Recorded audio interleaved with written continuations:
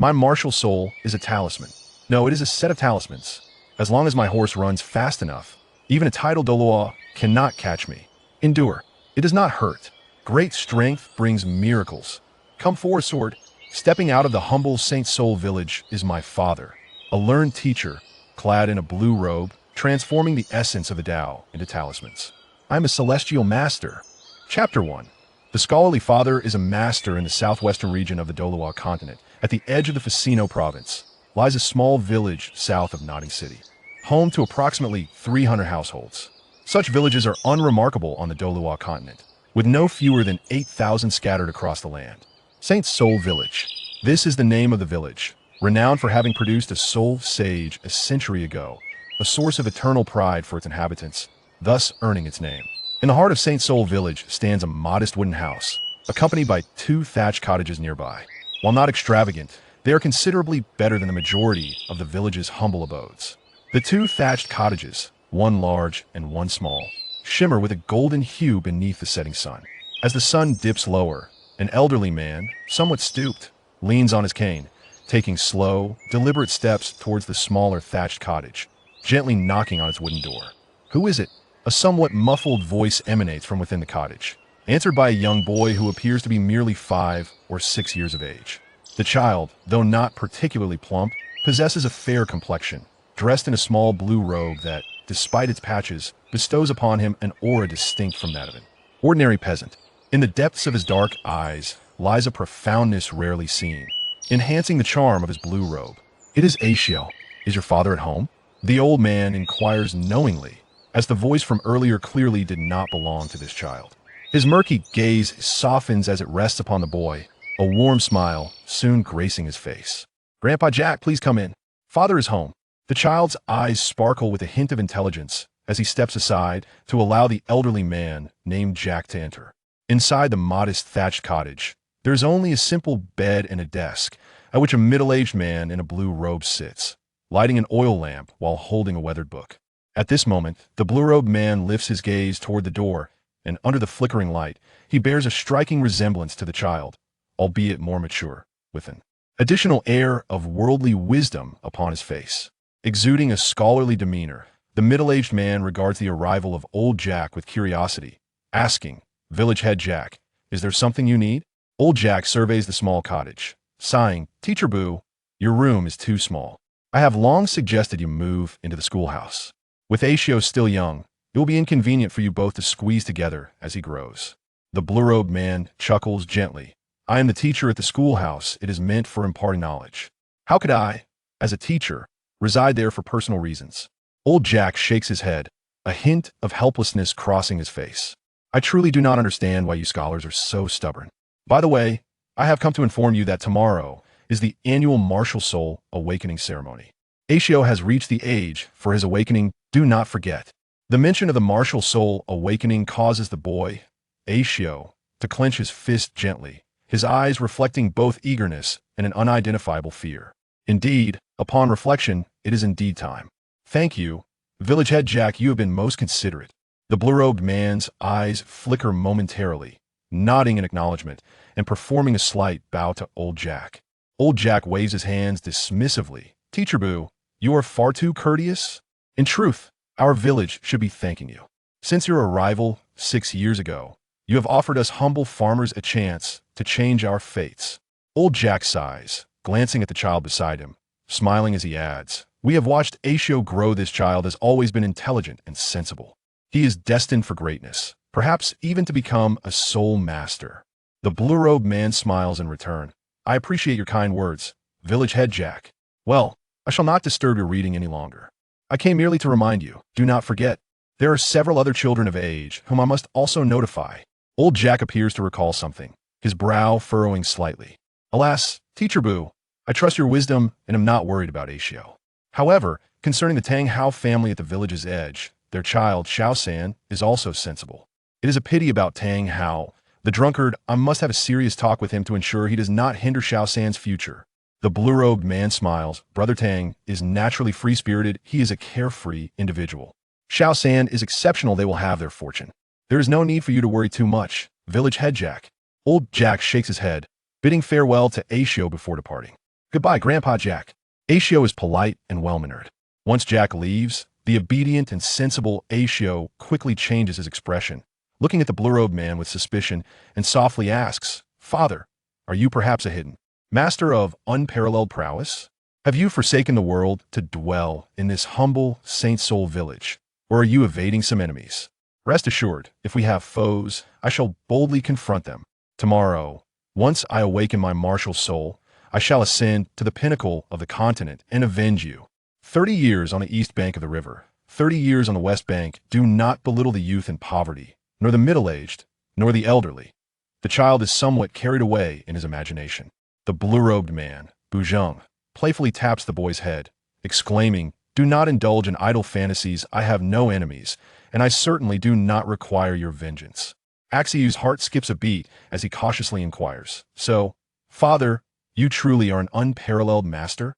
He had suspected as much. His father had mysteriously moved to Saint Soul Village 6 years ago, with no one aware of his past, nor had he ever spoken of it. Acio does not even know who his mother is, only that she has passed away. Bujang falls silent for a moment, saying, "We shall discuss it after your martial soul awakens tomorrow." "Indeed, Father, just how formidable are you?" Axiu's eyes widen in astonishment. Though he had speculated about his father's mysterious origins, the confirmation of his exceptional prowess leaves him utterly amazed, soon replaced by joy. In this world, upon learning that it is called Saint Soul Village, Acio has already begun to comprehend. Indeed, Acio is not of this world, or rather, his soul is not of this realm. Upon realizing that this world is the Douluos continent, a whirlwind of emotions, joy, anticipation, anxiety passes through him, yet he ultimately finds a sense of calm. He must have arrived in the very place that serves as Tang San's novice village, Saint Soul Village. In this life, his mysterious father is the only teacher in Saint Soul Village, having brought him here 6 years ago when he was but an infant with an enigmatic past that remains unknown to all. According to his understanding, every individual in this world possesses a unique entity known as a martial soul, which awakens at the tender age of 6. Should the awakened martial soul be accompanied by soul power, one can transcend into the extraordinary realm. Regardless of how limited this realm may be, any form of transcendence signifies a departure from the mundane existence of a past life by immeasurable degrees. Once one becomes a soul master, marrying a wealthy and beautiful partner and achieving the pinnacle of life is no mere fantasy. However, Bushio is acutely aware of the minuscule probability that individuals in this world possess a martial soul endowed with soul power. Even if one is fortunate enough to awaken innate soul power, if it is of low quality, or if the martial soul lacks potential for development, their lifetime achievements will inevitably be constrained. Thus, this world presents an exceedingly rigorous test of one's reincarnation. A favorable rebirth, with parents who are soul masters, significantly increases the likelihood of awakening a martial soul with innate soul power. Conversely, if one's parents are not soul masters and lack fortuitous opportunities, the chance of possessing soul power becomes nearly impossible. Alternatively, one might gamble on a 1 in 10 million chance for a martial soul mutation, but such occurrences are even less reliable than genetic mutations. The odds of a mutation occurring favorably amidst countless possibilities are exceedingly slim. Bushio was initially uncertain about the quality of his rebirth. Despite his handsome appearance, his humble father was merely a schoolteacher in a small village, providing Bushio with the significant advantage of being able to recognize and utilize the entirety of this world's written language by the age of 6. However, it now seems that his father may indeed be an extraordinary figure, concealing remarkable abilities. Bujang returned to his seat and resumed reading, casually remarking, "It should be taller than the entirety of Nodding City." Taller than Nodding City? Soul Sovereign or Soul Sect? Regardless, it is certainly better than being an ordinary schoolteacher.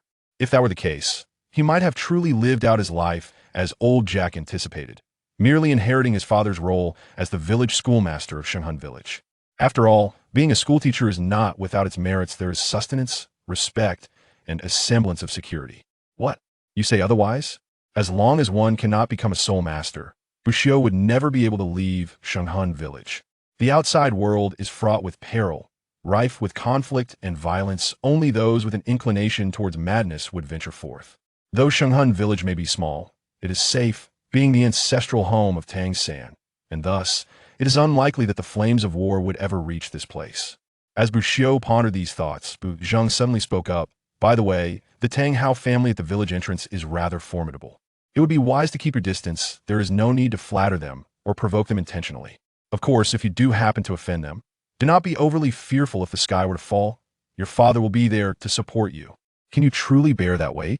Bu Xiu rolled his eyes. That individual at the village entrance is a titled Douluos, after all. It would not surprise him if his humble father were a sole sovereign or sole sect capable of recognizing Tang Hao's exceptional nature. Yet he remained skeptical of his father's assertions. Bu Xiu has always maintained a respectful distance from the Tang Hao family nevertheless. Tang Xin frequently sought Bu Zheng's guidance after turning 3, leading to some acquaintance between them, not intimate, but familiar enough to recognize one another. As evening descended, lost in his musings, Bu Xiu, still just a child, soon succumbed to a deep slumber. Chapter 61. The Bone of the Titan. Fire. Blazing fire. Bu Xiu felt as if he had plunged into a sea of flames. Torrents of molten lava coursing through his body, roasting him bit by bit. Was this hell? Had he finally experienced the sensation of the inferno upon dying? His mind was a whirlwind of chaos, his body enduring the relentless assault of the searing flames. A hint of moisture spread across his face. Time seemed to stretch indefinitely until the intense heat began to dissipate. Bu Xiu opened his eyes to find mottled moonlight streaming in, illuminating a pair of soulful azure eyes gazing intently at him. Wind Spirit Horse, I'm not dead. As consciousness returned, Bu Xiu propped himself up, feeling an overwhelming surge of power coursing through him, a profound sense of rebirth enveloping him. The blood within his right arm felt as heavy as liquid mercury. The surrounding forest lay in disarray, yet the Titan Great Ape and Xiao Wu had vanished without a trace. An influx of information flooded his mind, and an expression of incredulity crossed his face as he waved his arm, creating a resonant explosion in the air. Was this the soul bone of the Titan Great Ape? Who had slain the Titan Great Ape and infused its soul bone into his very being? Bu Xiu stood in stunned silence. The Titan Great Ape, the true king of the forest, one of the most formidable beings within the Stardew Forest. Not only had someone vanquished the Titan Great Ape, but they had also managed to integrate its soul bone into their own body. For a soul master, a single soul bone is worth its weight in gold, a treasured heirloom to be passed down through generations. In theory, a soul bone is countless times more precious than a soul ring. A soul bone derived from a 100,000-year soul beast could incite a storm of bloodshed across the Douluos continent. The conflict between the Haotian sect and the Spirit Hall stemmed from a mere soul ring and soul bone produced by a 100,000-year soul beast. Such a soul bone could cause the number 1 sect to seal its gates, retreat from the world, and vanish from the realm of soul masters. This illustrates the immense value of the soul bone Bu Xiu had integrated. To put it bluntly, if others learned of the 100,000-year soul bone within him, his fate would not differ from that of Xiao Wu if her identity as a soul beast were exposed. The allure of a 100,000-year soul beast as soul bone is undeniable, for not everyone can assimilate a 100,000-year soul ring or reach the realm of tidal Douluos. However, the soul bone of a 100,000-year soul beast can be absorbed by any soul master. A 100,000-year soul bone can bestow 2 formidable soul skills upon its host. Bu Xiu let out a low shout as the soul power within his dantian surged forth, his arm erupting with a profound black light that quickly enveloped his entire being in a thick aura of darkness. As he took a step forward, shadows trailed behind him, and in the blink of an eye, he appeared 100 meters away. The first skill granted by the Titan Great Ape's right arm bone, the Titan God Transformation, could simultaneously triple his strength, speed, and defense. When exposed to sunlight, these attributes would double again, allowing him to possess 6 times his original might. Lasting for half an hour, this meant that whenever he stood in sunlight, after invoking the Titan God Transformation, his overall power, speed, and defense would escalate to 6 times their original levels, with no upper limit. As his strength grew, so too would this ability. In this state, he felt confident in challenging even a 5-ringed Spirit King in a fierce battle. However, this skill consumed an exorbitant amount of soul power, causing an immediate drop of 80% in his internal reserves. Consequently, after unleashing this soul skill, he would be unable to utilize the second skill granted by the Titan Great Ape's right arm bone, Titan Celestial Fall. Titan Celestial Fall harnesses the mastery of gravity to compress air into a singular line, delivering a devastating attack imbued with Titan strength. Both the Titan God transformation and Titan celestial fall are undoubtedly top-tier skills. Possessing these two soul techniques would enable Bushio to contend even against formidable opponents like Liu Song. Moreover, after integrating a soul bone, he could feel the terrifying enhancement of his physical attributes. His current physical prowess would rival that of elite soul sect members, indicating that his third soul ring could be chosen from a powerful 1,000-year soul beast over 5,000 years old. Ordinary soul masters can only fuse with soul rings up to 17 or 1,800 years in age. Only upon breaking through to the soul sect can one integrate a soul beast over 5,000 years old, coupled with the effects of the rune of endurance. Bushio could even attempt to fuse with a soul ring aged between 7 and 8,000 years. The disparity between a 1,000-year soul ring and one aged 7 or 8,000 years is not less than that between a 100-year and a 1,000-year soul ring. The path a soul master treads when fusing soul rings is fraught with peril. A single misstep could lead to failure. Bushio's ability to challenge the likes of Dai Mubai is not solely due to the strength of his martial soul and the concealed path, but also the crucial integration of his first and second soul rings, which broke through their limits. With the Titan Great Ape's right arm bone integrated, Bushio's arm became akin to a divine weapon, capable of withstanding even more formidable attacks, along with an augmentation in power. 100,000-year soul bone had transformed him utterly. The emergence of the Titan Great Ape also enabled Bushio to successfully coalesce his third character, Strength. The character of Strength can enhance Bushio's power. And under the refinement of the Titan Great Ape's right arm bone, combined with the augmentation from the character, his strength would rival the effects of a power-type battle soul when empowered by a martial soul.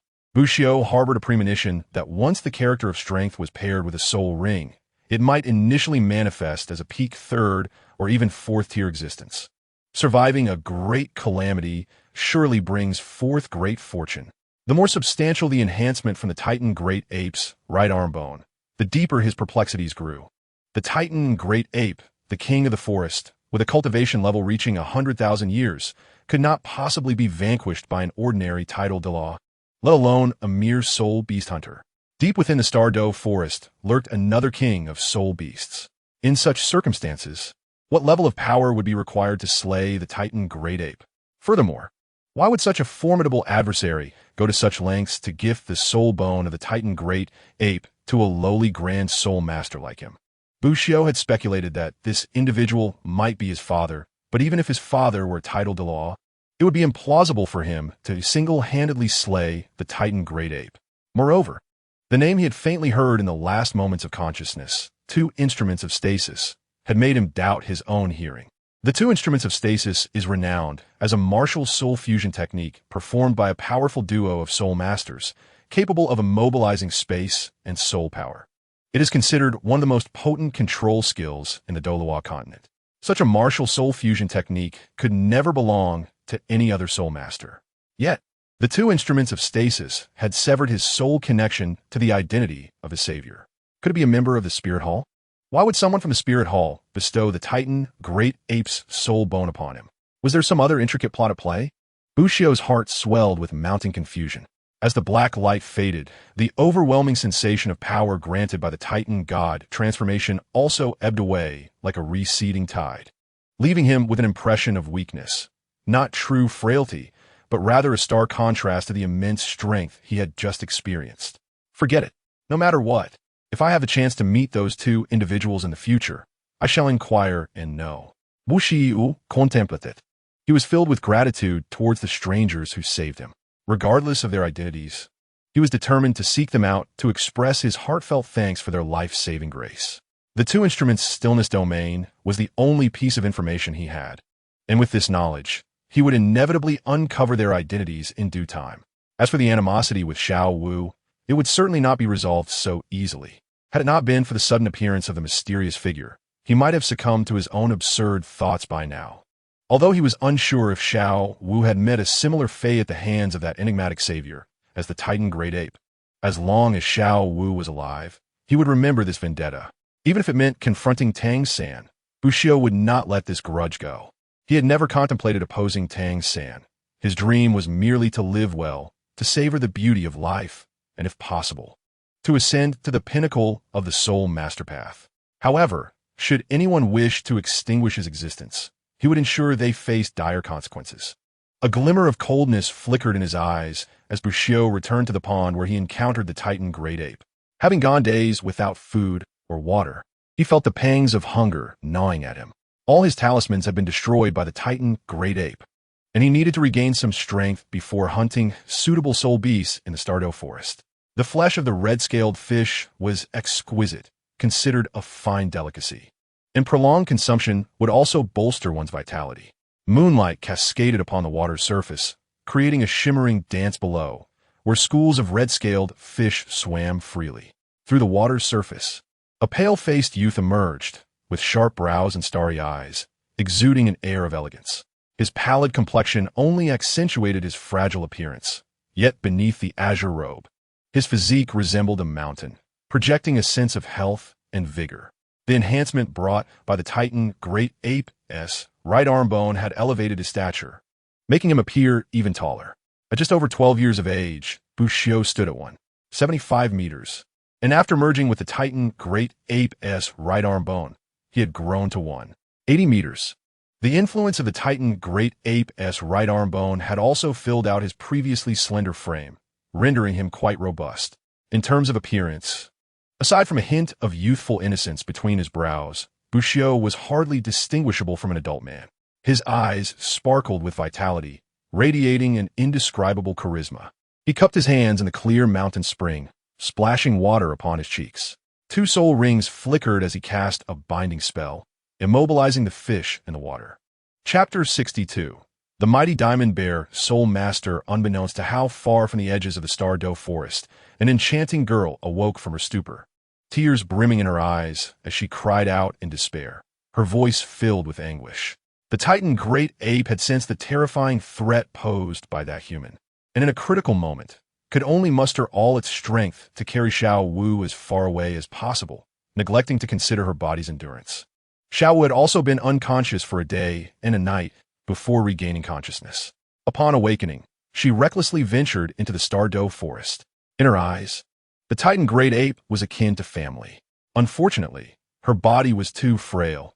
She had not run far before collapsing to the ground, the pain in her knees making it difficult to stand. She could only helplessly lie on the ground, weeping bitterly. The Titan great ape had resolutely chosen to send her away, signifying that it was undoubtedly facing grave peril. No, I cannot cry. I must grow stronger. I must avenge my mother and Erming. After a moment, Xiao Wu's gaze suddenly became resolute, though still tinged with a hint of fragility and sorrow. With great effort, she managed to rise, sitting cross-legged, fingers forming delicate gestures, her right palm facing upward on her knees, while her left palm stood vertical before her chest. A peculiar sound resonated from her body.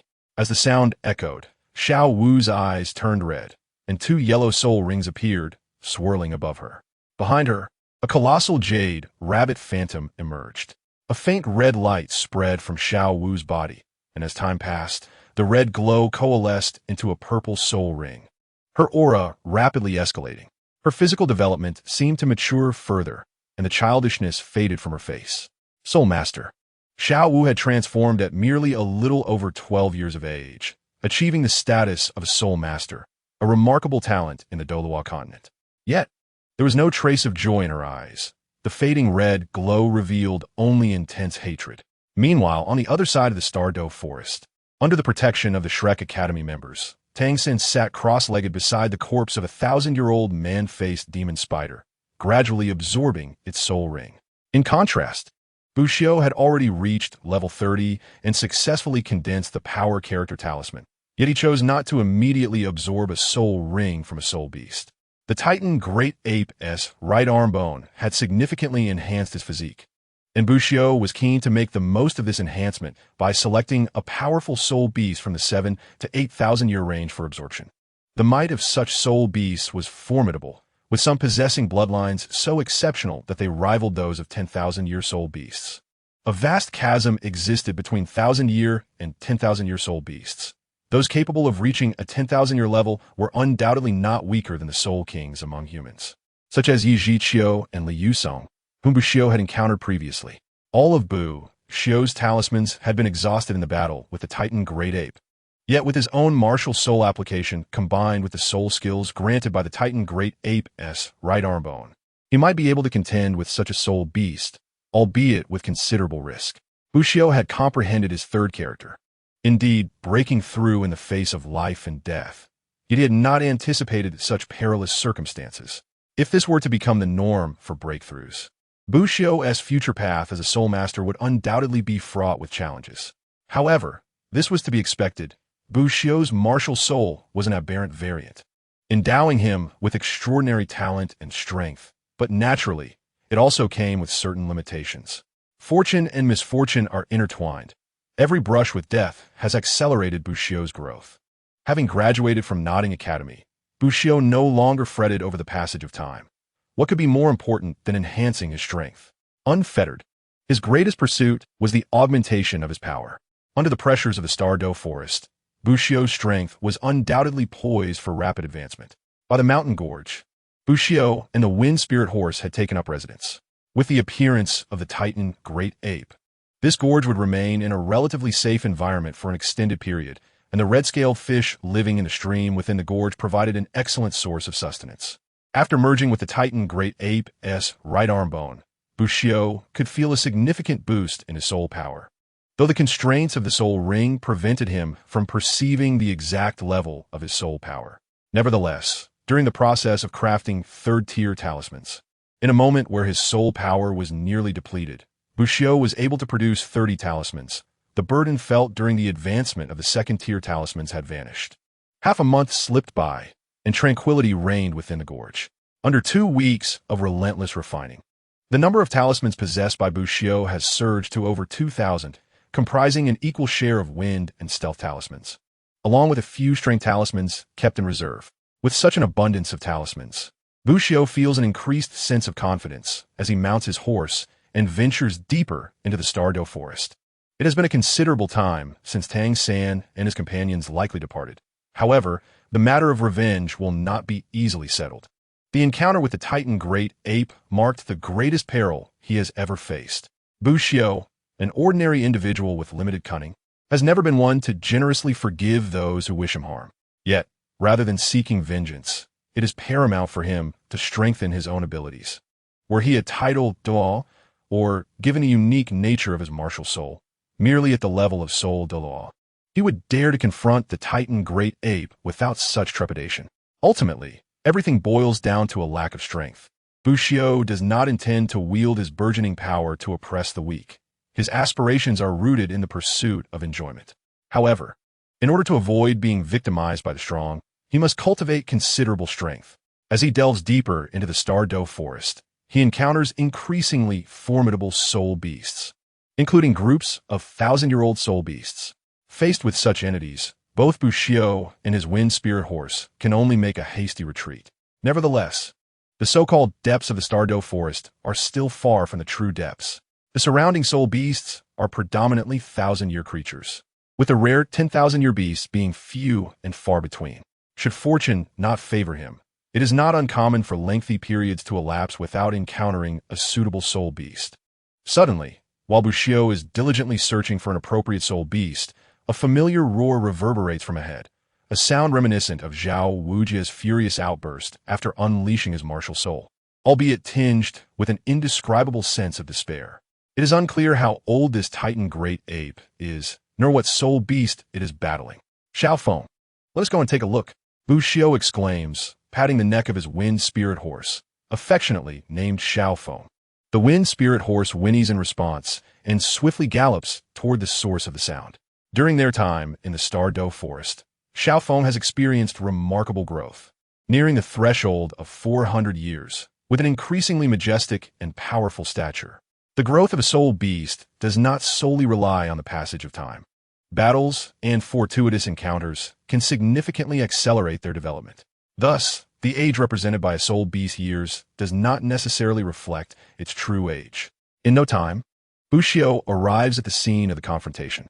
Contrary to his expectations, it is not the Titan Great Ape engaged in battle, but rather a soul master possessing the same martial soul as Zhao Wujia, a Titan Great Ape Soul Master.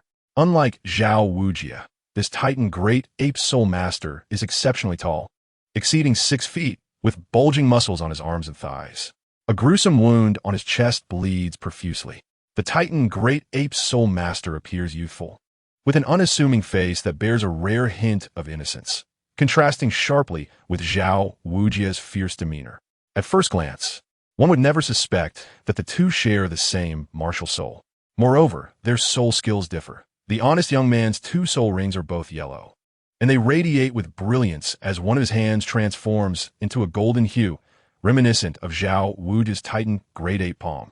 Upon closer inspection, however, one can discern that the young man's golden hand derives more from his fingers, which, when pressed together, unleash an astonishing force capable of piercing solid stone. If Zhao Wujia's soul skill is the Titan Great Ape palm, then this honest youth skill could be aptly named the Titan Great Ape finger, infusing his fingers with an attack more incisive than that of the Titan Great Ape itself. The youth's second soul skill is not a defensive technique like Zhao Wujia's Immutable King, but rather an offensive ability that merges momentum and sound waves. Each time he bellows, it resonates deafeningly, leaving the soul beast he confronts in a daze, narrowly escaping death multiple times. Though the youth is merely a great soul master, he faces Bushio's long-desired 1,000-gene ant, which unfortunately is estimated to be between 17 and 1,800 years old, still short of 2,000. Nevertheless, the 1,000-gene ant exerts immense pressure on the youth, as the ant's mandibles leave a faintly glowing wound on his chest, indicating the presence of toxins. Defeating a 1,000-year soul beast is a formidable challenge for any great soul master, especially one as powerful as the 1,000-gene ant. Once the 1,000-gene ant reaches 1,000 years of age, it earns the title of 1,000-gene ant king, a formidable entity within its species. The strength of the 1,000-gene ant lies not in individual prowess, but in the collective power and intelligence of its colony. The colony is meticulously organized, comprising soldier ants and worker ants, all under the queen's command. Soldier ants exhibit formidable combat abilities, protecting the queen, while worker ants are tasked with foraging for food to sustain both the queen and the soldiers. Within this system, the queen produces more worker and soldier ants, ensuring the colony's strength and survival. Once the 1,000-gene ant evolves into a 1,000-gene ant king after surpassing 1,000 years, its strength and lineage undergo a qualitative transformation, elevating it to the status of a top-tier soul beast, renowned for its immense power and combat prowess. At this moment, the Titan Great Ape youth confronts such a 1,000-gene ant king, which, even with only 1,000 years of cultivation, is not something an ordinary great soul master can hope to vanquish. Bushio's ability to defeat 1,000-year soul beasts relies heavily on the unique nature of his martial soul and the mastery of the secret technique known as the concealed path. It is rare for someone to possess a mutated martial soul, and even rarer for them to wield a secret technique like the concealed path. Bushio has already reaped considerable benefits from mastering the first realm of the concealed path, but the subsequent realms remain elusive. Should circumstances continue as they are, the youth may soon find himself in grave peril. An idea citricis Bushio, prompting him to dismount from Shao Foam and employ the concealed path to approach the combatants unnoticed. Am I destined to perish here today? The youth muses bitterly. Hunting soul beasts alone is exceedingly difficult, and regrettably, he lacks the funds to enlist a soul hunting team to assist him in capturing a suitable soul beast. The 1,000-gene ant king is an exceedingly rare soul beast, yet it represents the optimal choice for strength-type soul masters. Regrettably, it lacks the support of a powerful soul master family. While it is indeed feasible for the gang, with his formidable strength, to hunt a top-tier, century-old soul beast as his third soul ring, a lingering sense of discontent resides within him.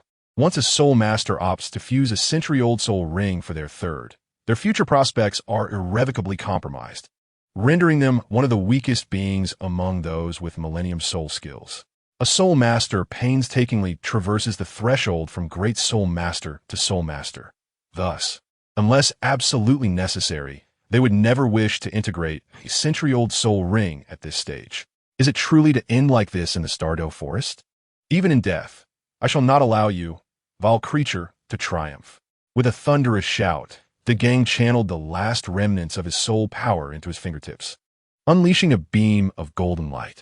Facing the gang's final counterattack, the Thousand Gene Ant King exhibited a hint of disdain.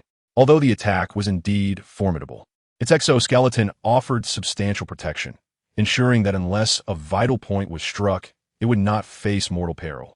The Thousand Gene Ant King had always been adept at safeguarding its vital areas. Otherwise, the gang would not have found himself in such a dire predicament. Just as the Thousand Gene Ant King prepared to evade, a pitch-black talisman silently adhered to its back, conjuring a singular thought. Endure, I shall not dodge. Boom! The force of the gang's golden finger penetrated the Thousand Gene Ant King's head. How could this hurt so much? Why must I endure? A flicker of confusion gleamed in the Thousand Gene Ant King's eyes before it collapsed to the ground, a profound purple soul ring gradually materializing above its head. Doggone! Momentarily taken aback, swiftly regained his composure and expressed his gratitude. Thank you, benefactor, for your assistance. I am immensely grateful for your life-saving grace. I shall repay you, even if it means toiling like a beast. Please allow me to see you as fellow human soul masters.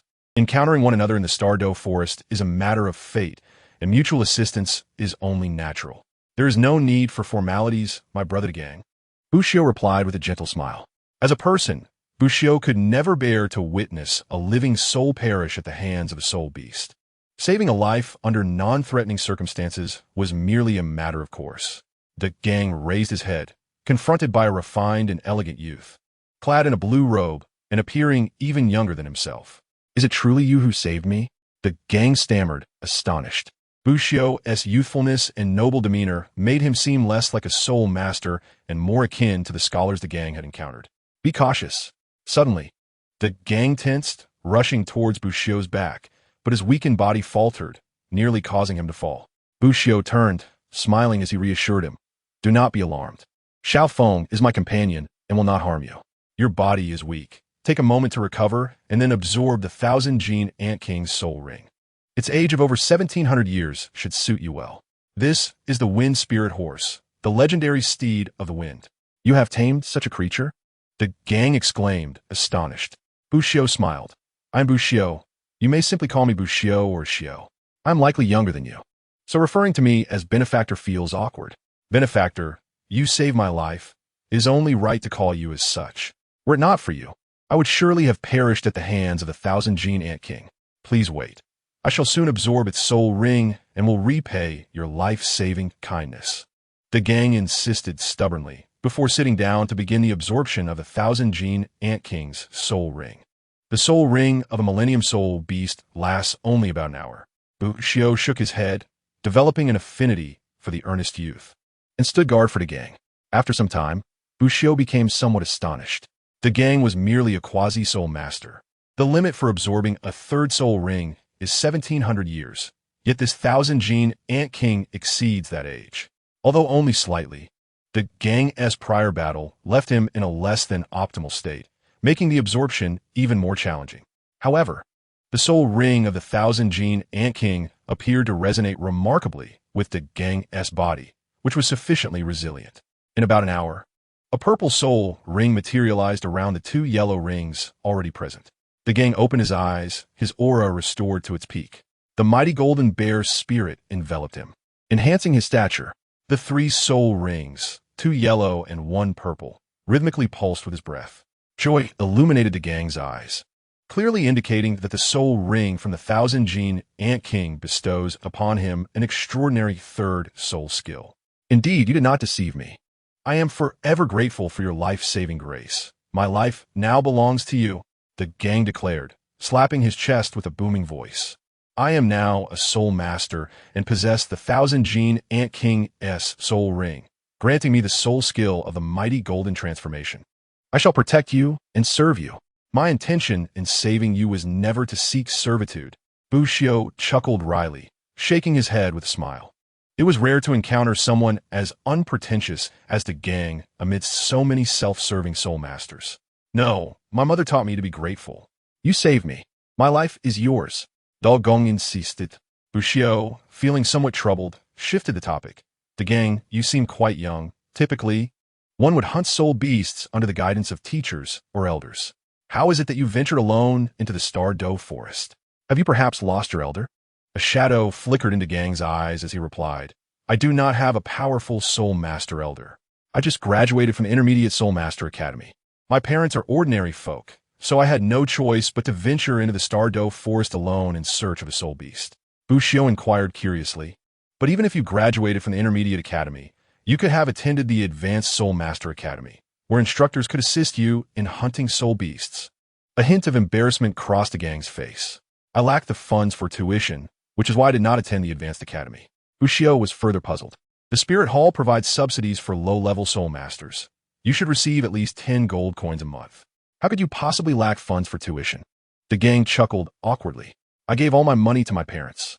My older brother's child is about to awaken their martial soul and requires financial support for nutrition, with hopes of becoming a soul master in the future. My younger siblings are also preparing to start families, needing a large house in the county and a bride price. I am the sole soul master in my family. If I do not help them, who will? Bushio frowned at this revelation. Did you give them money willingly? Or did your parents ask for it? My parents said it was necessary, and I feel it is my duty to support them, as I am the pillar of our family. Dogong responded, will you continue to support them, even at the cost of your own future, such that you cannot afford to join the Advanced Academy and hunt soul beasts? Is it worth the risk of perishing in the Star-Doe forest? Bushio questioned, struggling to comprehend. The Gang's garments were tattered and faded, revealing his humble origins. However, the monthly allowance for a great soul master is 10 gold coins, which can significantly improve the circumstances of a family from a rural background. Moreover, the Gang receives this amount regularly each month. It is evident that his family's demands on him are overwhelming to the extent that he cannot even afford the tuition for a prestigious Soul Master Academy. What about nutrition expenses? The wedding house and dowry for his younger siblings? What justification is there for a great soul master to endlessly shoulder such burdens? Chapter 64. The third soul ring, the martial souls and innate talents of soul masters can be inherited, which is why some powerful soul master families in the Douluos continent remain prominent in the soul master community. Even if they experience a decline in one generation, they may rise again in the future. Yet, fate is also equitable. For commoners, becoming a soul master is exceedingly challenging, though not entirely impossible, particularly through martial soul mutation. The probability of such mutations is low, but in the context of Douluos continent, the number of those with mutated martial souls is substantial. Thus, the majority of soul masters in this world hail from ordinary or struggling families. It is quite normal for a soul master from a rural upbringing to provide for their family.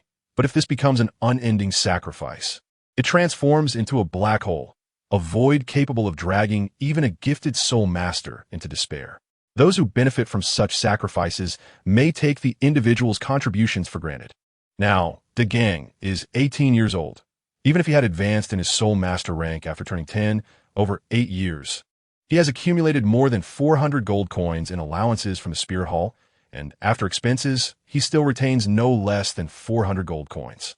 Such a sum would suffice for a noble family to indulge for a decade. Yet now, the Gang lacks even the funds to join a soul hunting team, venturing alone into the perilous Star-Doe forest in search of soul beasts. The Gang fell silent, a hint of sorrow etched on his face as he murmured, I understand. I truly do. The debt of giving life surpasses all, but I have repaid much over the years. Benefactor, without you, I would have perished in this Star-Doe forest. Let us consider that their son is already dead. From now on, my life is yours. Whatever you ask of me, I shall never refuse.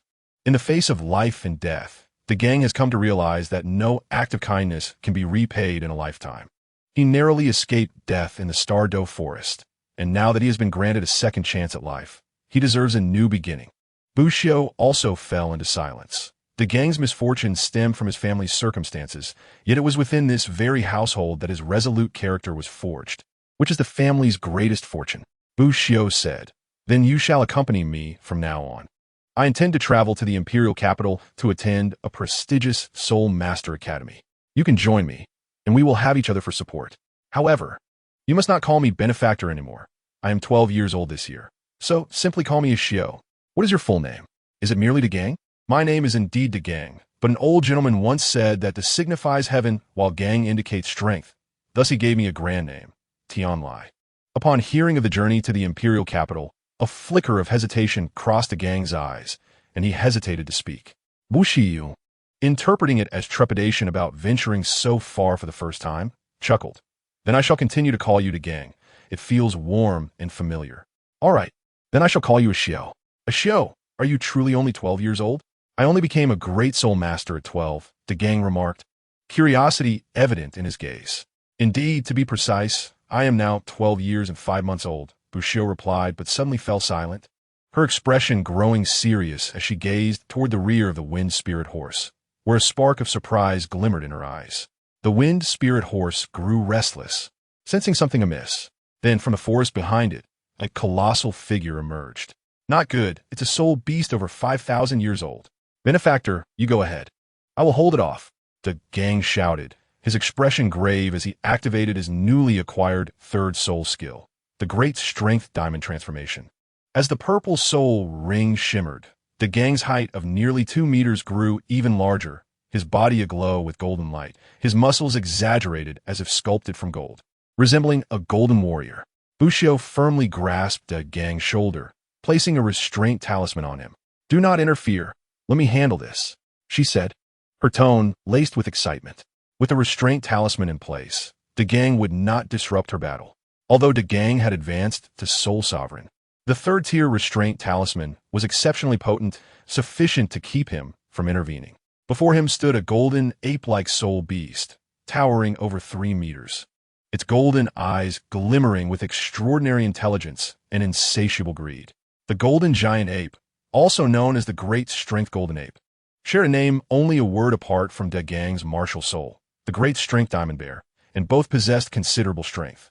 However, as a primate soul beast, the Great Strength Golden Ape possessed remarkable intelligence, with even the standard 1,000-year-old variants exhibiting intellect comparable to humans. Coupled with its extraordinary agility, strength, and speed, it ranks among the top predators in the Stardew Forest. Once the Great Strength Golden Ape exceeds 4 meters in height, it evolves into a 10,000-year soul beast. The one before them boasted close to 8,000 years of cultivation, making it an ideal candidate for Bushiu's third soul ring. Bushiu had integrated the right arm bone of the Titan giant ape, which is the essence of a soul beast's entire being, granting it an irresistible allure to similar types of soul beasts. The Great Strength Golden Ape, with its exceptional sense of smell, must have detected the lingering scent of the Titan giant ape's right arm bone on Bushiu. Bushiu leaped forth, launching several restraint talismans that adhered to the Great Strength Golden Ape's imposing form, causing it to freeze momentarily, its golden aura dimming slightly. With a wave of her hand, hundreds of wind talismans danced through the air, converging from all directions toward the Great Strength Golden Ape. Wind talismans form ranks. The explosive power of the third-tier wind talismans unleashed a torrent of 7-foot wind blades, raining down upon the Great Strength Golden Ape, intertwining to form a tempest of slicing winds. Boom! The wind blades, like daggers, tore through the protective fur of the Great Strength Golden Ape, leaving a trail of bloodshed across its body. However, the Great Strength Golden Ape's thick skin and robust physique meant that even the third-tier restraint talismans did not pose a genuine threat to its life. With a furious roar, the Great Strength Golden Ape ignited the restraint talismans on its body, reducing them to ashes. It then charged toward Bushiu, taking massive strides. During its advance, it seized a tree branch severed by the wind blades and hurled it down toward Bushiu with a mighty roar, causing the ground to tremble and debris to scatter. Bushiu's figure flickered, vanishing from the Great Strength Golden Ape's sight. Navigating behind towering trees, Bushiu unleashed a barrage of wind talismans, now enhanced to the third tier. Had it not been for the wind talisman's advancement, the Great Strength Golden Ape's defenses could have easily withstood the second-tier talismans. Faced with the onslaught of wind blades and Bushiu's hidden presence, the Great Strength Golden Ape roared in fury, its legs slightly bent before it leaped skyward, soaring over 100 meters. A powerful tail coiled around a tree branch, hanging upside down, its sharp eyes scanning for Bushiu's location. Swiftly, the formidable King Kong ape seemed to sense something, suddenly propelling itself downwards with its powerful legs, akin to a shooting star racing towards a towering tree. With a thunderous crash, its mighty fists obliterated the grand tree, unveiling the figure of Bushido behind it. Countless rays of sunlight filtered through the gaps in the leaves, converging upon Bushido, coalescing behind him into a pair of golden wings, reminiscent of celestial beings, starkly contrasting with the dark luminescence enveloping him, emanating an awe-inspiring presence. As if a deity had descended from the heavens, Bushido boldly confronted the King Kong ape, his slender arms grasping one of the beast's limbs with force. The King Kong ape, unable to resist, hurtled uncontrollably towards Bushido, crashing to the ground with a resounding thud, its greedy eyes now a whirl of confusion. The golden wings behind Bushido unfurled, propelling him skyward, resembling a descending celestial being from the heavens. With another resounding boom, the earth trembled as a golden shockwave surged forth, sending the King Kong ape, which had narrowly escaped, soaring into the air. A golden silhouette relentlessly pursued, delivering a flurry of punches upon the King Kong ape, 100 blows struck in mere moments. A blue talisman ignited in the wind. As Bushido's final punch descended, it pierced through the King Kong ape's skull like a spear. The light in the ape's eyes dimmed, its golden gaze reflecting a slowly dissipating golden wing, while a profound purple soul ring began to coalesce above its head. A Millennium Soul Ring. The titanic power ebbed like a receding tide, and Bushido stumbled, a wave of debilitating weakness washing over him. In the sunlight, the Titan transformation had doubled his power, yet against the formidable King Kong ape, the battle was devastatingly swift. The shattered tree and the King Kong ape's formidable leaps indicated its strength was nearing that of a 10,000-year soul beast. On the sidelines, the gang was rendered speechless, unable to fathom that the once invincible King Kong ape had fallen at Bushido's hands, a sight of divine descent that would forever be etched in his memory. The golden wings radiating a sacred and powerful aura, reminiscent of the mighty sun. Ashio, have you perhaps become a soul master? Dogong hurriedly approached, curiosity lacing his voice. Bushido, exuding immense strength, shook his head, stating, I am merely a great soul master. The gang, please guard me. I must absorb the King Kong ape's soul ring now. With faltering steps, Bushido approached the fallen beast, a yellow talisman appearing in his palm, shimmering with a pale yellow glow. Under the influence of the forceful talisman, the purple soul ring surged towards Bushido. Chapter 65.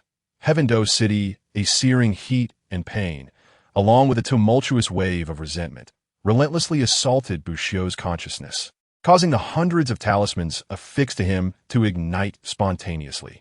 Absorbing a soul ring nearing 8,000 years was an overwhelming challenge for Bushido.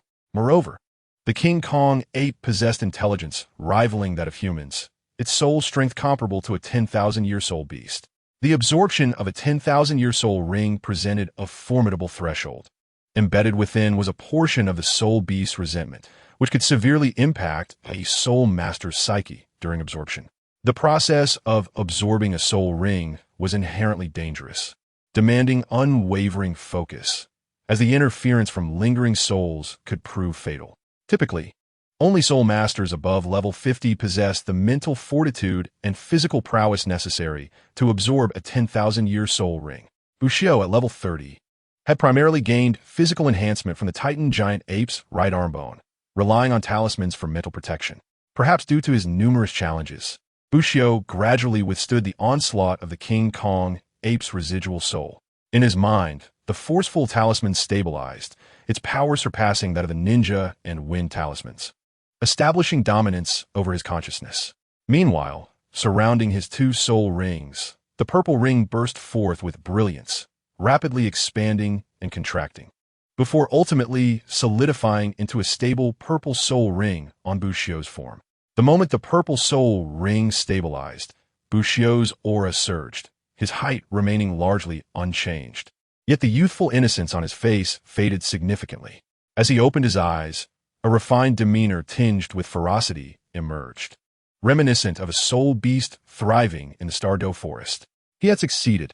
At the tender age of 12, Bushido had finally ascended to a 3-ringed soul master, surpassing most of his peers with the possession of 2,000-year soul rings.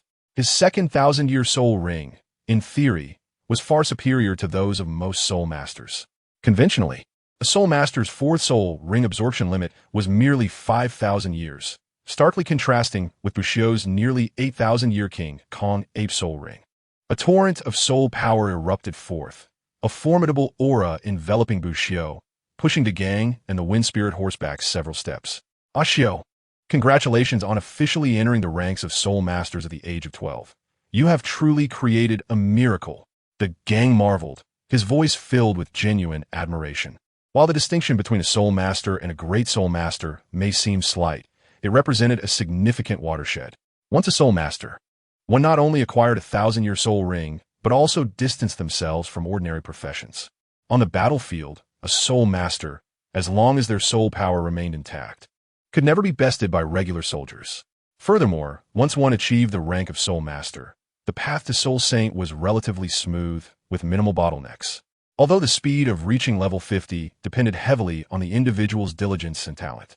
Despite the absence of significant obstacles during this stage, not every soul master could attain the pinnacle of Soul Emperor.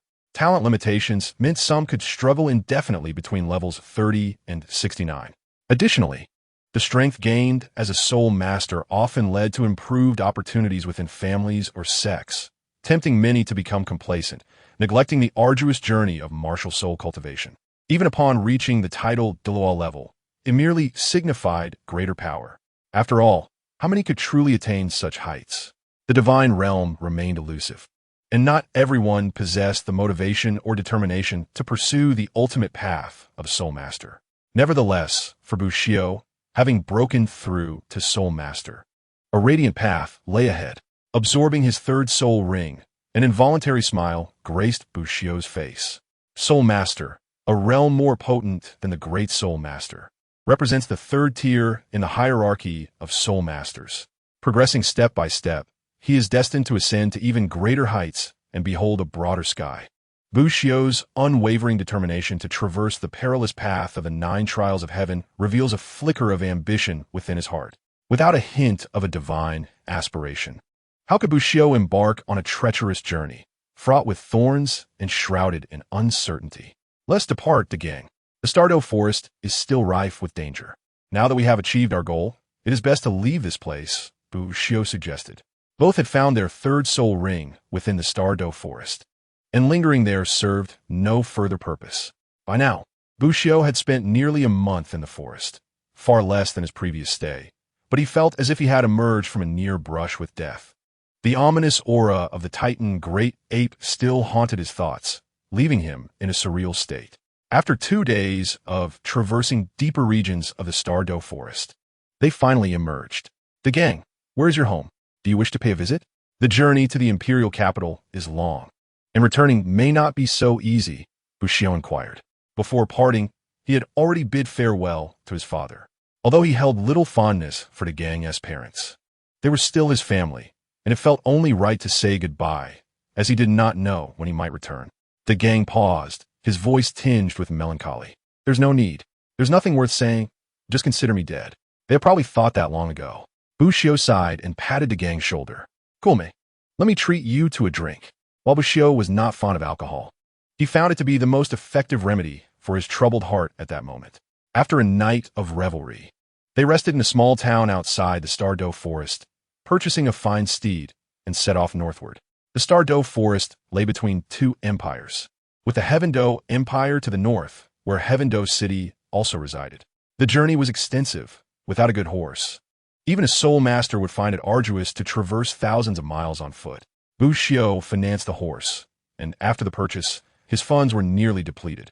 The tokens he had accumulated in Soto City had long been spent, and he found himself nearly destitute. Fortunately, both he and the gang had attained the rank of soul master, allowing them to receive a monthly stipend of 100 gold coins from the Spirit Hall. Upon reaching the first major city en route to the imperial capital, they completed the soul master certification and received their 100 gold coins, which provided them with a measure of financial relief. While at the Spirit Hall, Bushio also underwent a soul power assessment, discovering that his soul power had surpassed level 30, currently resting at level 33. It was unclear whether this was due to his prolonged stay at level 30 or the increase brought about by the Titan Great Ape's right arm bone spirit bone. Nonetheless, an increase in soul power was always welcome news. Traveling from the Stardow Forest to the imperial capital required crossing the Barak Kingdom, entering the Sylvis Kingdom, and finally traversing the entirety of the Sylvis Kingdom to reach the heart of the Heavendoe Empire. The journey was fraught with rugged terrain and the presence of bandits in certain areas. For an ordinary person, crossing such a lengthy border would be nearly impossible. However, for soul masters, nothing was beyond reach. Bushio and the gang traveled light, and being soul masters, found it relatively easy to cover vast stretches of the Heavendoe Empire. Yet, Bushio did not rush. He took time to savor the local cuisine and admire the sights in each city they passed through, treating the journey as an opportunity for leisure. Thus, what could have been a half-month trip extended to nearly 3 months. During this time, aside from gathering supplies, Bushio refrained from engaging in any battles, seemingly awaiting a challenge from the imperial capital. The gang found it difficult to comprehend Bushio, who, despite valuing cultivation, did not forego enjoyment and was ever curious about the wonders around him. 3 months later, 2 weary young men traversed the majority of the Heavendoe Empire, finally arriving beneath the towering walls of Heavendoe City. With a history spanning over a millennium, the city loomed like a mountain, its towering walls a testament to its grandeur. Soldiers lined the ramparts, and the gates were bustling with residents undergoing scrutiny. This is Heavendoe City, the imperial capital? The gang's voice trembled with awe and excitement. Indeed, it is the imperial capital and the place where we shall make our names known throughout the Douluos continent. Here, we will ensure that our names resonate across all of Douluos, Bushio declared, gazing at the imposing city as the morning sun cast a golden hue over the ancient edifice, stirring a sense of ambition within him. Heavendoe City stands as one of the most prosperous cities in the Douluos continent, a place where countless soul masters have chased their dreams and emerged as formidable warriors. A legendary titled Douluos from the Heavendoe Empire once remarked, "How can one know the heights of their future without visiting the imperial capital?" Heavendoe City epitomizes the essence of the Heavendoe Empire. Chapter 66. Regulations Bushio. Where shall we go now? The gang's voice carried a hint of anxiety and uncertainty as he surveyed the bustling streets of Heavendoe City, teeming with life. In due time, we shall find a place to settle. I have a friend at the Advanced Soul Master Academy of the Spirit Turtle. We can start there, Bushio replied thoughtfully. His aim was to enroll in a prestigious academy, and having an acquaintance to guide them would undoubtedly ease their journey in this unfamiliar territory. Following the address left by How, Bushio and a gang inquired their way through the streets, eventually locating the Spirit Turtle Advanced Soul Master Academy in the northwest corner of the imperial capital after considerable effort. The academy occupied a modest area and consisted of several uniquely designed green buildings resembling turtles, as though a cluster of turtles rested upon the ground. The entrance was styled like a turtle shell, bearing the name Spirit Turtle Advanced Soul Master Academy in bold characters. Spirit Turtle Advanced Soul Master Academy, a name truly befitting. Dogong remarked softly. Bushio shared the sentiment, recognizing the truth in Hao's description of the Turtle Academy. Are you here to enroll in the Spirit Turtle Advanced Soul Master Academy? A middle-aged soul master at the reception desk scrutinized Bushio and a gang's attire, his brow slightly furrowing as he spoke coldly. We do not accept commoners or soul masters without turtle-type martial spirits. Bushio, clad in a simple yet clean outfit, appeared rather humble amidst the opulence of the Heavendoe Empire, and the gang's attire mirrored this simplicity. Bushio furrowed his brow in response and politely said, "We are not here to enroll. We are looking for someone. May I ask if Hao is present?" Hao. Upon hearing this name, the middle-aged soul master displayed an even greater impatience on his face and remarked, "So you are here under the guise of Stonehao's name to indulge in free meals. With Stonehao absent, you ought to leave promptly and refrain from lingering. If you persist, I shall have the patrolling guards apprehend you and confine you for several days.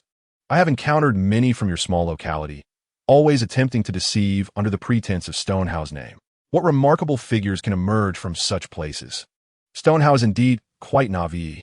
Stonehao traveled far and wide in search of talented turtle attribute soul masters, and many had approached him. Yet almost all were merely there to exploit him for sustenance. Thus, the middle-aged soul master harbored no favorable sentiments towards Bushio and the gang.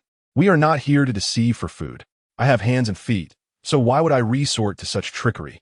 Wushi u asertit. If I claim to know Stone How, then I certainly do. If he were present, you could relay a message. If not, we shall return when he is available.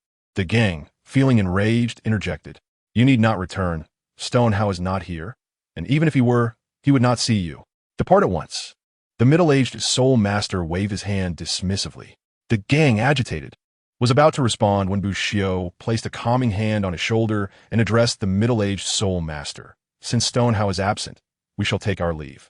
However, if he returns, please inform him that the celestial master has arrived in Tiendo City. With that, Bushio turned and left with the gang. Bushiyu. This man clearly does not regard us seriously. He claims that Stone How is at the academy. He is simply deceiving us. The gang expressed his frustration. Bushio shook her head and replied, I understand. Let's find a place to rest. We have journeyed for 3 months. We should find accommodations and visit the Tiendo Royal Soul Master Academy first thing tomorrow. Bushio had initially intended to seek out a prestigious Soul Master Academy in Tiendo City, and without a doubt, the Tiendo Royal Soul Master Academy was the most formidable institution, representing the pinnacle of Soul Master education in the Tiendo Empire. Besides that, there was the 5 Elements Academy. Bushio was determined to first visit the Tiendo Royal Soul Master Academy. Bushiyu. Perhaps we should not aim too high and settle for a decent advanced Soul Master Academy instead. The gang hesitated. Bushio interpreted the gang's hesitance as a lack of confidence in his abilities. Fear not, the gang. You reached the Soul Master rank before the age of 18. With 3 soul rings in optimal configuration, you are certainly not inferior to the talents of Tiendo City. Gaining admission to the Tiendo Royal Soul Master Academy will be well within your capabilities. I do not mean that, but fine. The gang, though hesitant, soon acquiesced. The bustling Tiendo City welcomed the two, who found a hotel to stay in and procured a map of the city. The following day, they exited the city, heading towards the location of the Tiendo Royal Soul Master Academy. The academy was not located within Tiendo City, but rather on a nearby mountain. A decision made to prevent the city's hustle and bustle from disrupting the students' cultivation. Additionally, the precious land of Tiendo City was ill-suited for the construction of expansive facilities. Nestled by mountains and water, the Tiendo Royal Soul Master Academy was indeed a splendid place. Bushio marveled. The academy had been entirely built on a towering mountain, lush with verdant trees. At its base lay a crystal-clear lake, reflecting the earth like a mirror, and the air was filled with refreshing aromas. Cultivating in such an environment must be a truly uplifting experience. Let's ascend the mountain. Bushiyu decided. The gang hesitated momentarily, a flicker of worry in his eyes. But he nodded and followed Bushio up the mountain. It was early morning, and the mountain paths were devoid of people. Thus they encountered no trouble. Upon reaching the summit, they found a sign labeled Admissions Office beside the entrance of the Tiendo Royal Soul Master Academy. Are you here to register? The admissions teacher, appearing youthful and devoid of arrogance, produced a form and said, Please fill out this form and present your noble identification or recommendation letter. If all is in order, you may proceed to the back for the skill assessment. A noble recommendation letter? Are we unable to enroll in the Tiendo Royal Soul Master Academy without one? Bushio inquired, furrowing her brow as she accepted the form. The form requested basic information such as names, origins, ages, martial spirits, and soul power, which was rather standard. The admissions teacher, with a slightly bemused expression, remarked, You do not appear to be from Tiendo City, do you? Nearly all advanced Soul Master Academies in Tiendo City require noble identification or recommendation letters. Without these, no academy will accept you. Soul Masters of common origin must secure a noble's recommendation letter to gain admission to the Tiendo Royal Soul Master Academy. If you truly wish to join, seek out a noble and request a recommendation letter. Without noble status or recommendation, I cannot permit you to participate in the assessment. That is the rule, and rules cannot be broken. Bushio, unable to comprehend, questioned, What about true talents? Are they to be turned away simply for lacking a noble recommendation letter? The admissions teacher chuckled. So it seems you have great confidence in your talents and abilities. After all, you appear to be merely 13 or 14 years old, and yet you dare to seek an assessment at the Tiendo Royal Soul Master Academy. You must possess some capability. It's simple. You can review this. The admissions teacher produced a document and smiled. If you possess genuine talent by signing this document, not only will all tuition fees be waived, but provided you perform exceptionally, You will also receive a scholarship each year. Bushio opened the document, but her expression soured as she read. Once signed, one must vow allegiance to the Tiendo Empire. And upon graduation, one can only choose to remain at the academy, join the military, or serve in the Royal Soul Master Corps for life, without the possibility of betrayal. How is this not akin to selling oneself? Soul Masters should be free. Although Bushio hailed from the Tiendo Empire, she had no obligation to pledge loyalty to the Tiendo royal family. She could choose to join any sect or family within the Tiendo Empire, or even become a free Soul Master, including aligning with a martial Soul Hall or a family from the Star Luo Empire. However, by signing this document, she would be bound for life to the Tiendo Empire's royal family, unable to affiliate with any other power, and should she defy this vow, she would be hunted by all factions, with the Tiendo Empire holding the right to pursue her. The admissions teacher smiled. You're still quite young. Indeed, it bears striking similarity to selling oneself. Yet every academy in both the Tiendo and Star Luo empires operates under similar guidelines. Even if you were to obtain a recommendation letter from a noble, the outcome would not differ significantly. A baron has but one recommendation letter to offer every 10 years.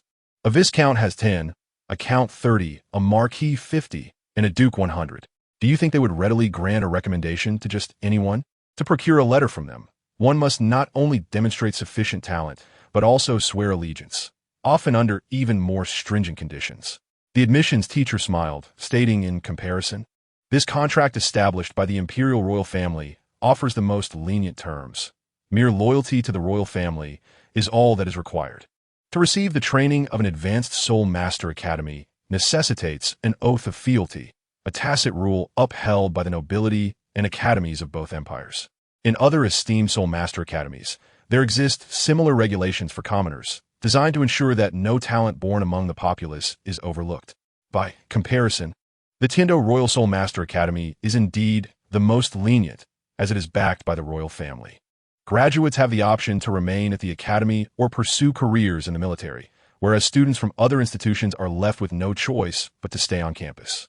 Chapter 67. Schemes. This world is far more complex than Bushio perceives. Every graduate from a senior Soul Master Academy is undoubtedly a talent, and talent itself is a precious resource. To break this unwritten rule, one must either possess formidable strength or alternatively belong to an obscure institution like Shrek Academy, which lacks any formal recognition or background. Similarly, Shrek Academy does not participate in official competitions and has no eligibility for government subsidies. Its income and expenditures rely solely on its own means. As for the rumors that graduates from Shrek Academy attain noble status, the truth is that only exceptionally gifted individuals, typically of no lesser strength than a Soul Sovereign, manage to graduate successfully. A young Soul Sovereign, provided they are willing to make certain sacrifices, has numerous avenues available to ascend to nobility. Bushio inquired further. If such a student were to eventually become a title de law, would they not feel resentment towards the restrictions imposed upon them? The admissions officer chuckled, remarking that while there have indeed been instances of commoner Soul Masters rising against oppression and annihilating entire Soul Master families, the nobility has learned from such occurrences and would never engage in the foolish exploitation of Soul Masters again. Though these regulations may seem stringent, viewed from another perspective, they offer certain advantages. With noble support, a commoner Soul Master can more easily ascend to higher ranks and power. The relationship is inherently reciprocal, akin to investment and returns. The better one performs, the higher their status rises. It is rare for individuals to abandon their pursuit of success and prosperity in favor of reckless violence, is it not? As you mentioned, should you become a title de law, the royal family would only elevate your standing further. Given this, why would one risk violating such regulations? Bushio, possessing keen intellect, began to understand this notion, perhaps having previously envisioned the world through an overly romantic lens, thus overlooking the darkness concealed beneath its surface. The admissions officer merely provided a nudge, and Bushio grasped the implications. Curiously, Bushio asked, does the Spirit Hall also adhere to similar unwritten rules? The admissions officer's expression shifted, advising, this is the first time I have addressed this. It is advisable not to discuss the Spirit Hall's protocols within the realms of the two great imperial powers. While the Spirit Hall does not mandate that every student from its affiliated academies swear an oath of allegiance, Entering one of its academies already marks them with the Spirit Hall's brand. Beyond the Spirit Hall, they seldom affiliate with other powers. However, do not be misled into believing that the Spirit Hall is a paradise. Though they impose few requirements on students, their control over their mind surpasses that of all senior Soul Master academies. As the admissions officer spoke of the Spirit Hall, a flicker of deep apprehension crossed their eyes, and they chose to remain vague on the topic. Young man, have you thought this through? Would you like to showcase your abilities before me? Should you pass my assessment, you may sign this document and gain admission to the Tiendo Royal Soul Master Academy, the institution with the richest resources and faculty in the Tiendo Empire. There's even a dedicated area for nurturing soul beasts, where your wind spirit horse may be cared for, the admissions officer proposed. The wind spirit horse, a rare soul beast, was indeed known to the admissions officer. It was due to Bushio's successful bonding with one, even if it were merely a century-old beast, that the officer shared so much information. Bushio queried, "Is there a possibility of studying at the Tiendo Royal Soul Master Academy without signing the document?" The admissions officer replied with a smile, "That is impossible, unless you are inherently part of the established rules. The Tiendo Royal Soul Master Academy will never break its regulations for anyone." "In that case," Bushio declared with a firm voice.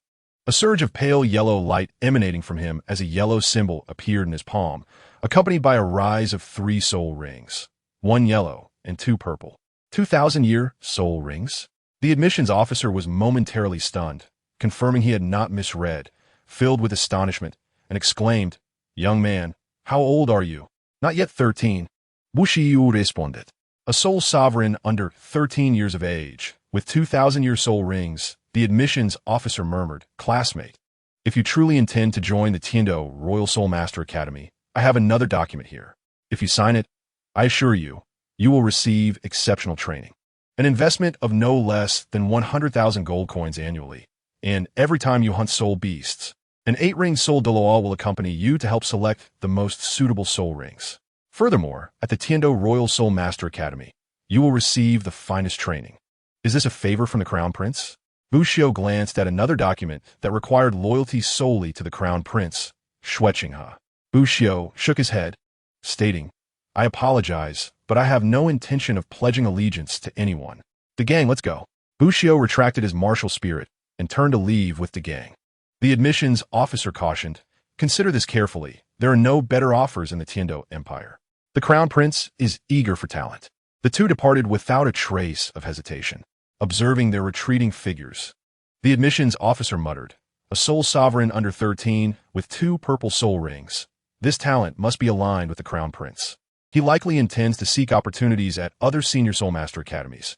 We cannot allow other institutions to reap such a prize." Upon exiting the Tiendo Royal Soul Master Academy, Bushio turned to the gang and asked, "The gang, you were already aware of all this, weren't you?"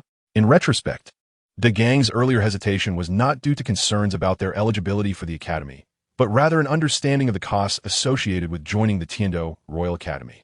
The gang replied, "Bushio, I assumed you already knew. There are no free lunches in this world. The conditions offered by the Tiendo Royal Soul Master Academy are quite lenient." "I apologize, the gang. I overlooked your perspective. If you wish to remain at the Tiendo Royal Soul Master Academy, you may return. I will not hold it against you. I simply yearn for freedom and do not wish to bow to any authority," Bushio stated earnestly. He acknowledged that he had somewhat disregarded the gang's feelings. For many ordinary individuals, the conditions at the Tiendo Royal Soul Master Academy might not seem significant. It is only those like Bushio, who covet freedom and abhor constraints, who would find such terms unacceptable. The gang, feeling aggrieved, exclaimed, "Bushio, you saved my life. How could I, the gang, be ungrateful? Wherever you go, I shall follow." Bushio replied, "Very well. Even without the Tiendo Royal Soul Master Academy, we can still attend the 5 Elements Academy. If all else fails, we could engage in soul battles at the Great Soul Arena and still become top-notch soul masters." I wonder where this country bumpkin comes from, boldly claiming to aspire to be a top soul master. Dream on, you ragtag bunch, hoping to soar like phoenixes.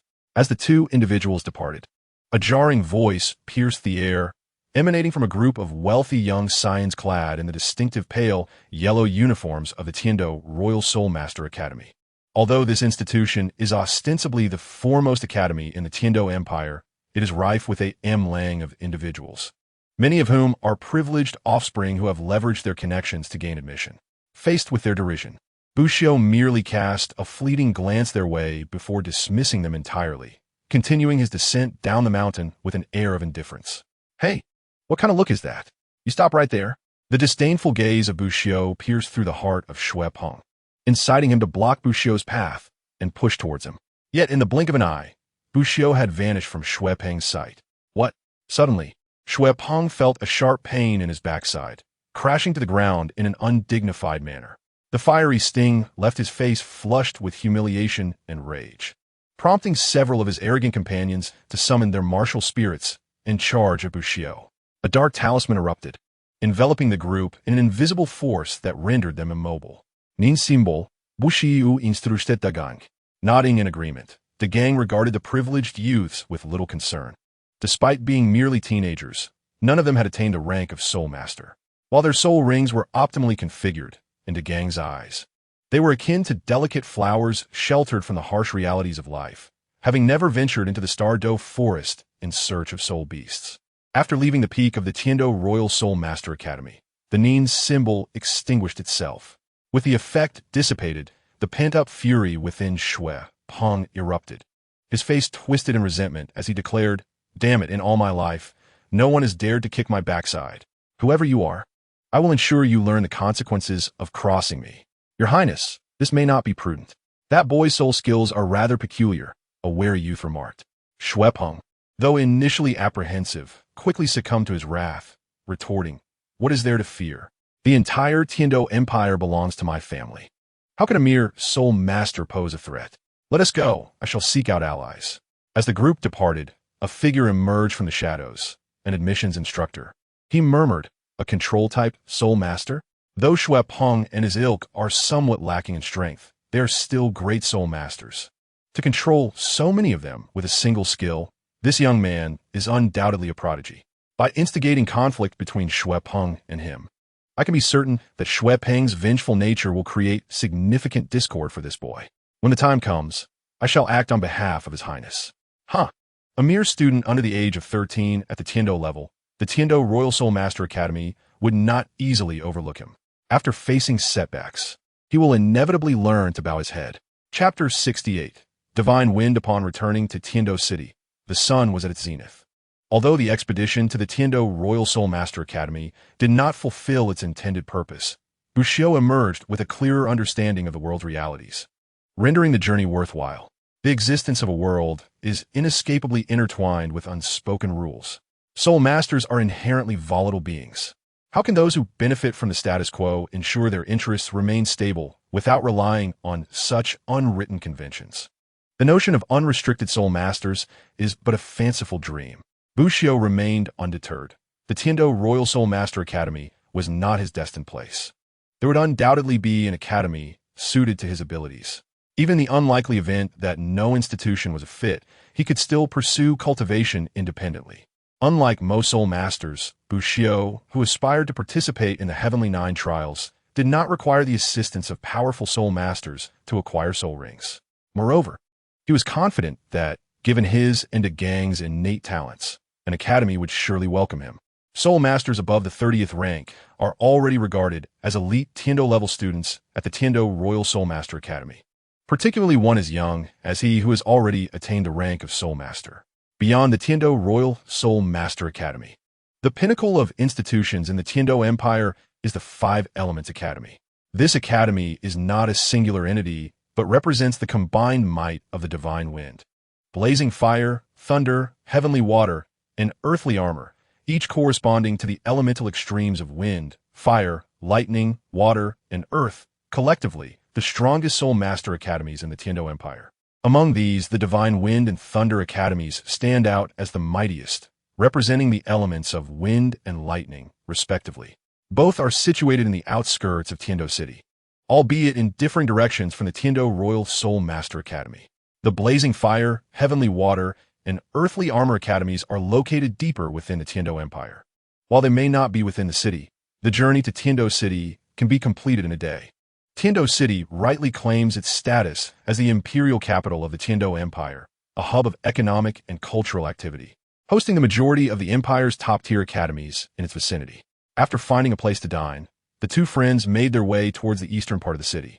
Tiando City's cost of living is notably high, although both are soul masters with a monthly stipend of 100 gold coins. Bushio has always been rather extravagant in his spending, and his remaining gold coins were dwindling. Without finding an academy to settle in, Bushio would have to resort to earning a living in the Great Soul Arena. Tiando City is a gathering point for soul masters from across the Douluos continent, and the Great Soul Arena is bound to be even more vibrant, with many possessing gold soul badges, unlike Soto City, where such badges are scarce. Each holder of a gold soul badge has likely faced numerous battles and is far from ordinary. For Bushio, the allure of the Great Soul Arena is one of the many facets that draws him to Tiando City. Your Highness, have you uncovered the identities of those two young men? Shui Peng inquired, his demeanor stripped of any trace of arrogance, his eyes sparkling with intensity. Beside him stood a regal-looking elderly man with white hair, the brother of the current emperor of the Tiando Empire, Prince Xuexing. Prince Xuexing nodded, stating, Bushio hails from Nodding City at the border of the Tiando Empire, his father being an ordinary schoolteacher with innate soul power ranked at 9, his martial spirit being paper. He studied at Nodding Academy and is suspected to have spent 3 years in Soto City. Now at just under 13 years of age, he has already become a 3-ring soul master, with his second soul ring likely being a millennium level. The gang, from Wushan City in the Fasnuo province of the Tiando Empire, comes from a lineage of farmers. His innate soul power is ranked 6, with his martial spirit being the formidable Great Strength Diamond Bear. He graduated from the Tsongshan Intermediate Soul Master Academy a year ago and has also broken through to become a 3-ring soul master at 18. In less than half a day's time, the profiles of Bushio and the gang have been compiled and presented to Prince Xuexing. 2 soul masters, one with innate soul power of 9 and the other 6. Both are unequivocal prodigies. How could the one with innate soul power of 9 go unnoticed? Would the Spirit Hall allow such a talent to slip through their fingers? Shui Peng voiced his confusion. Prince Xuexing replied, that is not surprising. Bushio's martial spirit is merely a piece of paper. What use could such a spirit possibly have? Furthermore, it was awakened in a small locale. The individual who assessed his martial spirit likely lacked discernment and deemed him a waste of a soul master. A waste of a martial spirit? How could one with a second soul ring that is a millennium level be deemed a waste? Indeed, the people from small places are often short-sighted. A flicker of contempt flashed through Shui Peng's eyes. After a moment, he remarked, if they are indeed 2 prodigies, then Wu Jingtian's actions can be understood. He seeks to sow discord between me and these 2 geniuses, pushing them under Xuexing's banner. Truly, Wu Jingtian is nothing but a loyal dog for Xuexing, and yet he hasn't even ascended to the throne. Prince Xuexing shook his head and said, Wu Jingtian certainly deserves his fate. But have you devised a plan to defuse this situation? Bushio and the gang are rare talents. If we could win them over, they would undoubtedly achieve greatness in due time. Should we consider covertly contacting them? No. Shui Peng promptly rejected Prince Xuexing's proposal. We have yet to fully investigate the forces behind Xuexing. Engaging with Bushio and a gang now would only serve to expose me, and I could easily meet the same untimely end as my brother. It is not yet time to reveal our hand. Since Wu Jingtian seeks to use a knife to kill, striking 2 birds with 1 stone, we shall oblige him. Bushio and the gang have come to Tiando City to study. Thus, I will ensure they are barred from even entering a prestigious Soul Master Academy. This will also serve as retribution for the grievances he has caused me. Although I have been keeping a low profile, he is the first to dare kick me. A glimmer of resentment flickered in Shui Peng's eyes. That state of pent-up frustration was the most vexing of all. After a brief pause, Shui Peng continued, however, we must find a way to link all of this back to Xuexing. If I cannot possess these talents, then neither shall Xuexing. I understand, but this Xuexing, is he truly still the same? Who exactly stand behind him? Shui Peng, you're the last bloodline of the Tiando royal family. It seems you must endure some hardships. Prince Xuexing sighed. For the sake of the Shui family's legacy, Shui Peng felt no grievance, especially with the protection of his royal uncle. At the Shinfeng Academy's admissions office, Bushio and the gang arrive in the afternoon. Compared to the desolate admissions office of the Tiando Royal Soul Master Academy, the Shinfeng Academy was bustling with activity, with a long line stretching ahead. A teacher with azure hair, bearing a serious expression, processed the registration forms and barked, "Release your martial soul." Before him, a 15 or 16-year-old youth promptly unleashed his martial soul.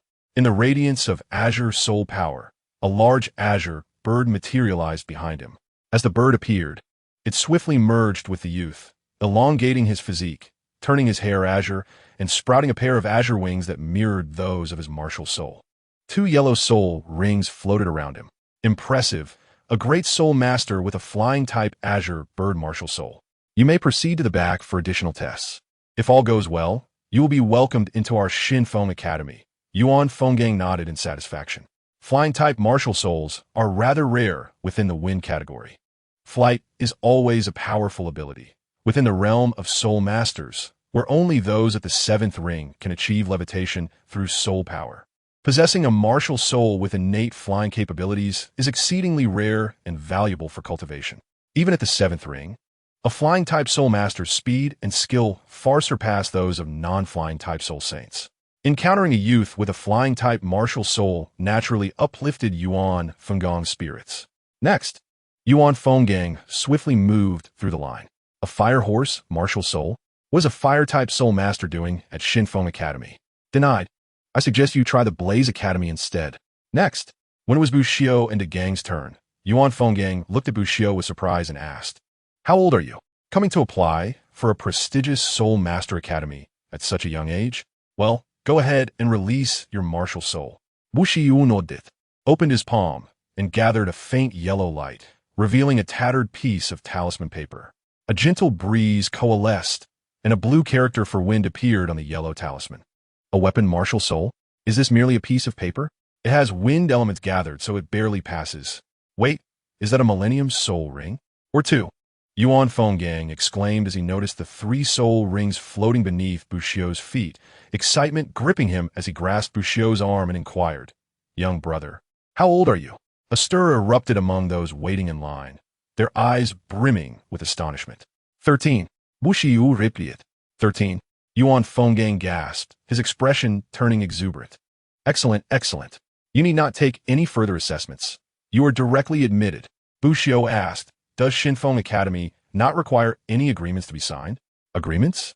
Yuan Fenggang was momentarily taken aback, astonished. "You are a commoner without a recommendation letter? We need to discuss the agreement matter." Yuan Fenggang was aware of the unspoken rules among prestigious Soul Master Academies and was hesitant to make a definitive statement. However, a talent like you will not be overlooked by the Academy. If necessary, there are many nobles within the Academy who can provide you with a recommendation letter. Chapter 69. Seeking Alternative Paths, a 13-year-old Soul Venerable. Shinfeng Academy would not wish to miss out on such talent. Bushio smiled and said, "I appreciate your assistance, teacher.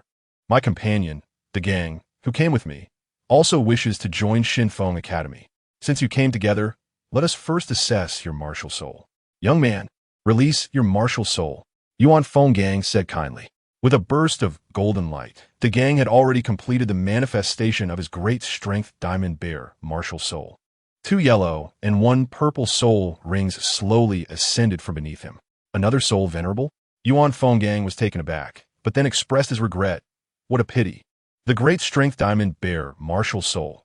Our Shinfeng Academy only accepts and nurtures wind-type martial soul masters. A great strength diamond bear soul master may not receive adequate training here. My suggestion is that you attend the Elephant Armor Academy or the Diamond Academy. The Elephant Armor Academy specializes in cultivating strength and defense-type soul masters like the great strength diamond bear, while the Diamond Academy, although not one of the 5 elements, is a first-rate advanced soul master academy in the Tiando Empire. The attributes of the great strength diamond bear align well with the Diamond Academy, and your attributes lean towards the golden element. The great strength diamond bear possesses both gold and earth attributes, and De Gang's development leans more towards harnessing the power of gold, making him better suited for offense, whereas Zhao Wujia primarily developed earth attributes, which earned him the title of the Unmoving King. Bushio looked at De Gang. "Wherever a Shio goes, I shall follow," De Gang declared promptly. Yuan Fenggang remarked, "What a deep bond of brotherhood. Very well, you may also stay at Shinfeng Academy. We have a wealth of strong individuals here. Cultivating a great strength diamond bear soul master should pose no problem." If need be, we can also arrange for you to study at the Elephant Armor Academy for a period. The 5-element academies frequently engage in exchanges. Thank you, teacher. The two readily expressed their gratitude. No need for thanks. Follow me. The others will have to wait a moment. Other teachers will come to assess your martial souls. Yuan Fenggang instructed the remaining youths before leading Bushio into Gang into Shinfeng Academy. The academy's uniform was azure and white, though distinct from Bushio's azure attire. It still looked remarkably handsome. The campus was adorned with lush trees and fragrant flowers, rivaling even the Tian-Do Royal Soul Master Academy in beauty and size. Yuan Fenggang remarked, "Bushio, your talent is exceedingly rare, placing you among the elite at the Shinfeng Academy. It is not beyond the realm of possibility that the dean may wish to take you as a disciple. With diligent practice, you might find yourself representing Shinfeng Academy in a grand competition for young soul masters across the continent in 2 years' time." At Shinfeng Academy, students are categorized into 3 tiers: Fengwei, Fengji, and Fengji. Fengwei comprises soul masters of levels 20 to 25. Fengji encompasses those from 25 to 30, while Fengji includes all students above level 30. You both currently qualify as Fengji students, equivalent to the Tianshou level at the Tiando Royal Soul Master Academy.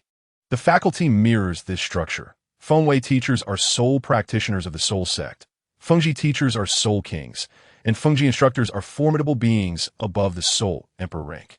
I myself am a Fengji level soul king, and only Fengji students can receive guidance from Fengji instructors in the journey of a soul master's growth and training.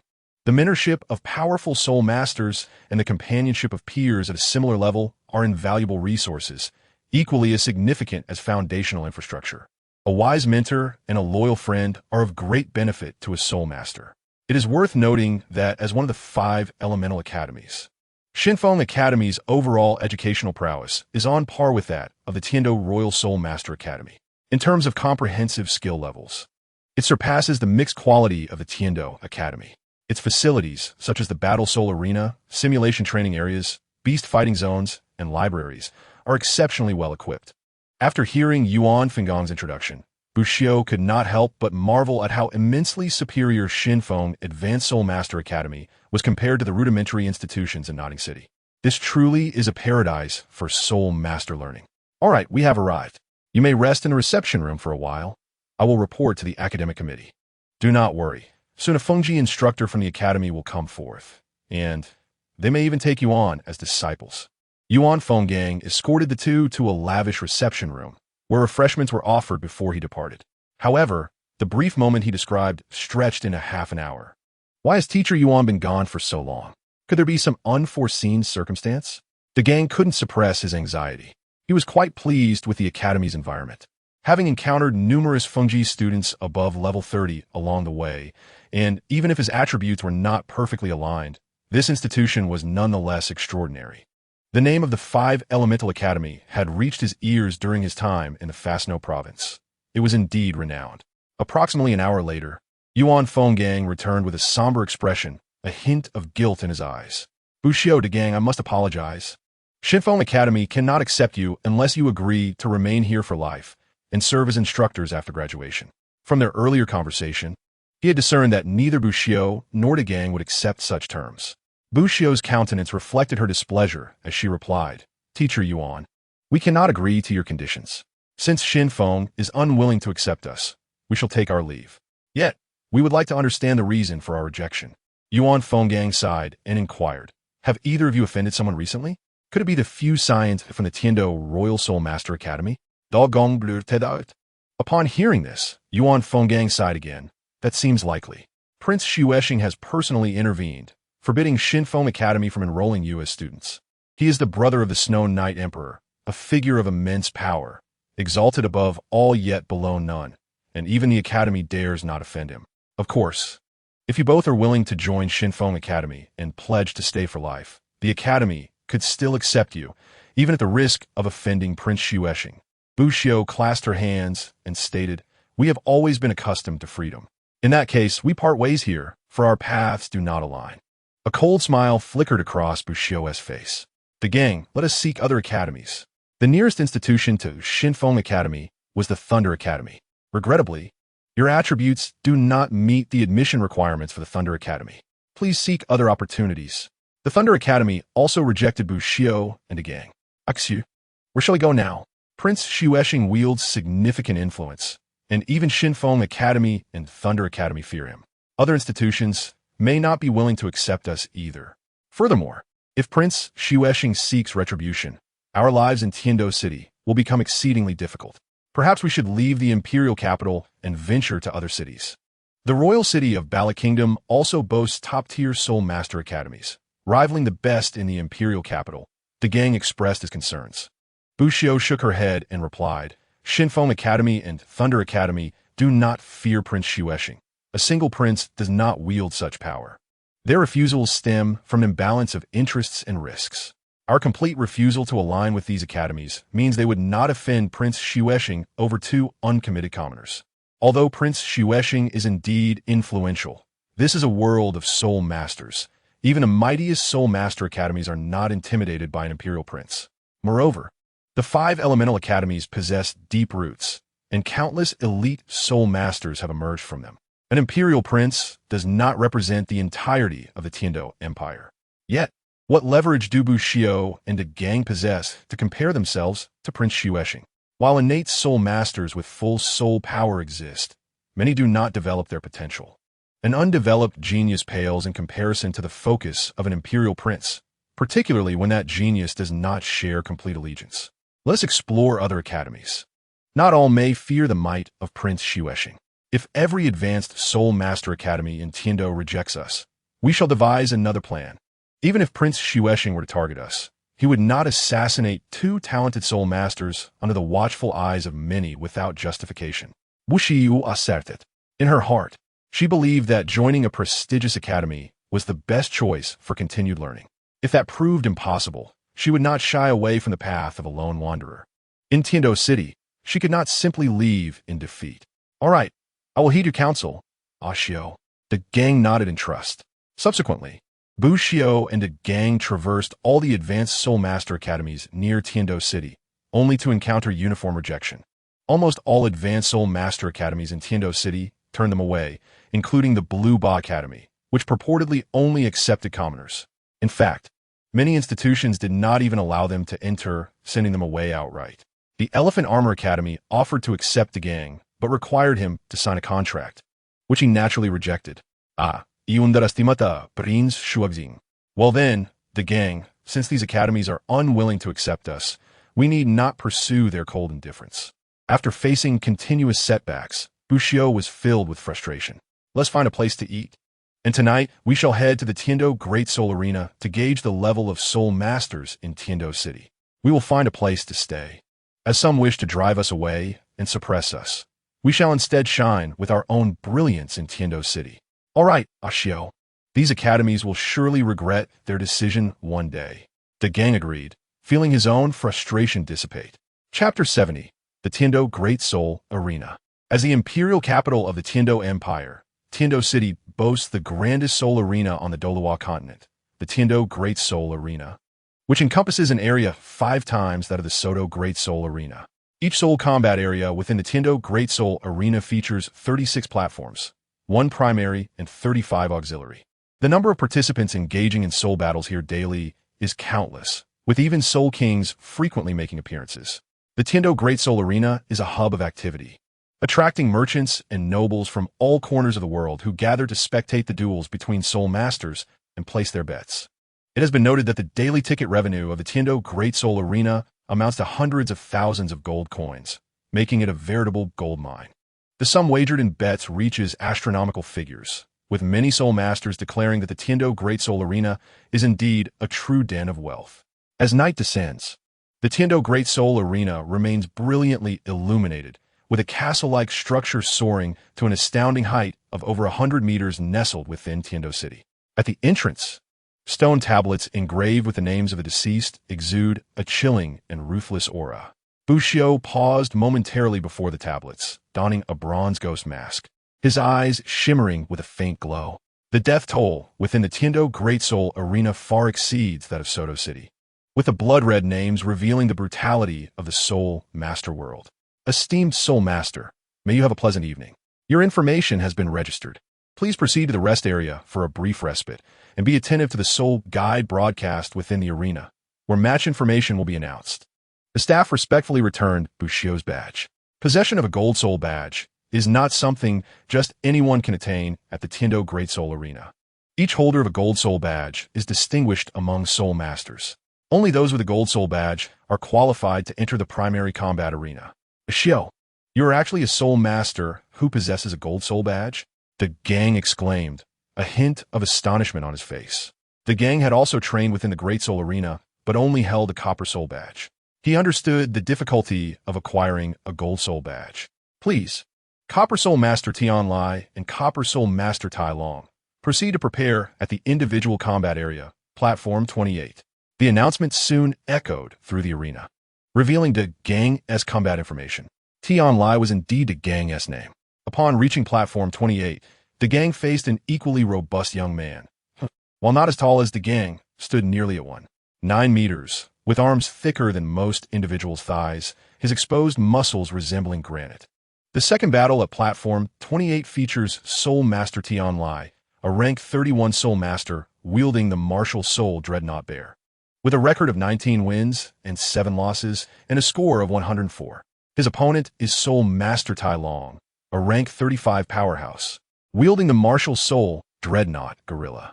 This promises to be a clash of might. Let us await to see whose strength prevails.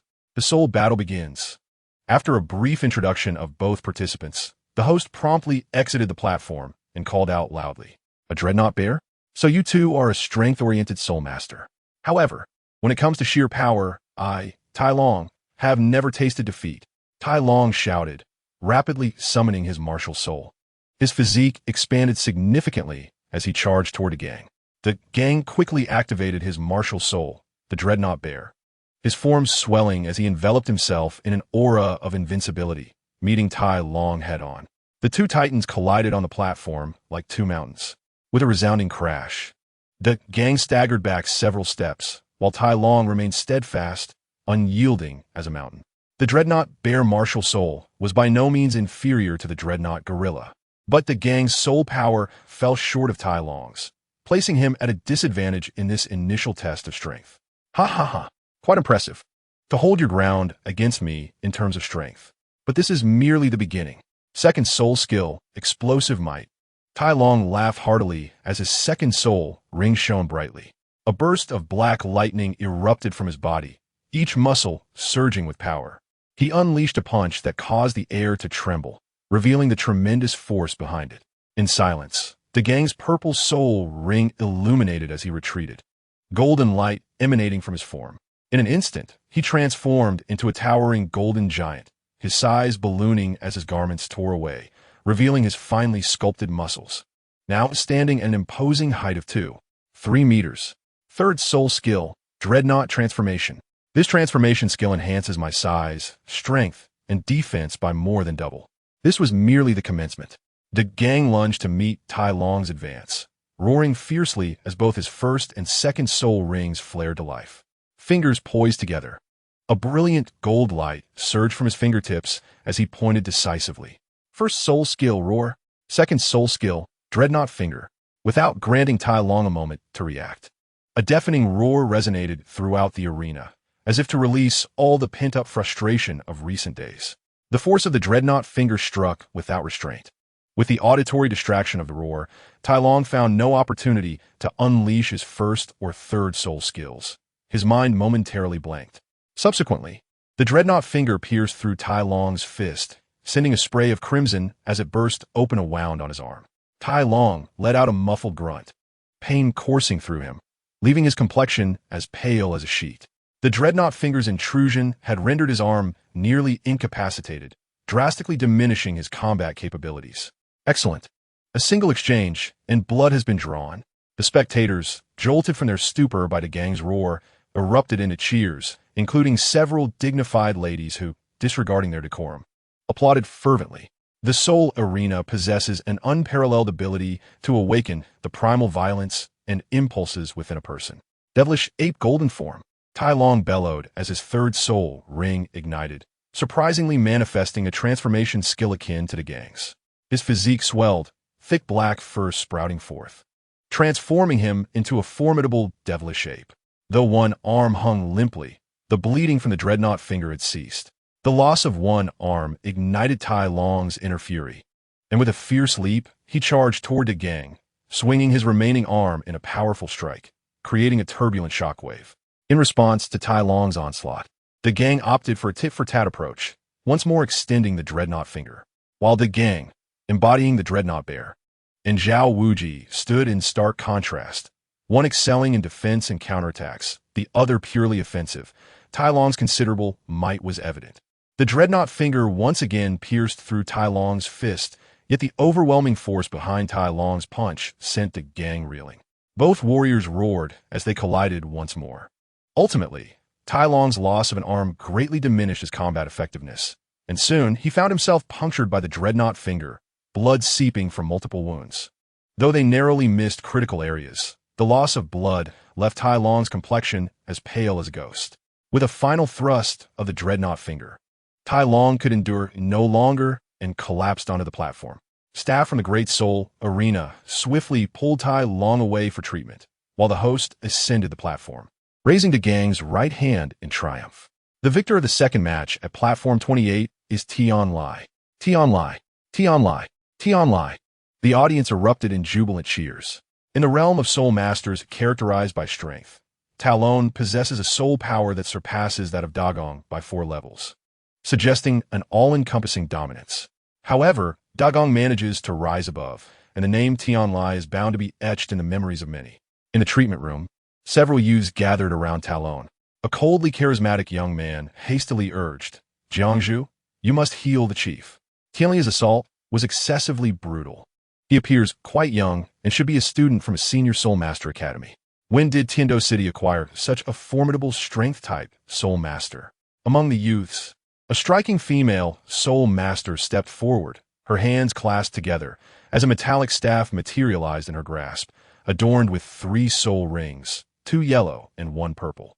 "Healing Martial Soul, Healing Staff," she announced. A beam of light emanated from the staff, enveloping Talon, instantly staunching the bleeding from his wounds at a visibly rapid pace. After a moment, Jiangzhu, her face slightly pale, retracted the healing staff and stated, "The chief is no longer in danger, but it is advisable to refrain from engaging in combat for at least a month." "Jiangzhu, thank you." Talon, now conscious, expressed his gratitude, rising to proceed towards the Great Soul Arena. The presence of a healing Soul Master significantly enhances the endurance and vitality of Soul Masters. Healing Soul Masters are among the most cherished within the auxiliary category, for no one can guarantee immunity from injury. Sustaining wounds during a battle not only hampers subsequent performance, but also interrupts future training and combat. "Chief, where are you going? You need a rest," Jiangzhu implored as she observed Talon descending. Jingling and Huang Yuan echoed her concerns. Talon replied, "Tian Lai is remarkably powerful and appears to be of similar age to us. I have never encountered him before. He must be new to Tiando City. I intend to inquire about his origins. If he poses no issues, we should recruit him to our team, which would bolster our chances in the upcoming competition in 2 years." "But he injured you," Jingling retorted indignantly. A hint of shame crossed Talon's face as he responded, "I was outmatched. It is my own inadequacy. However, our strength pales in comparison to the graduated seniors. To preserve the honor of Lamba Academy, should Tian Lai lack an academy affiliation, bringing him on board would grant us a formidable ally. My minor injuries are inconsequential. Chief, we will accompany you." Huang Yuan nodded in agreement. Chapter 71. The First Battle in Tiando. Yu Tianxin Dagong. Well done. Overcoming an opponent 4 levels higher as a newly minted Soul Master is commendable. Once you reach level 35, few in the Copper Soul Master League will stand against you. With further training, achieving the Golden Soul Badge is not beyond reach, Bushio remarked to Dagong as he stepped down from the arena. Talon is no weakling among the Copper Soul Masters in the Tiando Great Soul Arena, and since Dagong shares the same type of martial soul as his opponent, the significance of realm suppression is magnified, resulting in a pure contest of strength. In battles between different types of Soul Masters, one might leverage the advantages of martial soul attributes, but when pitted against a rival of the same type, only raw power prevails. Dagong's martial soul, the mighty Diamond Bear, embodies both gold and earth attributes, and his soul skills maximize this potential. The Great Diamond Finger concentrates an intense force, making it difficult for even Zhao Wujia, a master of defense, to withstand such an assault at the same level. With a simple, honest smile, Dagong remarked, "I merely seized an opportunity. Had my opponent not been caught off guard and lost an arm, the outcome could have been quite different." Bu Xiao shook his head, asserting, "Uncertainty is inherent in soul master battles. Your first soul skill capitalized on surprise, gaining an initial advantage through your martial soul, a fundamental quality of an excellent soul master. There is no place for trickery in life-and-death confrontations. Moreover, I have good news. If I am not mistaken, you have just defeated the chief student of Lamba Academy, their most formidable soul master." Dagong chuckled. "So that is indeed good news. But is the strongest individual from Lamba Academy really so weak?" Both Bu Xiao and Dagong held no fondness for the esteemed soul master academies in Tiando City. Coincidentally, Talon and his companions overheard this exchange, and fury ignited within their faces. Dagong's words not only undermined Talon's prowess, but also discredited Lamba Academy's reputation. Even Jiangzhu, typically patient, could not contain herself any longer. "You merely won by ambushing the chief. What gives you the right to look down upon Lamba Academy? Tianlai, do you dare accept my challenge? If you lose, you must come to Lamba Academy and apologize for your words." Huan Yuan declared passionately, "I, a mere 33rd level soul master, will not allow anyone to insult Lamba Academy." Jingling, a 33rd level agile attack soul master wielding a skeletal martial soul, stepped forward, her narrowed eyes fixated on Dagong and Bu Xiao. "I, Talon, shall defend the honor of Lamba Academy. Tianlai, are you willing to face me again?" Talon demanded, his face pale with anger. Talon, a 35-level powerful attack soul master with a mighty guerrilla martial soul. Huang Yuan, a 33rd level agile attack soul master with a lone wolf martial soul. And Jiangzhu, a 33rd level healing soul master with a healing staff, all revealed their martial souls, initiating the challenge. "Very well, I accept," Dagong nodded, ready to respond. Bu Xiu interrupted. "Accept what? Lamba Academy is hardly noteworthy. We have no time to waste on childish games." He strode toward the soul fighting area. The announcer's voice resonated, heralding his name. "If I lose, I will apologize. If I win, I will deal with the elders." Bu Xiu harbored no intention of entangling himself with Talon. Talon's temperament had been thoroughly exposed in the original text. If he faltered, his father would step in, and the entire lineage would rally. "You arrogant fool," Talon seated, launching a punch at Bu Xiu. Bu Xiu halted, effortlessly seizing Talon's wrist, and calmly remarked, "Private duels are prohibited beneath the fighting platform. Should you persist in your provocations, I will not hesitate to summon the staff." With that, he released Talon's wrist and ascended to the central grand arena of the main fighting area. Talon's expression fluctuated as he felt the incredible power contained in Bu Xiu's grasp. His pale hand felt as if it were trapped in an iron vice, resisting all his efforts to break free. Huang Yuan's astonished voice rang out. "Chief, he is heading to the main fighting area." The main fighting area typically hosts soul masters of rank king or above, or those bearing the golden soul badge. Could the masked individual truly be a soul king or a golden soul badge holder? In the third match of the main fighting arena, the combatants are the 39-level soul master Yu Qianxin, wielding the renowned blue lightning tyrant dragon martial soul, boasting a record of 132 victories and 43 defeats. Facing off against the 33rd level soul master from the Soto Great Soul Arena, who possesses the yellow talisman martial soul, known as Tian Shi. Now, let us anticipate this battle at the golden soul level. As the host's voice faded, a pair of luminous wings unfurled behind him, propelling him skyward. He was indeed a flying-type soul master. The audience erupted into fervent excitement as the host's words resounded through the arena. "It is indeed the esteemed Yu Qianxin, the soul master of unparalleled prowess. When Yu Qianxin takes action, victory is assured. However, it is not so simple. The possessors of the Golden Do Soul Badge are no ordinary individuals, and this celestial master, having acquired the Golden Do Soul Badge, must also be formidable. A mere Golden Do Soul from a small locale cannot be compared with those from our imperial capital. Moreover, Yu Qianxin hails from the Blue Lightning Tyrannosaurus Rex clan. Do you comprehend what that signifies? The Blue Lightning Tyrannosaurus Rex is renowned as the preeminent beast martial soul. A cacophony of debates erupted. Yet over 99% of the soul masters held a greater regard for Yu Tianxin. One at level 39 and the other at level 33, there exists a monumental disparity in soul power, especially considering that Yu Tianxin is a descendant of the Blue Lightning Tyrannosaurus Rex clan. In the continent, certain martial souls hold illustrious reputations among soul masters, and the Blue Lightning Tyrannosaurus Rex is indisputably one of them, acclaimed as the most powerful of beast martial souls. From Soto City? Encountering me is your misfortune. I shall make you aware that acquiring the Golden Doe Soul Badge in a small place like Soto City is inconsequential. Contempt filled Yu Tianxin's gaze, embodying not only the pride of the Blue Lightning Tyrannosaurus martial soul, but also the disdain from the imperial capital towards rural regions. Indeed, in the eyes of the imperial city of Tiando, Soto City is but a backwater. Bushio maintained a calm demeanor, stating softly, "I hope your strength is as formidable as your words."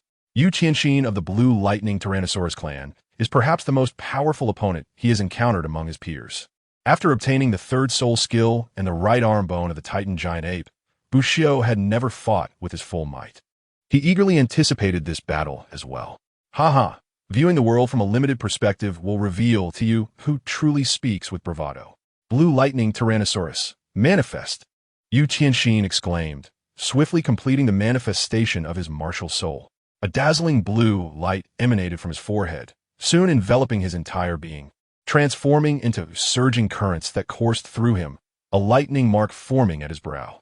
Within the lightning, his right arm swelled dramatically, tearing through his clothing, revealing an arm covered in blue dragon scales, transforming into a claw akin to that of a dragon, crackling with electricity and exuding immense pressure.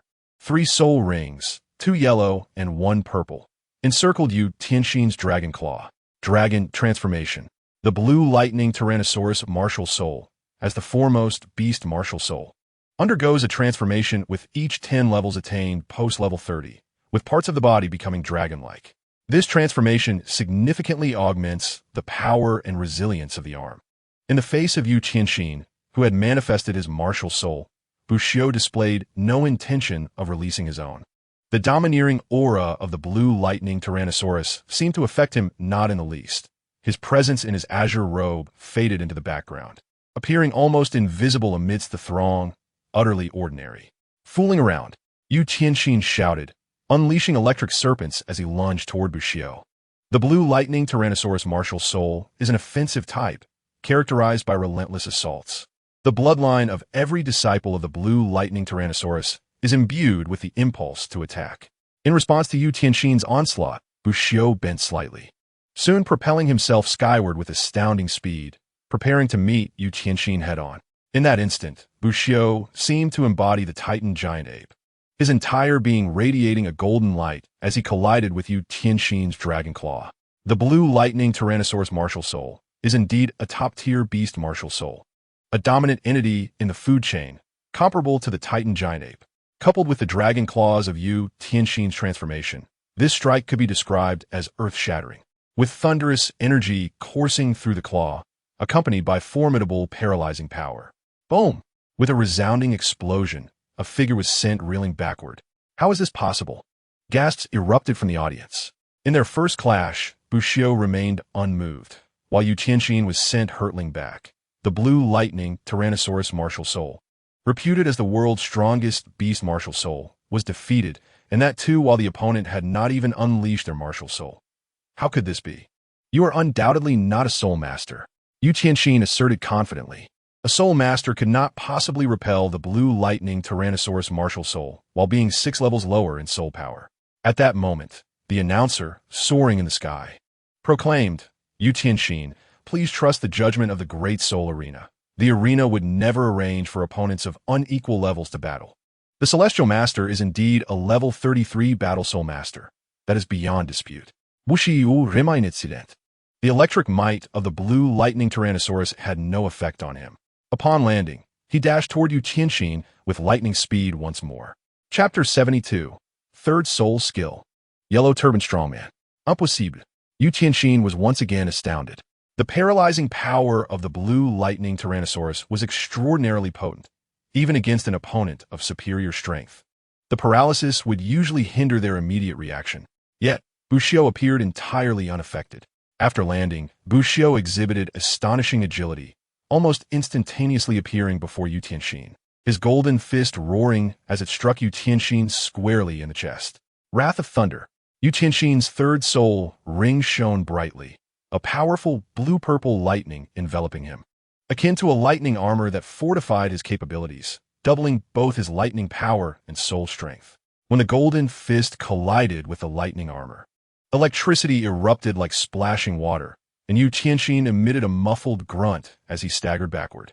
Bushido's body froze momentarily in mid-air, but quickly surged forward again, a pitch-black talisman igniting without fire, resembling a formidable golden warrior.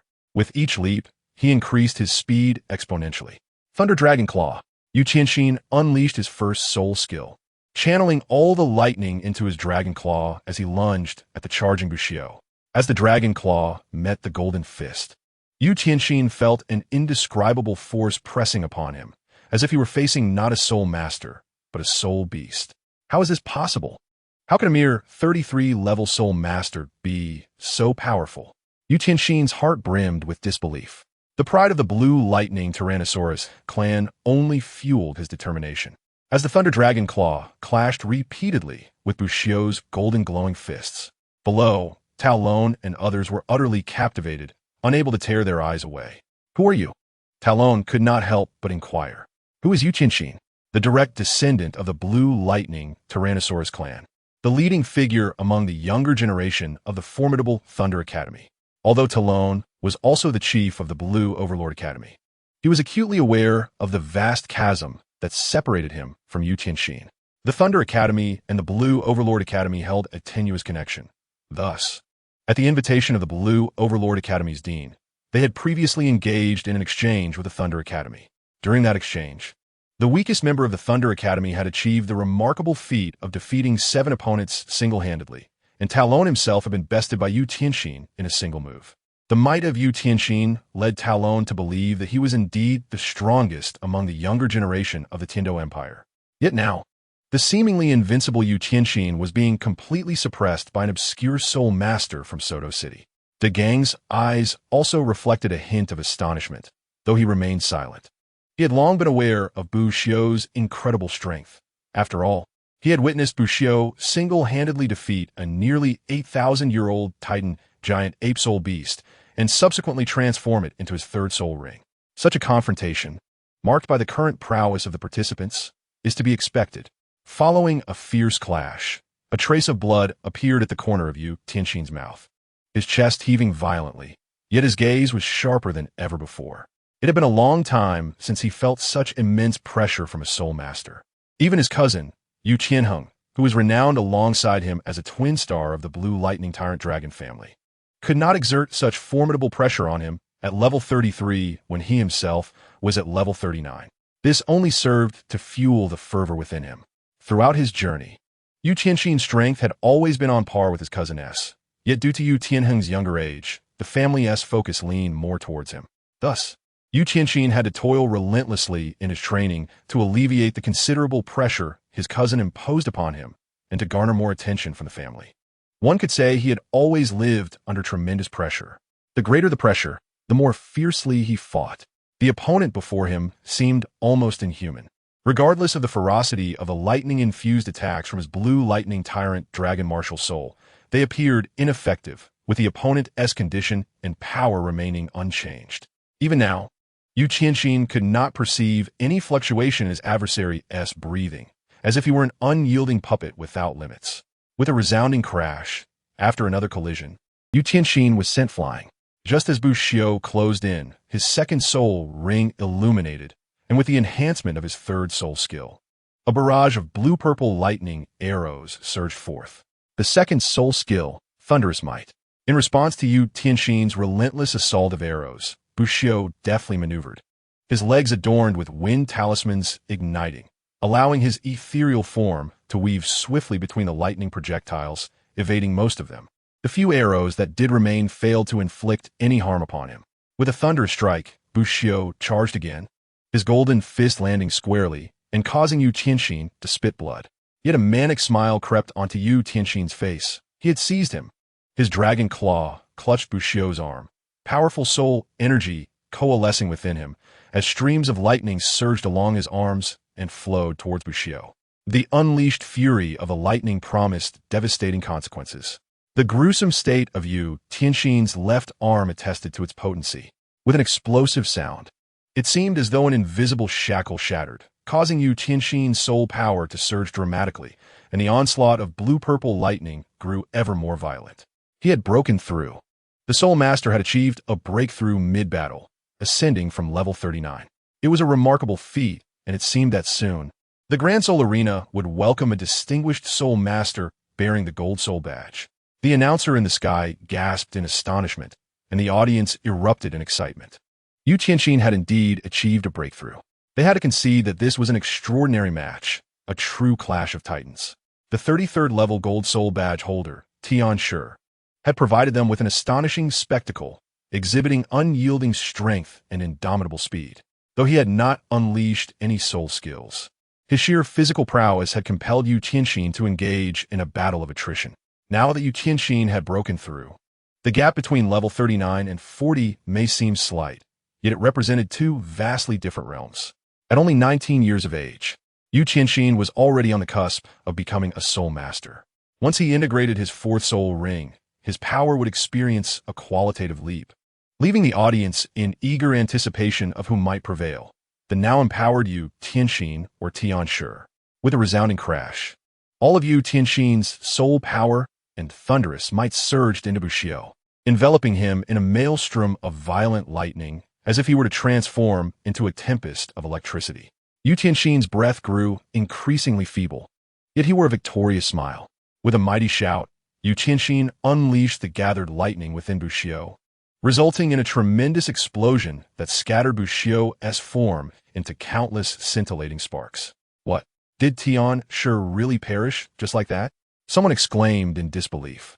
Was it so surprising for Tian Shi to fall? After all, he was the direct descendant of the Blue Lightning Tyrant Dragon family. And now he had ascended to the formidable level 40. Blue Lightning Tyrant Dragon. Blue Lightning Tyrant Dragon. Blue Lightning Tyrant Dragon. The audience erupted into cheers. But wait, what was that? As the storm of lightning dissipated, a fair, pristine hand emerged, grasping a slightly dimmed golden talisman that drifted downwards. Bushio appeared on the stage, a serene smile gracing his features. Congratulations on your breakthrough mid-battle, but I dare say you are now devoid of any fighting capacity, aren't you? What had transpired? Wasn't Tian Shi obliterated by Yu Tianxin's lightning? How could he appear unscathed on the stage? The audience buzzed with confusion, their expressions filled with astonishment. Ah, what a masterful trick. It was clear that the being who battled me was not the true Tian Shi, but rather a manifestation of his soul skill. From start to finish, he had never engaged me directly in combat, merely deploying a soul skill to conjure a doppelganger to fight on his behalf. You have triumphed. Yu Tianxin's face was a mask of bitterness as he collapsed to the ground. He had lost, utterly and completely. Bushio's third soul skill, the power talisman of the yellow turban warrior. With the immense enhancement from the Titan giant ape's right arm bone, Bushio's third soul skill had reached mid-4th tier upon its manifestation. This meant that the yellow turban warrior summoned by his soul skill possessed attributes equivalent to a soul master of levels 45 to 46, lacking only soul skills and a martial soul, and was nearly flawless. Moreover, due to the origin of the power talisman from the powerful Vajra ape, its intelligence was on par with that of an 8,000-year-old powerful Vajra ape, rivaling that of any ordinary human. This marked Bushio's first deployment of the yellow turban warrior, and he was highly satisfied with its power. Yu Tianxin's desperate strategy, aiming for mutual destruction, would only result in the yellow turban warrior sharing the same fate. The yellow turban warrior perfectly inherited the leaping ability and physical strength of the powerful Vajra ape, functioning as a soul master of soul master level. However, creating a single power talisman required all of Bushio's soul power, and he possessed only 30 such talismans. Yet, unleashing all 30 simultaneously would grant him the fighting capability to contend even against the Soul King. Tian Shi, victory! The announcer descended from the heavens. gazing at Buxiu with profound respect as he announced loudly. The unfathomable depth of Tianshi had seared itself into his memory. The realization that Tianshi had fought with nothing but a soul skill left the audience in awe. How was it possible that Tianshi had never showcased his true power against Yu Tianxin, defeating a member of the Blue Lightning Tyrant Dragon family with merely a soul skill-created doppelganger, clad in azure robes, with a bronze mask obscuring his visage? The enigmatic Tianshi would be etched into the memories of countless spectators from the Heavendo Empire. Chapter 73. The Tower of the World. Every victory in Gold Soul matches rewarded the triumphant side with 100 gold coins, a considerable bounty indeed. Yet, the revenue generated from a Gold Soul level match for the Grand Soul Arena far exceeded mere coin. Esteemed Master Tianshi, here are your badge and reward. We eagerly await your return. The staff of the Great Soul Arena respectfully returned the badge to Buxiu, along with 100 gold coins. Such is the world of Douluos continent, where strength commands respect. Regardless of Buxiu's origins, as long as he exhibits formidable power, he earns the respect he deserves. Buxiu, you are truly impressive, Dagong exclaimed, rushing to Buxiu's side, having just defeated the renowned Blue Lightning Tyrannosaurus Spirit Master, reputed to be the strongest in the realm. Buxiu smiled and replied, Dagong, I told you that I would make those from Tiando City regret it. Kulme, let us celebrate our earnings today with a feast at the Tianxia Tower. As Dagong and Buxiu departed, the members of Blue Tyrant Academy, including Talon, lost all courage to obstruct them. After all, they were facing a formidable opponent capable of defeating Yu Tianxin. Chief, who exactly is this Tianshi? Talon inquired. He hails from Soto City and has managed to defeat Yu Tianxin almost effortlessly. Glancing at Buxiu's retreating figure, Jiangzhu's eyes sparkled with curiosity. This Tianshi was shrouded in mystery, appearing out of nowhere, yet possessing immense strength. Talon shook his head, saying, I do not know. But such a person is beyond our reach. What about the insult to our Blue Tyrant Academy? Jingling's eyes flashed with indignation. What else can we do? Moreover, the opponent is right. The gap between us is too vast, Huang Yuan said bitterly. Jingling suggested, we can inform the dean. He will surely seek justice for us. Jiangzhu frowned, stating, everything that transpires within the Great Soul Arena cannot extend beyond its walls. That is the rule of the arena. Otherwise, we wouldn't have so many spirit masters coming here to compete. If we retaliate later, Jingling interjected. He insulted our Blue Tyrant Academy first. This is no longer merely a conflict on the arena. How can we not seek retribution? Talon pondered for a moment and said, let us not disturb the dean for now. I will consult my father on how to handle this.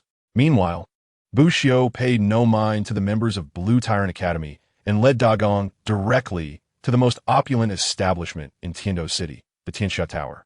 Buxiu, are we really dining here? How much could a meal cost? Dagong gazed at the lavish Tianxia Tower, which remained vibrant with lights and revelry even in the late hours.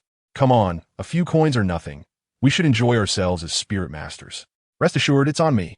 Buxiu replied nonchalantly, having a carefree attitude towards money. Good evening, esteemed guests. May I inquire if you possess a VIP card? The Tianxia Tower is not open to the general public. Two doormen halted them. Compared to the elegantly dressed patrons, Buxiu and Dagong's attire did not convey wealth. Buxiu shot a glance at the doorman, producing the Golden Soul badge from the Great Soul Arena, and said, is this not sufficient? Apologies, but we only recognize VIP cards. The doorman replied without a glance at the badge. Ah, young gentlemen, it is impressive that you are gold-rank soul masters at such a young age. Allow me to cover your expenses. A middle-aged man stepped forward, offering a purple gold card with a smile. He appeared to be in his 40s, with a refined countenance and a pristine white robe. VIP of the purple gold rank? Of course, please come right in. The doorman immediately displayed deference upon seeing the man's card. The middle-aged man cast a glance at the doorman and said blandly, do not judge a book by its cover. If you merely looked up, you would understand the significance of the badge this young brother possesses. Though the Tianxia Tower is grand, offending a future genius soul master is unwise. The establishment may weather the storm, but you shall not be spared. Gold soul badge? Yes, yes. Esteemed guests, I am truly sorry for my lack of discernment. The two doormen quickly bowed in apology. Buxiu frowned slightly and said, I do not appreciate seeing others bow. Even if you are at fault, it is not a grave sin. A man should not kneel lightly. What a profound sentiment. Young brother, you are magnanimous. Please rise. The middle-aged man remarked. Shall we enter? Bushio nodded and walked in alongside the middle-aged man. Inside, the Tianxia Tower dazzled with golden splendor, warm lighting, and the enticing aromas of gourmet dishes wafting from the elegant private booths. Welcome! A group of young women clad in kipeos greeted them as they entered. Each woman was strikingly beautiful, their figures accentuated by the golden attire, revealing their curves and long legs. Two of the women approached and asked, "Do you have a reservation? Take me to the Tingqiao Pavilion." The middle-aged man instructed, looking at Bushio and Dagong. "Would you two young gentlemen care to join me?"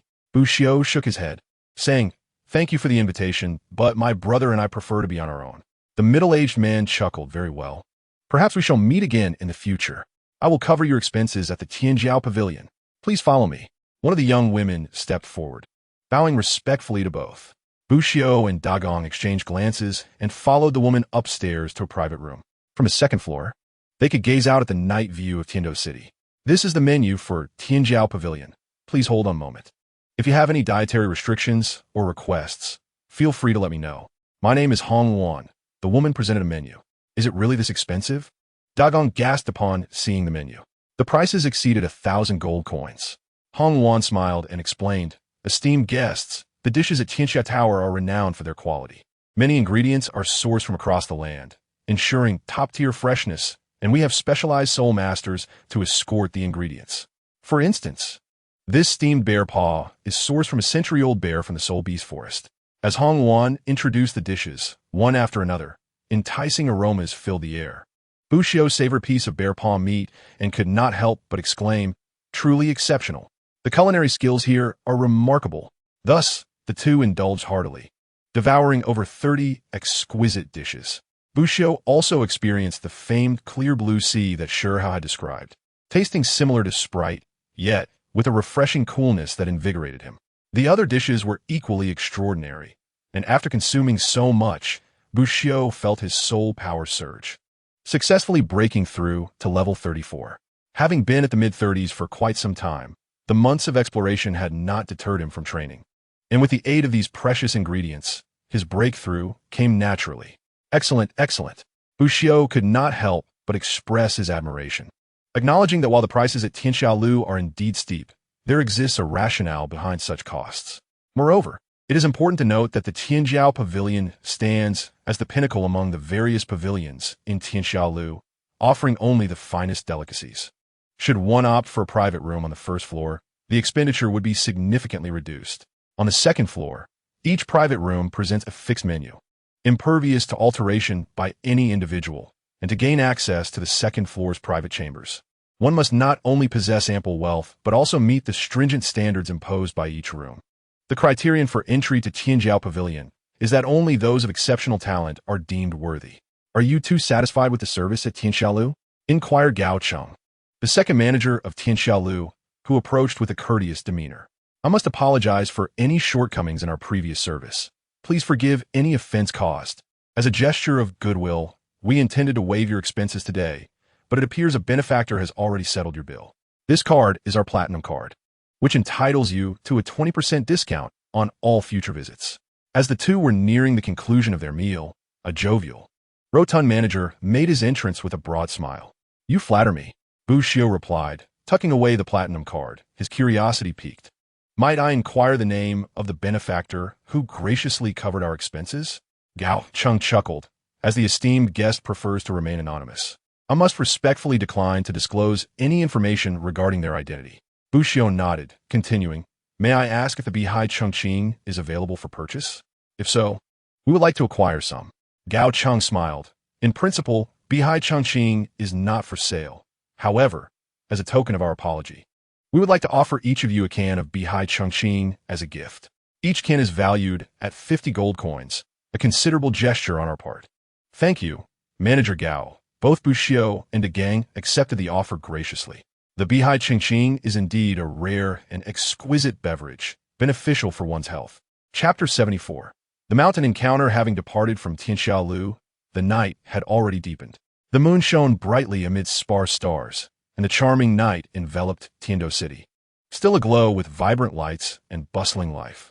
The two friends made their way directly back to the hotel. The gang, Bushio mentioned. Tomorrow I need to deliver a letter. Please look for any available courtyards for rent in Tiendo City. Staying at the hotel is rather inconvenient. The gang asked Shio, would you like me to accompany you? Given the current circumstances, Prince Xueshing may not take kindly to our presence. It would be safer if we went together. Bushio shook his head. It is merely a letter delivery. I can manage on my own. We can meet at the Tiendo Great Soul Arena in the evening. Having settled in Tiendo City, Bushio was determined not to forget the letter his father, Buzheng, had entrusted him to deliver. As the sun rose in the east, casting its luminous rays upon the earth, life flourished anew, and the grand city donned a golden hue. Bushio ventured forth alone from Tiendo City, relishing the warmth of the sun as he made his way to the Seven Treasure Glazed Tile School. For reasons unknown, since integrating the bone of the Titan giant ape's right arm, Bushio had become exceptionally attuned to the sun's essence. Sensing a bubbling vitality coursing through his soul power and bloodline beneath its rays. The Seven Treasure Glazed Tile School is one of the 7 prestigious sects of the Douluos continent, located not far from the Tiendo Royal Soul Master Academy. In stark contrast to the reclusive Haotian sect and the enigmatic Blue Lightning Tyrant Dragon clan, the Seven Treasure Glazed Tile School is notably inclusive, welcoming any soul master of good character to join its ranks. The two most formidable elder worshippers of the school do not even hail from the Seven Treasure Glazed Tile family. After traversing approximately 20 miles, the majestic castle of the Seven Treasure Glazed Tile School came into view. Nestled between mountains and water, it presented a grand palace-like structure. A gatehouse, sculpted from white marble, stood at the foot of the mountain, adorned with intricately carved characters spelling out Seven Treasure Glazed Tile School. Stop! You are approaching a restricted area of the Seven Treasure Glazed Tile School. Unauthorized individuals are prohibited from entering. 2 youths clad in golden and pure white garments of the Seven Treasure Glazed Tile School intercepted Bushio, their tone brusque. Bushio clasped his hands respectfully. Friends, I have been entrusted to deliver a letter to the Seven Treasure Glazed Tile School. I kindly request you relay my message. A letter? What letter? Show it to me. One of the youths scrutinized Bushio's elegant features, a flicker of jealousy crossing his eyes as he reached out to seize the letter. Bushio stepped back to evade the youth's grasp, furrowing his brow as he replied politely, "This letter is intended for the leader of the Seven Treasure Glazed Tile School. I cannot produce it without his presence." What makes you think you are worthy to meet our leader? I suspect you are not here to deliver a letter, but harbor ulterior motives. Regardless of your intentions, I will apprehend you and interrogate you thoroughly. Zhao Hao snorted contemptuously, 3 yellow soul rings appearing around him as he brandished a 3-foot steel sword, unleashing a wave of sword energy that sliced through the air. A soul master. Bushio retreated a step, effortlessly dodging the sword energy, his brow furrowed as he exclaimed, "I am merely here to deliver a letter." Is the Seven Treasure Glazed Tile School truly so domineering? How can we trust your intentions? Our leader is extremely busy. Not just anyone can meet him. Zhao Hao scoffed, activating his first soul skill, Sword Shadows, as a flurry of sword images shot towards Bushio. Since you refuse to let me pass, I shall take matters into my own hands. Bushio sighed, raising his hand to summon a 7-foot wind blade, which effortlessly pierced through the multitude of sword shadows, crashing into Zhao Hao's steel sword with a resounding impact. Boom! Zhao Hao coughed up a mouthful of blood, his complexion turning ashen, with a distinct gash now marring his steel sword. The bond between a soul master and their martial soul is intrinsic. When the martial soul is injured, so too is the soul master. Impudent rogue, to dare harm someone at the gates of the Seven Treasure Glazed Tile School. Another individual seethed, but just then, a black talisman flew in, adhering to his body, silencing him as he struggled against its influence, yet found himself immobilized. Bushio cast a glance at the subdued individual before continuing his stride towards the gates of the Seven Treasure Glazed Tile School, walking with unhurried ease. The effects of the ninjutsu should last for the duration of an incense stick, providing ample time for him to reach the school. Bushio's audacity to act decisively stemmed from his confidence. His father had entrusted him to deliver this letter to Ning Fengji, the leader of the Seven Treasure Glazed Tile School, and he believed it would not lead him astray. Having some prior connections with the Seven Treasure Glazed Tile School, he felt he was on firm ground in this matter. As long as he did not cause any fatalities, he would likely face only minor reprimands without any significant danger. Troublesome little brat. Bushio held no favorable opinions towards those who abuse their minor authority to act with impunity. Greetings, may I assist you? Two youths clad in light gold attire intercepted Bushio at the palace of the seven-treasure glazed tile school, their demeanor markedly more courteous this time. Wushiu Similet. I am here to deliver a letter. Please inform your esteemed leader, Ning Zhongzhu, that I have a letter for him. A letter for the leader? May I ask who you are?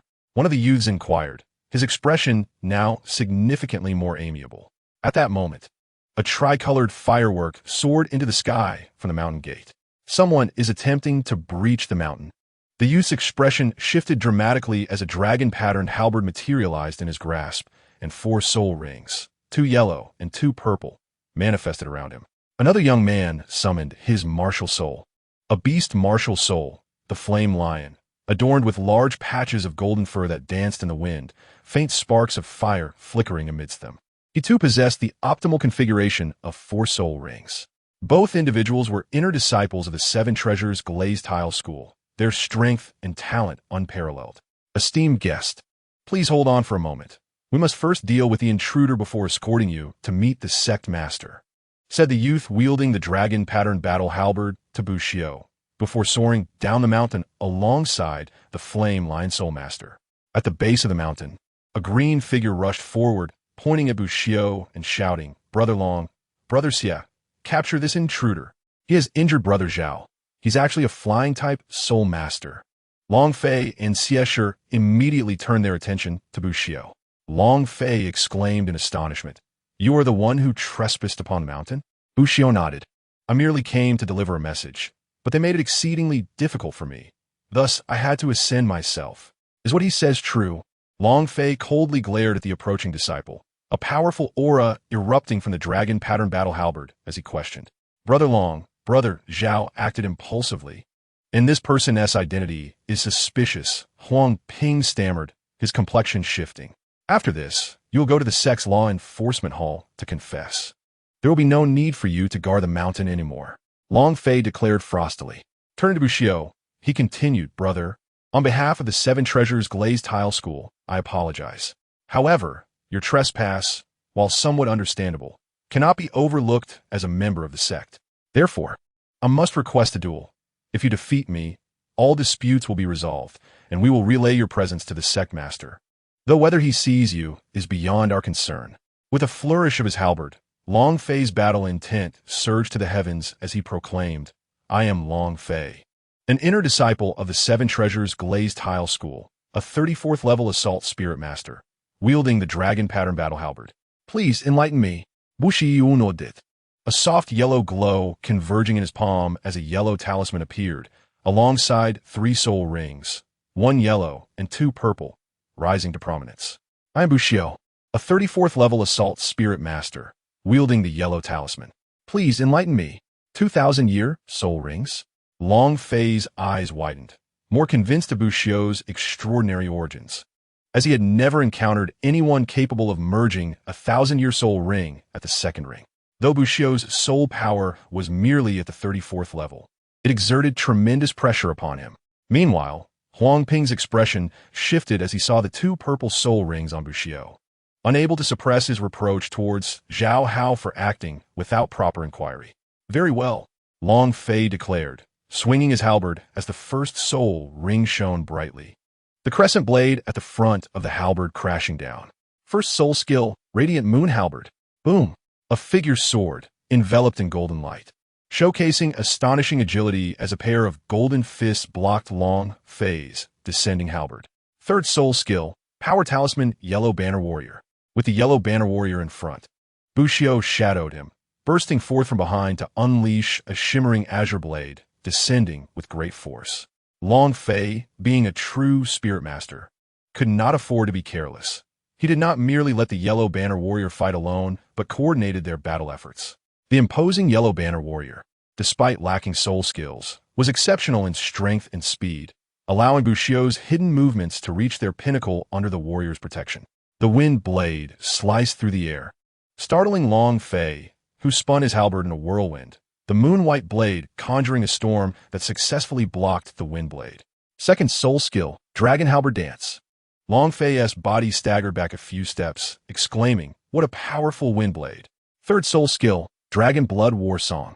The dragon pattern battle halberd quivered violently in Long Fei's grasp, its resonating sound soaring with a tragic melody, reminiscent of a battle song. Under the influence of this war song, Long Fei bathed in golden light, his aura swelling as his battle intent soared. With one hand wielding the dragon pattern battle halberd, he fixed his gaze upon the yellow banner warrior, swinging the halberd down with all his might. Two wind talismans ignited on the yellow banner warrior's legs, propelling it into a burst of golden light, evading the strike of the dragon pattern battle halberd. Boom! The halberd struck the ground, creating a deep crater, shattering layers of blue bricks as the shockwave rippled outward. After evading Long Fei's strike, the yellow banner warrior leaped forward, charging towards Long Fei. Behind the yellow banner warrior, Bushio remained concealed in the shadows, unleashing a barrage of wind blades. Chapter 75. The identity of Father facing the relentless onslaught of wind blades and the yellow banner warrior. Long Fei's expression remained composed. With a mighty shout, the dragon patterns on his halberd seemed to come alive, shattering the incoming wind blades as he clashed once more with the yellow banner warrior. Blood flowed from his torn palms as he gripped the halberd, revealing that resisting the wind blades conjured by third-tier wind talismans was no trivial task. As blood flowed, the Dragon Blood War song grew even more poignant, amplifying Long Fei's aura. He stood firm against the combined assault of the yellow banner warrior and Bushio, growing more valiant as he seemingly suppressed both adversaries. The Dragon Blood War song, Long Fei's third soul skill and core technique, enhanced his power, aura, and self-healing by 30%. The greater his injuries, the more intense his battle intent became, and thus the augmentation of the war song grew increasingly formidable, with no limits. In theory, as long as the war song persisted, Long Fei's combat power would escalate to unimaginable levels. The dragon pattern battle halberd swung with ferocity, and Bushio sensed an indescribable pressure emanating from Long Fei. Long Fei, the foremost among the outer disciples of the Seven Treasures Glazed Tile School. A golden talisman was unleashed, summoning another yellow banner warrior behind Long Fei. With two yellow banner warriors now in play, Long Fei's imposing presence was immediately suppressed. Next, a black talisman flew forth, silently affixing itself to the dragon pattern battle halberd, causing the war song's resonance to weaken. Seizing the opportunity, the yellow banner warriors attacked Long Fei with synchronized punches. Observing this battle, Shatter and Huang Ping were utterly astounded. Bushio had somehow forced the invincible Long Fei into such a precarious situation.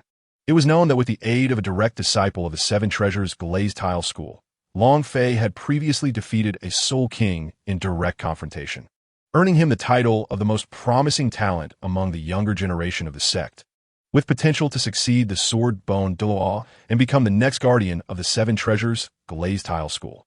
Yet now, he found himself being challenged beyond his level and suppressed. What kind of prodigy was this? Fourth soul skill, Golden Dragon Soars.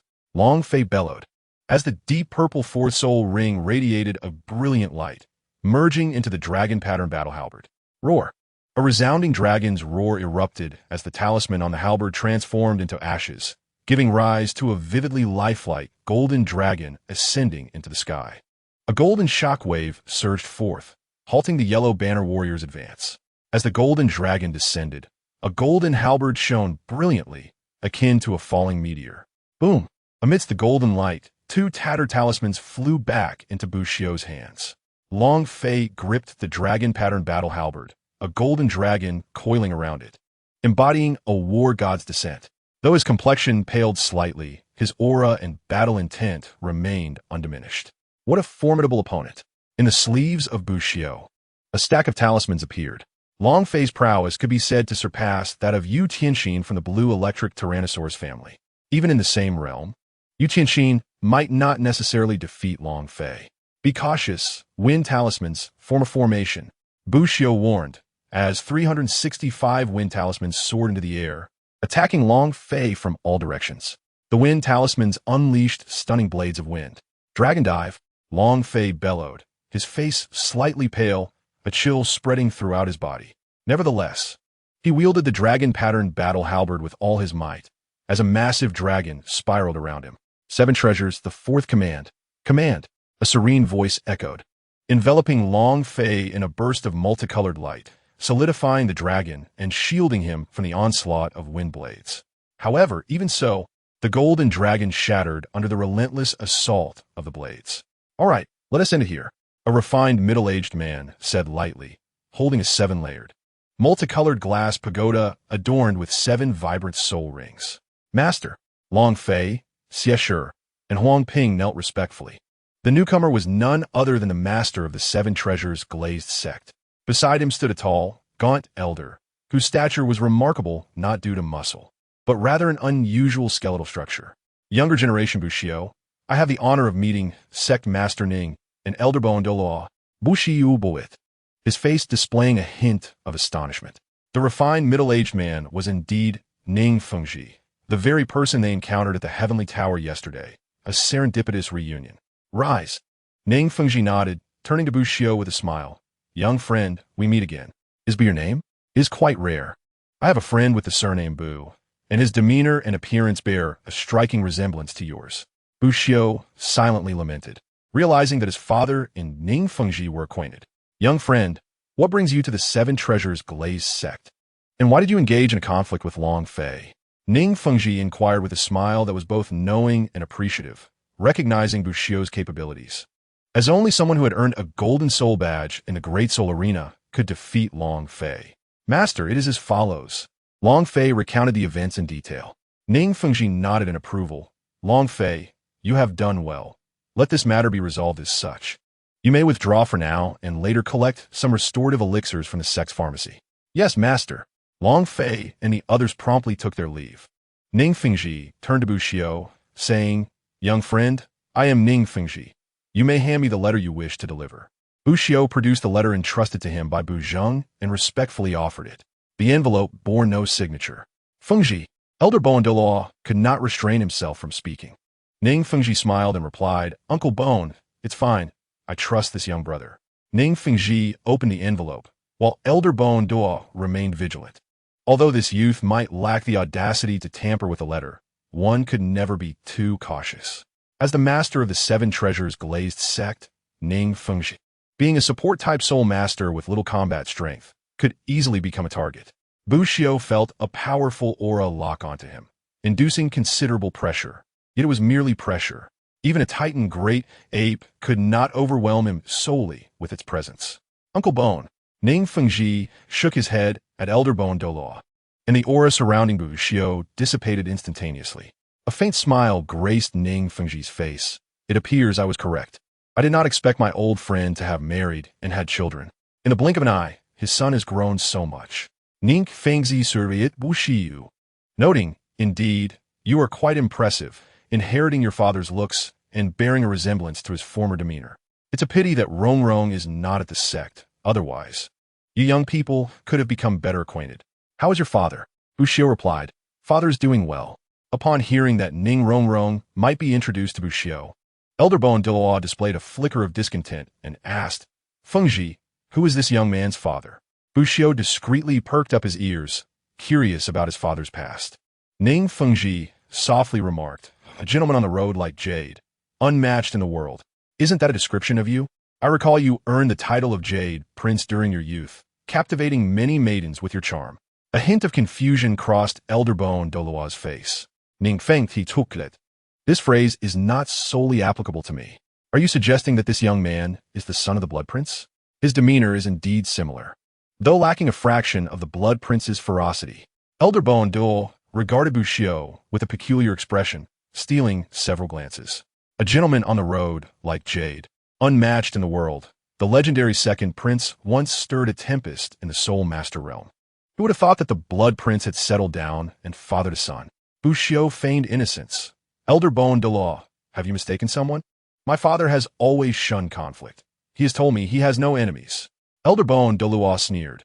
All his enemies are dead, so of course he has none left. All his enemies are dead. Bushio could not suppress a twitch at the corner of his mouth. Ning Fengji chuckled. Dear nephew, Uncle Bone is merely jesting. Your father's true title is the Scholar Prince, an insatiable bookworm, the most erudite person in the world. Even the current master, known as the foremost authority on martial soul theory, pales in comparison to your father's breadth of knowledge. I often wonder if there is anything in the world your father does not know or has not read. Ning Fengji's face displayed a glimmer of admiration.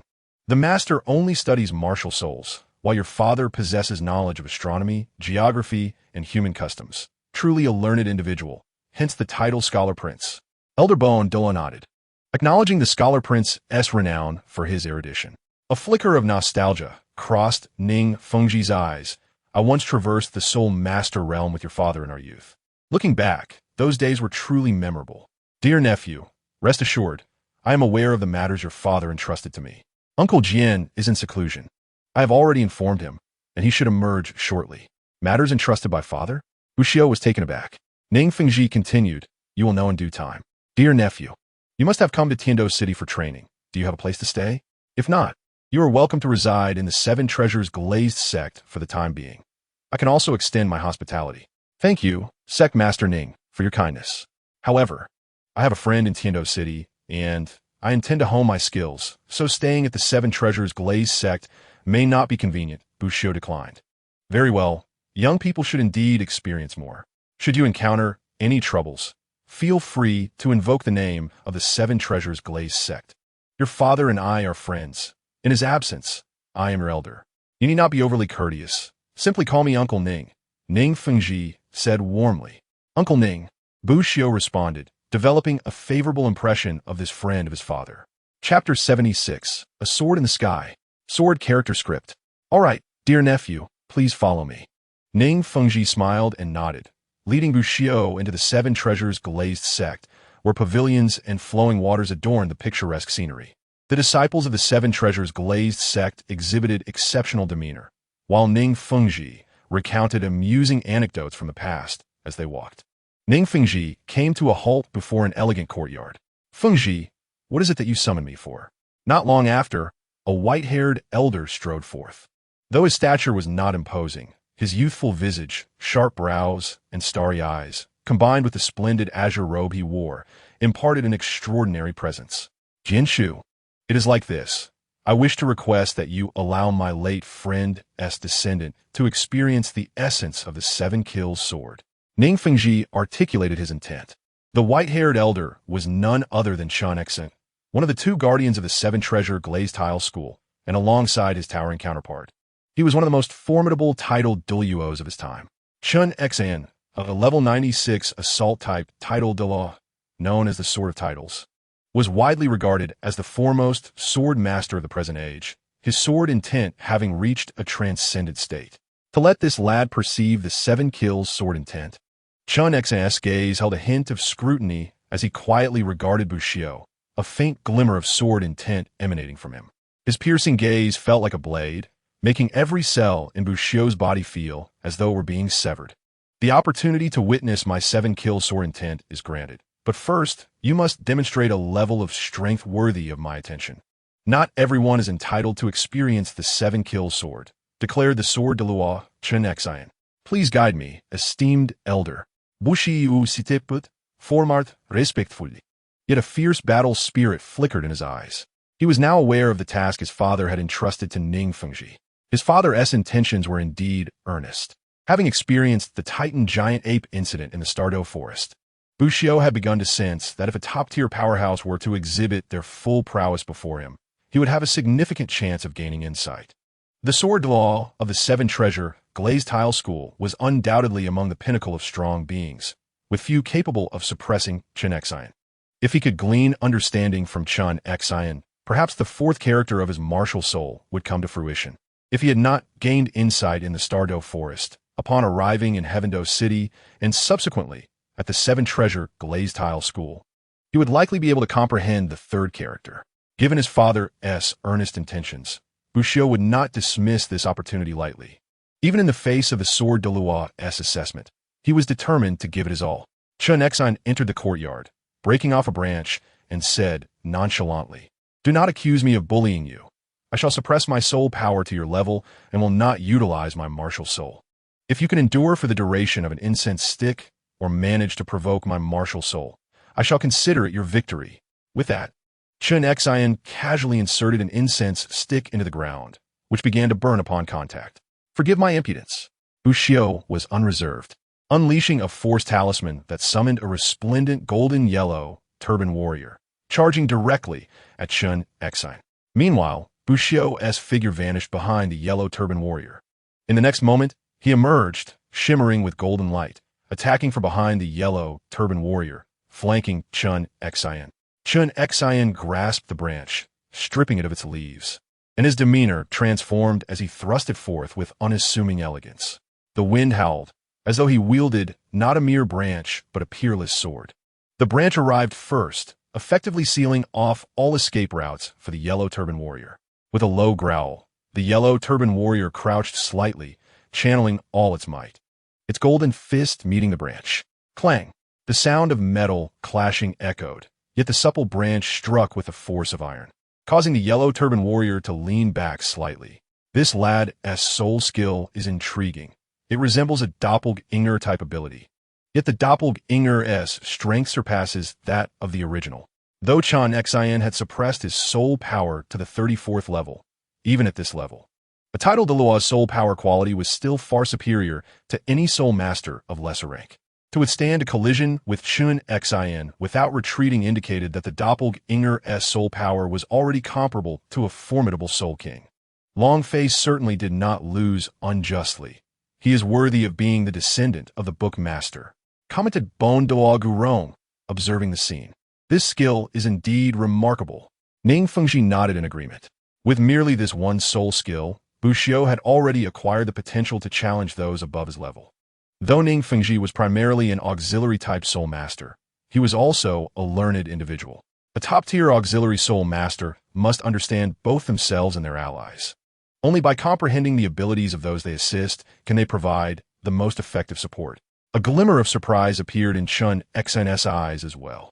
Yet he remained steadfast, keeping his soul power at the 34th level. However, the attributes of his soul power shifted, transforming into an indomitable sword energy. The sword energy surged, and the branch in his hand radiated with a series of white glimmers, the sword light flickering as he suppressed the two yellow turban warriors with a singular focus. The yellow turban warriors, renowned for their immense strength and indestructibility, were not outmatched even against the 39-level assault-type blue lightning tyrant dragon soul master Yutianxin. Yet, against Chun Xian, whose soul power was contained at 34, they were still overpowered 2-1. Before Chun Xian, the two yellow turban warriors resembled infants with the bodies of adults, their movements clumsy and unrefined. In terms of soul power control and application of technique, the disparity between the yellow turban warriors and Chun Xian was vast. This cannot continue like this. Wind Talisman, Bushio thought to himself, as 5 azure talismans flew forth. For landed on the legs of the two yellow turban warriors, while the 5th settled upon one warrior's hand. He was not satisfied with merely enduring for the duration of an incense stick. Without the heart to win, one could never achieve victory.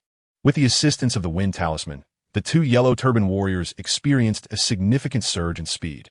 One yellow turban warrior spread its arms wide, disregarding Chun Xian's branch, intent on grappling his arm. The other followed closely, its hand ablaze with the Wind Talisman, fingers forming into a sword, thrusting forward. Piercing Wind. A meticulously executed thrust, utilizing a fingertip, was delivered with impeccable timing and speed. Excellent. Chun Xian could not help but express a hint of admiration. Though this thrust was still immature, it captivated him more than Bushio's soul skill. Yet, Chun Xian's demeanor shifted entirely. A crimson killing intent coiling around the branch as a flicker of sword light manifested, splitting into two, simultaneously targeting the two yellow turban warriors. Unbeknownst to Chun Xian, a black talisman had silently affixed itself to him, and at the moment the sword light erupted, his body faltered for an instant. The next moment, the sword light erupted, and the two yellow turban warriors exploded in midair, transforming into two dull golden talisman papers that drifted downwards. Chun Xian's expression briefly changed, for the interference of the talisman caused a slight deviation in his masterful control of the sword energy, resulting in him suffering a minor setback against the yellow turban warrior's counterattack. The wind howled as talismans flew from all directions. Wind Talisman Array. 365 7-foot wind blades erupted simultaneously, converging from all sides. When had the Wind Talisman appeared? Even Xin had not noticed. The concealed path technique. I never imagined I would witness this self-created soul skill again. I did not expect that Brother Bu's son could master the concealed path technique to this level at such a young age. Rongrong's distraction control method has yet to reach this point. Ning Fengji sighed, a hint of nostalgia crossing his face as his gaze fell upon Buxiao, who remained hidden in the periphery, lacking presence. The concealed path technique, this self-created soul skill, could be said to have been birthed under his watch. Created to counter the distraction control method of the Eye of the Eight Directions. I am as one with the sword. With a thunderous roar, Qinshin seemed to unleash a golden sun as countless streams of sword energy swirled around him. The myriad blades of wind in the sky shattered beneath the force of his sword aura, dissipating into gentle breezes. Behind him appeared an ancient, colossal sword, 2 meters long and half a foot wide, adorned with 2 yellow, 2 purple, and 5 black soul rings encircling its blade. This was the true manifestation of Qinshin's martial spirit. The 7 Killing Sword. Thank you for your guidance, Senior, Buxiao said, bowing respectfully. Qinshin replied with a calm demeanor. A loss is a loss. One must accept the outcome. Come with me. He shot into the sky, arriving at the sheer cliffs behind the 7 Treasure Glazed Tile School. Buxiao and Ning Fengji quickly followed suit. Grasping the 7 Killing Sword, Qinshin's gaze sharpened momentarily, and in the next instant, a tempest of sword energy erupted from him, transforming into a terrifying sword storm. 7 Killing True Body. Unity of man and sword. The 7th soul ring on Qinshin glimmered with astonishing brilliance as the sword energy converged, making his figure seem to merge with the 7 Killing Sword. A formidable pressure radiated, causing the flora of the entire mountain to tremble incessantly. A fierce wind erupted in the heavens, each gust sharp as if it were a blade. Ning Fengji and Douluos hastily summoned their spirit power to shield themselves. However, Buxiao refrained from using his spirit power, allowing the raging winds to tear at his skin, savoring the essence of sword intent that fused with the cosmos. Kill! Qinshin uttered a single word, and a radiant sword light, brilliant as the Milky Way, descended, grazing Buxiao's body and piercing into the mountainside. Buxiao felt the chill of the sword light pass closely by. His green robe fluttered without wind, and an aura of sharpness surged from him. As the mountain quaked and rocks flew, the power of the sword was earth-shattering, yet Buxiao's gaze had transcended the might of that blow. Within his dantian, the ever-shifting characters of his martial spirit began to solidify, a white character for sword radiating a subtle sword intent, coalescing into form. The 4th character, the character for sword, was born. This was the first time Buxiao comprehended the corresponding character without reaching the limits of his spirit power. Chapter 77. The broken soul spear Qinshin descended from the sky. The 7 Killing Sword had vanished, and he returned to his previous calm demeanor, as if the one who had executed that awe-inspiring strike was not he at all. His gaze fell upon Buxiao, who exuded sword intent, and a hint of admiration flickered in his eyes as he remarked, "This lad is quite impressive. His talent in swordsmanship is remarkable, and his martial spirit is commendable. With proper cultivation, he might replace my title and safeguard the 7 Treasure Glazed Tile School a century hence." Fengji, where did you find such a genius? Ning Fengji smiled. Buxiao is the son of Shizi Gongzi. He was entrusted by his father to seek Uncle Jian's assistance in comprehending the way of the sword. Is this the renowned Shizi Gongzi, known alongside you as the unparalleled 2 young masters? With such a pedigree, he is indeed worthy of Rongrong. It is a pity she is not in the sect. Otherwise, their union could ensure the prosperity of the 7 Treasure Glazed Tile School for centuries to come. A splendid tale. Qinshin's gaze grew more approving upon hearing Ning Fengji's words. Douluos Gu Rong snorted coldly. Qinshin, Rongrong is only 12. Why are you so eager to marry her off? This lad is indeed commendable, but seeking to wed our little princess is no simple task. What do you know? This boy is a descendant of Fengji's acquaintances, with a clean background, and his talent and strength are not inferior to ours. Given time, he is bound to become a title Douluos. A genius like him, complementing Rongrong, would not only make for a lovely tale, but also be advantageous for her. After all, A soul master of the Seven Treasure Glazed Tile School must eventually find a powerful battle soul master to rely upon. This lad is indeed a fine example. With looks, lineage, and talent all exemplary, he will surely attract women. It will be a pity for Rong to miss out, Qinshin asserted, genuinely pleased with Buxiao. At such a young age, he possesses this courage and strength. He is destined for greatness. Gu Rong interjected, I care not. Rong is my precious darling. If he wishes to marry her, he must first pass my trial. Old fool, stuck in your ways. Qinshin retorted. Old man, are you itching for a fight? Gu Rong shot back defiantly. Who is afraid of whom?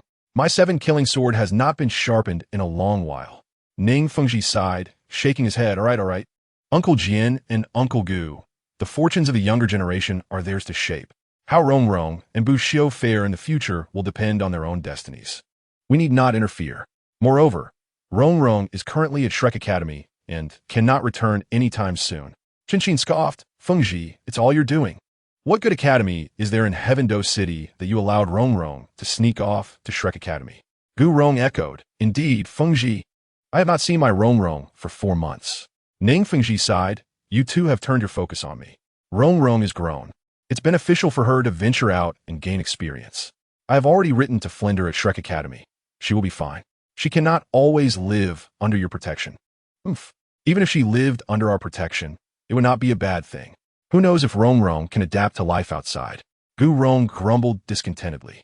As night fell, Buxiao awakened from his enlightenment, the sword character inscription now firmly established. A smile involuntarily graced his face. The sword character was akin to the power character he had once manifested. Upon its birth, it was extraordinary. Although Buxiao could not yet bestow soul rings upon the sword character, his power had nonetheless surged significantly. The young nephew finally awakens. Congratulations. Ning Fengji's voice resonated. Buxiao hurriedly bowed, saying, Thank you, Uncle Ning, and thank you, Sword Douluos, for your support. This is your own fortune, lad. Do you have a teacher? Qinshin inquired nonchalantly. Buxiao replied, I've been taught by my father since childhood.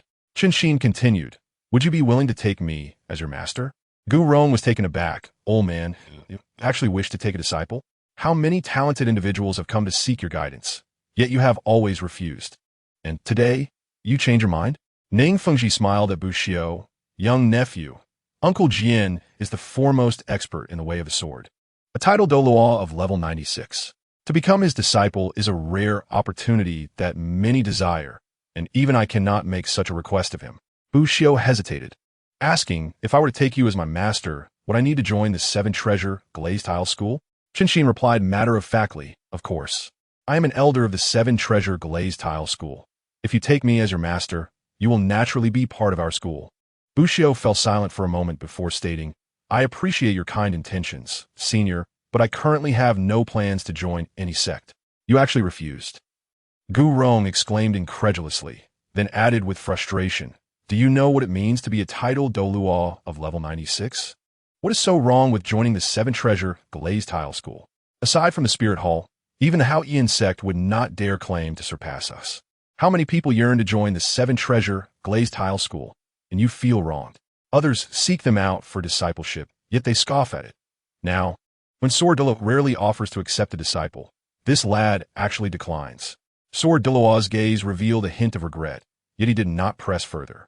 He knew that such impulses were rare, and what more could he promise? Ning Fengji sighed and remarked, Your demeanor is remarkably akin to that of your father in his youth. I once extended an invitation to him to join the 7 Treasures Glazed sect, but he too declined. Nevertheless, should you ever wish to join a sect in the future, the doors of the 7 Treasures Glazed sect will always be open to you. The night has grown late. My dear nephew, let us retire for the evening. Buxiao, feeling a tinge of guilt, responded, Uncle Ning, I'd apologize, but I truly do not wish to be bound by any faction at this moment.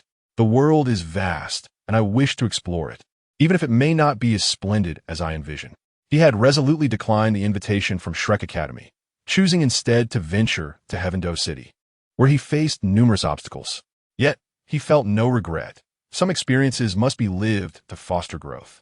Ning Fengji shook his head and said, What do you speak of? I shared a brotherly bond with your father, and regardless of whether you join the 7 Treasures Glazed sect, you are still my junior. You need not concern yourself with this matter. It is late. You should rest for the night, and tomorrow I will host you properly. Bushio replied, I have arranged to meet companions in Heaven Do City, and I have gained some insights today from the Sword Douluos teachings. I wish to validate my understanding at the Heaven Do Great Spirit Arena. Ning Fengji responded, in that case, I shall not insist further. Whenever you have the time, do visit the Seven Treasures Glazed Sect again. I would like to extend my hospitality as your uncle. I shall have Long Fei accompany you. Ning Fengji summoned Long Fei, and together they departed from the Seven Treasures Glazed Sect. As they approached Heaven Do City, Bushio said, Long Fei, you may leave me here. Long Fei smiled and replied, Brother Bu, you do not understand why the sect master asked me to escort you. Heaven Do City is the imperial city. While there are no curfews in the outer city, not everyone can freely enter. I carry a hand token from the Seven Treasures Glazed Sect, which allows me to escort you within the city.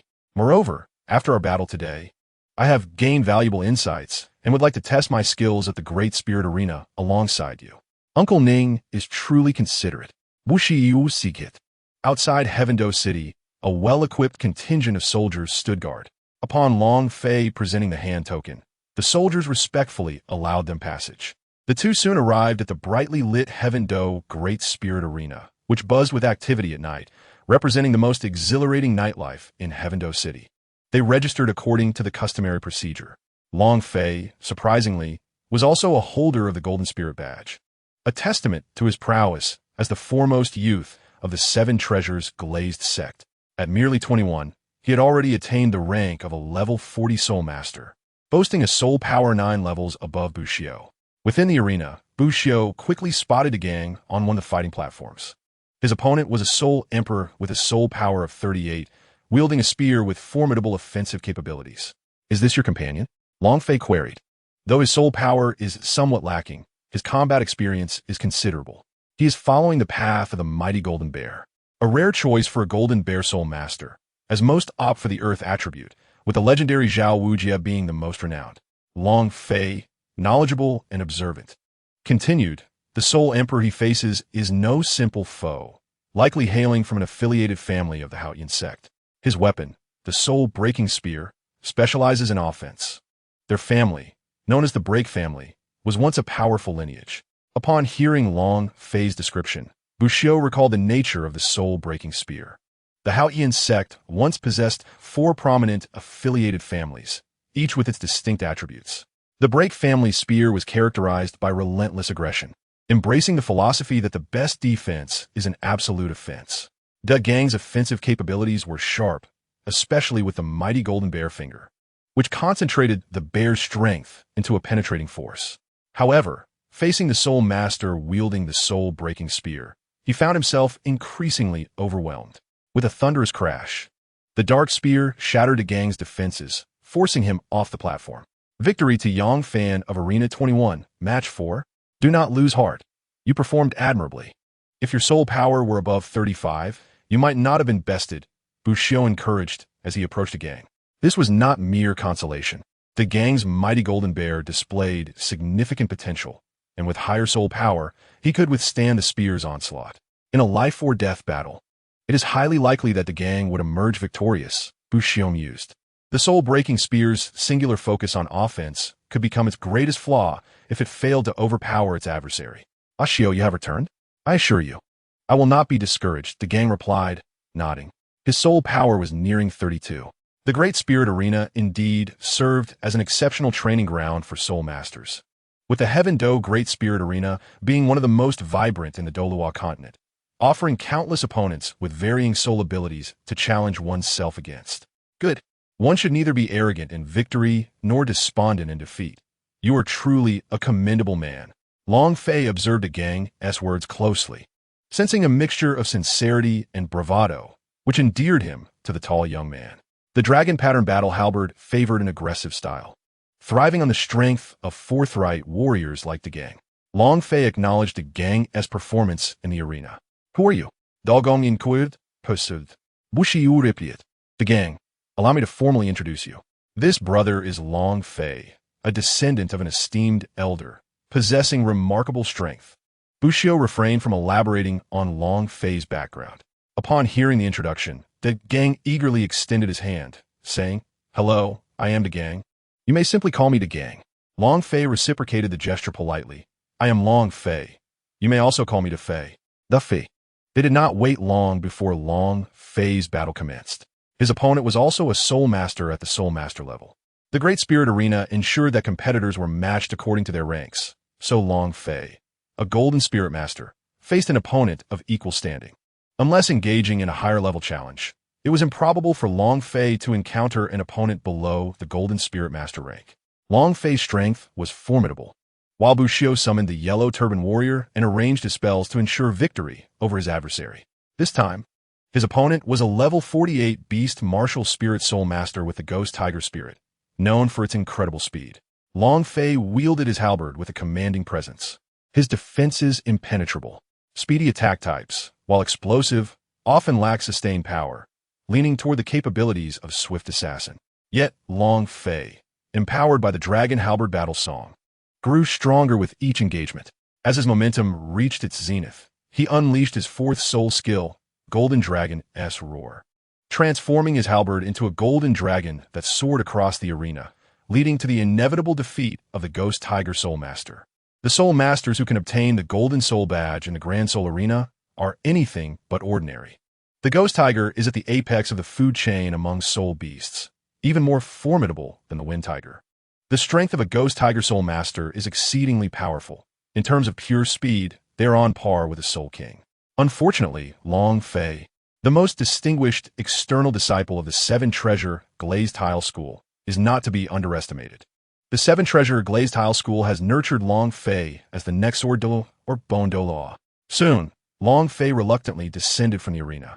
The Long Halberd Battle Song grew stronger with each confrontation, yet Long Fei, possessing this soul skill, is equally a combative individual.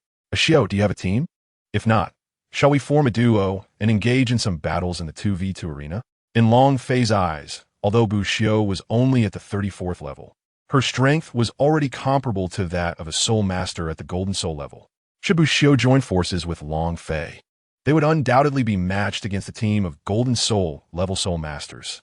Bushio shook her head, revealing her Golden Soul Badge, inscribed with the character for Turtle. The Turtle team?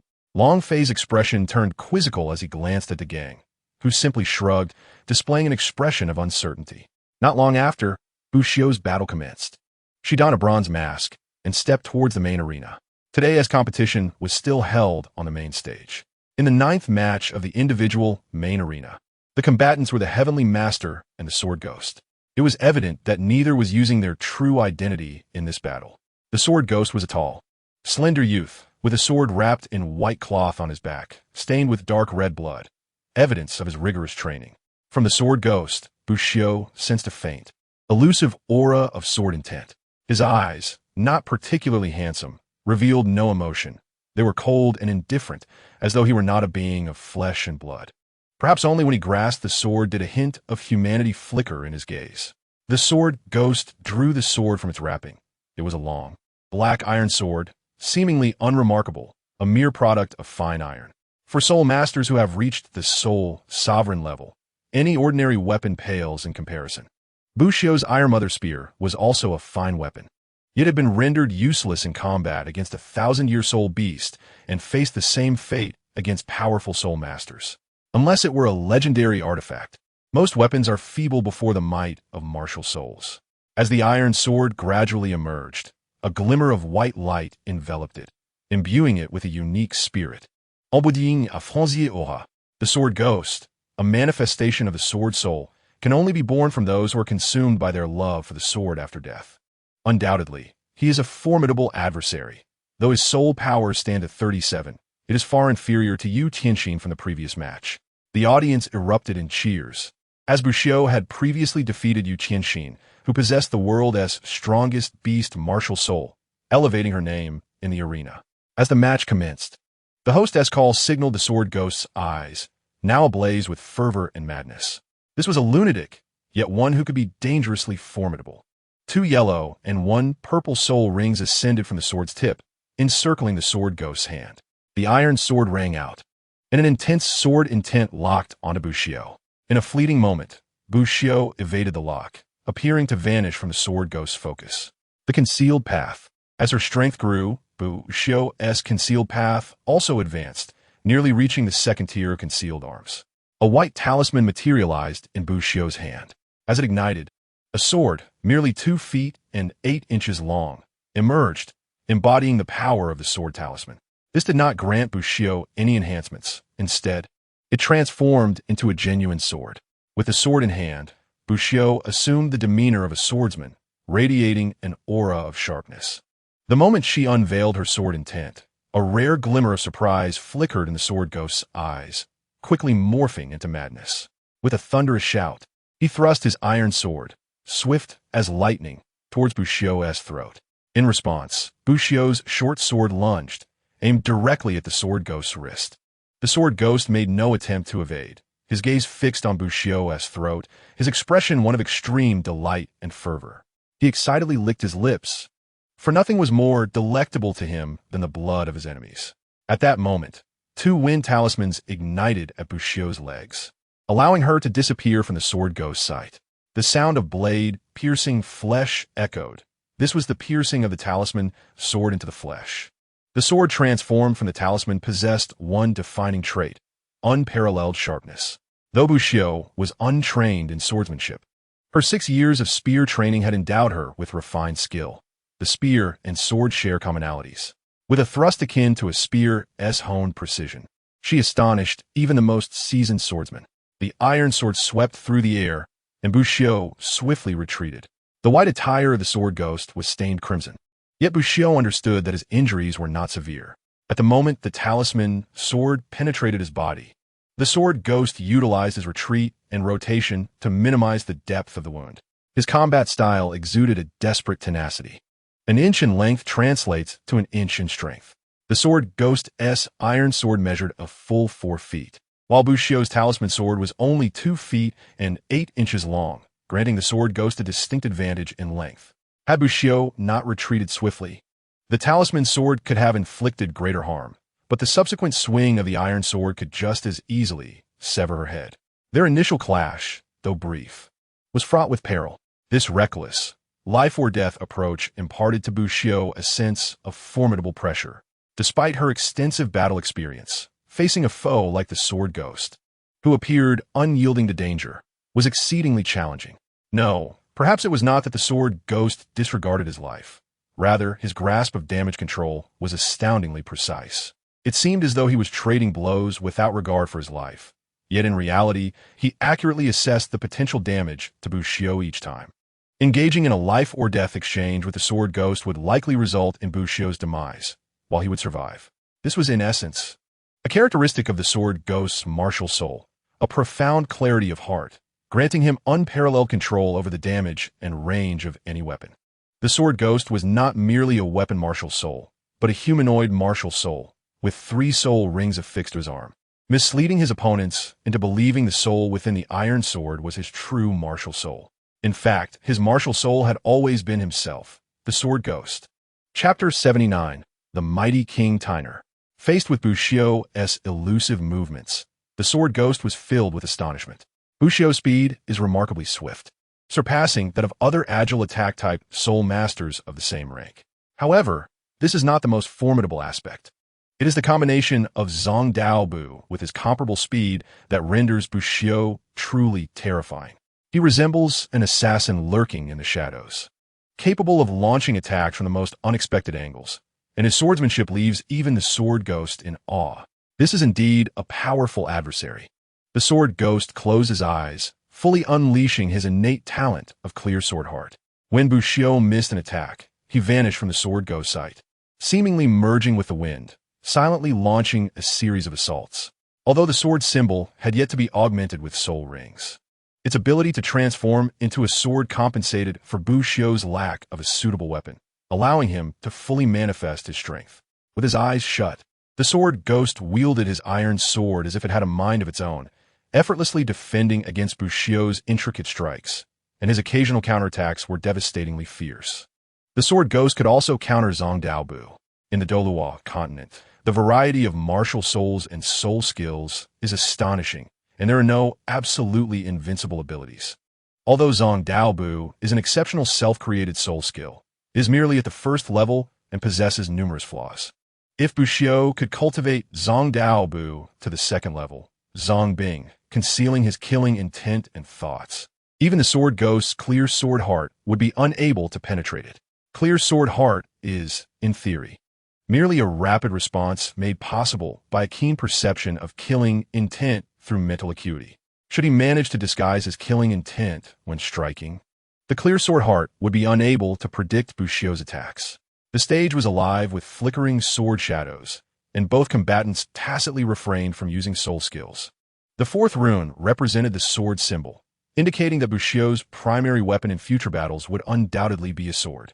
The sword and spear, after all, are distinct. The sword demands greater proficiency from its wielder.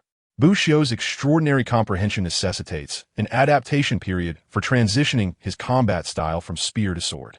Today's duel with a master of Clear Sword Heart, like the Sword Ghost, serves as an opportune moment for Buxiu to familiarize himself with the offensive techniques of the sword. For the Sword Ghost, who is enamored with the sword, having a swordsman of equal caliber to hone his skills is a rare opportunity. To the spectators, this competition devoid of soul skills, filled with flashing blades and the thrill of danger, elicited fervent applause and cheers. Backstage at the Grand Soul Arena, the person in charge observed Buxiu's battle against the Sword Ghost, holding data on each of Buxiu's fights since joining the arena. This celestial master is a born star of the arena. Arrangements must be made for every battle he participates in to be held in the main soul fighting area. The official remarked to the staff, "There exist certain soul masters who are inherently stars in competitions. Their combat styles invariably draw attention. Soul masters are, by nature, stars pursued by countless admirers. This is especially true in the Grand Soul Arena, where the potential for success in creating stars is heightened. Each soul fighting star can bring substantial profits to the arena."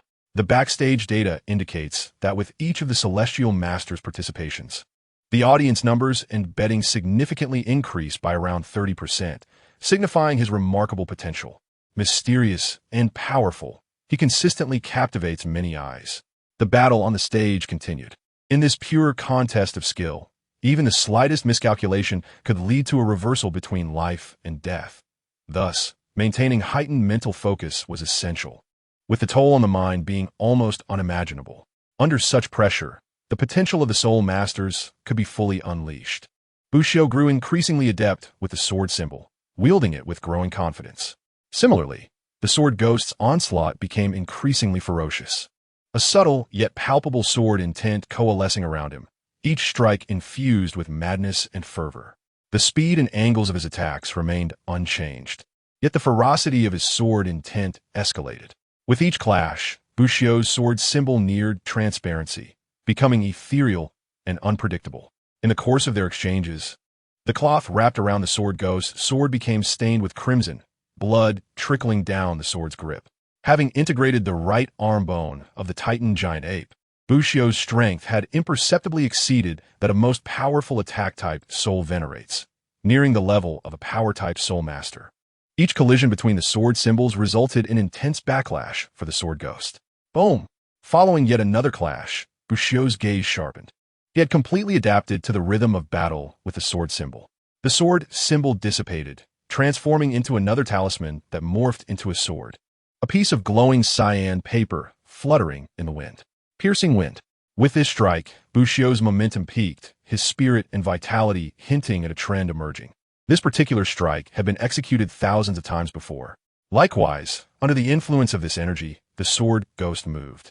3 soul rings shimmered successively as he transformed into a beam of sword light, merging with his sword and colliding with Buxiu in an instant. Boom! Sword energy erupted, and on the arena, fissures extended from the two combatants. In the next moment, both retreated simultaneously. Buxiu's complexion paled, and he rarely expelled a mouthful of fresh blood, his sword symbol disintegrating into charred paper that danced away in the breeze, yet his arm remained steady. With a slight bow, he remarked, "Thank you." Had it not been for this battle with the Sword Ghost, he would have needed at least a month or 2 of practice to fully adapt to the sword symbol. Wow! The Sword Ghost spat out a considerable amount of blood, collapsing to one knee, barely supporting himself with his iron sword, though his hand trembled violently. In pure swordsmanship, the Sword Ghost had not lost. He had even surpassed Buxiu. However, With Bushiro's 3 breakthroughs to the limit with his merging soul rings and a soul bone born from a 100,000-year soul beast, he had far surpassed his peers in terms of physical prowess. Under the same backlash, Bushiro merely experienced boiling blood and light injuries, while the sword ghost could no longer stand. This disparity in foundation had little to do with technique or battle spirit. Yet it is precisely this foundational gap that is the most challenging to bridge. I concede, the sword ghost's face bore a tinge of bitterness as he rose, unsteadily making his way off the stage. Applause erupted from the audience, both for the sword ghost and for Bushiro. This marked Bushiro's second battle in the Grand Soul Arena and his second match since achieving the Golden Soul Badge. After receiving 100 gold coins for his victory, Bushiro departed the arena with the gang and Long Fei. Today had indeed been a fulfilling day, from the 7-treasure glazed tile school to the Grand Soul Arena. The gang rented a small courtyard in Tiando City for 20 gold coins a month, with a deposit of 1 in 3 payments. While Long Fei planned to return to the 7-treasure glazed tile school, the school's mountain gate is not far from Tiando City, and for a soul master like Long Fei, the journey back would not take long. The identity of a disciple from the 7-treasure glazed tile school allows them to bypass the city gate's restrictions. Within the entire Tiando Empire, disciples of the 7-treasure glazed tile school are considered quite special. However, the 3 individuals were unable to return home successfully. At the entrance of the Great Soul Arena, a group of people blocked Bushiro and his companions. Among them were Tai Long and others, who had previously clashed with Bushiro. Beside Tai Long stood a middle-aged man, even larger than Tai Long, who bore a striking resemblance to him, with a face full of ruggedness and muscles rippling beneath his clothing. Bushiro was taken aback to discover that Tai Long had indeed summoned his father. Douluos' gaze fell upon Dagong as he inquired, "Is it you, this little rascal, who harmed my son?" In truth, Tai Long's injuries were not severe, and he cared little for the honor of the Blue Tyrant Academy. Douluos had merely come to assist Tai Long in seeking revenge, while simultaneously observing the might of this power-type soul master who had managed to defeat Tai Long despite being of a lower rank. Upon seeing Dagong, Douluos felt a sense of satisfaction. Dagong's tall stature and well-built physique suggested he was a promising prospect. If he could be recruited into their family, it would undoubtedly strengthen their lineage. It was indeed I who struck him, but the Great Soul Arena has its rules. Once the match concludes, all grudges are to be set aside. Are you truly intending to violate the rules of the arena? Although Dagong was simple-minded, he was aware that this middle-aged man was not to be trifled with. Douluos laughed, saying, "I am not here because of the battle at the Great Soul Arena. You have insulted my son's academy, and today I am here to teach you a lesson on behalf of the Blue Tyrant Academy. Even the arena cannot dispute that. You little rascal, do not accuse me of bullying the weak. Come, the 3 of you can face me together. I, the mighty King Douluos, stand by my word. If you can defeat me, we shall erase this grudge. If you lose, you will all join my family."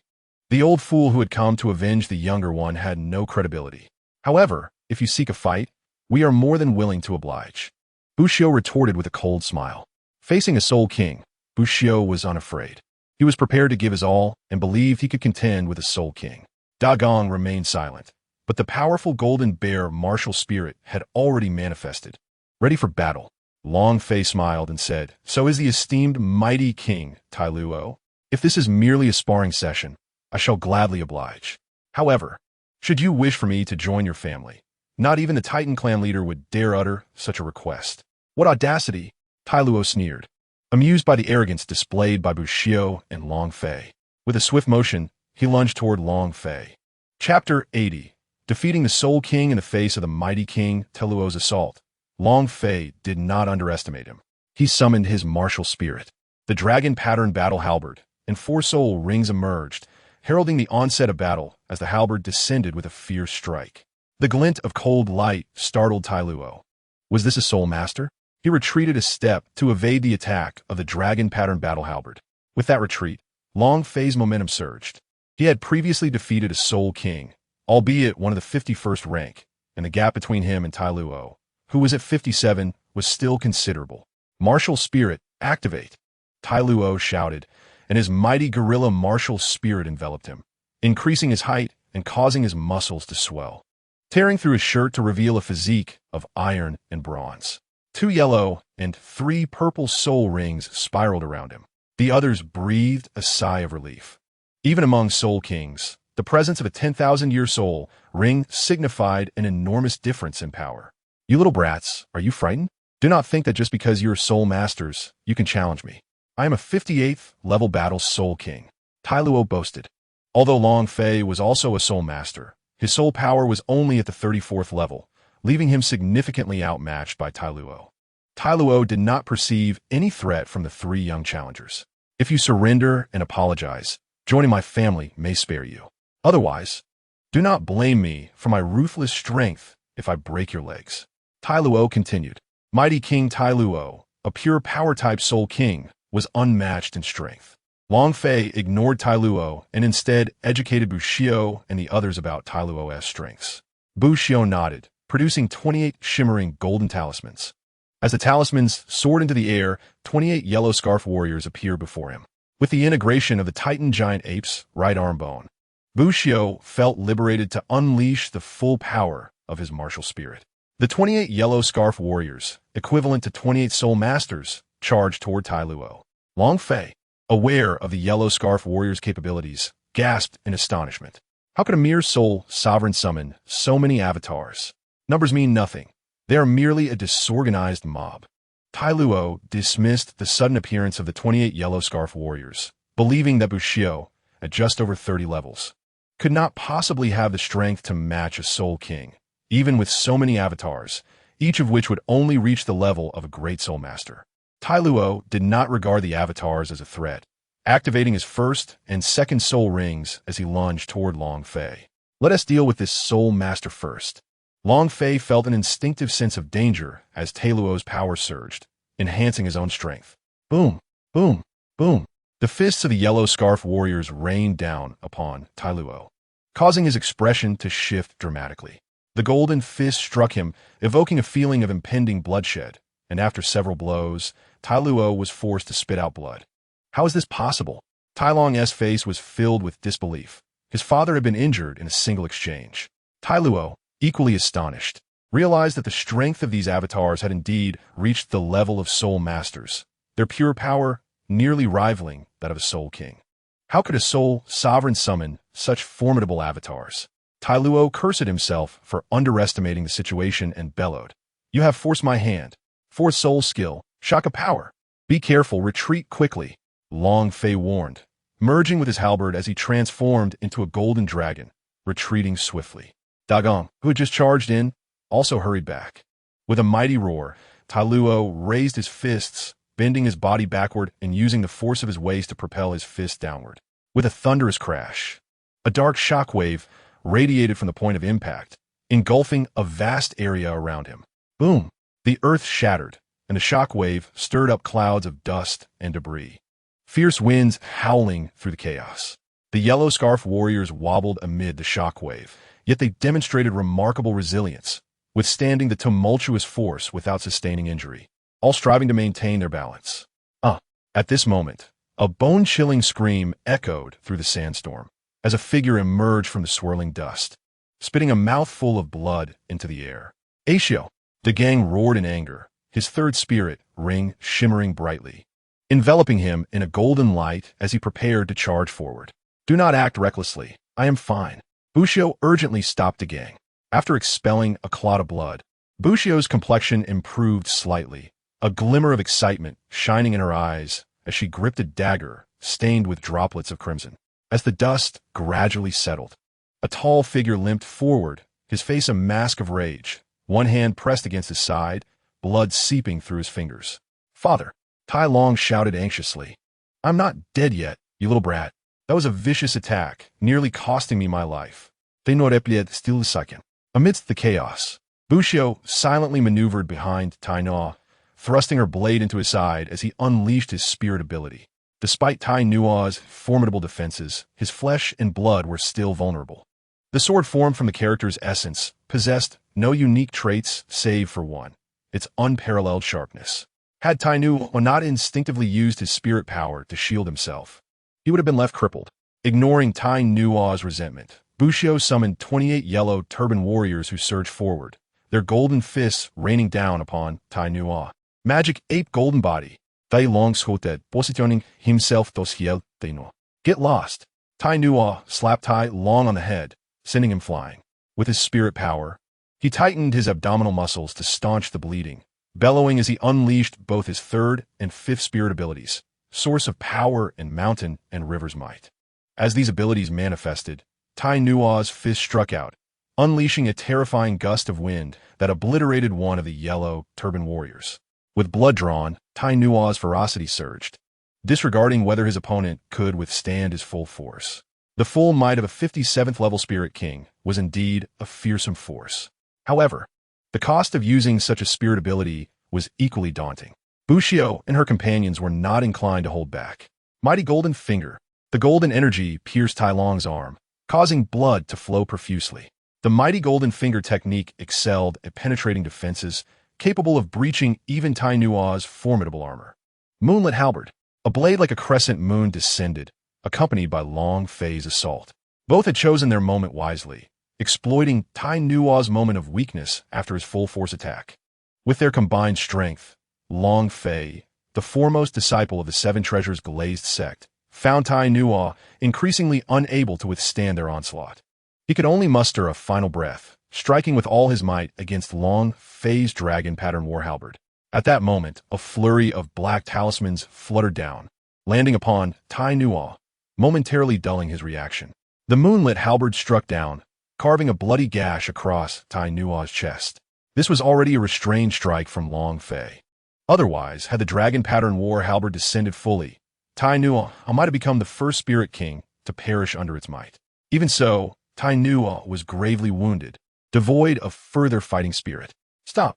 Tai Long's eyes reddened with guilt as he stepped protectively in front of Tai Nua, forgetting the disparity between him and Bushio. I am sorry, it was my fault. I should not have provoked you, but my father is gravely injured now. I beg you, spare him. A glint of cold resolve flashed in Bushio's eyes. Her previous moment of mercy had nearly led to her demise at the jaws of Titan Great Ape in the Stardow Forest. The Li clan was notorious for protecting their own, and it was inevitable that they would become subordinates of Tang San if Xiao Wu sought revenge. Just as Bushio resolved to strike, Long Fei intervened, quietly advising Tai Nua, the father of the mighty king Tai Nua, is an 8-ring spirit Ba, specializing in strength. His physical prowess rivaling that of Tidal Douluos. Even the sect master holds him in considerable regard, and he is known for his fierce protection of kin. The Li clan's strength is not to be underestimated, and the 4 great clans are interconnected. I do not wish to offend the Li clan. Tai Nua is a key figure in the Li clan. If he were to perish here, the Li clan, along with the 4 great families, would inevitably seek vengeance against the 7 Treasures Glazed sect. Although the sect is not fearful of the 4 great clans, it does not seek unnecessary enmity. Bushio glanced at Long Fei, nodding in understanding. His current strength was indeed slightly lacking, and with Long Fei's intervention, it was impossible for him to kill Tai Nua or Tai Long without resorting to the Titan transformation. Leave now. There's a limit to tolerance. This is the 2nd time. If you dare to trouble me again. A flash of cold ruthlessness crossed Bushio's eyes. I, Bushio, will hunt you down from afar. Long Fei cast a calm glance at Tai Nua and stated, We are members of the 7 Treasures Glazed sect. If you wish to seek trouble, you are welcome to come to our sect. Chapter 81. Retribution from Bushio, the 7 Treasures Glazed sect.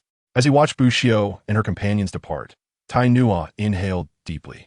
I never expected them to be from the 7 Treasures Glazed sect. This time, I truly feel like a mute eating bitter gourd, unable to voice my suffering. With a wry smile, Tai Nua turned to Tai Long, unable to suppress his frustration. It's all your fault, you little brat. You should have inquired about their background before provoking them. Do you think we can afford to offend the 7 Treasures Glazed sect? But father, you didn't investigate their background either. Tai Long murmured defensively. What did you say, you little brat? Tai Nua raised his hand to reprimand Tai Long, but the movement caused him to wince in pain from his injury. Those 7 Treasures Glazed sect kids are truly ruthless. My side nearly got punctured. Listen closely. When we return, keep your mouth shut. If your grandfather finds out, given his temperament, he will not let this go easily. Those kids are not to be trifled with. If it weren't for the one who wielded the halberd stopping the other, we might not have made it back alive today. Tai Nuo felt the genuine killing intent emanating from Bushio.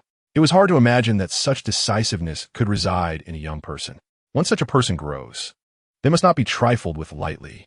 Moreover, Bushio and her companions were backed by the Seven Treasures Glazed sect, which in the years the Haotian sect had gone silent, had begun to emerge as a formidable force in the world. The Li clan's current predicament was precarious. If they further offended the Seven Treasures Glazed sect, the consequences would be dire. Tai Long completely understood his father's words, feeling a sense of relief wash over him. So they were prodigies cultivated by the Seven Treasures Glazed sect. This explained their immense power. Supported by Tai Long, the two father and son limped away.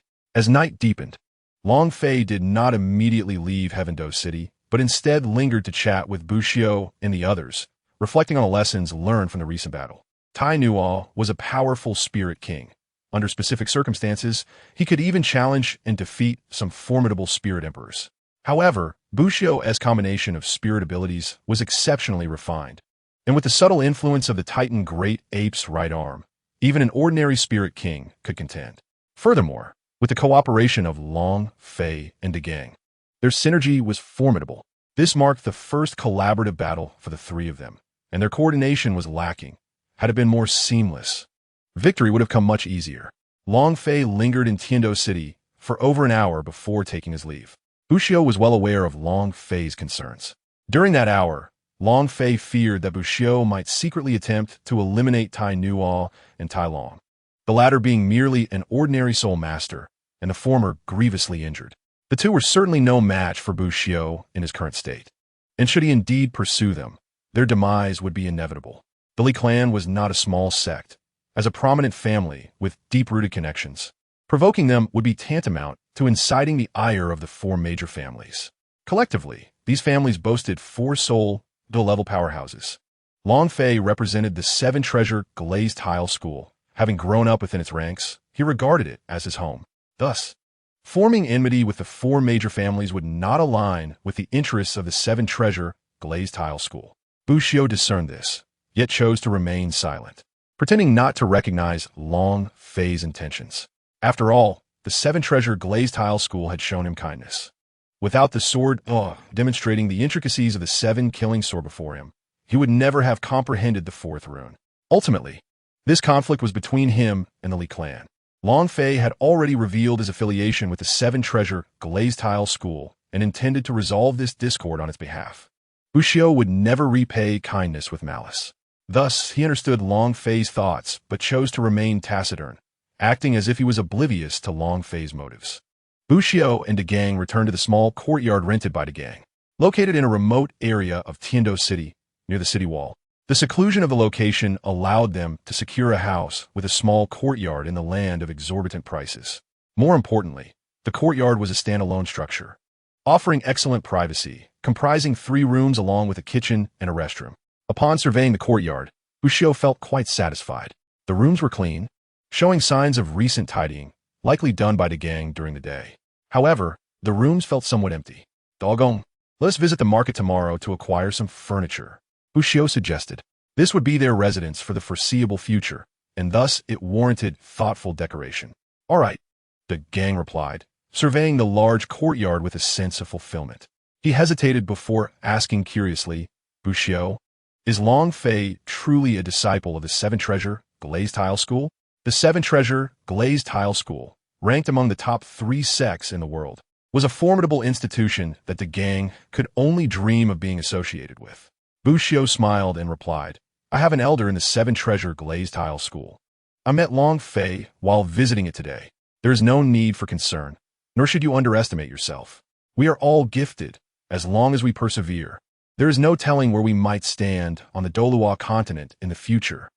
Doggone, Harling from humble origins, felt a twinge of inferiority in the presence of a disciple from such a prestigious sect. He nodded vigorously and headed toward a room on the left, stating, Then I shall return to my training. I feel I am on the verge of a breakthrough. The gang had been stuck at rank 31 for over 3 months, but a series of intense battles had brought him to the brink of advancement. Bushio returned to the central room, summoning a series of strength talismans into his hands and continuously infusing them with soul power. Unlike the wind and stealth talismans, Strength talismans could be reused multiple times. As long as the yellow turban warrior still drew breath, it could transform back into a strength talisman, requiring only a replenishment of the corresponding soul power to be reused. Today, Bushio had utilized 30 strength talismans, with one of the yellow turban warriors perishing at Tai Nua's hands, leaving him with 29. Aside from the 2 strength talismans expended during his battle with Long Fei, which required Bushio to replenish with 70% of his soul power. The remaining ones could be restored with merely 10%. As the night passed, all 28 strength talismans had fully recovered. With these talismans at his disposal, he felt confident even against the Soul King. The gang continued his training, as breaking through one soul power was not a simple feat. Bushio ventured out of the courtyard, intending to visit the market to purchase some furniture. However, before that, he had another matter to attend to. Bushio was not one to be magnanimous. On the contrary, he harbored a measure of vindictiveness. In the Star-Do Great Forest, Xiao Wu had summoned the Titan giant ape, nearly costing him his life, a grievance he could not overlook. And as long as Xiao Wu lived in the human realm, avenging this slight would be quite feasible. At the prince's manor, in the entire Tiando Empire, there was only one prince, the younger brother of the current emperor Xie, known as Prince Xuexing. The prince's manor was lavishly decorated, featuring pavilions, flowing water, and picturesque scenery.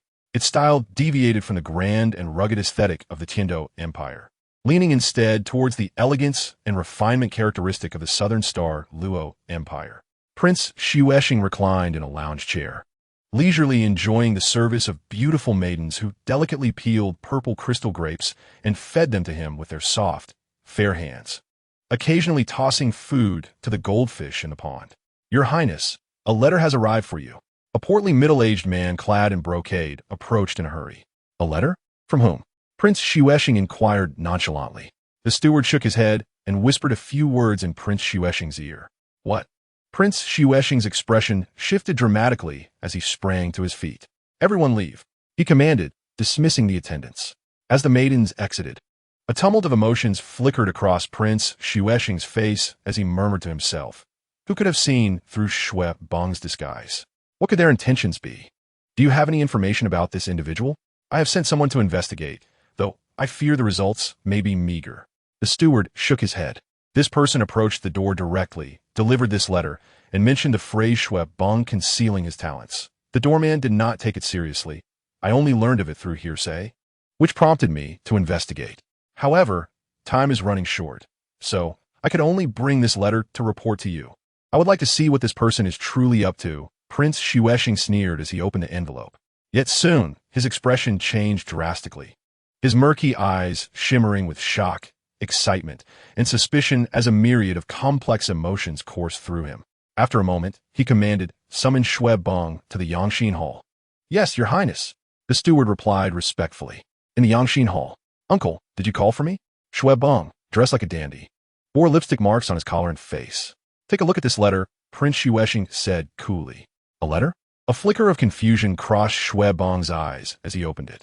His initial bewilderment quickly transformed into astonishment. "Uncle, where did you obtain this letter? Is the information accurate?" "I do not know," Prince Xuexing replied, shaking his head as he recounted the events. "What do you think of this matter?" Shui Bong sneered. "This person is lurking in the shadows. They likely harbor ill intentions. Could it be a test from the Crown Prince?" Prince Xuexing queried. "That possibility cannot be dismissed, but it seems unlikely." The avalanche promptly dismissed the conjectures of Xuexing, stating that a 100,000-year soul beast would undoubtedly yield a soul bone and a 100,000-year soul ring, thus enabling the cultivation of an invincible title de law. If my elder brother had acquired the news of a 100,000-year soul beast, particularly one that was utterly defenseless, he would not engage in such superfluous actions when he could directly cultivate a title de law without the need for any cunning schemes. Chapter 82. The arrival of the poison Douluos, however, it was clear that the opposing party harbored ill intentions. A 100,000-year soul beast is no ordinary creature, especially one that has taken on human form, albeit in its weakest state. Its soul rings and soul bones are treasures that would entice even the most seasoned title Douluos. No soul master could resist such a lure. Even Prince Xuexing found it difficult to maintain his composure upon hearing this news. Should they manage to obtain the soul bone from the 100,000-year soul beast, even if the soul ring could not be absorbed by an ordinary person.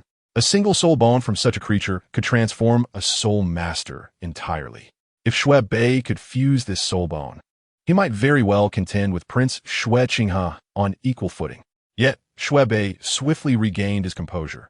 Years of restraint had honed his intellect to a formidable degree. As we know, 100,000-year soul beast represents an irresistible temptation for any soul master. Given this, why would the informant not conceal this information and secretly hunt the beast instead? Why reveal it to us so overtly? I suspect that while the news may be true, it is undoubtedly fraught with traps. There is a significant possibility that other powerful or dangerous entities guard this 100,000-year soul beast. Perhaps its protector or top-tier individuals seeking to seize the opportunities associated with it.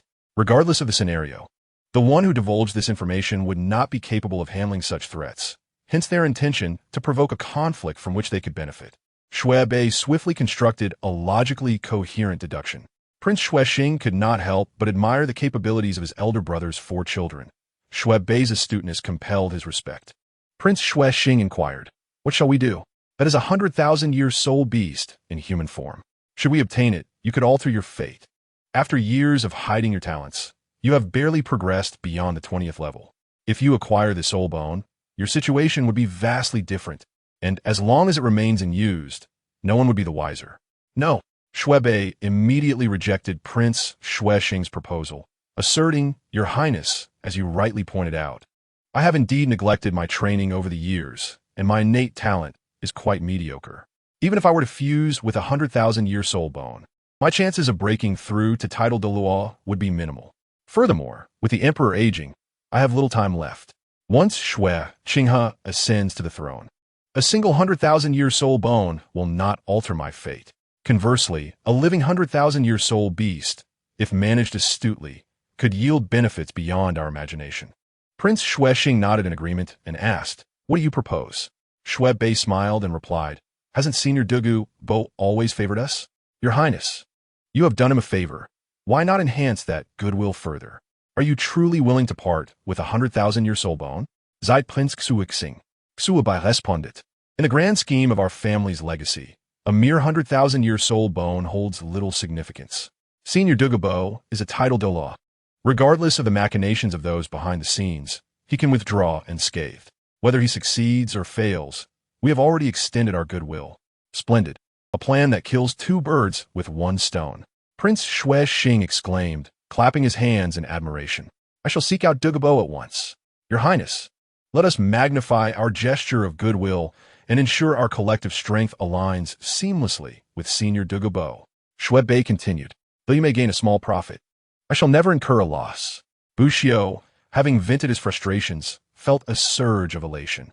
The allure of a defenseless 100,000-year soul beast is not something everyone can resist, especially for Xue Bei and his companions. The news of Xiao Wu might represent their last chance in a dire situation. Once Xue Bei's interest was piqued, regardless of his choices, Bu Xiu would emerge unscathed. The conflict between Xue Bei and Tang San, irrespective of the outcome, was something Bu Xiu eagerly anticipated. Both sides were enemies of Bu Xiu. With dogs biting dogs, he would relish the chaos, regardless of who prevailed. Moreover, with Tang San's obsession with protecting his sister, should Xue Bei take action, reconciliation would be impossible. Despite Tang Hao's protection, even if Xue Bei dispatched Douluos, he might not be able to eliminate Xiao Wu. However, he could certainly create trouble for her and settle scores with the Stardow Forest. In this world, Bu Xiu sought only to earnestly cultivate and enjoy life. Yet, should anyone cross him, he would not allow them peace. With a renewed spirit, Bu Xiu strolled down the street, soon acquiring a bag of local delicacies to savor. Setting aside hatred, only the pleasures of gourmet food were worth pursuing. At Shrek Academy, the master arrived as expected, and under his tutelage, the Shrek 7 began their first phase of specialized training. As a result, their bonds grew stronger. Dai Mubai, Ma Hongjun, and Oscar finally enjoyed a reprieve for Bu Xiu's overwhelming presence, which had loomed over them like a mountain during their time in Soto City. Outside Shrek Academy, an unexpected guest had already arrived. It was an elderly man, tall and slender, with hair and beard as white as snow. His disheveled hair framed sunken cheeks. and his expression was rigid, yet his emerald green eyes gleamed intensely as they fixated on the approaching Shrek 7, particularly on Xiao Wu. Xuexing had indeed spoken the truth. It truly was 100,000-year soul beast in human form. Shrek Academy? How could this mere academy stand against me? The visitor was none other than the renowned title Douluos, Douluos. In a flash, Douluos appeared before the Shrek 7. Elders, what brings you here? They inquired, halting in their tracks, exhausted. Only Tang San remained with enough strength to shield Xiao Wu, sensing that this individual was here for her. Douluos' gaze remained fixed on Xiao Wu, who trembled with fear. Get out of my way. He snapped impatiently, unleashing a wave of energy that sent Tang San flying, causing him to spit blood and turn pale. Yet, simultaneously, a flurry of icy light surged toward Douluos. He scoffed, and a layer of emerald green poison enveloped him, disintegrating the incoming steel needles. Ignoring everyone else, he advanced step by step toward Xiao Wu. Xiao San, Brother San. The other members of the Shrek 7 cried out, caught off guard by the sudden turn of events, leaving them no time to react. White Tiger transformation. Upon regaining his senses, Dai Mubai bellowed loudly and was the first to charge at Douluos. Casting a glance at Ma Hongjun, Shadow Piercer, Zhu Zhuqing also launched her attack. The 7 treasures are renowned. The first is strength, the second is speed. Ning Rongrong summoned the 7 treasures glazed tower, its radiant light enveloping Dai Mubai and Zhu Zhuqing. Yet in mere moments, all 3 were sent hurtling backwards. The disparity in strength between them and Douluos was insurmountable. Upon noticing Ning Rongrong's 7 treasures glazed tower, Douluos had restrained some of his power. Otherwise, Dai Mubai and Zhu Zhuqing would have been incapacitated. Phoenix in flames, Phoenix Fireline. Ma Hongjun shouted, igniting both of his soul rings. But rather than directing them at Douluos, he unleashed them into the sky. They understood that their adversary was far too formidable for them to contend with. This was Shrek Academy, and they could only strive to attract the attention of the Academy's teachers. Who would dare to wreak havoc in Shrek Academy? From afar, a long howl echoed as Zhao Wujia swiftly approached, 7 soul rings shimmering upon his form, a golden palm imprint slicing through the air. Mighty golden palm, 7 rings? A mere small Shrek Academy conceals a soul sage. However, a soul sage is still not enough to impede me. Douluos sneered, observing as the mighty golden palm dissolved before reaching him. One by one, soul rings ascended from Douluos' body. Upon witnessing the 9 soul rings adorning Douluos, Xiao Wu's eyes filled with despair. 9 soul rings? Are you truly a title Douluos? Zhao Wujia's expression darkened. A title Douluos had come to their doorstep. I do not know what grievances these youngsters have caused you, Your Excellency, but I implore you to show leniency, considering their ignorance. I apologize on their behalf. A title Douluos could not be defeated by the entirety of Shrek Academy. The sound of howling came from a distance, as the teachers of Shrek Academy arrived. A flicker of surprise crossed Douluos' eyes as he remarked, Shrek Academy, despite its modest size, indeed harbors exceptional talents. However, today I intend to take this soul beast, and no one can stop me. Soul beast? Senior, have you made a mistake? Shrek Academy does not harbor any soul beasts. Zhao Wujia questioned in confusion. The Master's eyes glinted with insight as he interjected, Senior, you reek of blood. You must be the poison Douluos. Have you erred? Shrek Academy indeed lacks any soul beasts. I am Yu Xiaojiang of the Blue Lightning Tyrant Dragon Clan. I beseech you to show mercy. Yu Xiaojiang, I am familiar with you. You are the discarded son of the Blue Lightning Tyrant Dragon Clan. Do not think that just because you are a discarded son, I would spare you. Even if the elder dragon of your clan were here, I would not relent, Douluos retorted with a cold laugh. Tang San seethed with rage, unable to tolerate the insult to his teacher and the threat to Xiao Wu, even if Douluos was a title Douluos. However, what followed next plunged him into despair. Are you not renowned as the foremost theoretical scholar? Surely, you cannot be unaware that 100,000-year soul beast can transform into a human? This young girl is the embodiment of a 100,000-year soul beast. Do you, a mere wastrel, covet the soul bone she possesses? Chapter 83. The end of the poison Douluos, a 100,000-year soul beast transformed into a human. The crowd was filled with disbelief, all eyes fixated on Xiao Wu. Her body trembled. Xiao Wu, so you are not human. No wonder the Titan giant ape took you and returned you unharmed. while inexplicably, you gained another soul ring. Zhao Wujia's mind raced back to the events in the Star Do Great Forest. The Titan giant ape, a king residing deep within the Star Do Great Forest, had unexpectedly appeared at its fringes, abducting only Xiao Wu while allowing the others to escape unscathed. Everything fell into place. The Shrek Seven looked at Xiao Wu with strange expressions, having recalled their experiences in the Star Do Great Forest. Who could have imagined that the one they spent every day with was not human? The master sighed, about to speak, but Flinder stepped forward, declaring no. Tang San shouted, instinctively shielding Xiao Wu behind him, stating, Xiao Wu is my sister. No one can harm her unless they step over my corpse. Tang San, come back. Xiao Wu is merely a soul beast. She is not human. She has been deceiving you, Flinder urged urgently. I do not care whether Xiao Wu is human or not. She is my sister. Tang San's eyes burned with determination. Third brother, let me go. I have been deceiving you. My presence was merely to utilize you. Now that you're no longer of use, you need not concern yourself with me. They speak the truth. I am merely a soul beast, Xiao Wu spoke desolately. Third brother, I support you. Regardless of her nature, Xiao Wu is our companion. Do you not remember our promise to never abandon or give up on one another? Ning Rongrong declared. Ning Rongrong is correct. We stand by you. Third brother, Oscar added. Never abandon, never give up. Zhu Zhuqing's icy facade also echoed those 6 words. Dai Mubai and Ma Hongjun stepped forward as well. Stubborn fools. Dugibo scoffed, lunging towards Tang San. Wait, Dugibo, the one behind Tang San is beyond your reach. Should anything happen to him, you will regret it, the master interjected hastily. Even if Xiao Wu were to be captured, Tang San was his disciple, his sole hope. He could not allow any harm to come to him. There is no one in this world who can intimidate me. Dugibo, he sneered. Is that so? A cold voice resonated. Upon hearing this voice, the master, Flinder, and the others exhaled in relief. They were safe now. Who is it? Dugibo's expression shifted slightly. Dugibo, step out and reveal yourself. The voice commanded icily.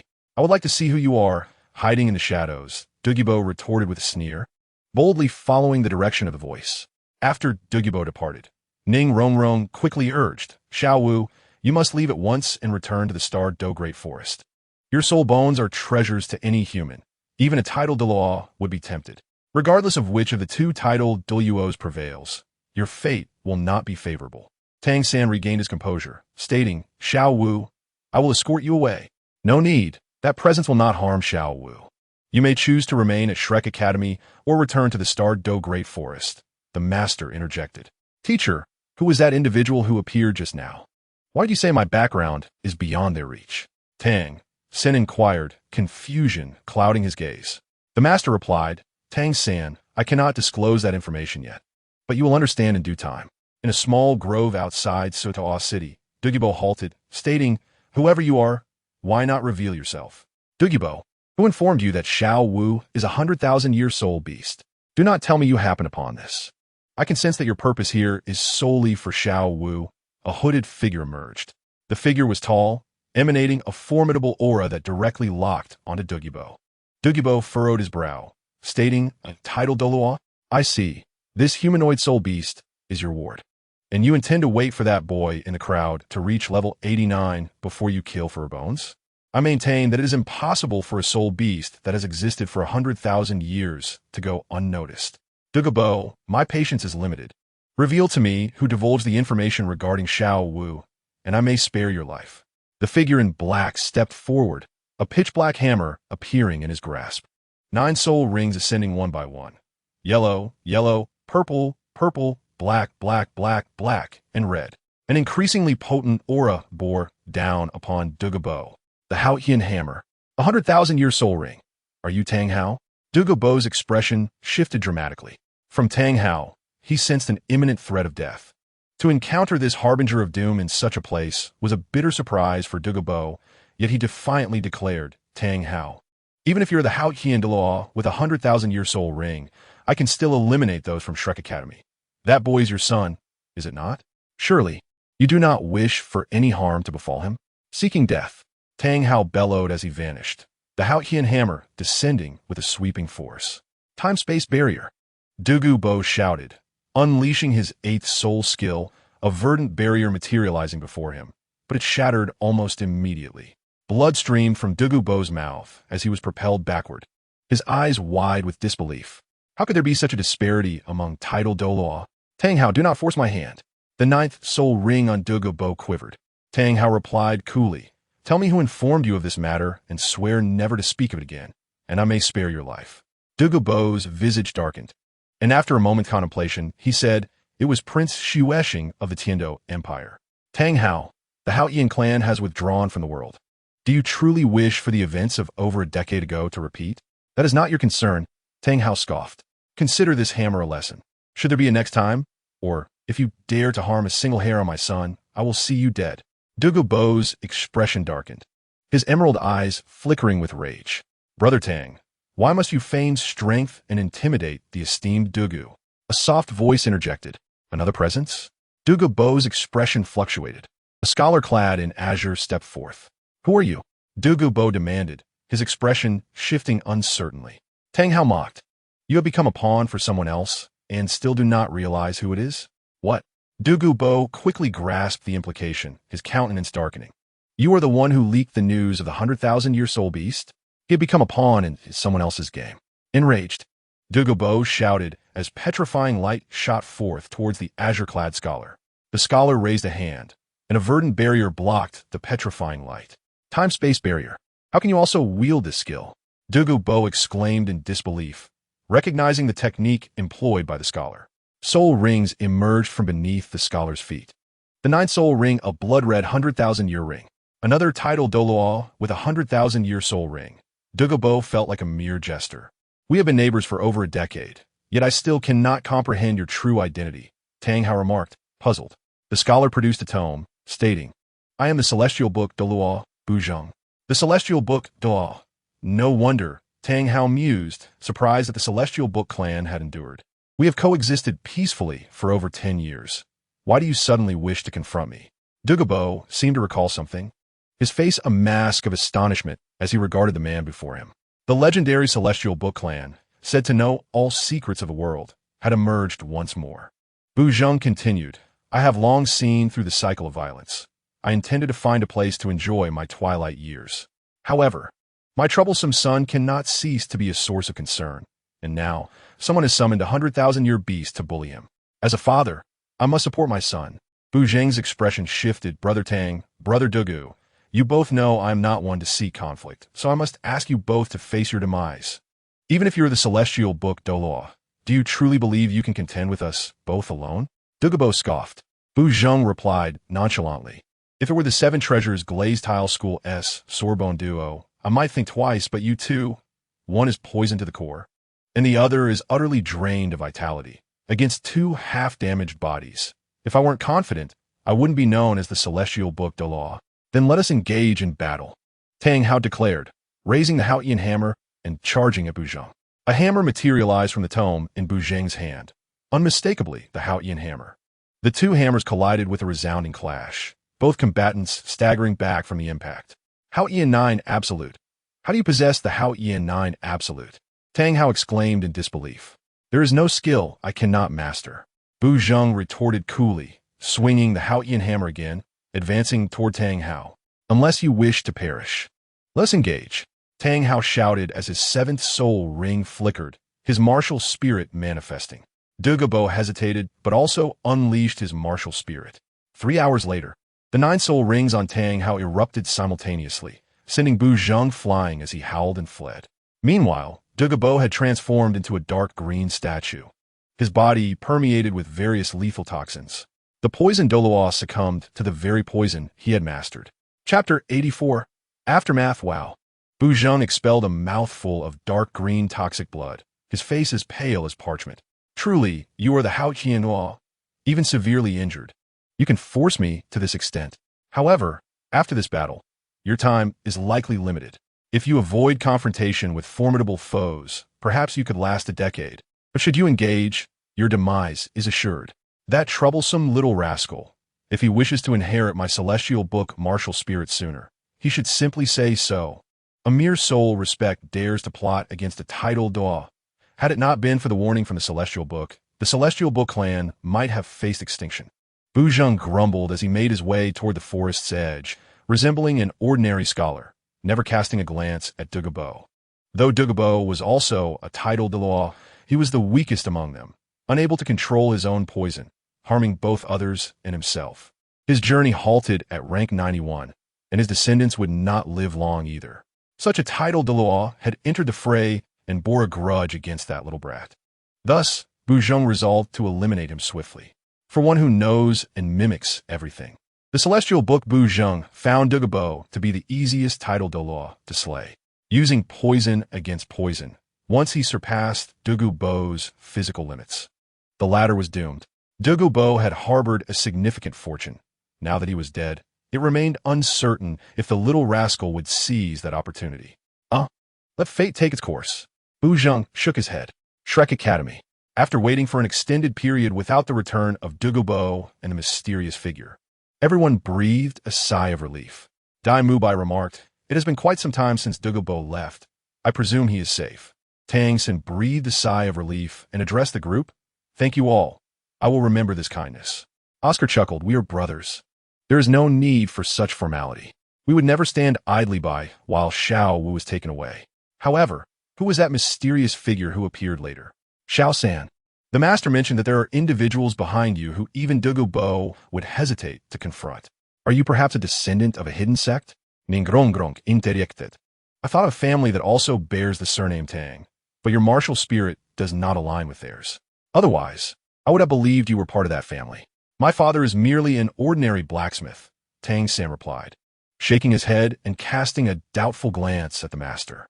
He inquired again, "Master, you said there are formidable individuals behind me. Do you know my father's background? And is it true that you belong to the Blue Lightning Tyrant Dragon clan?" The master's eyes shimmered with a glint. "No, there is no one behind you. I merely aim to intimidate Douluos and make him think twice. The strong individual who appeared later is actually a friend of mine." "Indeed, Tang San. Do not doubt it. I am acquainted with that powerful figure. We met during our youth, and it seems we crossed paths by chance. Now is not the moment for such concerns. We must consider how to deal with Xiao Wu." Flander interjected. All eyes turned toward Xiao Wu. Xiao Wu timidly confessed. "I'm sorry, everyone. I deceived you. Xiao Wu, are you truly a soul beast? How could a soul beast resemble a human so closely? And how did Douluos learn of your existence?" Ma Hongjun asked curiously, scrutinizing Xiao Wu. Tang San shared his curiosity. Although he regarded Xiao Wu as a sister, he was intrigued by her being a soul beast. "Indeed, Xiao Gang, I too am curious. Can you elucidate this?" Flander directly turned to the master, who responded, "Let me explain. This topic has long been unspoken because I previously thought it was merely an ethereal legend.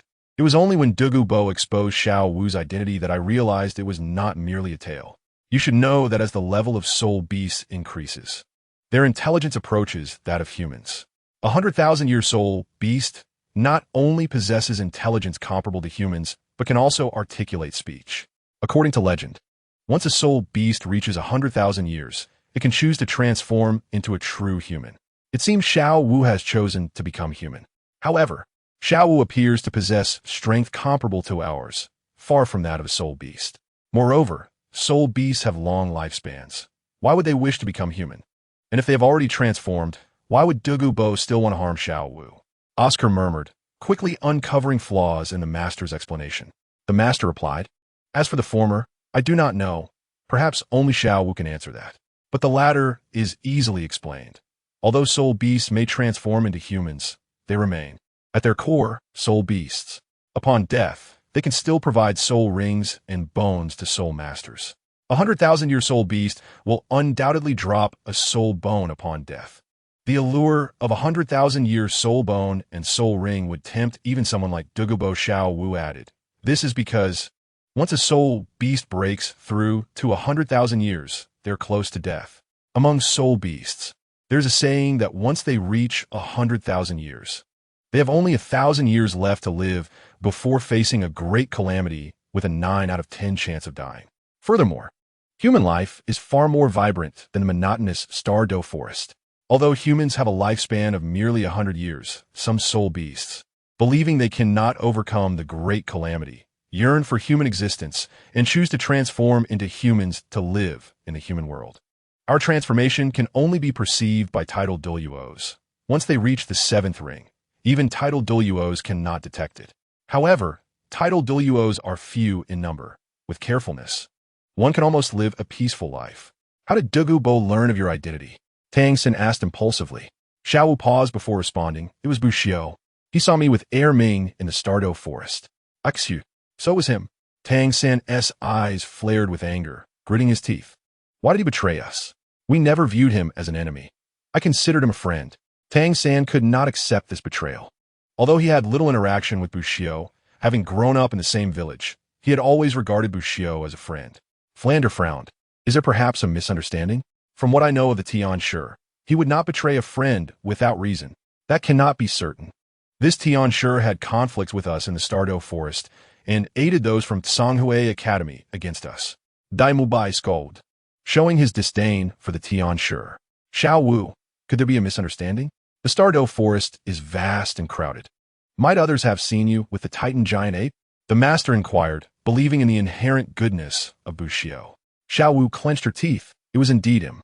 In the Stardo forest, fearing he might leak my information, I had Ming capture him, but he was rescued by a powerful figure. Tang Xin exclaimed angrily. Even so, he should not have betrayed Xiao Wu. The group could not help but roll their eyes. Oscar quietly muttered. It seems more than just an attempt to capture him. After all, the Titan giant ape is a 100,000-year soul beast. Who could withstand a single strike? Oscar, what did you say? Tang San roared. His fury peaked as Xiao Wu had nearly perished. The master admonished. Enough, Xiao San. Oscar is correct. This matter cannot be blamed on Bushio. He was merely defending himself. Let us conclude this discussion. Xiao Wu made an error, and she must face the consequences. No one should seek trouble with Bushio unless he acts against you again. In light of Xiao Wu's account, the master placed more faith in Oscar's deduction. 100,000-year soul beast transforming, even if somewhat naive, would inherently understand the brutal realities of the soul beast realm, facing the threat of exposure and death. Xiao Wu's desire to keep Bushio in the Stardo forest seems a reasonable assumption. Although Oscar had been quiet, the master admired the boy's intellect, considering him the most astute among the Shrek's 7 monsters. While Tang Xin also possessed a sharp mind, his emotional depth and low emotional intelligence often clouded his judgment due to anger. The master proclaimed, Xiao Wu, human society is ultimately not your world. You should return to the Stardo forest. Xiao Wu's proximity to Tang San was indeed his greatest weakness. Moreover, the master was not optimistic about the union between a human soul master and a soul beast. The allure of the 100,000-year soul beast soul ring and bone would not only attract Douluos. Should Xiao Wu's identity be revealed, it could lead to universal enmity, potentially bringing ruin upon Tang San as well. Xiao Wu trembled slightly. Please, master, let Xiao Wu stay by our side. After all, Douluos has already left. As long as Xiao Wu is cautious and avoids the titled Douluos level experts, nothing will happen. Once she reaches Soul Saint, no one will know she is a soul beast. Until then, I will protect her and ensure no one harms her. Tang Xin pleaded, his eyes reddening as he knelt down. He could not bear to lose his only sister. Xiao Wu, with tears in her eyes, knelt beside him. Master, I implore you to show mercy. We can simply avoid places with titled Douluos. Dai Mubai quickly interjected, seeing Tang San's distress. Indeed, Master Dean, please allow Xiao Wu to stay. Ning Rongrong, Zhu Zhuqing, and the others joined in the plea. Children, Flinder hesitated. The master sighed. You will regret this. Chapter 85. Reunion with old friends far away in the city of Tiando. Bushio was unaware that a minor act of revenge he had undertaken had led to the downfall of a titled Douluos and the premature end of an extraordinary legend. However, even if he were to learn of it, he would not feel remorse. After all, Douluos and Tang Hao were not virtuous individuals themselves. After leisurely enjoying the splendid scenery of the imperial capital, Bushio visited the furniture market to purchase a set of furnishings to adorn the future home he shared with the gang. As night fell, Bushio and the gang once again entered the Tiando Grand Soul Arena. The atmosphere in the arena was as intense as ever, with countless soul masters pouring their sweat and passion onto the stage. As the surrounding soul masters beheld the bronze-masked Bushio and the towering gang, expressions of awe were evident on their faces. The profession of a soul master revered strength, Bushio's two remarkable battles had garnered the recognition of most Soul Masters and spectators. Some even regarded him as a formidable contender for the next king of Soul Masters. The ranks of the Grand Soul Arena surpassed iron, copper, silver, gold, ruby, sapphire, and diamond, with whispers of a rank above, the king of Soul Masters. Since the establishment of the arena, only 7 kings of Soul Masters had ever emerged. In the first match of the main stage, a 34th level Soul Master, Tian Shi, faced off against a 39th level Soul Master, Gue Zun. The announcer's voice boomed, proclaiming Bushio's name. Tian Shi, Tian Shi, Tian Shi. Amidst the cheers of the crowd, Bushio ascended the stage. His opponent was Gue Zun, another unknown bearer of a Gold Soul badge, presumably hailing from Soto City. Curiosity rippled through the audience regarding Bushio's adversary. Could they have possibly known each other, given their shared arena? The spectators turned their attention to Gue Zun, a corpulent figure resembling a mountain of flesh. With each step, the arena trembled beneath him, exuding an overwhelming pressure. 2 yellow and 1 purple spirit rings rose from his feet, appearing disproportionately large due to his girth. A patchwork of green tortoise shells formed an exaggerated carapace, enveloping his body entirely. Beneath Bushio, his own 3 rings, 1 yellow and 2 purple, slowly ascended. At his fingertips, a yellow talisman glimmered with a sharp white light. This was Bushio's first demonstration of his martial soul in the Grand Soul Arena. What? Tian Shi's second spirit ring is incredible. He has integrated a 1,000-year spirit ring into his second ring. No wonder he is so powerful. The announcer's exaggerated voice echoed throughout the arena, igniting a fervor among the crowd. Though most attendees were ordinary citizens, they understood that merging a 1,000-year ring at this level was unprecedented, marking him as a prodigious talent. Now I see. He assimilated a 1,000-year spirit ring into his second ring. No wonder he is so formidable. Below the stage, Yu Qianxin clenched his fists, disbelief etched on his face. Since his humiliating defeat against Bushio, he had dedicated himself to improving his strength, now nearing the 40th level, and had become increasingly focused on the one who had bested him. Upon witnessing Bushio's 3 spirit rings, a flicker of realization washed over Yu Qianxin. Fight! Bushio's eyes shimmered with determination as his martial soul transformed into a sword. The short sword, over 2 feet long, radiated a sharp brilliance as he vanished from the stage in a blink. Simultaneously, 2 yellow turban warriors appeared, charging toward Gue Zun from either side. Falling tortoise. Gue Zun bellowed, activating his first and second spirit rings. His shell began to spin rapidly, producing a deafening hum as he launched himself into the air, soaring hundreds of meters before plummeting down.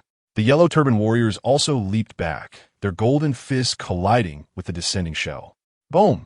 The impact of the spinning shell against the yellow turban warrior sent it flying backward, its legs sinking into the ground and carving a long trench. A swirling, high-velocity shockwave dispersed the golden light from the warrior's arm, rendering it nearly transparent. However, the shell's rotation visibly slowed. "Huh!" shouted the other yellow turban warrior, launching its golden fist forward. The force was so overwhelming that Gue Zun struggled to maintain control, stumbling backward. At that moment, a series of sword symbols materialized in Bushio's hand. The symbols transformed into 36 flying swords, all aimed at Gue Zun. As Gue Zun fell, he slapped the ground, his third purple spirit ring bursting forth with radiant light. A shockwave propelled a chunk of earth skyward, coalescing into a massive earthen cage around him. Earth cage. This spirit technique altered the terrain, coercing opponents into a confined space for a one-on-one confrontation.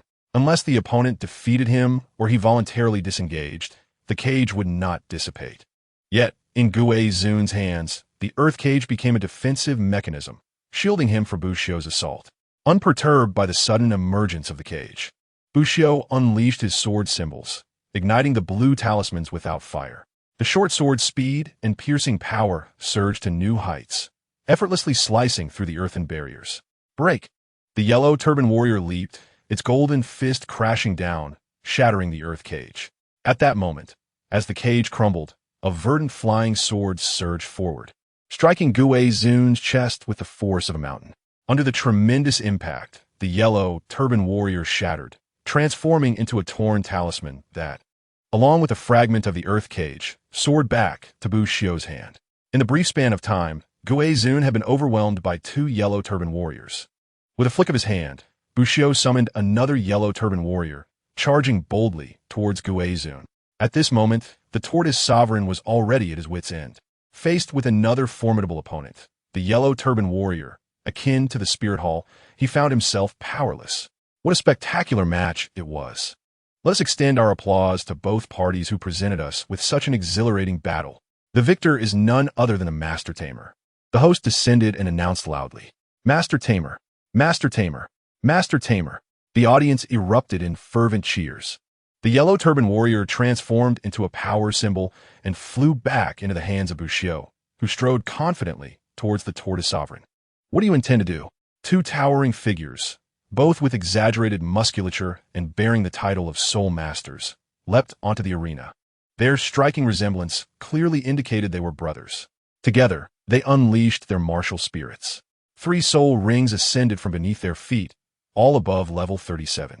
Moreover, both of their martial spirits were turtles, with a dusty yellow shell coalescing on their chests, adorned with faint patterns and a shimmering azure rune at its center.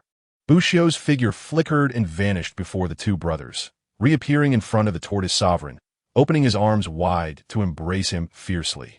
"Brother, I am truly sorry. I had no idea you sought the Tortoise Academy, nor did I know those old turtles would drive you away." The tortoise sovereign expressed his remorse.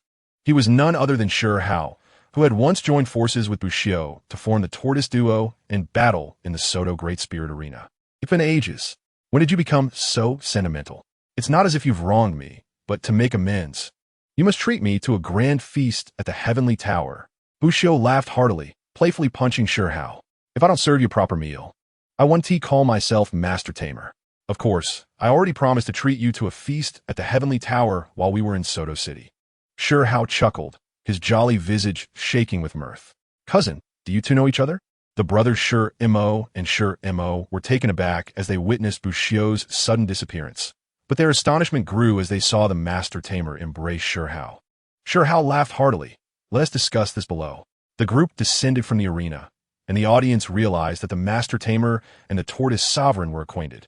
At the foot of the arena, Shi Hao placed an arm around Bu Xiu's shoulders and introduced him to Shi Mo and Shi Mo. "This is the good brother I mentioned before, whom I met in Soto City. Master Tamer, true name Bu Xiu, possesses the yellow symbol paper martial spirit, and is now a 34th level all-round battle spirit master." All-round? The brothers Shi Mo regarded Bu Xiu skeptically. "Indeed, my brother's raw power rivals that of a strong attack-type soul master. His speed is on par with that of an agile attacker, and his control is unrivaled. Countless powerful soul masters have fallen to his masterful control. He is undoubtedly an all-round soul master." Shi Hao beamed with pride, turning to Shi Mo and asking, "So, what do you say, Shi Mo? Shi Mo, why remain in that inferior Heaven Do Royal Soul Master Academy? Let us form a battle team and showcase our skills in the elite competition of the continent's advanced Soul Master Academies." Afterward, Shi Hao introduced Bu Xiu as Xiu. "These two are my cousins. One is Shi Mo and the other is Shi Mo, identical twins. Their martial spirits are the Black Tortoise, no less formidable than my Longevity Tortoise, and they are both 37-level strong attack soul masters, proficient in cooperative battle tactics. If we team up, find a few more capable soul masters, we could truly excel in the elite competition. In terms of support soul masters, I already have candidates in mind. We just need 2 more." Chapter 86. The Black Tortoise Battle Team. "Cousin, you have not abandoned your aspiration to form a battle team. But even if we team up, we cannot expect to achieve much," Shi Mo remarked with a wry smile. "Moreover, we have already joined the representative team of the Heaven Do Royal Soul Master Academy. The Heaven Do Royal Soul Master Academy's team boasts a 39-level Soul Master from the Blue Lightning Tyrant Dragon Clan, the 9-Heart Sea Pearl Soul Master Yi Lingling, and the granddaughter of the Poisoned Awe, Dugobo, Yin, along with top-tier talents like Yufeng and Asro. Furthermore, we have a genius leader, the second youngest Battle Spirit Emperor recorded in the Spirit Hall. The makeshift team you propose pales in comparison to our current squad. You should abandon your efforts and join our Heaven Do Royal Soul Master Academy. Perhaps we might even defeat the Star Luo Royal Representative Team and secure second place." This brother Bushio could also join us. Sure Hao's expression darkened as he replied, "Do you still consider us brothers? How can representing the Heaven Do Royal Soul Master Academy compare to representing ourselves? The Heaven Do Royal Academy is merely an assembly of wealthy scions and debauched youths. What merit does it hold?" Sure Mo frowned.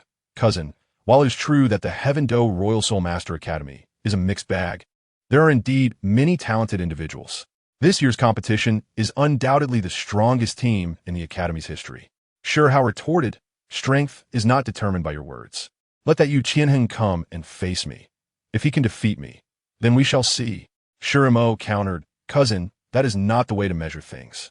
A sound battle team requires clear division of roles, harmonious cooperation, and prolonged training. Even if you were to defeat our captain, it would not prove much. Together, we would merely be a makeshift team, unable to go far. It is better to combine our strengths, merge into one, and join the royal battle team, where we would have a competitive advantage. If we speak to Captain Qin Ming, your and Brother Bushio's strengths would surely be welcomed in the royal battle team." Bushio smiled, saying, "I could never join the royal battle team. I have antagonized Prince Xuesheng of the Heaven Do Empire and Prince Xuebing under their coercion. Not a single advanced Soul Master Academy is willing to accept us. Even if there were an opportunity, I would not join the royal battle team. Ashio, I apologize for the hardships you've faced. It is my fault for not knowing you had come to Heaven Do City sooner." Sure Hao expressed regret. The fact that no academy would accept him speaks volumes about the disdain Bushio has endured. He had indeed invited Bushio to Heaven Do City, and after 3 years, Bushio arrived as promised. Yet Sure Hao had failed to extend proper hospitality. Bushio chuckled, "It is not your fault, Rat. I support you.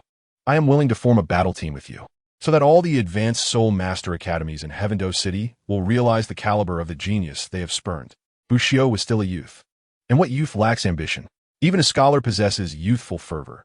He is not merely a true scholar.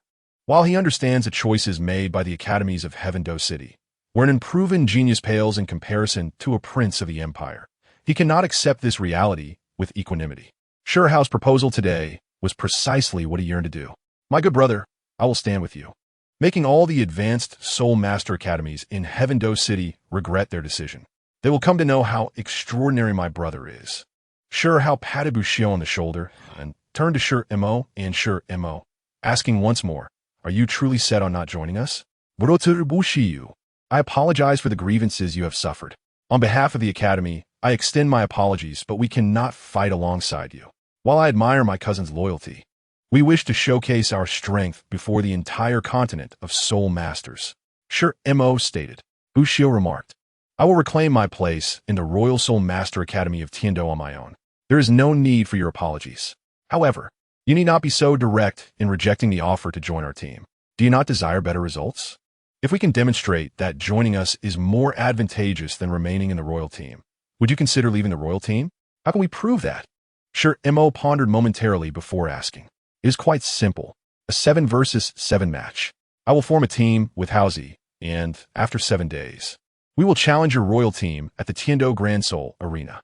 If we win, you two brothers will exit the royal team and join ours. If we lose, Haozi and I will disband our team and merge into yours. What do you say?" Bushio smiled. Sure Hao's expression shifted. According to his plan, including Sure Mo and Sure Mu, their team only had 5 members, still too short of the necessary 7. Without Sure Mo and Sure Mu, how could they possibly compete against the royal team? "Haozi, trust me," Bushio asserted firmly. Sure Hao nodded in agreement. Sure Mo and Sure Mu exchanged glances, and Sure Mo replied, "All right, I will agree to your terms. I will return and persuade Teacher Qin Ming and the captain, but I hope you will not breach the agreement. If we win, I will ensure that my brother and I teach Shui Peng a lesson." Bushio smiled slightly and clasped his hands. "Then we shall meet in 7 days." Sure Mo and Sure Mu departed the Grand Soul Arena, determined to convince Yu Tianheng and Qin Ming. Sure Hao was acutely aware of their strengths. Although the Fusho turtle spirit was not renowned for combat, their cousin was an anomaly.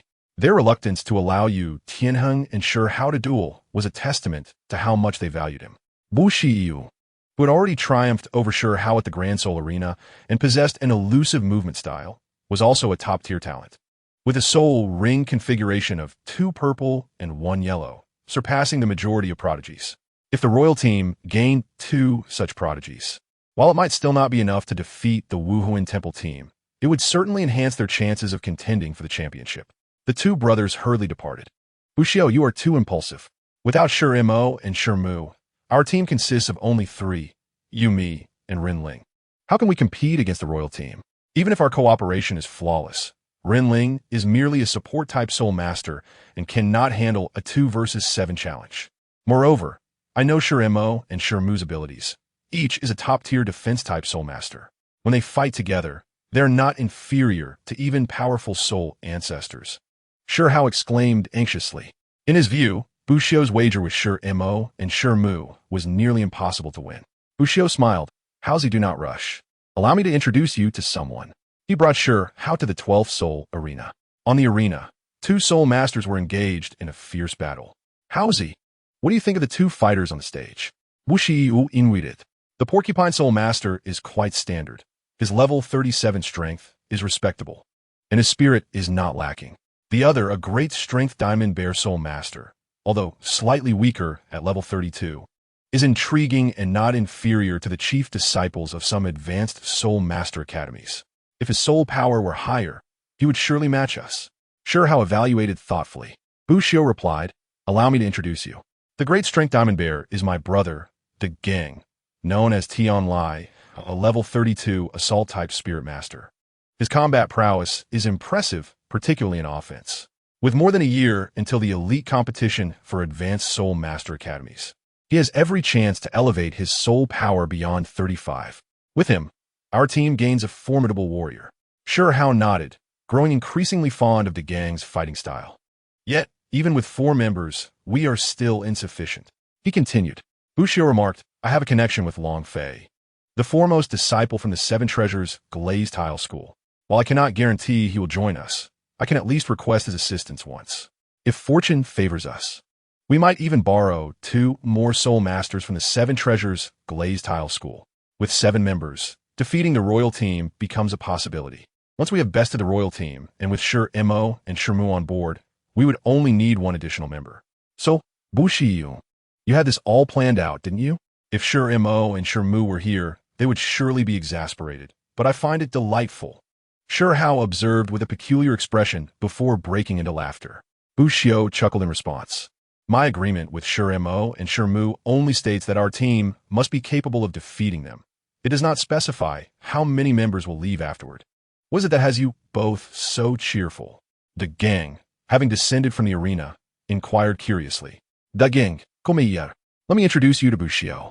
He explained, sharing his ideas and the wager with the royal team. Count me in. I have long held disdain for those advanced soul master academies.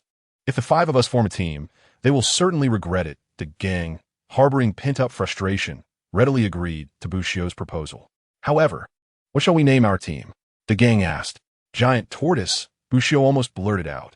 Shi Hao promptly interrupted him, saying, our team aims to make a name for itself across the Douluos continent. No need for such a ridiculous name. Giant Tortoise Academy sounds dreadful. But the elite competition for advanced soul master academies is based on schools. Wouldn't your school then be Giant Tortoise Academy? Buxiao countered.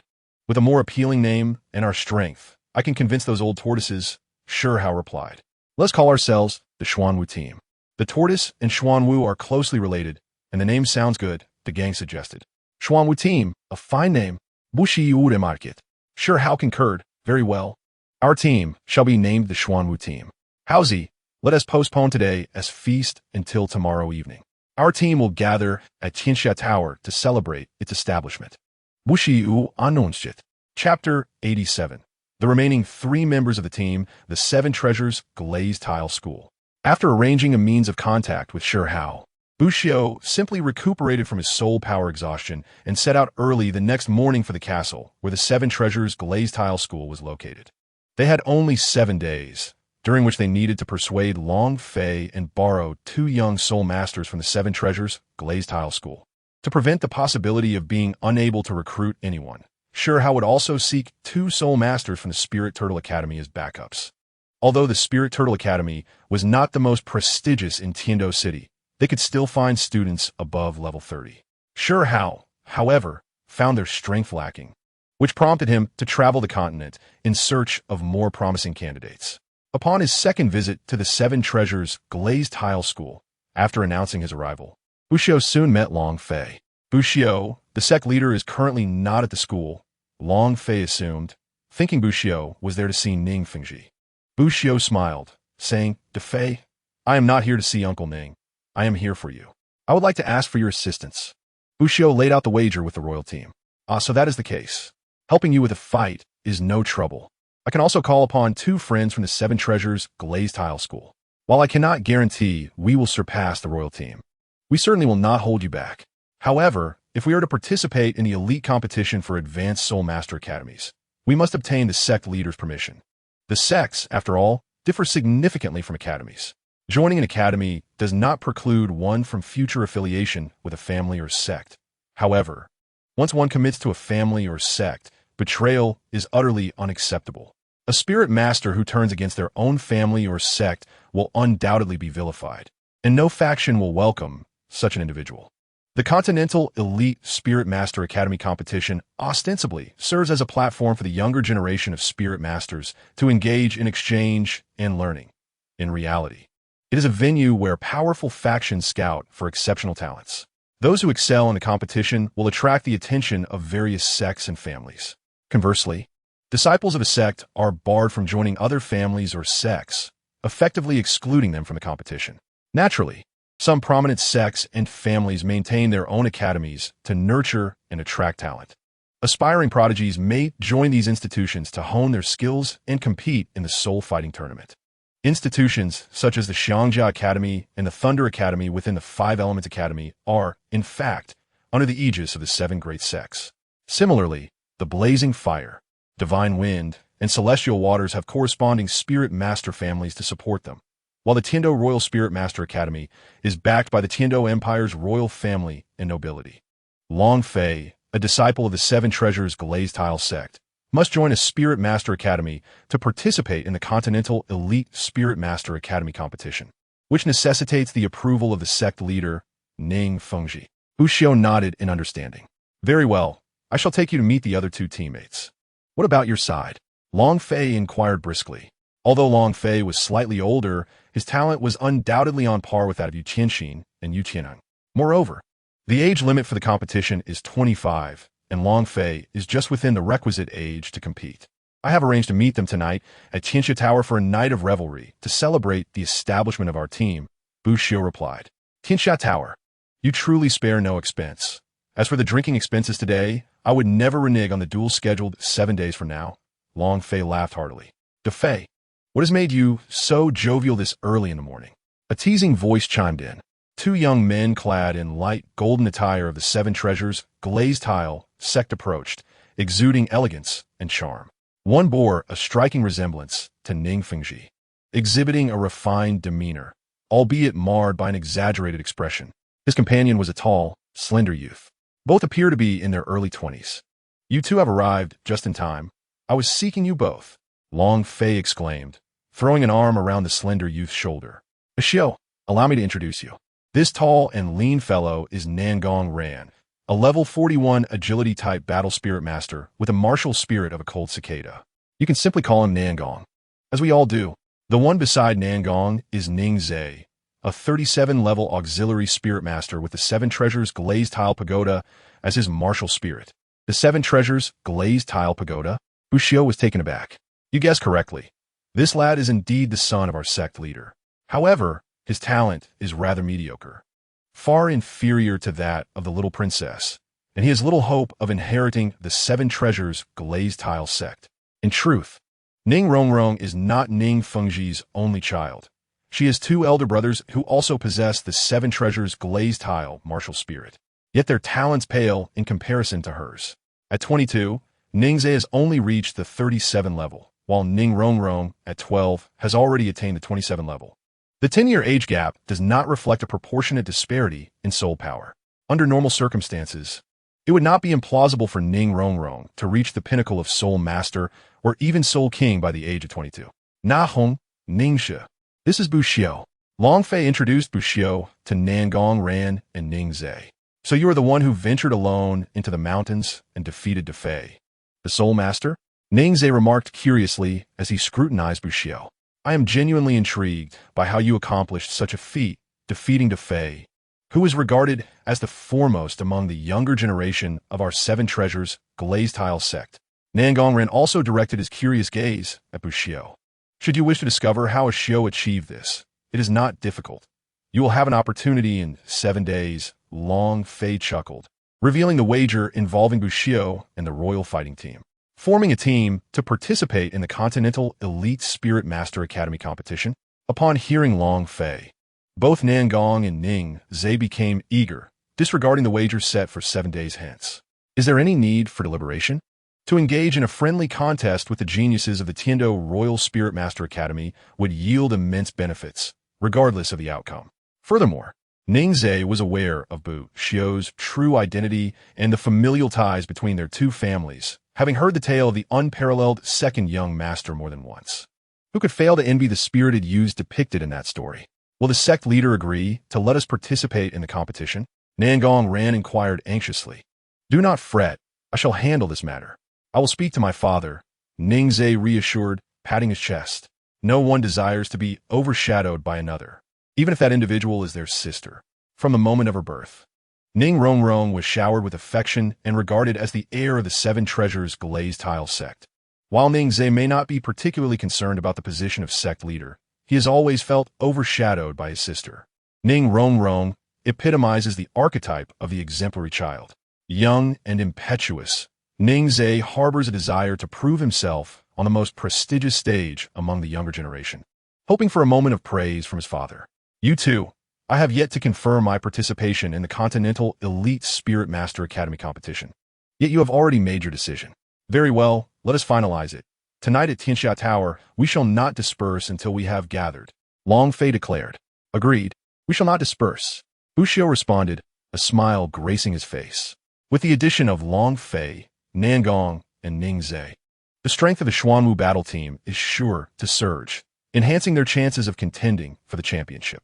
Within the Seven Treasures Glazed Tile sect, Ning Zhe's aptitude for auxiliary abilities ranks just below that of Ning Rongrong. Had it not been for Ning Rongrong, he would undoubtedly be the designated successor of the sect. Long Fei originally intended to cultivate him as a protector. The direct descendants of the Seven Treasures Glazed Tile sect are predominantly auxiliary spirit masters, often lacking the means for self-defense. Consequently, these exceptional offspring are raised alongside talented non-blood relatives to foster friendship. Such individuals are referred to as protectors. It was only with Ning Rongrong's birth that Long Fei became her protector. Were Ning Rongrong to find herself unable to locate a suitable partner in the future, it is conceivable that Long Fei would marry her. Later, Nangong assumed the role of protector for Ning Zhe. Nevertheless, the camaraderie between Long Fei and Ning Zhe remained steadfast. Father. In the Grand Hall, Ning Zhe respectfully approached Ning Fengji, kneeling before him. I have a matter I wish to request your consent for. Ning Fengji remained silent, gazing thoughtfully at Ning Zhe. Zhe, do you harbor resentment towards me for neglecting you over the years? He inquired. I do not dare, Ning Zhe replied, lowering his gaze. Daring is not synonymous with wanting, is it? Ning Feng ti remarquet coldly. Ning Zhe raised his head and said, yes, I am aware that my sister possesses greater talent, and I cherish her deeply. I feel joy and pride in having such a sister. However, father, I am also your child. Since the arrival of my sister, how long has it been since you have shown concern for my cultivation, in my quest for your attention, to gain the regard of Grandfather Jian and Grandfather Gu? How much effort have I expended? Yet, your focus has consistently remained solely on my sister. My elder brother, disheartened, has taken over the mundane affairs of the Merchant Guild, but I refuse to follow suit. I wish to prove that I can also be an exceptional disciple of the Seven Treasure Glazed Tile School. Even if I cannot surpass my sister, I desire that when you think of me, you can take pride in my achievements. Therefore, Father, I do not wish to let this opportunity slip away. I yearn to venture forth, and I implore you to grant me your support. A glimmer of determination shone in Ning Zhe's eyes as he knelt deeply. Xiao Zhe, Fengji also has his own burdens. Chun Xian's eyes revealed a hint of compassion. Ning Rongrong is their little princess. Has Ning Zhe not always been their child as well? It is merely that given the nature of girls and Ning Rongrong's spirited demeanor. Chun Xin and Gu Rong often exhibit a bias. Ning Fengji sighed and said, "If you wish to venture out, then go forth. Let Long Fei and Nangong Ran accompany you." "Thank you, father." Ning Zhe respectfully bowed 3 times before turning to depart. Chapter 88. The 11-person team. Alas, Fengji, you should not have allowed Xiao Zhe to take Long Fei and Nangong Ran with him. In the Grand Hall, Gu Rong shook his head and said, "Two tigers cannot coexist on the same mountain. This child, Xiao Zhe, is resolute and ambitious. Long Fei and Nangong both have the potential to become our successors, reaching the level of title Douluos. If one day they indeed become title Douluos, having their support may prove detrimental for the 7-treasure glazed tile school. A great power may flourish with a single outstanding heir, but should there be 2 exceptional heirs who refuse to yield to one another, it could spell disaster." After determining Ning Rongrong's selection as heir, the resources of the 7-treasure glazed tile school have consistently favored her, showering her with affection. Ning Fengji sighed, saying, "I understand, yet Xiao Zhe is also my child. As a father, I cannot show undue favoritism. If Xiao Zhe desires to venture forth, let him do so. Should he one day prove more suited to lead the 7-treasure glazed tile school than Rongrong, what harm would it be to entrust it to him? After all, Rongrong is but a girl. Long Fei and Xiao Zhe have grown up together. Even if Long Fei feels indebted to us for protecting Rongrong, would he not harbor resentment? Uncle Jian, Uncle Gu, can you not see? For years, Long Fei has regarded Rongrong as a sister." A depth of insight flashed in Ning Fengji's eyes as he continued, "Storm clouds gather. The Douluos continent has been unnaturally tranquil in recent years, so calm that it fills me with trepidation. This tranquility is often a precursor to a storm. With an additional option, the 7-treasure glazed tile school will also gain an escape route." Outside the grand hall of the 7-treasure glazed tile school, upon seeing Ning Zhe emerge, Nangong hurried forward and inquired, "How did it go?" Long Fei remained silent, but a hint of tension was evident on his face. Ning Zhe wore a troubled expression. Long Fei and Nangong felt a weight descend upon their hearts. Long Fei patted Ning Zhe on the shoulder, offering comfort. "Well, if it doesn't work out, then it doesn't. As long as you don't give up, there will be future opportunities." Ning Zhe burst into laughter, exclaiming, "Father has granted permission. Moreover, he has agreed for you both to join me. You rascal, the sect master has agreed, yet you still wear a frown? Are you toying with us? You nearly scared us to death." Nangong exhaled in relief, chiding him. "Ha, Ning Zhe, you're in for a reckoning." Long Fei's robust hand landed on Ning Zhe's shoulder, followed by a chorus of exaggerated cries of pain. It hurts, it hurts. Defei, you brute. My bones are about to shatter." Observing the trio's playful banter, Ning Fengji sighed softly. Chun Xin approached his side and remarked, "Fengji, your judgment is indeed correct. The bond among these 3 children is something Rongrong cannot compare to. The future lies with them. All I can do is refrain from being an impediment to their progress." Tianxia Tower. The lights were bright, illuminating the grand establishment. Even in the entirety of Heavendo City, Tianxia Tower could be deemed resplendent. "Good day. May I inquire if you too have a reservation?" A beautiful woman approached. "Take us to the Tianjiao Pavilion." Bushi Usupuk. Shihao has already secured the Tianjiao Pavilion. "Esteemed guests, please follow me." Inside the Tianjiao Pavilion, Shihao had already arrived, accompanied by 3 young individuals, 2 males and 1 female. "Xiao, you have finally arrived. Allow me to introduce you." Upon seeing Bu Xiao and a gang, Shihao promptly stood to welcome them, stating, "This burly lad on the left is Shi Lang, with the martial soul of the Titan Stone Turtle, a 33rd level power system soul master. Beside him is Qian Mo, possessing the martial soul of the Qian Water Turtle Snake, a 34th level agile attack system soul master. You have heard of Ren Ling, a 36th level support system soul master with the martial soul of the Golden Tortoise. The Golden Tortoise, a premier turtle-type martial soul, offers both support and defensive development paths. Due to the unique nature of the martial soul, nearly all soul masters of turtle-type martial souls can choose to pursue a defensive development. Ren Ling is also one of the formally selected members by the gang. Bu Shiyu, a 34th level control system soul master with a martial soul of yellow symbol paper. It is a pleasure to meet you." Bu Xiao stepped forward to introduce herself. "I am the gang, a 32nd level power system soul master with the martial soul of the mighty golden bear. It is also a pleasure to meet you. Dogong replied amiably. Upon seeing Bushio, Rinling couldn't help but be captivated, exclaiming, Dagang Bushio, it is a pleasure to meet you. Bushiyu. May I call you Ashio? You appear so youthful. How old are you this year? Dagang, Shihao, Shilang, and Shinamo had relatively ordinary appearances, while Bushio exuded a charming, scholarly aura that easily attracted the attention of young women. Rinling, too, was not lacking in charm, with her neat short hair and delicate features, presenting a petite figure that exuded an adorable demeanor, complemented by her poised and gracious personality, which easily endeared her to others. Bushio smiled and replied, I'm not yet 13 years old. Not yet 13? So you are 12? A 34th level at 12 years old. I must not have heard incorrectly. Rinling was momentarily taken aback. Shi Lang and Qian Mo exchanged astonished glances at Bushio. Shihao chuckled. Ashio is a true genius.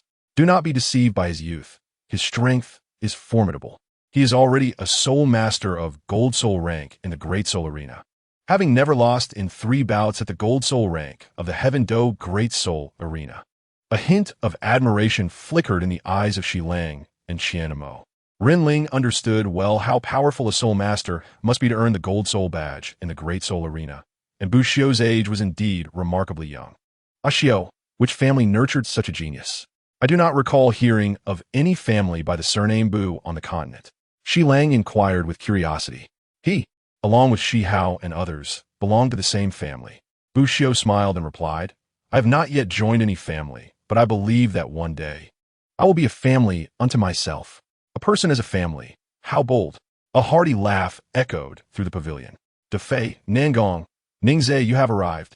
Bushio exclaimed. Ningzhe smiled and remarked, from now on, we shall be members of the same battle team. A glimmer of joy illuminated Bushio's face. With the addition of Long Fei and his companions, the Xuanwu battle team was bound to make a remarkable impression. Indeed, henceforth, we can all join your team, and I look forward to your guidance. Ningzhe responded with a smile. Ashio, who are they? Shilang inquired. A battle team comprises 7 members, yet they now boasted 9, indicating that 2 individuals would inevitably face elimination. Shi Lang was aware that neither he nor Qianmo had gained Shi Hao's approval regarding their strength. Long Fei, level 40, specializing in offensive soul martial arts, with a martial soul dragon pattern battle halberd. Before Bushio could speak, Long Fei stepped forward, directly unleashing his martial soul. As 4 soul rings, 2 yellow and 2 purple, rose from beneath him, releasing an overwhelming spiritual pressure. Following suit, Nangong Ren also revealed his martial soul, a beast martial soul. A cicada no larger than a thumb, flitting about in his palm, its wings producing a continuous buzzing sound, blurring the lines between beast and tool martial souls. The appearance of the cicada immediately caused the temperature in the air to drop significantly. Nangong Ran, level 41, specializing in agile attack soul martial arts. With a martial soul cicada, yet another soul martial artist, Ren Ling, Shi Lang, and Qian Mo appeared utterly astonished. What is this? A spectrum of colors burst forth from Ningzhe's hand as he calmly announced, Ningzhe, level 37, auxiliary soul master, with a martial soul 7 treasure glazed tower. The 7 treasure glazed tower, indeed. Ren Ling exclaimed in astonishment. The 7 treasure glazed tower, the foremost auxiliary martial soul in the world, is known to all. Are they also our teammates? 2 soul martial artists, a level 37 auxiliary soul master, yet with a martial soul of unparalleled renown, the 7 treasure glazed tower, which is entirely comparable to a soul martial artist. As an auxiliary soul master herself, Ren Ling comprehended the immense power possessed by a 7 treasure glazed tower auxiliary soul master. Shi Lang and Qian Mo could only feel envy and disappointment. With such formidable teammates, their future prospects were nearly guaranteed. However, a battle team could only consist of 7 individuals. The large fellow was merely level 32 and would undoubtedly be eliminated, and one from the 2 of them would surely face the same fate. Bushio seemed to sense the discordant atmosphere and playfully chided. All right, enough of showcasing your martial souls. Even though the 3 of you hail from the 7 treasure glazed sect, you are now merely members of the Xuanwu battle team. Today, we shall feast heartily. as the rat is treating us. Sure Hao exclaimed, exactly. Today, I am treating everyone, so eat to your heart's content. No need to hold back. With 3 strong allies added to their ranks, he too was elated. The Xuanwu battle team genuinely had the potential to compete with top academies and teams such as the Spirit Hall, Tiando, Xinglua, and 5 Elements Academy. As Long Fei and his companions retracted their martial souls, Shi Lang and Qian Mo let out a sigh of relief. The pressure of facing 2 soul martial artists was indeed burdensome. Shi Lang ruefully remarked, a battle team comprises 7 members. Now we have 9. Does this mean one of us will be eliminated? Bu Xiu chuckled. Shi Lang, you are mistaken. Our team isn't composed of 9 members, but rather 11, including the brothers Shi Mo and Shi Mo. Although the elite tournament of Advanced Soul Master Academies typically consists of 7 participants, it does not imply that a battle team can only have 7 members. The elite tournament spans approximately 3 months, during which we will engage in countless battles. Even the staunchest soul masters cannot withstand such a duration, let alone the possibility of injuries and attrition. Therefore, a robust roster of substitutes is essential. With 11 of us, we need not worry about the depth of our tactical system, as we can adapt our lineup to face various opponents. Shi Hao recognized Shi Lang and Qian Mo's concerns and reassured, Bu Xiu is right. Shi Lang, Qian Mo, you are the members I have chosen. I, Shi Hao, shall never abandon any of my teammates. Our 11-member team is united, and we shall all stand together on the highest stage of the elite tournament for Advanced Soul Master Academies, without leaving anyone behind. Well said.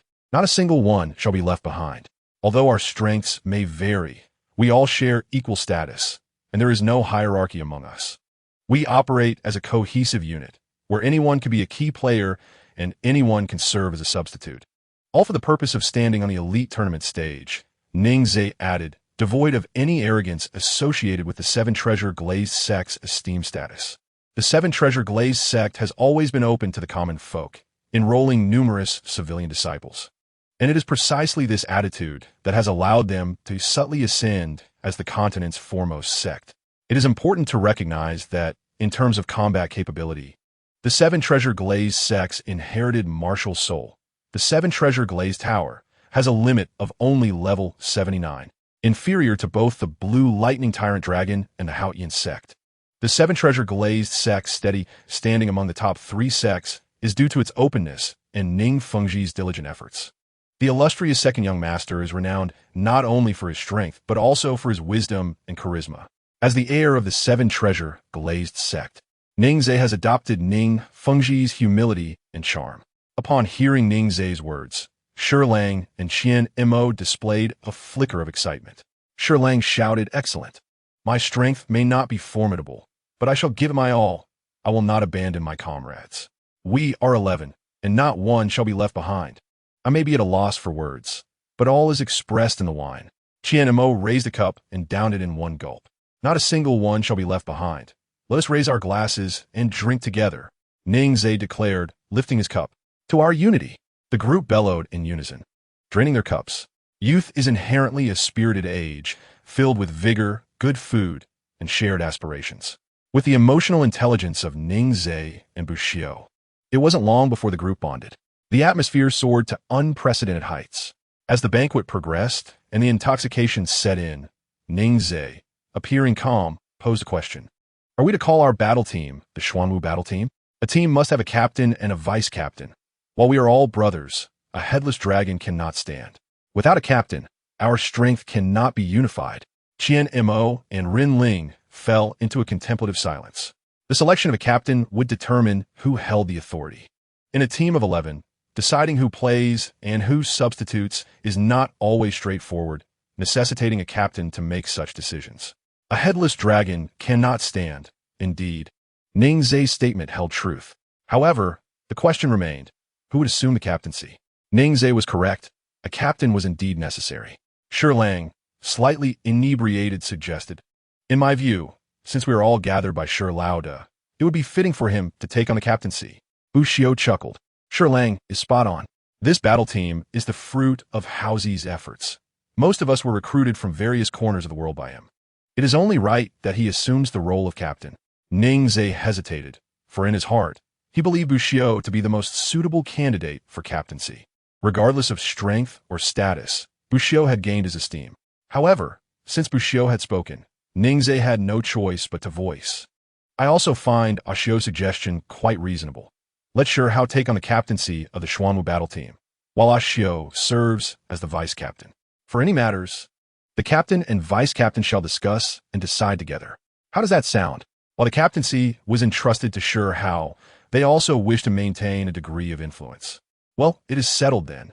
I fully endorse Xiu as the vice-captain, Shihao stated. The others nodded in agreement. Confirming the selections for the captaincy of the Xuanwu battle team. Xiu, as the vice-captain, shouldn't you also show some appreciation since Captain Haozi is treating us today? It wouldn't be too much to ask you to share a drink with each of us, would it? Ningxia remarked. Ningxia, are you determined to keep me standing tonight? Otherwise, I could toast everyone with a wine of Bai Hai Ching Ching. Buxiu replied with an exasperated smile. You should ask the others if they agree. Ningzhe laughed. No objections. The crowd burst into laughter. Buxiu offered a toast to everyone. Peyton Ling, Heats flushed. Raised a glass and approached Buxiu, saying, Vice-Captain, I toast to you. I have only had 8 cups. Please spare me. Rin Ling. Buxiu replied with a grimace. A girl toasting, Vice-Captain, how can you refuse? Are you not a man? Long Fei laughed heartily. Very well. I shall drink. You may do as you wish. Buxiu helplessly downed the fine wine in his cup. Only when intoxicated could one find solace. The following day, they arrived at the Spirit Turtle Academy. Officially known as the Spirit Turtle Advanced Soul Master Academy, a prestigious institution located in the city of Tiando, primarily enrolling disciples with turtle-type martial spirits. Buxiu and his companions were to represent the Spirit Turtle Academy. No, it should be referred to as the Xuanwu Academy. He, De Gang, Long Fei, Nangong Ran, and Ningzhe all needed to register as students of the Spirit Turtle Academy. Without this identity, they could not participate in the prestigious elite tournament of advanced soul master academies across the continent. Under Hao's coordination, the Spirit Turtle Academy had decided to change its name to Xuanwu Academy. Hao was the beloved grandson of the Academy's president and an extraordinary talent from the Fusho Turtle family, essentially the future successor of the Academy. The faculty members were primarily nurtured by the Academy president, granting Hao considerable influence within the institution. The sign at the entrance had been altered to read Xuanwu Advanced Soul Master Academy. Upon entering, Hao guided Buxiu and the others to complete their enrollment. Since the Academy's name had changed, the emblem remained the same. After all, both turtle spirits were similar, and the uniforms would need to be recustomized. Shortly, I will take you to meet my grandfather. My grandfather was over 100 years old when he had my father, who then had me in his 70s. Now, my grandfather is over 200 years old and is known as a living fossil in the Soul Master community, referred to as the world-guarding spirit Turtle Shi Tiansheng. Hao quietly explained. Soul Masters with the Fusho Turtle Martial Spirit enjoy lifespans far exceeding ordinary individuals. Even those without exceptional innate talent can easily live to 150 or 60 years. Due to the slow cultivation of the Fusho Turtle, the family tends to have children significantly later than typical Soul Masters, with having children at 70 or 80 being quite normal. Guided by Hao, they arrived at a small island in the center of a lake, a verdant paradise teeming with birds, a true embodiment of nature's beauty. The island boasted refreshing air and a rich concentration of water elements, a veritable sanctuary for water-type soul masters. Grandfather. Upon spotting Hao's grandfather, the renowned Shi Tiansheng, known as the world-guarding spirit turtle, Buxiu and the others were taken aback. Unlike the stout Hao, his grandfather appeared to be merely in his 40s, exuding grace and vitality. Are they truly grandfather and grandson? The gang observed the two with a mixture of disbelief and admiration. Shi Tiansheng chuckled and said, You must be the friends little Hao has mentioned. Now that you are here at our Xuanwu Academy, feel free to treat it as your home, given your considerable strengths. With the weakest among you surpassing level 30, we shall not assign you ordinary courses. You are free to attend any class you desire. All facilities of the Academy are at your disposal. Thank you, esteemed elder. Buxiu exclaimed gratefully. Freedom is indeed what they needed most. No need for thanks. You must be the young one who recently offended Xuexing. You can disregard him entirely. That brat has no authority over our internal matters at Xuanwu Academy. Even his great-grandfather would have to call me brother upon meeting. Shi Tiansheng declared with pride, as one might expect from a being who has lived so long, outlasting many a prodigy. Though the Spirit Turtle Academy may not be widely known, it is undoubtedly one of the most profound institutions. When I took over as president, the heads of the Xinfeng Academy and others had yet to be born. I'm truly a living fossil. Thank you, esteemed elder. We will handle our affairs with Prince Xuexing ourselves. We apologize for any inconvenience during our stay. Bushio spoke with poise. Well said, young man. Your ambition is commendable. Xuexing is merely a decayed individual. Even Shui Ye's actions have been mediocre. The environment in Tiando has deteriorated over the years, as the Royal Soul Master Academy has become quite chaotic. Shi Tiansheng praised, his confidence unwavering. Very well, you young ones may navigate your own matters. Do not fear. Should trouble arise, we old turtles will stand by you. As long as it doesn't involve tidal Douluos, you need not worry. Farewell, esteemed elder. The group departed from the island. Howzy, what level of Soul Master is your grandfather? His words are quite imposing. The gang could not help but exclaim. Shidang remarked. The president of the Spirit Turtle Academy is the foremost Soul Master among those with Turtle-type martial spirits, a peak Soul Douluos at level 88. Known as the world's strongest defensive Soul Master. Even some tidal Douluos cannot breach his defenses. Shi Tiansheng is not only a living fossil in the Soul Master realm, but also a pillar for all Turtle-type martial spirit Soul Masters. With Shi Tiansheng's backing, Bushio and his companions felt quite satisfied with the attitude of Xuanwu Academy, especially Long Fei and Nangong, who had long surpassed the age of students and possessed strength that could easily qualify them as instructors of the former Spirit Turtle Academy. They were not inclined to return to being obedient students at Xuanwu Academy. Howzy, we drank all night. Everyone is now exhausted. Let us find a place to rest for a while. We can begin our training and acclimatization after everyone has sobered up this afternoon. Bushio suggested. Chapter 90. The Soul Skills of the Group, Part 1. This is simple. The edge of Turtle Island is the faculty living area, where the instructors of the now Xuanwu Academy reside. Rarely visited, the faculty dormitories are entirely separate buildings, and one dormitory is more than sufficient for a 9-person group. The instructors also have a dedicated dining hall, so we need not worry about food and accommodation. Shi Hao smiled, leading everyone to the faculty living area. Indeed, Shi Hao did not exaggerate. The faculty residential area of Xuanwu Academy was nothing short of luxurious. Each dormitory was designed as a 2-story villa, complete with private bedrooms, bathrooms, and kitchens. Even those who had grown up in the castle of the 7 Treasures glazed tile school, like Ning Zhe and others, nodded in approval. The living area comprised 10 rooms, 5 on each floor. Bushio, the gang, Long Fei, Nangong Ran, and Ning Zhe occupied the first floor, while Qianmo, Rin Ling, Shi Hao, and Shi Lang temporarily resided on the second floor. After a night of indulgence, the 9 greeted one another, refreshed themselves, and promptly collapsed into their beds.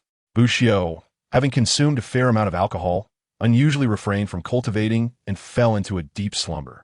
He only roused the others at dusk to head to the dining hall for a meal. The meals at the faculty dining hall were complimentary and quite generous. Though not comparable to the best in the land, there was no shortage of meat, which effectively replenished their energy. Due to their status as Soul Masters and their robust physical condition, they experienced no adverse effects after a night of revelry. On the contrary, after replenishing their energy and consuming sustenance, each of them appeared quite invigorated. Under the guidance of Shi Hao, the group arrived at the exclusive soul fighting arena of the Xuanwu Academy, an indoor sports facility illuminated brightly by specialized soul guiding lighting, making it as bright as day even indoors. Although the civilization of soul guiding has faded into history, remnants of this technology are still commonly utilized across various domains by nobles and soul masters alike. The group settled in a circle on the training ground. Bushio spoke up, stating, "The elite competition among advanced soul master academies across the continent will not commence for over a year, granting us ample time for preparation. However, our duel with the Royal Combat Team is merely 7 days away. This battle is crucial for the establishment of our Xuanwu team.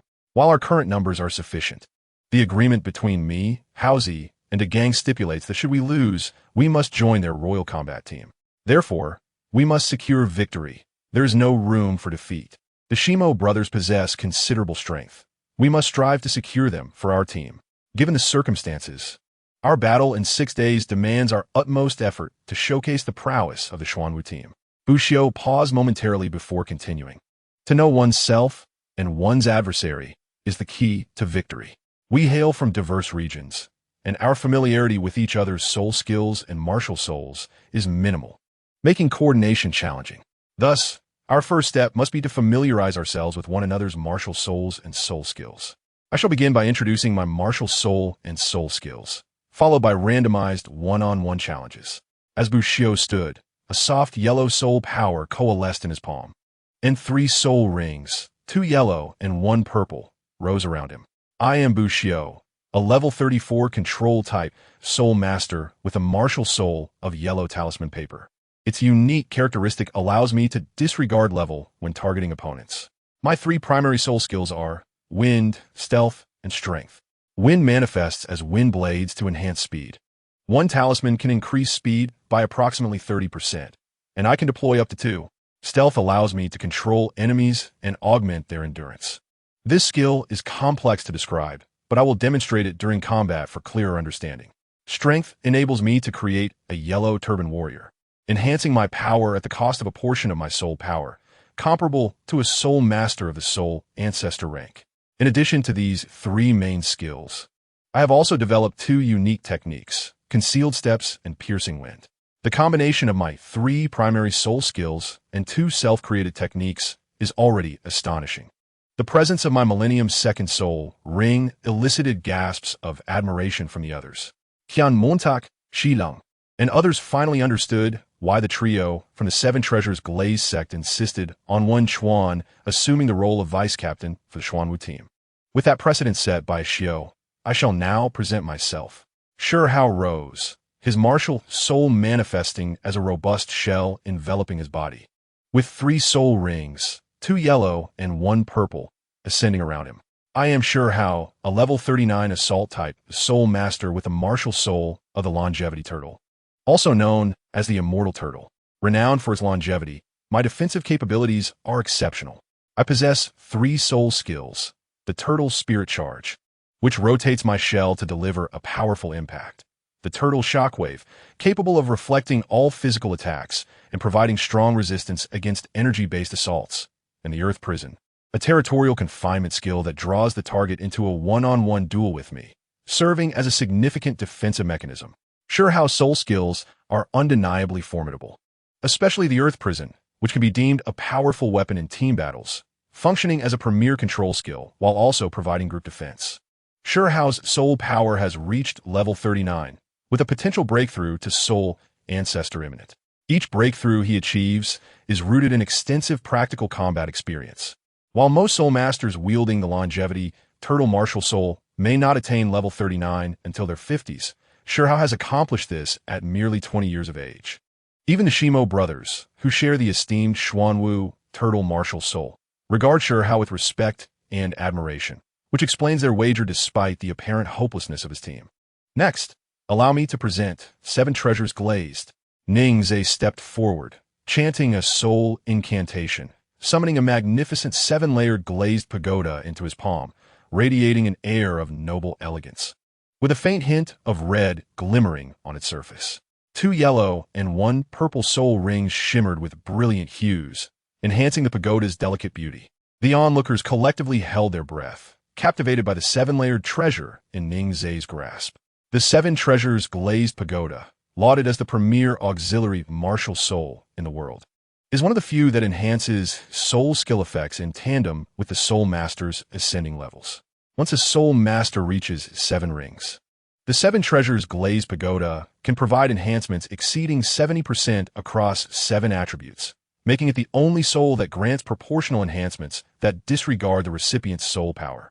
This extraordinary capability secures the 7 Treasures Glazed Pagoda's position as the unrivaled auxiliary martial soul. Naturally, curiosity abounds regarding its powers. My martial soul is the 7 Treasures Glazed Pagoda, with soul power at level 37. Currently, I can wield 3 auxiliary skills: strength amplification, speed amplification, and momentum amplification. each capable of enhancing attributes by 37%. As an auxiliary soul master, Ning Zhe's innate talent may not rival that of his sister Ning Rongrong. Yet it is still remarkable. His innate soul power exceeds 7, even if it falls short of Ning Rongrong's 9. Nevertheless, he is undoubtedly a prodigy in his own right. And in terms of auxiliary capabilities, Ning Zhe has surpassed Ning Rongrong, having attained level 37. His 3 soul skills consist of strength amplification, speed amplification, and momentum amplification.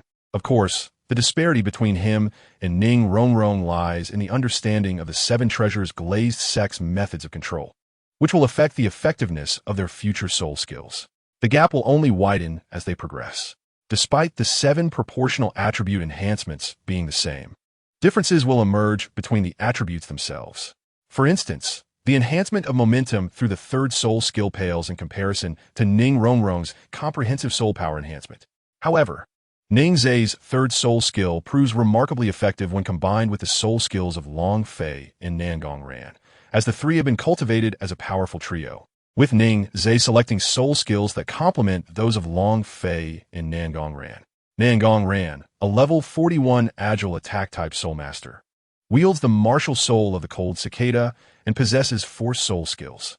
After Ning Zhe, Nangong Ran stepped forward. His 4 soul rings still represented the optimal configuration. He began, "My first soul skill, Frost, is a control technique that can diminish an enemy's speed. The second skill, Cicada's Wing Beat, is an acceleration and flight ability. The sound of its flapping wings can affect an enemy's speed and judgment.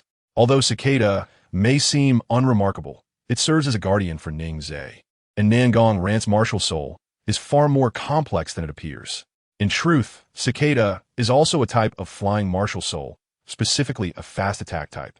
Therefore, Nangong Ran's true arena lies beyond the confines of the arena, in the vastness of the sky. His 3rd soul skill, Cicada's Lament, is another restrictive skill that allows him to manipulate cold air, silently infiltrating an enemy's body during combat and detonating it once a certain threshold is reached, effectively immobilizing the target. The 4th skill, Cicada's Ruthless Slash, possesses an extraordinary sharpness capable of cutting through anything. A fast attack soul master embodies not only unparalleled speed, but also explosive power, akin to an assassin. Clearly, Cicada's Ruthless Slash represents Nangong Ran's most potent finishing move following his series of restrictive skills. No one dares underestimate the formidable nature of Nangong Ran. Chapter 91. The Soul Skills of the Group, Part 2. The 3 prodigies of the 7 treasures glazed sect are anything but ordinary. From the descriptions of Nangong Ran and Ning Zhe's skills, the likes of Qianemo and others have already sensed their terrifying prowess. While the other soul master, Rinling, pursed her lips and announced, "Allow me to introduce myself next." The only girl in the Xuanwu team stood up. A brilliant golden light surged from within her, and 3 soul rings, 2 yellow and 1 purple, circled around her body, coalescing into a golden scepter in her hands. My martial soul is the golden tortoise, or more precisely, the golden tortoise scepter, which is an auxiliary martial soul. While it may not possess the immense power of the 7 treasures glazed tower, the golden tortoise has 2 primary abilities, protection and healing. The golden tortoise is a golden martial soul, with the most noble lineage in the realm of soul beasts being the legendary soul beast god, the dragon god. The dragon god is divided into the golden dragon king and the silver dragon king. The golden dragon king's lineage represents the ultimate golden bloodline. Besides the golden dragon king, other soul beasts can also possess golden bloodlines, such as the golden sparrow and the golden tortoise, which are undeniably top-tier soul beasts. The golden tortoise refers specifically to the golden tortoise. According to legend, in epics predating even the dragon god, there existed a divine beast that was a fusion of tortoise and snake, the Xuanwu. Thus, many top-tier soul beast bloodlines inherited from tortoise-like creatures exist. Rinling is a human soul master who has awakened the golden bloodline. My first soul skill is called Golden Mark, which allows me to transfer 90% of the damage inflicted upon the marked target back to myself. This skill can be used once a day, but for each additional soul ring, I can release an additional golden mark. The second skill is Golden Healing, which can rapidly heal the wounds of the target. If the target is the owner of the golden mark, the healing effect is doubled. The third skill is Golden Guardian, which provides a shield to the target, absorbing a certain amount of damage. Again, if the target is marked by the golden mark, the protective effect is amplified. May I demonstrate your soul skill? Ningzhe could not help but inquire upon hearing Ren Ling's skill description. Certainly. Golden mark. Ren Ling nodded, and a golden light swiftly marked Ningzhe, vanishing into his body, yet a golden rune appeared on his forehead. This rune bore a striking resemblance to the runes on the tortoise shell when Shi Mo and Shi Gu manifested their martial souls, albeit with subtle differences. After the golden mark was released, Bushio and the others felt a peculiar connection forming between Ningzhe and Ren Ling. Soon after, Ren Ling's second soul ring glowed brightly, and the golden rune on Ningzhe's forehead shimmered, indicating a significant enhancement in his life force. Ningzhe drew a dagger and cut his arm. As golden light flickered, his wound healed instantly before any blood could seep out. What impressive healing effect! Ningzhe murmured in awe, recognizing that the healing prowess of the golden tortoise martial soul fundamentally enhances vitality with minimal side effects. Let us try the third soul skill. Ningxia urged. Without hesitation, Ren Ling unleashed her third skill, Golden Guardian. Golden light coalesced around Ningzhe, forming 4 floating golden tortoise shell shields. I shall test your defense. Long Fei exclaimed with curiosity as he summoned his dragon pattern war halberd, striking down towards Ningzhe without targeting the shields directly, aiming to assess whether Golden Guardian's protection was comprehensive. Boom! As the dragon pattern war halberd descended, the 4 tortoise shells glimmered with golden light, instantly shifting to intercept the halberd's attack. Though Long Fei did not employ a soul skill, his dragon pattern war halberd was a formidable weapon, martial soul. A heavy weapon with a distinct advantage in level, delivering a powerful strike. Nevertheless, Ren Ling's Golden Guardian held steady against Long Fei's assault. Be wary. First soul skill.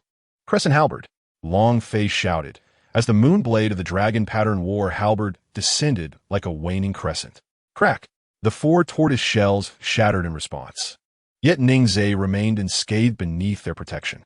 Gazing at Ren Ling with fervent admiration, Ningzhe remarked, Ren Ling, have you considered joining a sect? How about the 7 Treasures Glazed Sect? Although the 7 Treasures Glazed Tower is the foremost auxiliary martial soul as the premier auxiliary sect, it seeks to recruit equally exceptional auxiliary soul masters. While Ren Ling's abilities may be limited to healing and protection, she is undoubtedly a prodigy among auxiliary soul masters. I'm sorry, but I'm not currently considering joining any sect, Ren Ling replied, shaking her head to decline Ningzhe's offer. All right, Ningxia. It's rather forward to propose recruitment upon first meeting someone. We are members of the Xuanwu team now. Even if you hail from the 7 Treasures Glazed Sect, it's inappropriate to poach from one's own house, Bushio teased, alleviating Ningzhe's awkwardness. Without Ningzhe, even if Shi Hao found Ren Ling, she could easily serve as their auxiliary soul master. It was remarkable how Shi Hao discovered such a talent. On the other side, Long Fei nodded in agreement. Whether it was Shi Hao or Ren Ling, despite their youth, they were equally brilliant soul masters, and he could envision a promising future for the Xuanwu team. Stepping forward, Long Fei brandished his dragon pattern war halberd, an aura of ferocity emanating from him as he declared, Now allow me to introduce myself.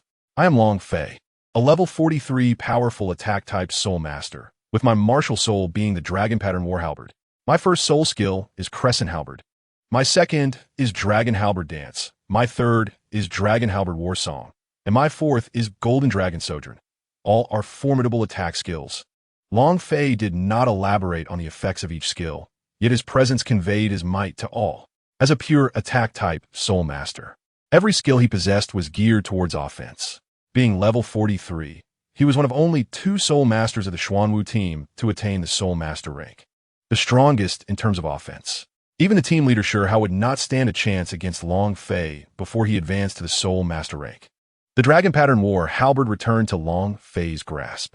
The introductions had not yet concluded, and Shilang Qianmao remained somewhat reticent. In comparison to the individuals previously introduced, their strength and innate talent seemed to fall short. The gang spoke up, Allow me to introduce myself. My name is De Gang, also known as Tian Lai, a 32nd level battle soul master of the assault spirit lineage. My martial spirit is the Great Strength Diamond Bear, specializing in power and offense. My first soul skill is Roar, a sound wave technique that enhances my momentum while disrupting my opponent's awareness and hearing. My second soul skill is Great Strength Diamond Finger, which concentrates my finger energy, granting a formidable piercing power. My third soul skill is Great Strength Diamond Body, compared to Long Fei and others, who were either soul ancestors or possessed top-tier supportive martial spirits. The gang's introduction appeared rather ordinary. The Great Strength Diamond Bear is merely commendable, far from exceptional, and the gang's soul power stands at only 32. I am Shurlang. My martial spirit is the Giant Spirit Stone Turtle, specializing in strength with 34 levels of soul power. All three of my soul skills enhance my size, allowing me to grow even more colossal. Shurlang introduced his martial spirit and soul skills. The Giant Spirit Stone Turtle is known as the most formidable among turtles, reaching over 10 meters in length when mature, a true behemoth. It is rumored that the Giant Spirit Stone Turtle is a descendant of the bloodline of the dragon god's ninth son, by Shi. Shurlang's three soul skills all focus on enlarging his form. When fully activated, he can reach over 7 meters, resembling a small giant. However, this increase in size comes at the cost of some agility, making him more susceptible to targeted attacks. Yet his power is significantly amplified, and wielding a sufficiently large and heavy weapon transforms Shurlang into a terrifying war beast, a formidable presence on the battlefield. This martial spirit is best showcased in the theater of war. Although Shurlang has yet to graduate, he has already been specially recruited by the Tiando Royal Cavalry Corps, allowing him to join the most powerful military of the Tiando Empire upon graduation, starting as a squad leader. The Tiando Royal Cavalry Corps is the might of the Tiando Empire, where every soldier is elite and officers above the rank of squad leader must be soul masters. Until a certain level is achieved, the abilities of soul masters are still constrained within military. Even a soul sage could face peril against formidable archers. Only a titled Douluos can truly disregard the secular forces of the military, gazing down upon all. Thus, a titled Douluos is considered a symbol of an empire's strength. However, if an army composed entirely of soul masters exceeds 1,000, even a titled Douluos could face defeat. This is precisely why the Tiando royal family, which holds the majority of military power, can firmly maintain its position as the ruler of the Tiando Empire. Qianma, a 33rd level agile attack spirit master, possesses the martial spirit of the Xian Shui turtle snake, with 2 yellow and 1 purple soul rings. The final introduction was from Qianma. His first soul skill is Xian Shui Entanglement, which manipulates streams of Xian Shui to ensnare and restrict an opponent's movements. If the gap in soul power is too great, Xian Shui Entanglement can completely bind the adversary. His second soul skill is Xian Shui Blade, transforming the Xian Shui into a blade with remarkable lethality. The third soul skill is Spirit Snake Ambush, which temporarily doubles his speed. With the synergy of these 3 soul skills, Qianma can undoubtedly be considered a formidable agile attack soul master. Let us communicate further in the future, Nangong Ran said to Qianma. Really? Thank you. Qianma expressed his gratitude. Both being agile attack soul masters, albeit one wielding a flying spirit reminiscent of a cicada and the other a snake, they both share a water attribute. Furthermore, Nangong Ran's soul power level exceeds his by 1 tier. Any guidance from her would greatly enhance his strength. Chapter 92. The Lament of the Cold Cicada. After sharing their soul skills, Bushio felt increased confidence in the team. Even the comparatively weaker gang, Qianma and Shurlang, each possessed unique strengths that rivaled the core members of some teams. Moreover, they still had over a year to gradually develop. Despite their newfound understanding of each other's abilities, mere theoretical knowledge is insufficient. True comprehension comes through practice. Dolfai, Ho, Si, Dogong. I have a fair grasp of your strengths, but the others remain unfamiliar. Direct collaboration may not yield significant benefits. Nangong, shall we engage in a friendly match? Bushio announced, fixing his gaze upon Nangong Ran. Nangong Ran nodded in agreement. Certainly, I was thinking the same. A spark of competitive spirit ignited within her eyes. Though she was unaware of Bushio's capabilities, she recognized Long Fei's prowess. Given that Bushio had triumphed over Long Fei, his strength must be formidable. Furthermore, Bushio had integrated a 1,000-year soul ring into his second soul skill, suggesting he possessed unique advantages. The remaining 7 retreated, their expressions filled with curiosity as they observed the two in the center of the arena. Who would emerge victorious? The 34th level Bushio, endowed with 2,000-year soul rings, or the prodigious soul ancestor of the seven treasure glazed tile school? Please enlighten me, Nangong Ran called out, unleashing a wave of chilling air that emanated from her, summoning a crystalline cold cicada to her side, its 4 soul rings pulsing rhythmically. Bushio felt the temperature around him plummet. Frost began to form upon the granite floor and on Bushio's azure attire, signaling the activation of her first soul skill. Frost. His body gradually stiffened. Unbeknownst to him, Nangong Ran's 3rd soul ring ignited, filling the air with a cacophony of disconcerting cicada cries, further lowering the atmosphere's temperature. Unlike most agile attack soul masters, who rely on rapid speed to close in on their targets for a decisive strike, Nangong Ran resembled a patient hunter, skillfully toying with her prey, waiting for the opportune moment to strike and witness the dance of life and death. Despite knowing that Nangong Ran's 3rd soul skill could manipulate the cold, Bushio felt no immediate effects of chill within his body. His soul power operated smoothly, showing no sign of stagnation. However, he understood that Nangong Ran would not wield her abilities without purpose, suggesting that the cold she commanded was either exceptionally subtle or intricately detailed, rendering it undetectable to him. At that moment, Bushio made his move. A wind talisman flew forth, swiftly soaring toward Nangong Ran, erupting in the air to unleash a 7-foot wind blade that sliced through the atmosphere. Such a powerful wind blade. Is this Bushio's first soul skill? Qianma exclaimed in astonishment. The potency of Bushio's first soul skill had intensified. Even Shirlang, who was more familiar with Bushio, could not help but be impressed, despite having fought Bushio again at the Tiando Great Soul Arena. He remained awestruck by Bushio's growth in strength over the past 3 years. Cold Cicada, take flight. Nangong Ran was equally astonished, activating her 2nd soul ring. The spectral cicada fully merged with her body, translucent wings appearing upon her back. With the cold cicada's wings unfurled, she soared into the air with such speed that her wings were nearly invisible to the naked eye, deftly evading the oncoming onslaught of the 7-foot wind blade. However, having evaded the cutting winds, Nangong Ran found himself engulfed in an icy chill the very next moment. Bushio had vanished. In his line of sight, the trace of Bushio had completely disappeared. In the midst of battle, when your target eludes your gaze, it heralds an immense crisis. Nangong Ran was certain that his eyes had remained locked onto Bushio, yet, in a fleeting moment, he had silently lost sight of him. Without a moment's hesitation, Nangong Ran's figure flickered and reappeared 30 meters in the air, a golden silhouette soaring upward with astonishing force, the height seeming negligible under such remarkable agility. But something was amiss. The chill was off. Nangong Ran's attention was not deceived by the golden figure. He swiftly glanced toward the ground, where a dark talisman circled around Bushio, hurtling towards him with great speed. He could sense the chilling change induced by the cold cicadas. The black talisman moved with lightning speed, and having already witnessed the power of Bushio's first talisman, Nangong Ran had no desire to test the capabilities of this one. With transparent wings beating rapidly behind him, he transformed into a fleeting shadow, evading the attack from the yellow, turban warrior. However, the black talisman adhered to him like a shadow, its velocity exceeding even his imagination, as if it were destined to strike. A wave of unease surged within Nangong Ran, compelling him to instinctively shift his position. In the next moment, a powerful thought surged forth. Stay still, do not move. This notion was but a fleeting whisper. Being a soul master, and having received a warning, the impact of a restraint talisman was not overwhelmingly potent for him. Yet, his body still involuntarily stiffened momentarily. Suddenly, a strong hand grasped his leg. It was Bushio, who had leapt into the air, 2 rapidly burning azure talismans still attached to his leg.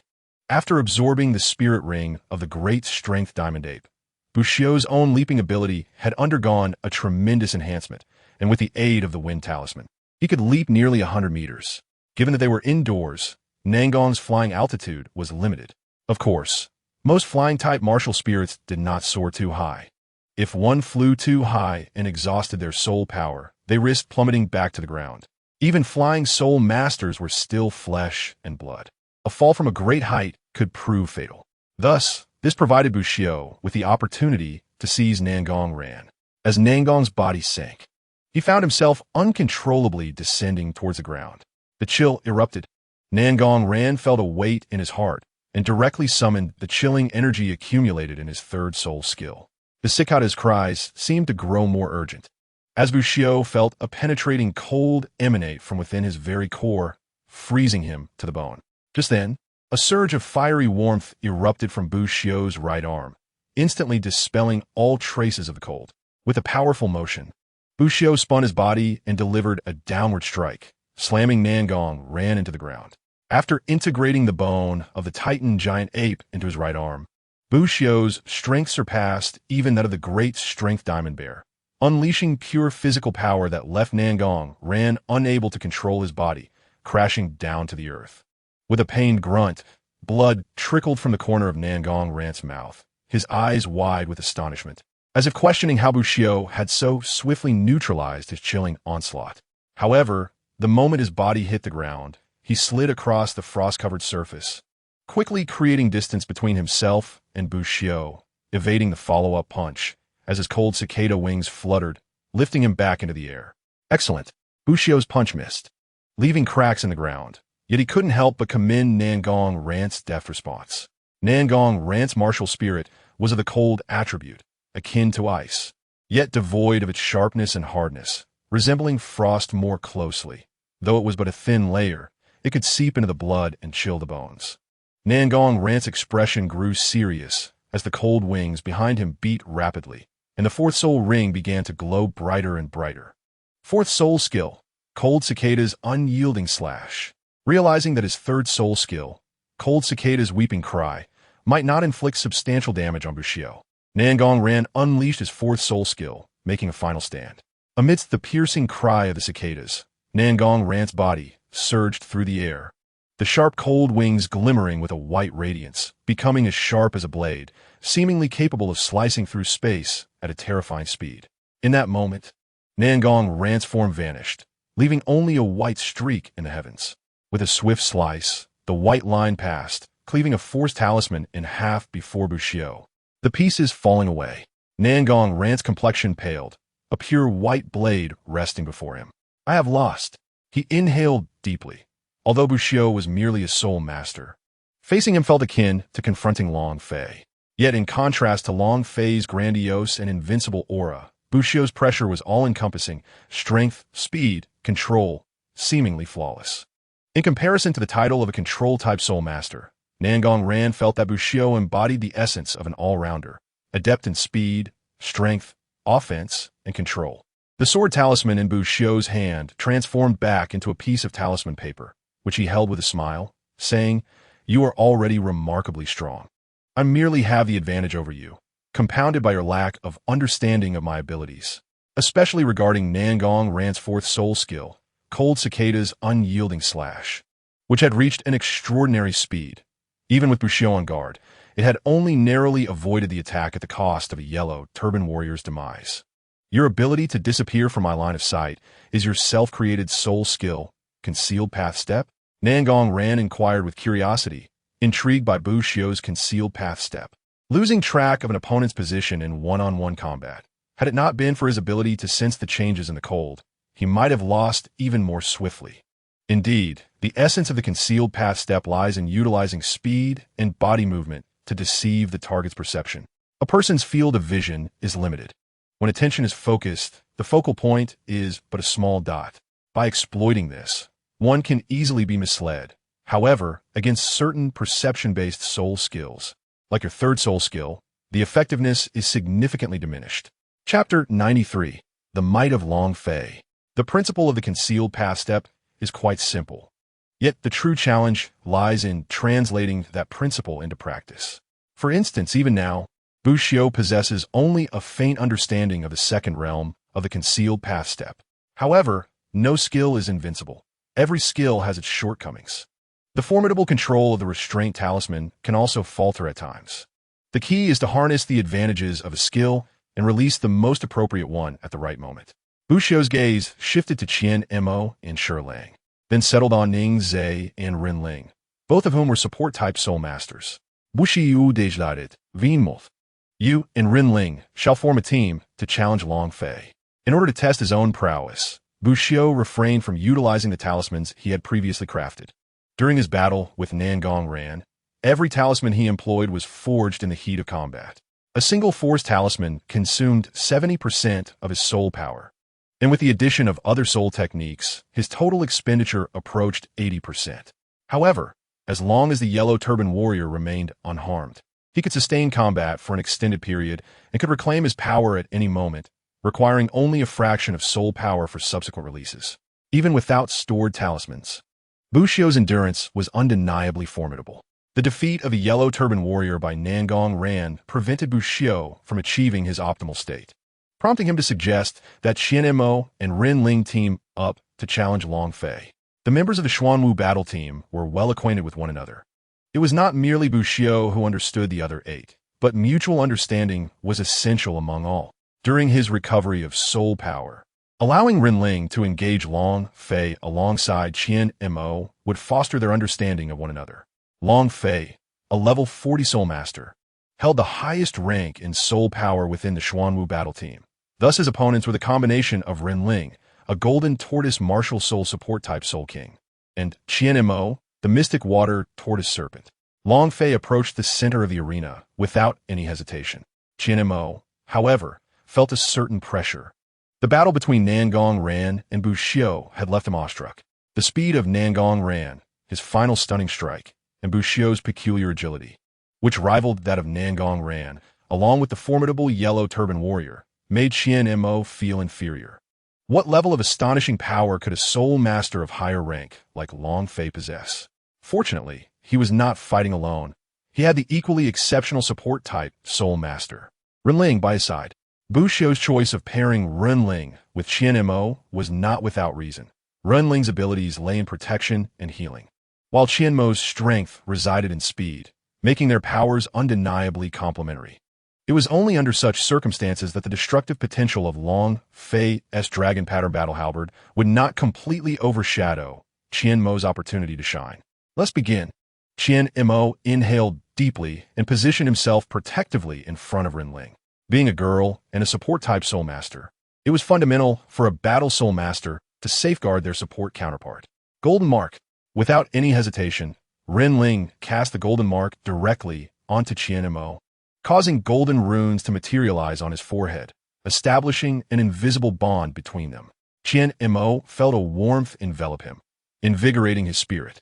As the mystic water tortoise martial soul manifested, his body elongated, and his eyes transformed into cold serpentine orbs, 3 soul rings rising from beneath him. Mystic water entwine. The first soul ring glimmered, and streams of water coalesced, resembling serpents that emerged from beneath Long Fei's feet, ensnaring his body and continuously extending upward. Subsequently, his second soul ring ignited, and blades of water surged forth, assailing Long Fei. Mystic water blades. Dragon Pattern Battle Halberd. A formidable wave of soul power radiated from Long Fei as the Dragon Pattern Battle Halberd materialized in his grasp. The halberd measured over 9 feet and was a formidable weapon adorned with dragon patterns. Infused with golden soul power, Long Fei hurled the heavy halberd into the air, letting it descend like a meteor, slicing through the streams that bound him. Gripping the halberd by its center, he shouted, and it began to spin rapidly in his hand, deflecting all of the mystic water blades. Attack with confidence. I shall not target the support-type soul master, Long Fei declared. Not everyone possesses the capability to fight beyond their rank. Support-type soul masters have their advantages, but also limitations. Qian Mo, being an agile attack-type soul master, relied on his speed as his primary asset. With a solemn nod, Qian Mo acknowledged the reality that even his 2 soul techniques could not compel Long Fei to reveal his powers, making the vast disparity between them painfully evident. Resolutely, he dashed forth like a serpent, holding the mystic water blade firmly in his hand rather than casting it away. Though releasing the mystic water blade could catch an opponent off guard, it would significantly diminish both its force and the control over it. Conversely, wielding it directly in hand, while reducing the attack range, provided a greater sense of intimidation. Haha, excellent approach.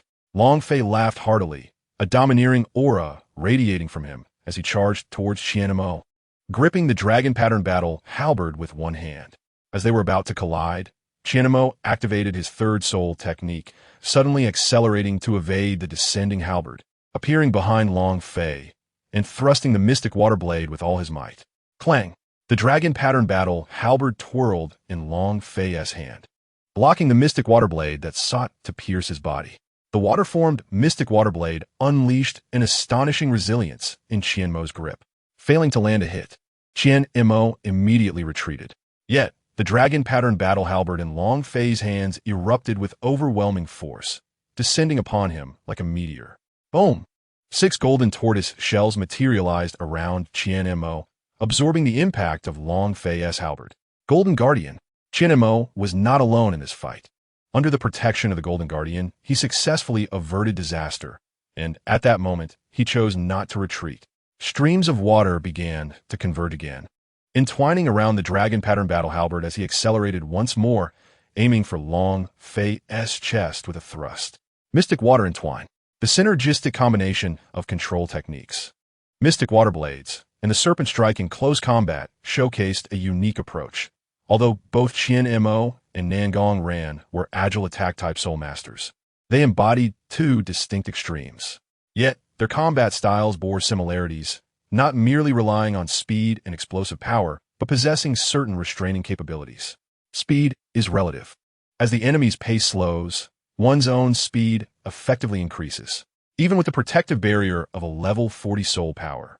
Qianmo remained confident in his ability to severely wound Long Fei with a Mystic Water Blade. Dragon Halberd Dance. Long Fei's second soul ring illuminated, unleashing a powerful aura that summoned phantoms of the halberd around him. The halberd's shadows descended, and the mystic water entwined around it shattered under the pressure of Long Fei's full force. The mystic water, after all, was merely a standard control technique. Facing the full might of Long Fei's second soul technique, it proved too feeble. While control techniques could somewhat limit the capabilities of attack-type soul masters, Long Fei was a soul master of the highest order, boasting a soul power 10 levels above Qianmo. Such a gap was indeed formidable. As his aura surged, Long Fei transformed into a legendary warrior of ancient tales, surrounded by spectral warriors wielding their halberds. Then, a resounding battle song echoed from the void behind him, amplifying Long Fei's vitality and spirit. With a mighty roar, he brought the dragon pattern battle halberd crashing down. The myriad of phantoms swung their halberds in unison, aligning perfectly with Long Fei's motions. Boom! The mystic water blade shattered, and the golden tortoise shell guardian enveloping Qianmo crumbled as well, causing him to spit out a mouthful of blood. Meanwhile, Renling turned pale, blood trickling from the corner of her mouth. The golden imprint transferred a portion of the damage sustained by Qianmo to her. 2 streams of golden light simultaneously ascended from both her and Qianmo, and the color of Qianmo's face visibly reddened, his boiling blood calming down. Waves of water surged through the dragon-patterned spear, once more coalescing into a Qian water blade that lunged towards Long Fei's throat. This was his sole opportunity, but did he truly still have a chance? Long Fei bellowed, and a spear shadow slammed directly into Qianmo. Qianmo's body was sent flying. Enough, that will do. Everyone cease. Buxiu halted Qianmo's intent to continue battling. After all, a considerable gap existed between Qianmo and Long Fei's strengths. Even if Qianmo's bloodlust were to intensify, he could not possibly match Long Fei. In this confrontation, Qianmo had already showcased his prowess, and there was no need to prolong the fight. In truth, even with Renling's supportive abilities, it would be insufficient to defeat Long Fei or even compel him to unleash his fourth soul skill. Long Fei had consistently demonstrated a commanding ease. Even Buxiu, without utilizing the Titan Giant Ape's right arm bone as a trump card, needed to employ all his talismans to suppress Long Fei. Long Fei thrived in the presence of strength. If he could not be overwhelmed by absolute power or have his momentum interrupted, he would only grow stronger with each clash. The foremost youth of the Seven Treasures Glazed Tile School was undeniably not a hollow title. Furthermore, Renling's supportive capabilities were better suited for assault-type soul masters or for team dynamics. The enhancement of a single individual was still far surpassed by Ning Zai's Seven Treasures Glazed Tower. You are formidable, I concede with admiration. Qianmo wiped the blood from the corner of his mouth. Under Renling's golden healing, His internal injuries were swiftly mending. Long Fei's final strike had merely sent Qian Mo flying using the back of the spear. "You're not too shabby yourself," Long Fei remarked with appreciation. Chapter 94. The strength of Shihao. Though Qian Mo's soul power fell slightly short, it brimmed with potential, particularly evident in his fierce determination and fearlessness when engaging in battle. Even with the knowledge of Ren Ling's protective and healing support, it was rare for someone to completely entrust their life to a supportive soul master they had only recently met. The individuals Shihao had gathered may not possess exceptionally high soul power, but their combat experience and strength were commendable. In actual combat, they could gain a deeper understanding of each other's abilities. Now, only I, the captain, De Gang, and Shi Lang had yet to take action. "I am a supportive soul master, De Gang, Shi Lang. Which of you will join me in testing the captain's strength?" Nan Gong, Ran, and Long Fei had already engaged, prompting Ning Zhe to step forward. Being a supportive soul master, he could not fight independently. Among the remaining three, De Gang and Shi Lang were evenly matched and could not serve as his opponents. Due to the uniqueness of his martial soul, once he engaged, either De Gang or Shi Lang would surely be at a disadvantage. Likewise, pairing with one of them would not be sufficient to overcome Shihao and the other's combination. Hence, he could only team up with either Shi Lang or De Gang to challenge Shihao. No need for such complications. The three of you may come at me together. Shihao's eyes gleamed with fierce fighting spirit. Having witnessed two intense battles, his inherent combative nature could no longer be restrained. Ning Zhe paused momentarily before nodding. "Very well." The four approached the center of the arena, while the spectators became Bushio, Nan Gong, Long Fei, Qian Mo, and Ren Ling. The seven treasures spun out the glazed tile. 3 days of momentum. Unlike the others, Ning Zhe immediately unleashed his third soul skill upon taking the stage. A cascade of vibrant colors enveloped the gang and Shi Lang, instantly elevating their momentum beyond that of Shihao. The change in momentum rendered the gang and Shi Lang exceptionally formidable. One shimmered with golden light, akin to a divine general descending from the heavens, exuding an extraordinary aura. The other donned a heavy turtle shell, his stature towering above the ordinary. Shi Lang's magnification was not merely a change in height. Every organ of his body expanded proportionally, his facial features, torso, and limbs. Without a reference from the surrounding environment, Shi Lang seemed unchanged. Under Ning Zhe's enhancement, Shi Lang's demeanor transformed into one of extraordinary valor. Momentum is a shift in a spiritual force field that lies between the ethereal and the tangible. Bushio had also studied momentum. He possessed an extraordinary aura cultivated through the trials of the heavens, which allowed him to perfectly manifest his abilities when facing opponents with significantly higher soul power.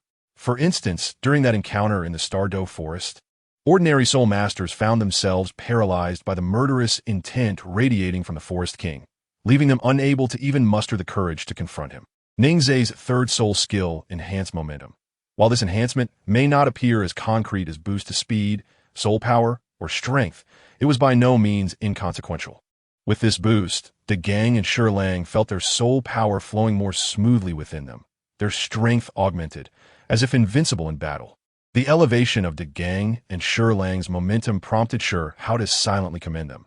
Indeed, the seven treasures glazed tile was the premier supportive martial soul, manifesting its exceptional nature from the outset. Spirit of the turtle, manifest! Shihao bellowed, a colossal turtle shell materializing on his rotund form, as if his entire being were concealed within its protective embrace. The 3 soul rings appeared even grander in the context of his eyes. The first soul ring glimmered brightly as Shihao's body began to spin rapidly, launching skyward towards Ning Zhe. Shihao was no Long Fei. He was confident enough to challenge the gang and Shi Lang under the pressure of a supportive soul master, especially when facing a soul master of the 7 treasures glazed tile school. There exists an unwritten rule in the realm of soul masters. If an opponent possesses a soul master of the 7 treasures glazed tile in their ranks, one must, at any cost, eliminate the 7 treasures glazed tile soul master first. The turtle shell soared high, descending with immense force. Shi Lang roared, his towering figure shielding Ning Zhe. His 3 soul rings blazed forth, transforming him into a 7-meter-tall giant, robust and formidable, with the rings around him appearing exceptionally stout. The earthy-toned turtle shell protected his joints and torso as Shi Lang positioned his arms horizontally before him.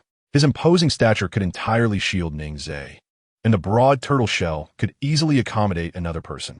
Ningzai stood behind one of Shi Lang's sturdy legs. His exquisite seven treasures glazed tower, radiating a multicolored light that enveloped Shi Lang. Strength enhancement. Boom! The thick, giant turtle shell on Shi Lang's arm blocked Shi Hao's spiraling turtle spirit's collision with its rapid rotation. The fierce impact forced Shi Lang to take a slight step back. As the spinning turtle shell and Shi Lang's armor clashed, sparking intense bursts of light. Mighty golden finger. A golden finger thrust struck the rapidly rotating turtle shell, causing it to fly off into the distance. Even the immensely penetrating diamond finger could not breach the defense of Shi Hao's rapidly spinning tortoise shell. While the diamond finger is indeed designed to strike at a point, the high-speed rotation of the tortoise shell condensed its force into a singular point. Nevertheless, under Ningzai's enhancement of power, Shi Hao was still sent flying. Meanwhile, the gang let out a muffled groan, blood trickling from the corner of his mouth. At the moment of the gang's assault, Shi Hao initiated his second soul skill, Tortoise Shockwave, which rebounded much of the inflicted damage. This indestructible defense and unstoppable offense truly represent Shi Hao's formidable nature. The gang opened his mouth, and a deafening, high-pitched roar erupted, resonating with such might that it seemed poised to tear the heavens asunder, to astonish the world, and to move the spirits. In his martial spirit form, Shi Hao possessed an extraordinary resistance to psychological intimidation and attacks. Yet faced with the gang's roaring soul skill, the soaring tortoise shell was momentarily suspended in midair. Now is the moment, Shi Lang shouted excitedly, savoring the exhilarating nature of the battle. With the assistance of the seven treasure glazed tile, he felt an intoxicating surge of power coursing through him, as if he were endowed with inexhaustible strength. Shi Lang leapt high into the air, the tortoise shell covering his palm, and with a forceful slam akin to a dunk, he struck down upon the rapidly rotating shell. The tortoise shell plummeted with tremendous force. Be careful. Seven treasures, second. Speed. Ningzai yelled urgently, a radiant spectrum of light cascading down upon the gang. What? Shi Lang was taken aback as the gang charged towards him. During the charge, the third soul ring flickered, enveloping his body in dazzling golden light, transforming him into a figure of pure gold. Boom! As the tortoise shell collided with the ground, it rebounded with even greater force. Shi Lang, unable to withstand the impact of his descending body, was thrown off balance. At that moment, the gang collided with the tortoise shell, deflecting its trajectory, and narrowly missed Shi Lang. The gang spat out a mouthful of blood, feeling as though every bone in his body had been shattered. Enough of this play. Came Shi Hao's booming laughter from within the shell, which then descended once more like a shooting star. Boom! The ground trembled as the purple aura of the soul ring surged, causing the earth to convulse violently, with debris flying in all directions, coalescing around him into a colossal earthen prison. This prison, built from mounds of soil and stone, bore a striking resemblance to the cracks on a tortoise shell, resembling a shell firmly anchored to the ground. Third soul skill, Earth Prison. The earthen enclosure ensnared the gang as well. Break the prison with all your might. Ningzai shouted urgently, continuously amplifying Shi Lang's power, speed, and momentum. If the gang were to be defeated one by Shi Hao, victory would be utterly impossible for them. Though this was merely a spar, Ningzai felt an overwhelming pride and was unwilling to accept defeat. Even if there existed a tangible disparity in strength between the gang, Shi Lang, and Shi Hao, the pride of the seven treasure glazed tile sect, the foremost auxiliary martial spirit in the world, lay in empowering weaker teammates to triumph over stronger foes. This was the true essence of the seven treasure glazed tower. As Shi Lang descended, he gazed at the enormous prison before him, realizing his negligence in underestimating Shi Hao's strength, which had led to his teammates' predicament.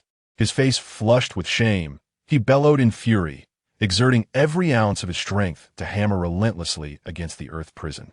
Boom! Boom! Boom! Boom! The earth prison quaked, crimson fist imprints appearing upon its surface. Blood streamed from Shi Lang's battered fists, now reduced to a mangled mess. yet he seemed impervious to pain, continuing to strike with all his might.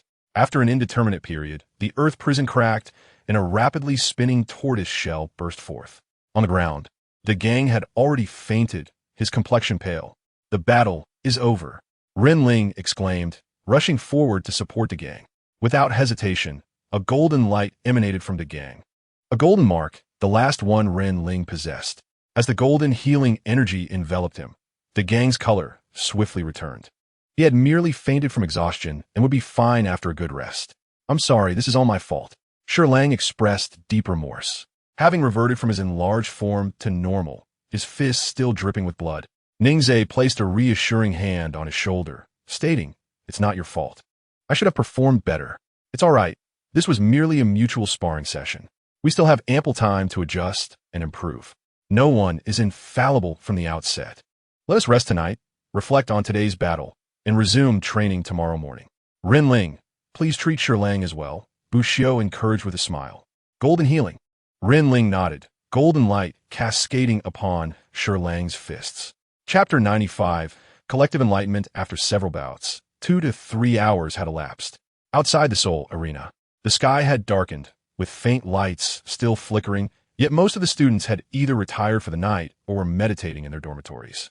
Bushio declared everyone, "Return and focus on your training. Tomorrow morning, we will continue. Our time is limited. Today's session was just an appetizer, and tomorrow's training will be even more grueling. I'll wake you all up in the morning." Having said this, Bushio returned to his room, performed a quick wash, and began reciting a 1,000-character script to restore his soul power. After battle, the human body is at its most active, making the effects of cultivation significantly enhanced. Bushio's ability to cultivate to level 34 before the age of 13 stemmed not only from the assistance of the Titan giant ape's right arm bone, but also from relentless battles and the continuous consumption of soul power, making talisman crafting equally crucial. One must endure hardship to rise above others. Bushio relished comfort but was unafraid of toil. Especially considering his previous life devoid of a transcendent world, the mystery and power of martial spirits had always been his most potent motivation for cultivation. If a soul master in this world had never had the chance to cultivate, suddenly receiving the opportunity would undoubtedly drive them to endure more than anyone else and strive harder. The members of the Xuanwu team were all prodigies. In today's battles, even those with relatively weaker soul power, like Qian Mo, Lang, and De Gang, displayed remarkable performances. With proper training, their futures are undeniably promising. These prodigies further inspired Bushio to intensify his own cultivation efforts.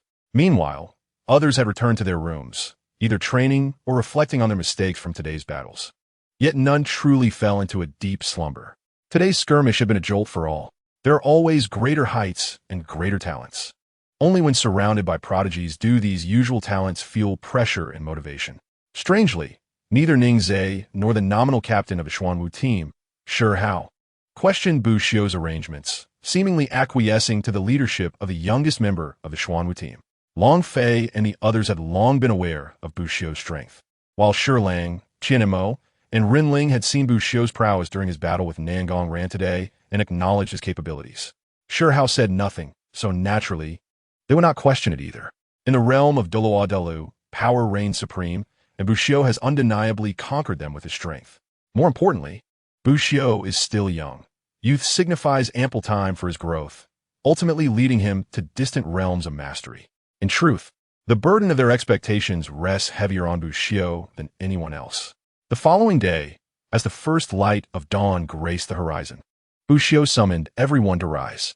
He had previously instructed the cafeteria staff to prepare breakfast early, and the Xuanwu Academy was remarkably cooperative in this regard.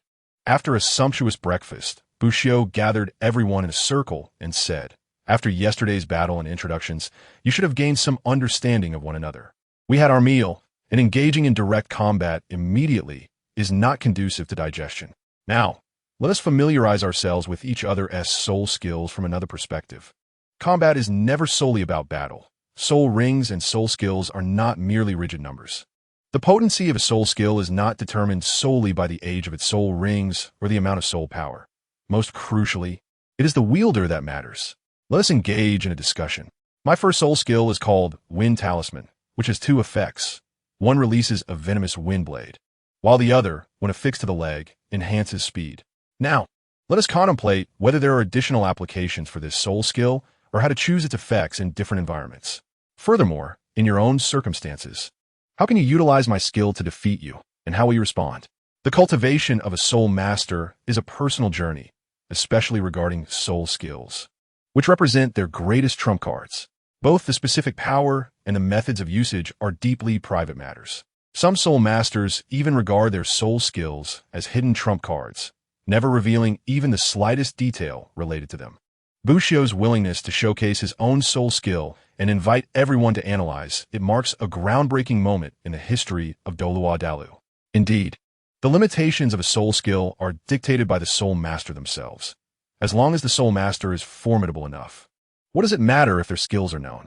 Long Fei, a person of generous spirit, was the first to express interest in Bushiro's proposition, asking Bushiro, "May I experience the acceleration effect of your first soul skill?"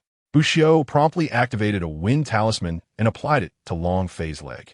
"I want to try too," exclaimed Ningong. "Me as well," chimed in Shi Hao and Shi Lang, one after another.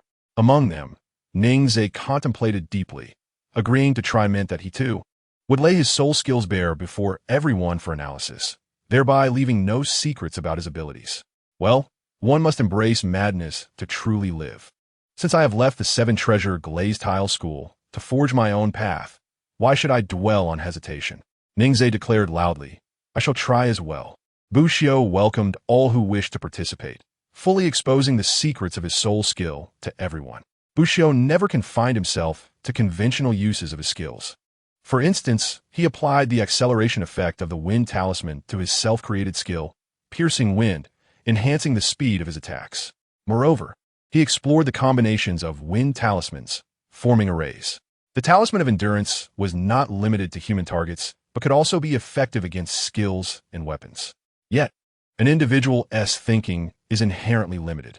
By pooling their intellect, they could collaboratively develop their soul skills, fostering mutual understanding and uncovering further applications. Bushiyu, I have an idea. Your wind talisman's acceleration effect is remarkable. It need not always be used at the outset, but could instead be employed at critical moments, such as during an attack, to catch the opponent off guard, potentially yielding even better results. Ningze proposed. Moreover, I believe this soul skill could be used in conjunction with Bushiro's movement skills, alternating between normal speed and acceleration to create unpredictable variations. Added Qianmo. Also, Bushiro, I recall that your wind talismans can be used simultaneously. You could alter the sequence of your attacks to create a relentless onslaught. Long Fei interjected. As ideas flowed, sparks of inspiration ignited within the group.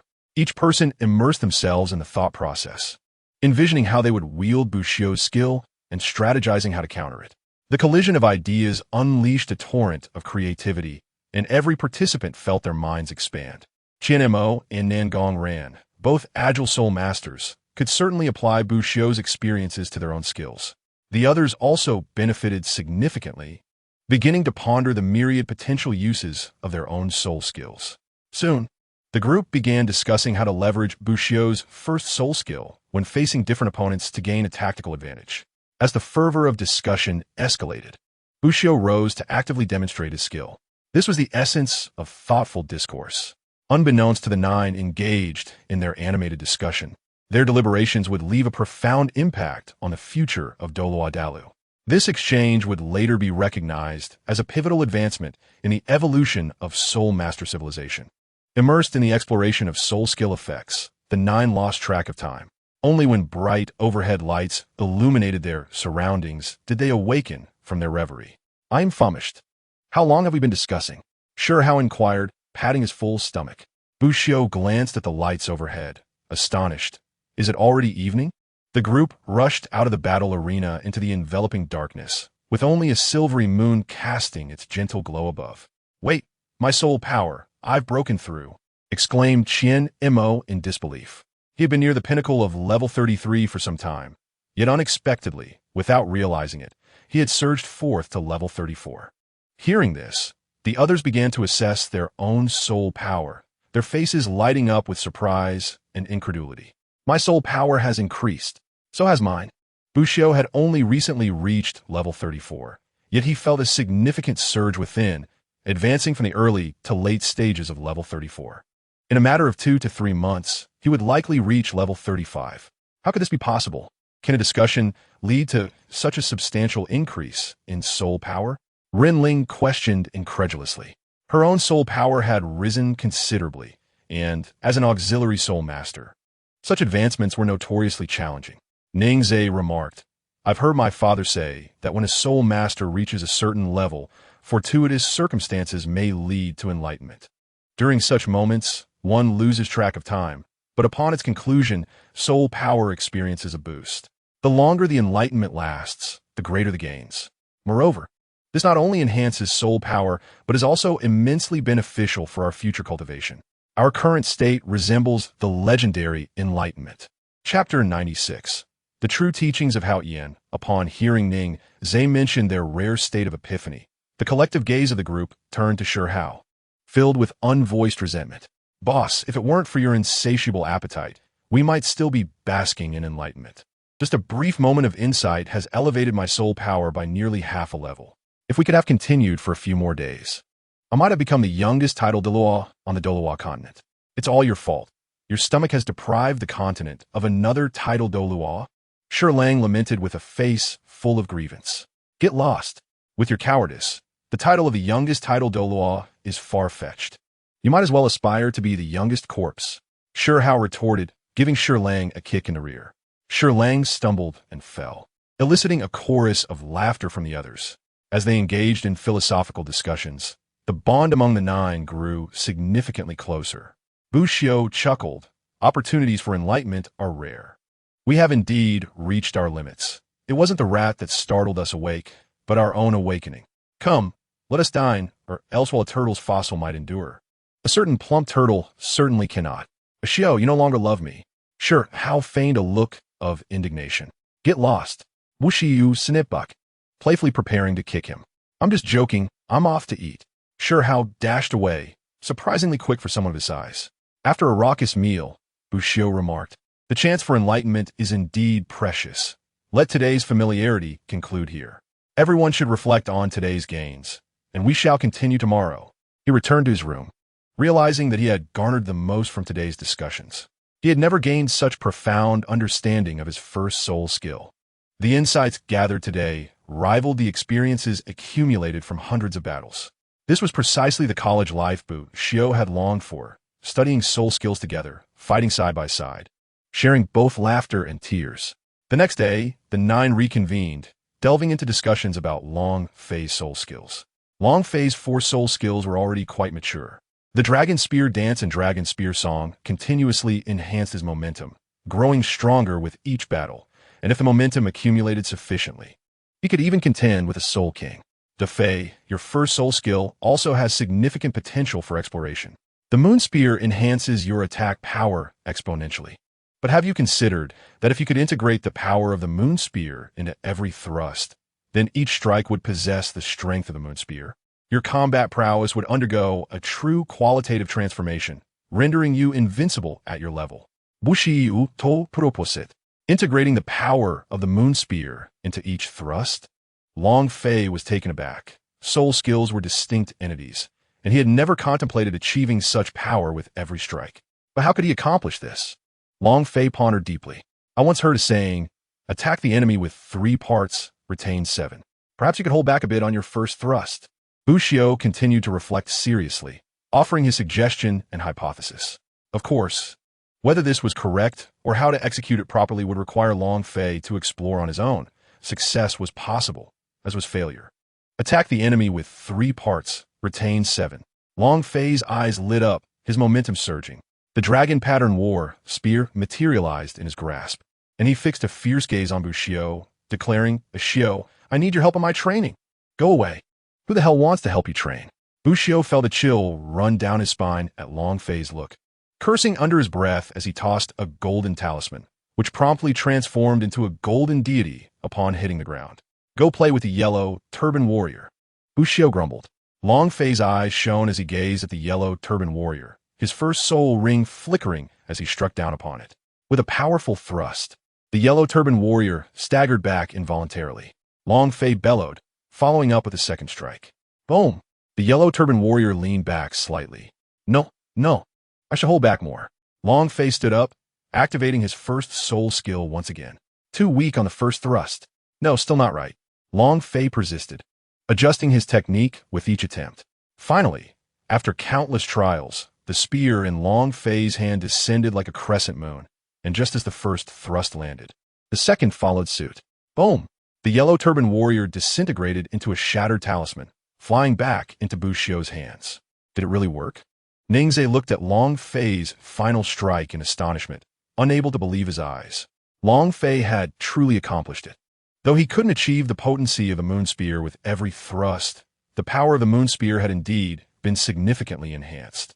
Ashio, thank you. Long Fei expressed his gratitude. It was you who achieved this. I merely speculated. Now that you can unleash 2 strikes, let's call it the moon spear double strike.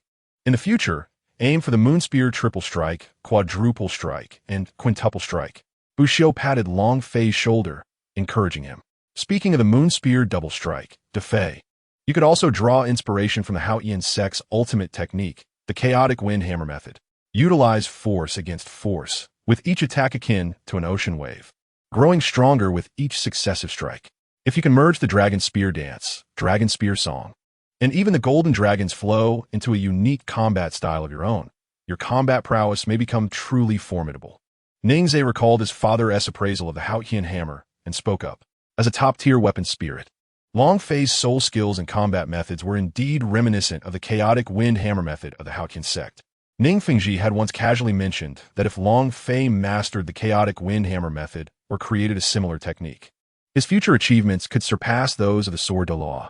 The chaotic wind hammer method? Bushio was taken aback. Long Fei's soul skills were indeed highly compatible with the Haotian sect's technique. Searching through his past memories, he remarked, Defei, Ningze is correct.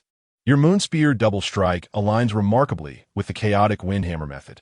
I once heard an elder mention the essence of this hammer technique lies in its application of force, originating from the power contained within the calf muscles, with the waist serving as an axis to unleash the body strength. In the chaotic wind hammer method, the calf is central, channeling all of one's power, while the remaining aspect involves continuously adjusting and layering strength through rebound forces, causing one's attacks to rise like waves, each stronger than the last. However, this technique has its drawbacks. If the initial strength is insufficient and the gathering of power is interrupted at the onset of the storm, the technique becomes ineffective.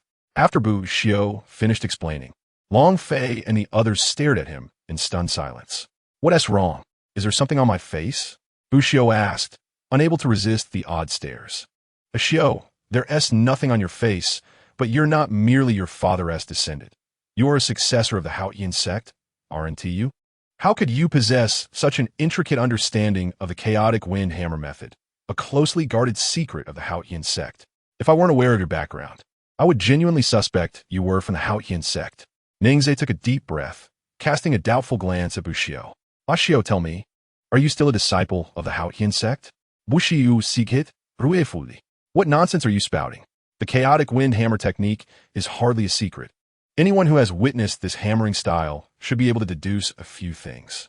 However, the Haotian sect indeed poses a problem. Defei, should you encounter a disciple of the Haotian sect in the future, make sure to deny any knowledge of the chaotic wind hammer technique. That is solely your own comprehension. Bushio Advisetov. Long Fei nodded resolutely. Ashio, rest assured, I will not betray your secret. He was acutely aware of the potential consequences of their conversation being leaked. A withered camel is still larger than a horse, although the Haotian sect had secluded itself. If they discovered that their ultimate techniques had been divulged, they would undoubtedly seek retribution. The others shared this concern and voiced their assurances. Bushio remarked. It's merely a few words of genuine transmission, and the principles are interconnected. There is no reason we cannot comprehend what the Haotian sect possesses on our own. Defei, you should combine my insights and make a diligent effort to create a technique even more formidable than the Haotian sect's chaotic windhammer technique. In that case, even if the Haotian sect accuses us of theft, the world shall not believe them. Of course, Bushio was aware of the truth regarding the acquisition of knowledge. But without evidence, it could not be deemed theft. After all, past mistakes should not dictate the course of this life, right? Tang Xin had once pilfered from the Tang sect's ultimate techniques in his previous life, yet he wielded them with ease in this one. Ashio, I will not let you down. One day, I shall create a technique more perfect and powerful than the Haotian sect's chaotic wind hammer technique. Long Fei declared with unwavering determination. To him, Bushio's willingness to share the Haotian sect's true transmission, risking pursuit, was a trust he vowed not to betray. Not just him, but also Nangong, Qian Mo, Ning Zhe, and others who had known Bushio for a short time were moved by this trust. The eldest among them, Long Fei, was only 23, and an age brimming with passion and the resolve to reciprocate sincerity. In this moment, they all felt a sense of belonging and honor, proudly embracing their affiliation with the Xuanwu battle team. In the following days, the group engaged in endless discussions about their soul techniques. Through the collective brainstorming, each member gained a newfound understanding of their abilities and clarity of purpose regarding the future development of their martial spirits. Particularly Long Fei, having assimilated the true transmission of the Haotian sect's chaotic wind hammer technique, had evolved the Haoyue dual trident into the Haoyue ninefold trident. When unleashed, even Bushio's yellow turban warrior could not withstand Long Fei's soul technique unless summoned in overwhelming numbers from the outset. The Haoyue ninefold trident thus became Long Fei's most powerful move. However, upon reaching this pinnacle, Long Fei's self-created soul technique had hit its limit, without sufficiently strong opponents. Significant progress was unlikely in the near future. Although the others did not achieve as much as Long Fei, their combat prowess had certainly improved. More importantly, despite having never fought as a cohesive unit, they had developed an intimate understanding of each other's soul techniques and mentally simulated various combat strategies, merely awaiting the opportunity to bring their imaginative ideas to life. Time flew swiftly, and before they knew it, only one day remained until the scheduled battle with the Tiando Royal Soul Master Academy. The 9 members of the Xuanwu battle team gathered once more. Tomorrow marked their confrontation with the Tiando Royal Soul Master Academy. They'd spent the last 6 days understanding themselves, yet knew little of their adversaries. The purpose of this meeting was twofold: to analyze intelligence on the Tiando Royal Academy's team and to decide on the personnel for tomorrow's battle. Bushio articulated their objectives first. The expressions of the Xuanwu battle team turned serious. Tomorrow's battle would determine their very existence. Shi Hao and Bushio were the captain and vice-captain of the Xuanwu battle team, and their presence was indispensable. Without the 3 of them, the team would be little more than a name. They were not concerned about Shi Mo and Shi Mo joining the team. They cared about the necessity of every member, echoing Bushio's initial assertion that no one could be left behind in the Xuanwu battle team. Only with their unity could they be a true team. Thus, tomorrow's battle was a must-win. Ningze stepped forward decisively. I must participate in tomorrow's battle, and Fei, Nangong, Ashio, and Shi Hao must also join. Ningze saw in the Xuanwu battle team the opportunity he had sought in defiance of his father, envisioning a promising future for the team. He would not allow it to disband. His tone was resolute, yet no one opposed him, not even to Gang, Rinling, Qianmo, and Shilang, who had not been specifically named. Long Fei and Nangong Ran were both Soul Zone, and the strengths of Bushio and Shi Hao were well recognized. These 4 were undoubtedly the most capable members of the Xuanwu battle team. Ningze's martial spirit, the 7-treasure glazed tower, warranted his inclusion in the battle lineup. The title of the world's foremost support-type martial spirit was not merely for show, especially in team battles, where the significance of a 7-treasure glazed tower soul master was self-evident. Bushio looked at Ningze, gesturing for him to sit. There's no rush in deciding on the battle personnel. Through the channels of the Xuanwu Academy, I have obtained information on the Tiando Royal Soul Master Academy's representative team, the Huangdo team. Let us examine it together before making a decision. Bushio produced a folder containing the basic profiles of the top academies residing in Tiando City, which was not difficult to gather. Bushio continued. The Huangdo team consists of 7 members, led by Yu Tianheng, a direct descendant of the Blue Lightning Tyrant Dragon family, with a martial spirit of the Blue Lightning Tyrant Dragon and a soul power level of 39. Possessing the optimal soul ring configuration. The name of the Blue Lightning Tyrant Dragon is enough to command respect, much like the 7-treasure glazed tower. I know Yu Tianheng. He is known as the twin star of the Blue Lightning Tyrant Dragon family, the most gifted individual. The Fei has fought him once, and though he lost, He was at level 36, while the Fae had surpassed level 40, enjoying the advantage of a soul ring. That battle was intense. Nangong also faced him, but at that time, Nangong was only at level 39, and he too was defeated, Ningzhe recounted. As core disciples of the top 3 sects and contemporaneous geniuses, aside from the Haotian sect seclusion, the Blue Lightning Tyrant Dragon family, though rarely seen on the continent, maintained a connection with the 7 Treasure Glazed sect. Upon hearing Ningzhe's remarks, the crowd could not help but express their astonishment. To be able to slightly surpass Long Fei at a lower rank and defeat Nangong. It was indeed a testament to the prowess of the direct descendant of the Blue Lightning Tyrant Dragon clan. Wushiyu remarked. I once had an encounter with the other member of the Blue Lightning Tyrant Dragon clan, Yu Qianxin. His soul power is also at the 39th level, and he is a formidable opponent. His Blue Lightning Tyrant Dragon martial soul is a top-tier beast martial soul, possessing not only the paralyzing ability common to elite Thunder attribute soul masters, but also an aura of dominance. Those who engage him in battle are easily influenced. If a soul master with a martial soul of lesser bloodline encounters him, the impact would likely be even greater, potentially reducing their strength from 100% to 70 or 80%. The Blue Lightning Tyrant Dragon, as the preeminent beast martial soul, has only a few martial souls that can rival it, such as Dai Mu Bai's White Tiger martial soul, Ma Hongjuan's Phoenix, and Shui Binger SI's Phoenix, among other elite beast martial souls. The rest would face significant suppression. Within the Xuanwu battle team, apart from Bu Xiu, Long Fei, and Ningzhe, the other 6 members are all beast martial soul users, except for Shihao's Fushou Turtle and Ren Ling's Golden Tortoise, who might remain unaffected. The others would likely experience some level of influence. Nangong Ran calmly explained, my martial soul, the Cold Cicada, is merely of a relatively ordinary bloodline. When faced with the Blue Lightning Tyrant Dragon martial soul, my strength is suppressed by at least 40%. Ningzhe, taken aback, glanced at Nangong, realizing that even he was unaware of the extent of her suppression against Yu Tianheng. If that is the case, it poses a significant challenge. Ren Ling expressed her concern. Nangong Ran is one of the 2 soul sects in their team, a crucial mainstay. The fact that her strength is so significantly suppressed when facing the Blue Lightning Tyrant Dragon clan's Yu Tianheng is detrimental to their cause, especially considering they have so many beast martial soul masters apart from her. Others furrowed their brows, recognizing the importance of this battle. Everyone wished to ensure absolute certainty. Bu Xiu reassured them, there is no need for such pessimism. Is there truly an invincible martial soul in this world? The suppression from bloodlines actually stems from a certain momentum. Ningzhe's third soul skill should have a considerable chance of counteracting this suppression. Moreover, our opponents are entirely unaware of our team and our strengths, which gives us a strategic advantage. If all else fails, we can have Long Fei or myself devise a plan to deal with him first. Pausing briefly, Bu Xiu continued.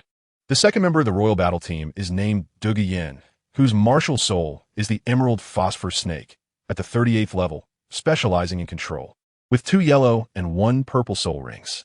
Duge Yin? With a martial soul like the Emerald Phosphor Snake, could she possibly be? A flicker of doubt crossed Ningzhe's eyes. If Duge Yin is indeed as I suspect, we must exercise caution, particularly regarding her poison, which might be exceedingly formidable. Ningxue warned. Poison? What is there to fear? Shihao scoffed. While the poisons of others may not be daunting, what if it is the poison of a titled Douluos? There is only one top-tier expert renowned for their mastery of poison, and coincidentally, their martial soul is also the Emerald Phosphor Snake, sharing the surname Dugu. Such an array of coincidences cannot simply be dismissed as chance.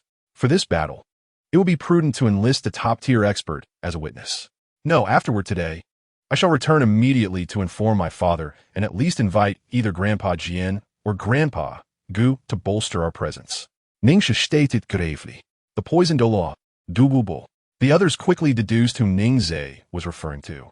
Coincidentally, Dugubo is currently in the Heaven Do Empire, being the Empire's only honored title Douluos. The very name of this poison master evokes a sense of trepidation, especially considering the horrendous potency of his toxins. Should such a title Douluos wish to poison them covertly, a group of young soul masters, the highest of whom are merely soul sects, would face almost certain demise. No one would dare underestimate the limits of a titled Douluos famed for their poison. Douluos, known for his ruthlessness, has no qualms about using his strength against those weaker than him. Otherwise, he would not have offended two titled Douluos from the Spirit Hall, fleeing to the Heaven Do Empire to become its honored guest. What they do not realize is that the infamous poisoned Douluos is currently deceased, having fallen silently in a nameless grove outside Soto City. In the prince's mansion, Bong anxiously inquired, "Uncle, is there still no news about Senior Douluos? He has been missing for 8 or 9 days." The fact that Douluos has been missing for such an extended period has stirred a sense of urgency within Bong. Douluos' presence is akin to a guiding star for the Heaven Do Empire. While the 7 Treasure Glazed Tile School supports the Heaven Do Empire, it does not belong solely to it. If forced to choose between their own sect and the Empire, they would undoubtedly side with their sect. Moreover, the 7 Treasure Glazed Tile School is a faction that supports the Crown Prince. Douluos' presence serves as a balance for the 7 Treasure Glazed Tile School and acts as a deterrent to the 4 Great Kingdoms. After all, no one can guarantee that a titled Douluos, renowned for their poison and adept at group combat, would spare them when they come knocking. Do not worry.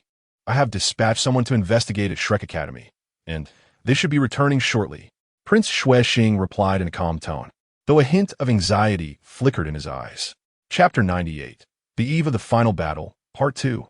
Your Highness, I report to you. At that moment, a flustered flying-type soul master burst in.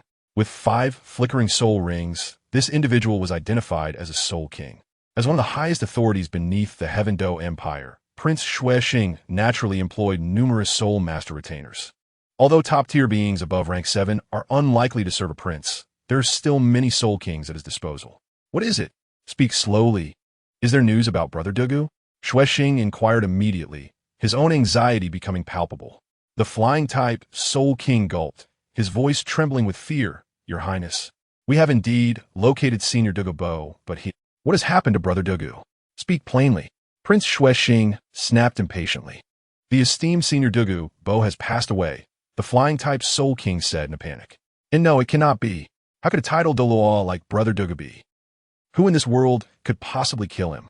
Prince Xing's face turned pale, staggering backward uncontrollably.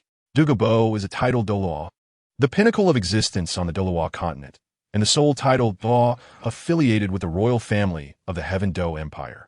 Besides the Spear Hall, who else could possibly have the strength to slay him? Douluos' identity signifies that with his death, the only faction the Heaven Do Empire could rely on is the 7 Treasure Glazed Tile School. With Douluos' demise, the very foundation of the Heaven Do Empire crumbles. Without Douluos' deterrence, the 4 Great Kingdoms under the Heaven Do Empire's jurisdiction would act without restraint. Douluos is dead? Bong was likewise filled with disbelief. How could Douluos possibly be dead?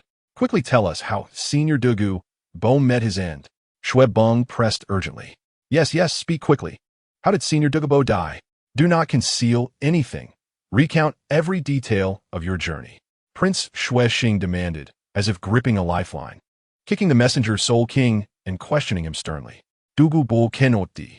We discovered his lifeless body not far from the forest outside Shrek Academy.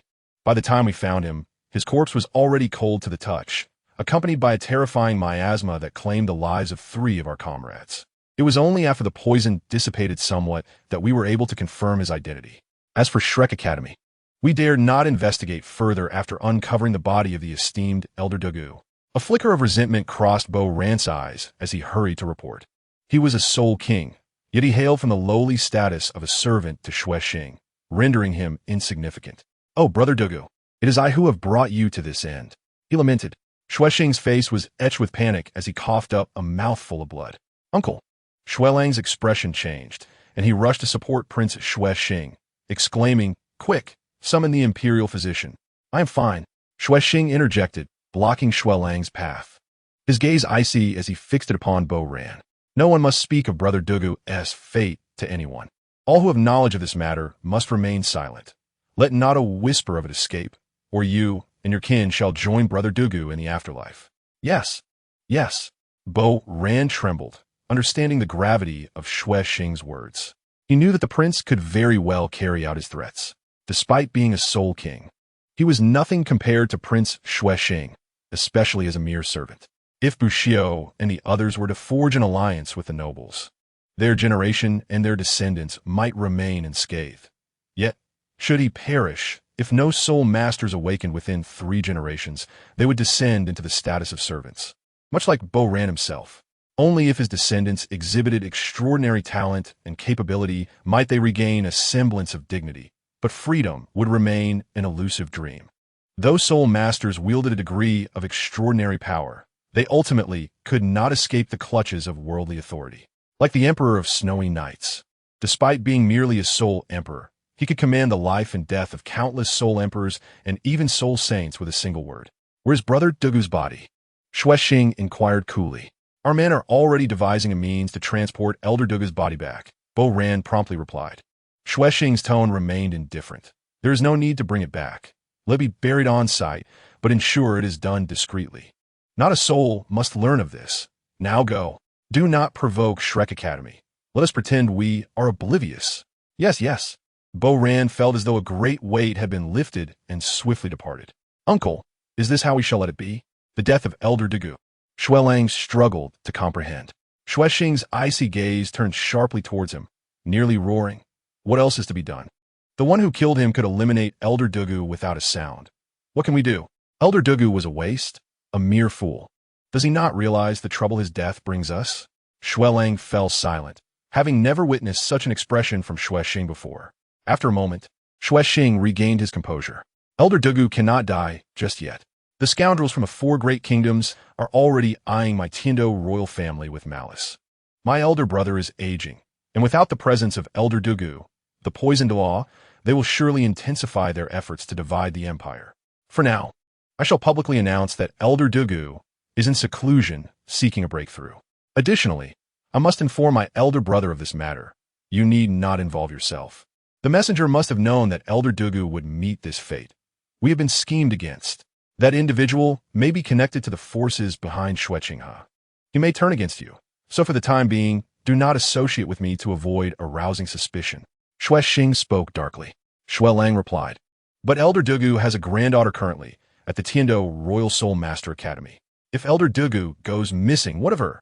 That indeed poses a problem, Xuexing acknowledged. What shall we do? Xuelang's eyes glimmered with a hint of coldness. He realized the significance of Elder Douluos' disappearance. If it were a decade earlier, when the Emperor of Snowy Nights was still vigorous, with such power and prestige, he would have had little to fear. However, the Emperor is now aged, and a mysterious force looms over them, emboldened by the loss of Elder Douluos, likely to act with even greater impunity. Since Douluos is the sole descendant of Brother Douluos, we shall keep this secret for now.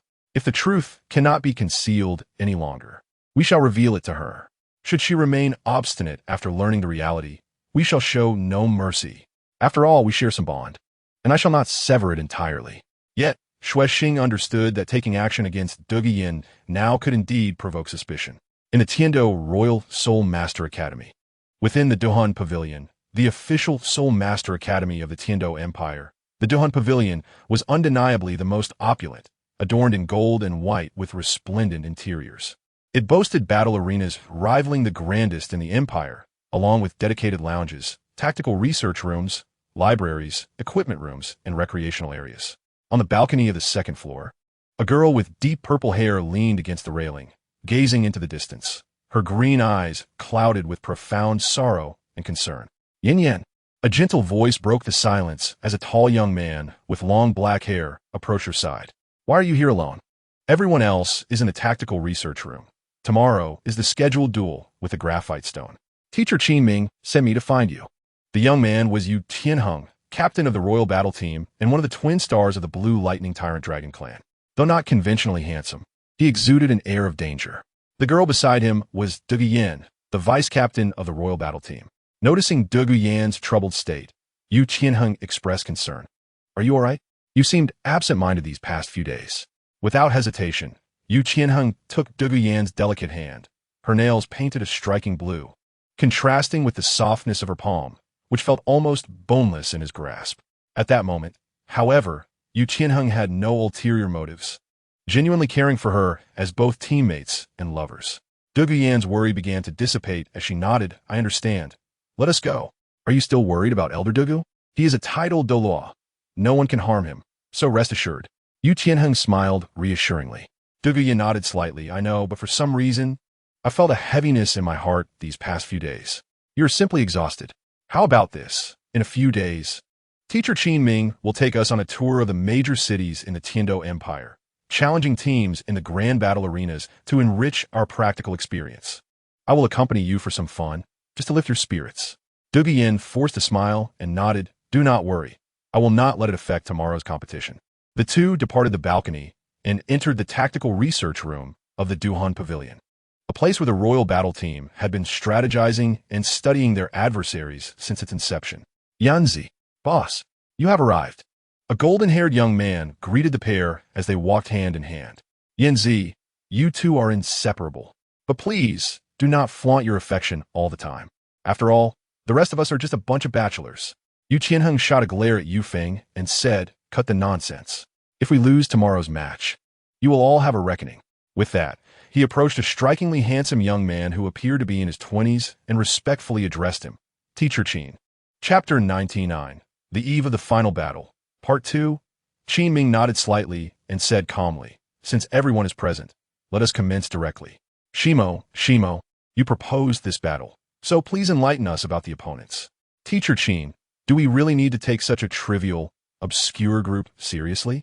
Yu Feng remarked dismissively. Shimo, aside from the Elemental Academy, what other teams in Tiando City warrant such attention? Tomorrow, we could easily dispatch them without a second thought. Yet you two have gone so far as to set a wager. Yu Feng's demeanor was one of clear indifference, as he evidently did not regard the wager proposed by Shimo as significant. They were all familiar faces, and given the plethora of talents in Tiando City, he could not fathom their concerns. In his eyes, only the Elemental Academy could barely match their prowess in a contest of strength. In truth, not only Yu Feng, but also Yu Qianheng and Douluos seemed to dismiss their opponents, fully aware of the talents that Tiando City harbored. Qin Ming furrowed his brow and interrupted Shimo, who was about to rise. If this is your attitude, then there is no need for tomorrow's battle. You might as well concede now. Shimo, you may leave the Tiando Royal Soul Master Academy at any time. I will not hinder you. A prideful soldier is destined to fail.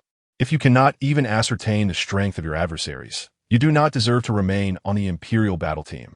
Hearing Qin Ming's reprimand, the members of the tactical research room lowered their heads. Qin Ming, as their leader, possessed not only exceptional tactical acumen and teaching abilities, but also strength and talent that rivaled their own. Teacher Qin, we were wrong. Yu Feng did not mean it that way. Yu Qianheng quickly interjected, acknowledging their fault. Teacher Qin, I was in the wrong. Yu Feng also hastily admitted. Tomorrow's battle is not merely about victory or defeat. It concerns the future of your teammates. Even if your enemies are ordinary, you must not display an ounce of complacency. That would be irresponsible to your comrades. What is a teammate? It is someone you can trust with your back on the battlefield. If this is your attitude towards your companions, how could they willingly entrust their backs to you? You should be apologizing not to me, but to your teammates, Shimo. Qin Ming stated coldly. I'm sorry, Shimo, I didn't mean it that way. You know how I am. I tend to speak without thinking. I sincerely apologize. Yu Feng quickly recognized his misstep. Indeed, the match tomorrow was tied to a wager that would determine whether Shimo could remain on their team. Their lack of seriousness towards the match could be construed as a lack of respect for Shimo. Shimo, I also share some blame in this matter, and I represent the Imperial battle team in extending my apologies. I hope you can forgive us. Yu Qianheng earnestly bowed to Shimo. Shimo promptly helped Yu Qianheng to his feet and said, Captain, you need not go to such lengths. We have not taken it to heart. However, we must take tomorrow's match seriously. If we win, the Imperial battle team will undoubtedly gain 3 more formidable members. Yu Qianheng smiled and replied, Oh, since you have said so, I am indeed curious about who these esteemed opponents are to deserve such high praise from you. Shimo hesitated before responding. Actually, I have only seen 3 members of the opposing team, but even the weakest among them is a Tiando-level student, and 2 of them have earned the Golden Soul Badge at the Great Soul Arena. The third is a support-type Soul Master. Shimo had encountered Renling before. The Golden Soul Badge, did I hear that right? I know nearly all those under 23 who possess a golden soul badge at the Tindo Great Soul Arena. Surely none of them are from the Spirit Turtle Academy? Yu Qianheng asked, furrowing his brow. He frequently trained at the Great Soul Arena and was well aware of the difficulty of obtaining a golden soul badge, and they were generally familiar with the holders. The other members of the Imperial Battle Team also began to adopt serious expressions. To earn a golden soul badge at the Great Soul Arena, one must be exceptionally talented. It is worth noting that the participants in soul battles at the Great Soul Arena are not limited to the younger generation of soul masters. Some may possess average talent or have only a soul power of 20 or 30 levels. However, those who spend their lives in the lower tiers of the Great Soul Arena accumulate a terrifying level of combat experience and skill proficiency, making them formidable opponents. Emerging from such an environment, none could be deemed ordinary. They did not earn their golden soul badges at the Tindo Great Soul Arena, Shimo clarified. So they are holders from a small city. Osro sighed in relief, though they both held golden soul badges. The disparity in power between those from Tindo City and those from typical main cities was monumental. Did they have any battle records at the Tindo Great Soul Arena? Yu Qianheng inquired. Shimo replied, yes, I investigated. One of them fought once at the Tindo Great Soul Arena and lost, while the other won 3 consecutive battles. 3 consecutive victories. A golden soul badge? A glimmer of excitement flickered in Qin Ming's eyes. Shimo nodded. Indeed, 3 consecutive victories. With one of the opponents being your old acquaintance, Yu Qianxin from the Thunder Academy. Shimo had only later looked into Bushio's records and was astounded to discover that Bushio had defeated Yu Qianxin. He wondered where Shurho had found such a talent. But regrettably, only these 2 were from the Spirit Turtle Academy. Cousin? Yu Qianheng exclaimed in astonishment. If he can defeat my cousin, his strength must be formidable. If we could recruit him, it would indeed bolster the Imperial Battle Team. Shimo, what is this person's name? Shimo replied, his name is Bushio, and he is known as the Celestial Master at the Great Soul Arena. The Celestial Master Bushio, so it is he. Qin Ming nodded. Teacher Qin, do you know him? What is this Bushio's background? Yu Qianheng asked, somewhat surprised. Qin Ming replied, I have not met him personally, but I have heard his name. He was active in Suatao City, and if it is indeed him who defeated Yu Qianxin, his talent is quite frightening. As far as I know, he should be no older than 15, and he absorbed a 1,000-year soul ring for his second soul ring. If our enemy is truly him, we must be cautious of his second soul skill. It is a particularly fearsome control-type skill. Qin Ming had heard of Bushio's name 3 years ago when he returned to Shrek Academy for a time and learned about Bushio from the teachers there. With much discussion surrounding his second soul skill, which even Zhao Wuji had described as a distasteful ability. Thus, he remembered the name. With the second soul ring being a 1,000-year soul ring, and at such a young age, having defeated Yu Qianxin, the others could not help but nod in agreement. Acknowledging Qin Ming's assessment, it is important to note that the optimal composition of soul rings consists of 2 yellow and 1 purple. All 3 individuals are prodigies from the Tindo Royal Soul Master Academy. Thus, they are acutely aware of the terrifying implications of surpassing the soul ring limits to absorb additional rings. Similarly, acquiring an extra 1,000-year soul skill can create a vast chasm in strength, akin to the disparity between a soul master with a 10-year soul ring and one with a 100-year soul ring. In fact, the difference may be even greater. The previously silent Shimo interjected, do not overlook the other 2 individuals. One of them, bearing the Golden Do Soul badge, is named Shurhao. In truth, the only match he lost was to the Celestial Master, and that encounter resembled more of a friendly spar. Shurhao, he shares the same surname as you. Shur-mo. Shurmu, could there be a connection? Yu Feng inquired curiously. Indeed, he is our cousin. His martial spirit is the Longevity Turtle, hailing from the Longevity Turtle clan. Replied Shi Montak, the Longevity Turtle? That is curious. I've heard my mother speak of it. It is the ancestral martial spirit of the Longevity Turtle clan, renowned as one of the finest turtle-type beast martial spirits. However, does it not possess a fatal flaw, or perhaps a peculiar advantage? If your cousin truly is a descendant of the Longevity Turtle clan, he should be of little concern. Yi Lingling asked, intrigued. Lingling, what is it about the Longevity Turtle martial spirit? Did you not just affirm its status as a premier turtle-type beast martial spirit? Why then imply he is of little worry? Osro queried, puzzled. Qin Ming explained, the Longevity Turtle is indeed a top-tier turtle-type beast martial spirit. even more orthodox than the Xuanwu turtle of Shimo and Shirmu. However, therein lies the clan's greatest flaw and their most significant strength. The longevity turtle clan has wholly inherited the characteristics of turtle-type martial spirits, claiming to possess a martial spirit of longevity. Upon awakening the longevity turtle martial spirit, regardless of soul power, one's lifespan is typically doubled compared to that of a normal human. A longevity turtle soul master can usually live up to 250 years, and, if exceptionally powerful, even longer. Yet correspondingly, their rate of soul power advancement is as slow as that of a turtle. If he truly possesses the longevity turtle martial spirit, given his current age, if he is under 25, his soul power would generally hover around level 25. In such a case, even with a top-tier martial spirit, his strength would still be limited. Chapter 100. Team Registration. This is a family where longevity equates to increasing strength. Qin Ming concluded, "It seems there exists such a clan, where longevity is synonymous with strength. It truly aligns with the saying, 1,000-year-old turtle, a 10,000-year-old tortoise." Osro remarked with a hint of jest. Indeed, his comment bore a somewhat derogatory tone towards the longevity turtle soul masters. Yet Shimo and Shirmu remained unperturbed, having heard such remarks countless times before. They understood that Osro meant no true malice. If that is the case, How should prove to be of little concern. Yu Qianheng expressed his curiosity. A long-lived clan, where longevity enhances strength, surely possesses profound heritage. However, for the Lingue Academy to participate in the elite competition of advanced soul master academies across the continent, it implies that Hao's age cannot exceed 23, as there is merely over a year remaining until the competition. Exceeding this age would disqualify him from participation. Shimo sighed. Theoretically, that should be the case, but our cousin has always been an anomaly. Members of the longevity turtle clan are invariably influenced by their martial spirit, often becoming indifferent and rarely instigating trouble, leading to a certain laziness. Yet, our cousin is an exception. He has always been combative, stirring up conflicts and seeking fights. This has resulted in his rapid advancement in strength, and at just 21 years of age, his soul power has surpassed ours, reaching level 39. Both sides engaged in tactical discussions. While the Imperial Combat Team possessed only a vague understanding of the Xuanwu Combat Team, the latter had a clearer grasp of the former's capabilities.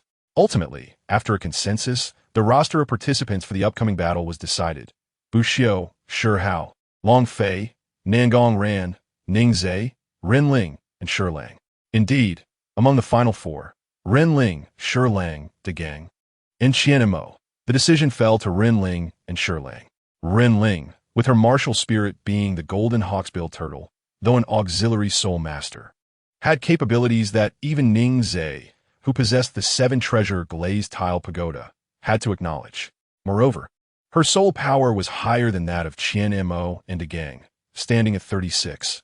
Following her recent enlightenment, she would likely soon break through to 37, surpassing De Gang at 32 and Qianmo at 34. The synergy between her and Ning Zhe would establish a dual auxiliary system, amplifying the advantages for the Xuanwu Combat Team. Among the remaining three, De Gang, Qianmo, and Lang exhibited comparable strength. Yet, among the 6 already slated for battle, having 2 auxiliary soul masters necessitated protection for them. Although Ren Ling possessed a certain degree of self-defense within her soul skills, it would still be insufficient against the opponent's agile or powerful assault soul masters. Buxiu had a versatile skill set, primarily positioned for control and strong offense. Long Fei specialized in fierce attacks, while Nangong Ran excelled in agility. Although Hao's martial spirit was the longevity turtle, his combat style leaned towards aggressive engagement, thereby necessitating a protector for the auxiliary soul masters. Despite Lang's giant spirit stone, turtle martial spirit having only one soul skill, it pursued a traditional path of strength and defense, with the giant turtle shell exhibiting formidable defensive capabilities. At a critical moment, Ren Ling and Ning Zhe could take refuge within Lang's shell. Thus, Lang became the final cog in this assembly for battle. The following day, early in the morning, Buxiu led the team to the Great Soul Arena. "Are you planning to establish a team?" The staff at the team battle registration desk looked oddly at the 9 individuals. 3 gold Do soul badges, 2 silver Do soul badges, 2 Iron Doe Soul badges, and 2 newcomers. Such a combination registering for team battles was unprecedented. Indeed, is there a problem? Sure how's robust stature occupied a significant portion of the counter, emanating an imposing presence. No problem. It's just that your levels are exceedingly high. I cannot make a decision. Please follow me. The staff responded nervously. Under the guidance of the staff, they were led to a spacious lounge. Please stand here and rest for a moment. I shall summon the manager. The staff bowed respectfully and quickly exited. The presence of 3 gold Doe Soul badge holders compelled the staff to treat them with utmost seriousness, as each holder represented a figure of great significance to the Great Soul Arena. Not long after, a formally attired man in his 30s entered, stating, "You are the Soul Masters intending to establish a combat team. I am Lin, the manager of the Tiando Great Soul Arena. Indeed, we plan to form a Xuanwu combat team, but it seems your staff lacks the authority to register us." Ning Zhe stepped forward, expressing his dissatisfaction. Coming from the 7 Treasure Glazed Tile sect, he had been trained not only in soul power and martial spirits, but also in the art of negotiation, making him the ideal representative for such discussions. Among the remaining individuals, Bu Xiao, having grown up in the modest town of Notting, possesses relatively limited experience. Although Long Fei, Shi Hao, and Nangong demonstrate commendable combat skills, their ability to navigate social interactions and engage with others proves to be a challenge. Rin Ling, being a young woman, along with Shi Lang and De Gang, whose personalities are rather simplistic, struggle in this regard, while Qianmo and Nangong share a somewhat similar disposition, often appearing stern and unsmiling. Dear friends, your team's strength is indeed formidable, boasting 3 holders of the Golden Soul Badge, one of whom is at the Soul Sect level. Should your team be established, it will automatically be classified as a Soul Sect level Golden Soul team. Regrettably, our staff lacks the authority to manage teams of such elevated rank. Manager Lin smiled as he produced a series of forms, stating, "Please fill out these forms, primarily detailing your names, martial spirits, soul power, and places of origin. Shortly, I will personally escort you to undergo a soul power assessment and complete the registration process." The forms were straightforward, akin to those for registering a soul badge, though each individual was required to indicate their identity. A soul team necessitates both a captain and a vice captain. The 9 individuals filled out their information in sequence, with Shi Hao and Bu Xiao designated as captain and vice captain, respectively. After completing the documentation, the manager took them for a soul power evaluation, finalizing their registration.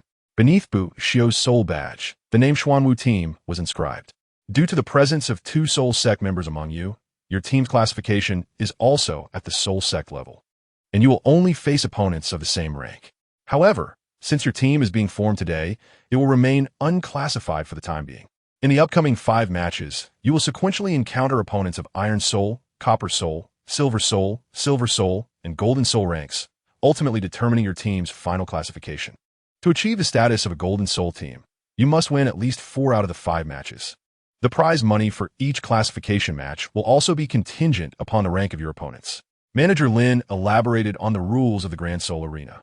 The higher the soul rank, the greater the potential rewards from the arena. Among the 3 types of soul battles, team battles are the most intense and rewarding. A victory from a Silver Soul level team would yield significant earnings, with a day's worth of ticket sales potentially amounting to nearly 10,000 gold coins, provided victory is secured. Xuanwu Team, do you wish to register for today's team battle? Manager Lin inquired. Long Fei, Tian Shi, and Gue Zun, among whom both Long Fei and Tian Shi were designated as key focus points by the Grand Soul Arena, were being closely monitored. Although Gue Zun had only 1 recorded match in the arena, his prior competition history had also been retrieved for observation. The management could not afford to overlook the formation of this team. Ning Zhe responded, "We have a scheduled challenge against the Royal Battle Team today, so we will not participate in today's team battle." The Royal Battle Team? Manager Lin paused, asking, "You mean the one led by Soul Master Yu Tianan?" "You know?" Ning Zhe expressed surprise. Manager Lin's realization dawned. "Ah, I see. Indeed. The members of the Royal Battle Team have already arrived at the Grand Soul Arena and have confirmed the venue and time for the match. We were curious about who could provoke the entire Silver Soul team. It turns out it is you who established the Xuanwu Team." Understanding their intent, Manager Lin continued, "To ensure fairness, we will send the basic information of the Xuanwu Team to the opposing team, and likewise receive their information in return.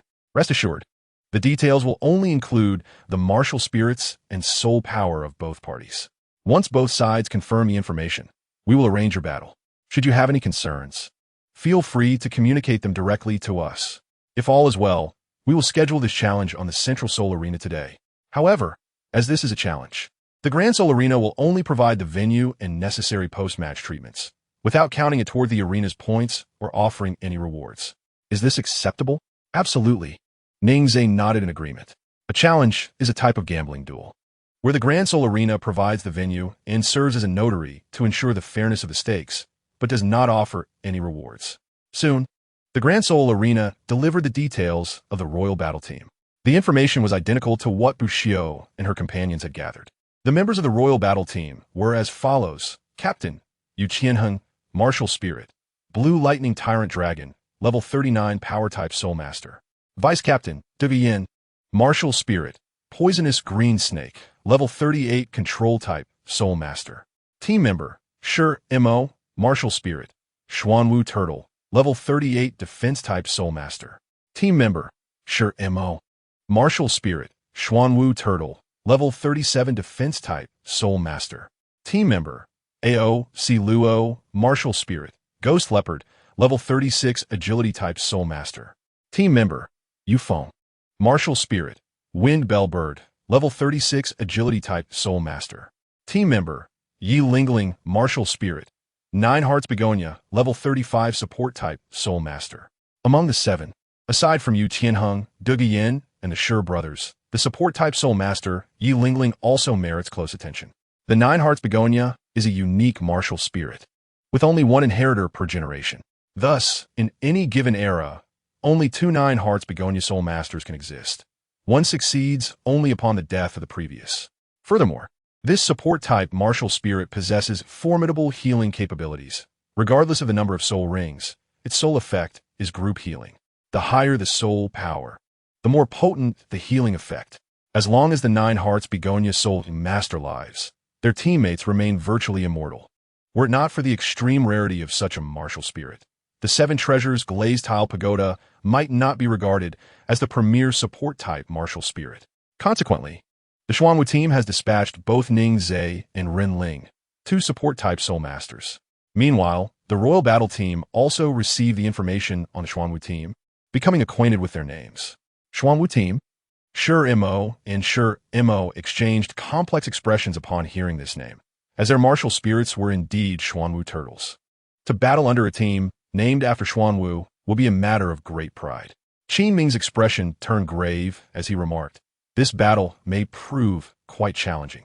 In addition to the three members mentioned by Shi Mo, the remaining members of the Xuanwu team are surprisingly powerful. Beyond Captain Shi Hao, Vice Captain Tian Shi, and team member Ren Ling, there are also two Soul Sect members, a Seven Treasures Glazed Tile Pagoda Soul Master, and a Giant Spirit Turtle Soul Master. Their strengths and martial spirits are as follows: Long Fei, Martial Spirit, Dragon Pattern Battle Halberd, level 43 Power Type Soul Sect. Nangong Ran, Martial Spirit, Cold Cicada, level 41 Agility Type Soul Sect. Ningzhe, Martial Spirit, Seven Treasures Glazed Tile Pagoda, level 37 Support Type Soul Master. Shirlang, Martial Spirit, Giant Spirit Turtle, level 34 Defense Type Soul Master. Qin Ming sighed and remarked, "Shimo, you two should not have agreed to this duel without fully understanding each other's strengths. This match may prove to be quite challenging for us." Yu Qianheng, though astonished, displayed a fierce fighting spirit as he declared, "Pressure serves as motivation. It is by facing challenges head-on that true heroes are forged." Teacher Qin, I have some knowledge of our opponents, Long Fei, Nangong Ran, and Ningzhe. We must exercise caution with Ningzhe. Regardless of the circumstances, he must be eliminated first. As for Long Fei and Nangong Ran, one grows stronger with each battle while the other weakens his adversaries. Our best strategy is to find a way to focus our efforts on eliminating these two swiftly. Otherwise, if they gain momentum, this battle will be exceedingly difficult. Yu Qianheng spoke earnestly. The Seven Treasures Glazed Tile Pagoda. Ningzhe cannot possibly be a member of the Seven Treasures Glazed Tile sect, can he? Yu Feng inquired. Yu Qianheng replied, Not only is Ning Zhe from the Seven Treasures Glazed Tile sect, but both Long Fei and Nangong Ran are also affiliated with them. Long Fei holds the title of the foremost external disciple of the sect. Ning Zhe is the crown prince of the Seven Treasures Glazed Tile sect.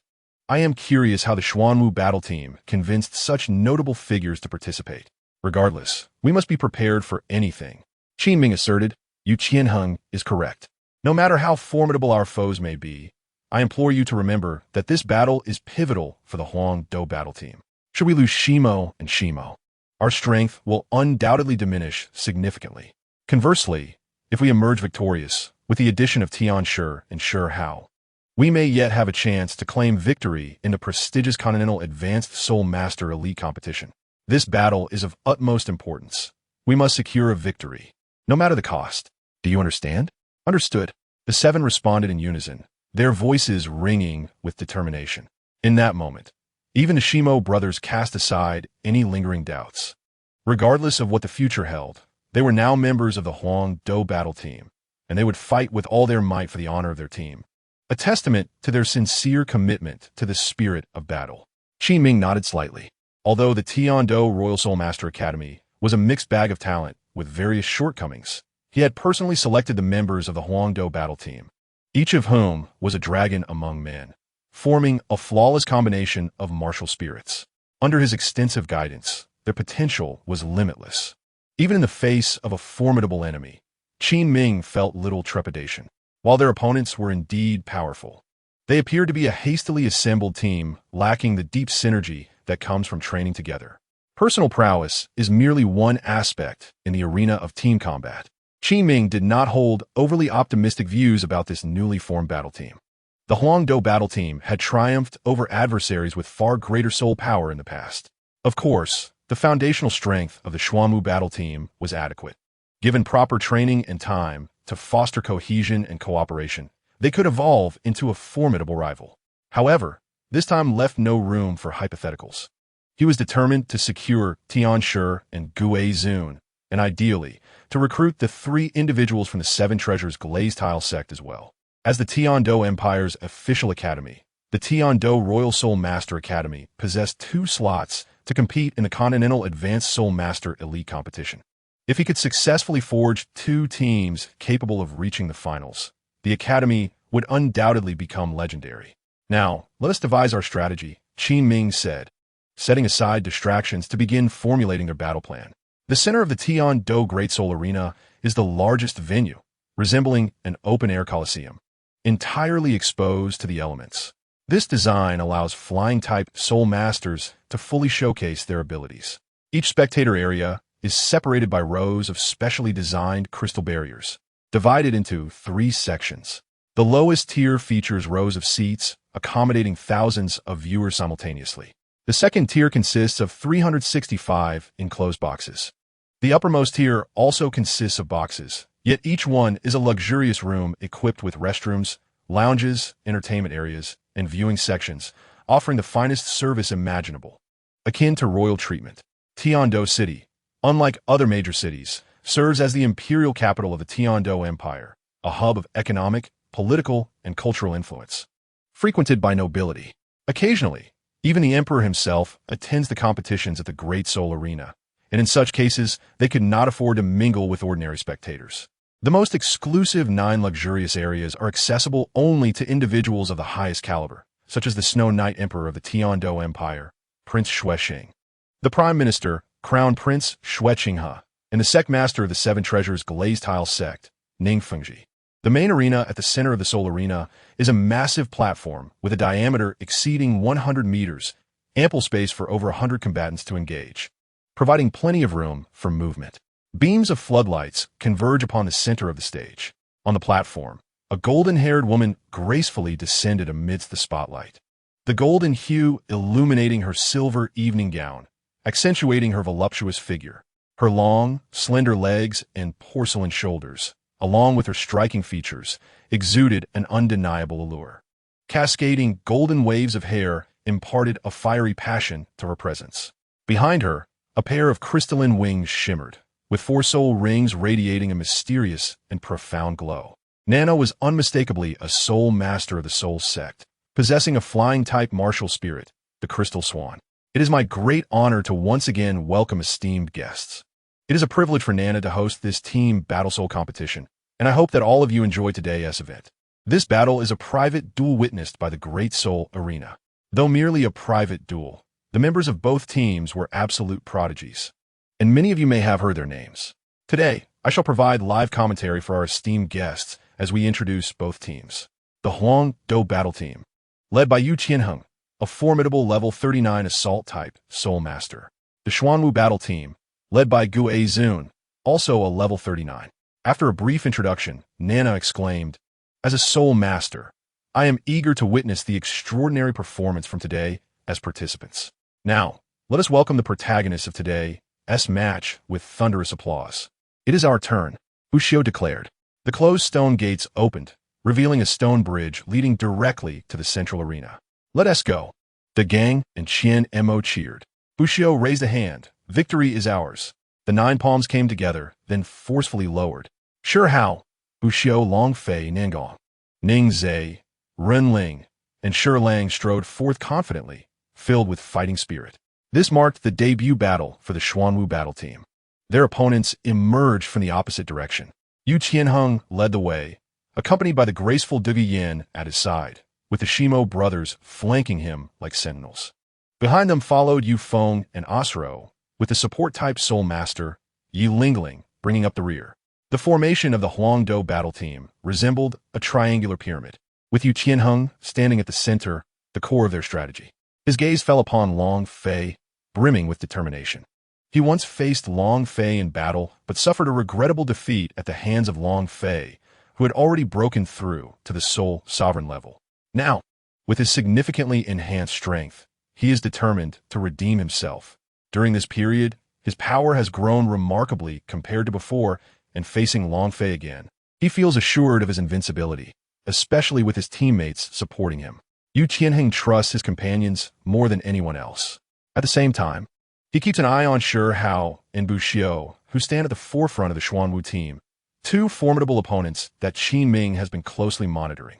Even if he doubts the strength of Jin Dehan, he cannot underestimate his cousin Yu Tianxin, who possesses the ability to defeat Yu Tianxin head-on. As a control-type Soul Master, he is impossible to ignore. "Attention, all participants in the team battle," came Nana's enchanting voice from above. "You have 1 minute to unleash your martial souls. You may only engage in combat once I announce the start of the match, which will continue until one side concedes entirely or is knocked off the stage. In official team battles, there is usually no preparation time, and combat begins immediately. However, in the Grand Arena, the matches are more of a performance for the audience rather than pure competition.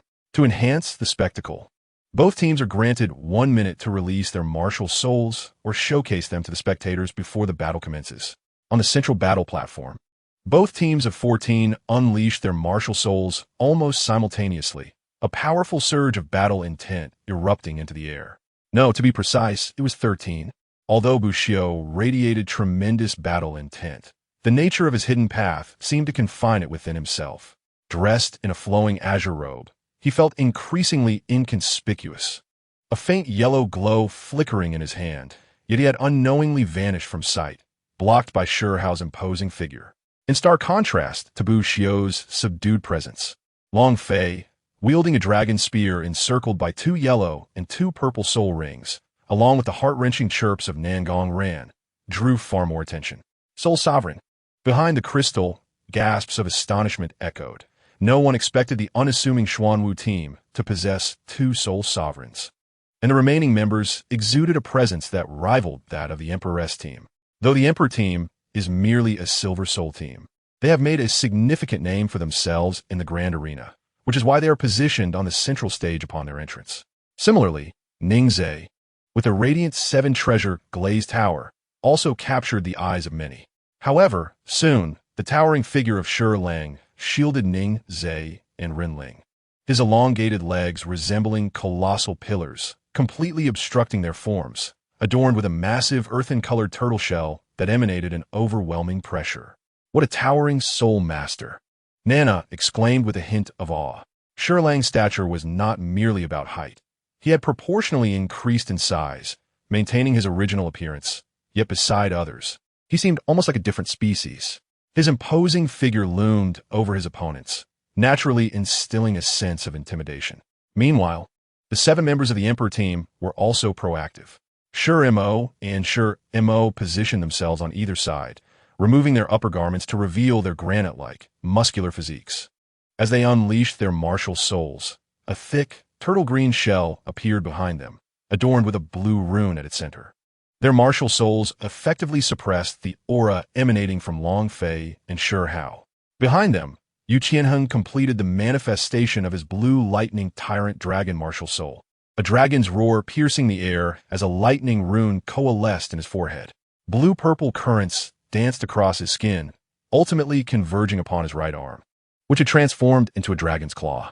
The appearance of the blue lightning tyrant dragon martial soul, much like Ning Zhe's 7-treasure glazed tower, drew the attention of all present. As the bloodline aura of the blue lightning tyrant dragon surged forth, it exerted a dominating presence that constrained the energies of the Xuanwu team. Particularly, Nangong Ran felt her aura diminish by 30%, her cicada's cries growing frantic and piercing. Long Fei emitted a muffled groan, stepping forward as the dragon patterns on his weapon came alive, projecting the ethereal image of a golden dragon, his momentum rising to counter the pressure of the blue lightning tyrant dragon. Behind Yu Tianheng stood the emerald-hued Vivian, whose form appeared to soften, swaying slightly as her legs merged into a serpentine tail that adhered closely to Yu Tianheng's back. Her violet eyes turned cold and piercing. Vivian, who had posed a significant threat during the Xuanwu team's tactical discussions, was feared for her poisonous abilities. Her grandfather, Douluos, had earned the title of Poison Duo through his martial soul, the Phosphor Snake Emperor. The danger of Du Guiyan's inherited poison was thus readily apparent. Yet, among the Xuanwu team's 2 auxiliary soul masters, none were adept at detoxification. Ren Ling's golden tortoise martial soul is more inclined towards enhancing vitality, bolstering the body's resistance to toxins rather than eradicating them. Once toxins accumulate beyond a certain threshold, the situation turns increasingly perilous. Similarly, Bu Xiu's second soul skill, the Ninfu, can only augment tolerance to toxins without diminishing them, and there exists a limit to this capacity. Surpassing it would only exacerbate the toxic eruption. Faced with Du Guiyan's venom, Bu Xiu could only consider a solution akin to Tang San's Realgar wine. Osro underwent minimal changes as his ghost, leopard martial soul manifested. His black hair dotted with faint spots, his aura becoming more ethereal and chilling, his complexion pale, and his pupils transforming into slits. Next to Osro, Yu Feng underwent a more pronounced transformation, his arms morphing into a pair of wings resembling those of a goose, the feathers a brownish-yellow hue. Though not large, his wings exuded a menacing sharpness, his feet ripping through his shoes, glinting with a threatening sheen as he soared above the Emperor team like a bird. At the rear of the Emperor team, Yi Lingling also released her martial soul, her palms pressed together before her chest, which unfurled to reveal a beguiling 9-petal begonia blossom that emanated a captivating fragrance. 2 yellow and 1 purple soul rings encircled her delicate, sorrowful form. As all 14 participants unleashed their martial souls, the vibrant colors of diverse attributes illuminated the arena, igniting the atmosphere with palpable tension. Even before the match commenced, the air was thick with anticipation. At this moment, the elevated Nana found herself breathing a bit heavily. As a soul sovereign, she sensed the intensity of the battle intent directed at her. Though the 14 below did not deliberately target her, yet the sensation was overwhelming. Begin, Nana declared with a commanding tone, flapping her wings as she swiftly propelled her graceful figure towards the edge of the arena. The moment her voice fell, the piercing cries of cicadas echoed throughout every corner of the arena. The sudden rain had just ceased, leaving a chilling atmosphere. The third soul skill of Nangong unleashed a wave of disquieting emotions among all members of the Imperial battle team. "Shut out your hearing," roared Yu Tianheng, as thunder crackled beside him, a surge of electricity dispelling the lingering cold within him. Without hesitation, the brothers Shimo and Shimo rushed forward, their first soul rings glowing vibrantly, charging ahead like 2 towering mountains. Meanwhile, Long Fei remained unembellished in his approach. The soul skills of Ning Zhe and Ren Ling struck him directly, a golden mark branding itself upon his heart, causing his aura to swell dramatically. The golden imprint amplified his momentum. Ningzhe's third soul skill seemed to transform Long Fei, enhancing his combat prowess, despite its inherent weakness. It meshed seamlessly with Long Fei's fighting style, as he unleashed his dragon pattern battle halberd with a fierce downward strike, the blade carving a crescent moon through the air. First crescent moon. Boom! The dragon pattern battle halberd collided with Shimo's tortoiseshell, producing a shower of sparks. Even though the Xuanwu tortoise was one of the mightiest defensive martial spirits, a disparity in soul power levels existed between the two combatants, causing Shimo to uncontrollably stagger back. With the first strike delivered, Long Fei's assault did not cease. His second and third soul rings lit up in succession, as a war song seemed to resonate in the air. His body twisted, intertwining with dancing figures, and the ferocity of his second strike surged. Second crescent moon.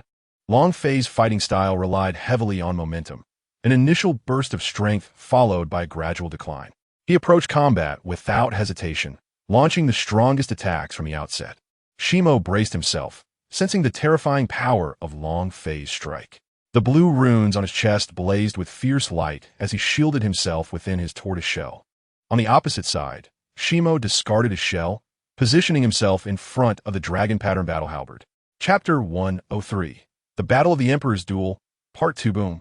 Shimo's cast-off shell was sent flying by Long Fei's dragon pattern battle halberd, yet the halberd's momentum remained undeterred as it struck Shimo's shell, causing him to stagger backward slightly. The brothers Shimo and Shimo were deemed by Shi Hao as the cornerstone of the Xuanwu team, the bedrock of their formation. Shi Hao's discerning eye recognized their formidable defensive capabilities, which had reached astonishing levels, bolstered by the incredible rebound force of the Xuanwu tortoise. However, Long Fei's skin seemed to undulate like waves, concentrating all the rebound force into the dragon pattern battle halberd. The essence of the Haotian sect's chaotic hammer method lay in leveraging force against force, achieving absolute control over power. Though Long Fei could not achieve the Haotian sect's ultimate technique, the 9 consecutive halberd strikes were not easily countered. As the third strike gathered strength, a crackling sound erupted. A figure enveloped in electric light charged forward, arriving before Long Fei in an instant. A robust arm glimmered with a menacing blue light, and even before the figure reached him, the howling electricity surged towards Long Fei's face. This was a premeditated assault. Yu Qianheng unleashed his third soul skill, Thunderous Rage, entering a frenzied state. His lightning-infused attacks surged by 100%, and his soul power increased by 50%, sustaining this intensity until his energy was completely depleted. With this enhancement, the power of his first soul skill, Thunderous Dragon Claw, reached its zenith. To maximize its potential, Yu Qianheng concentrated all the energy of the Thunderous Dragon Claw into his now transformed right arm, engaging in close combat to ensure a decisive blow against Long Fei, aiming to eliminate the Xuanwu team's strongest force. Having observed Long Fei single-handedly suppress the Shimo brothers, Yu Qianheng was convinced of the threat posed by Long Fei, whose strength increased with each strike, reminiscent of the legendary chaotic hammer technique of the Haotian sect. Thus, he seized the opportunity to approach stealthily, launching a surprise attack during Long Fei's moment of preparation. Boom! Yu Qianheng shouted as the electric light erupted from his arm, illuminating the arena with blinding brilliance. Just then, a figure surged from behind Long Fei, a seemingly unremarkable hand emerging from beneath a green robe, reaching out toward Yu Qianheng's thunderous dragon claw. When had he appeared, not only Yu Qianheng, but all members of the Imperial battle team were taken aback. They had focused their attention on the Xuanwu team, yet none had noticed when Buxiu had vanished. Even Qin Ming, watching from the sidelines, felt a sinking sensation, pondering, how could I have overlooked this Tianchu's presence? Was this a special soul skill or a martial spirit effect? At his level, he found it challenging to discern Buxiu's abilities. As the team leader and an observer, he should have recognized Buxiu, but his oversight suggested the existence of a unique soul skill. Originally, in his calculations, Long Fei of the Xuanwu team would undoubtedly be eliminated. With Long Fei gone, the Imperial battle team's chances of victory would have increased significantly. However, the situation had become increasingly obscure.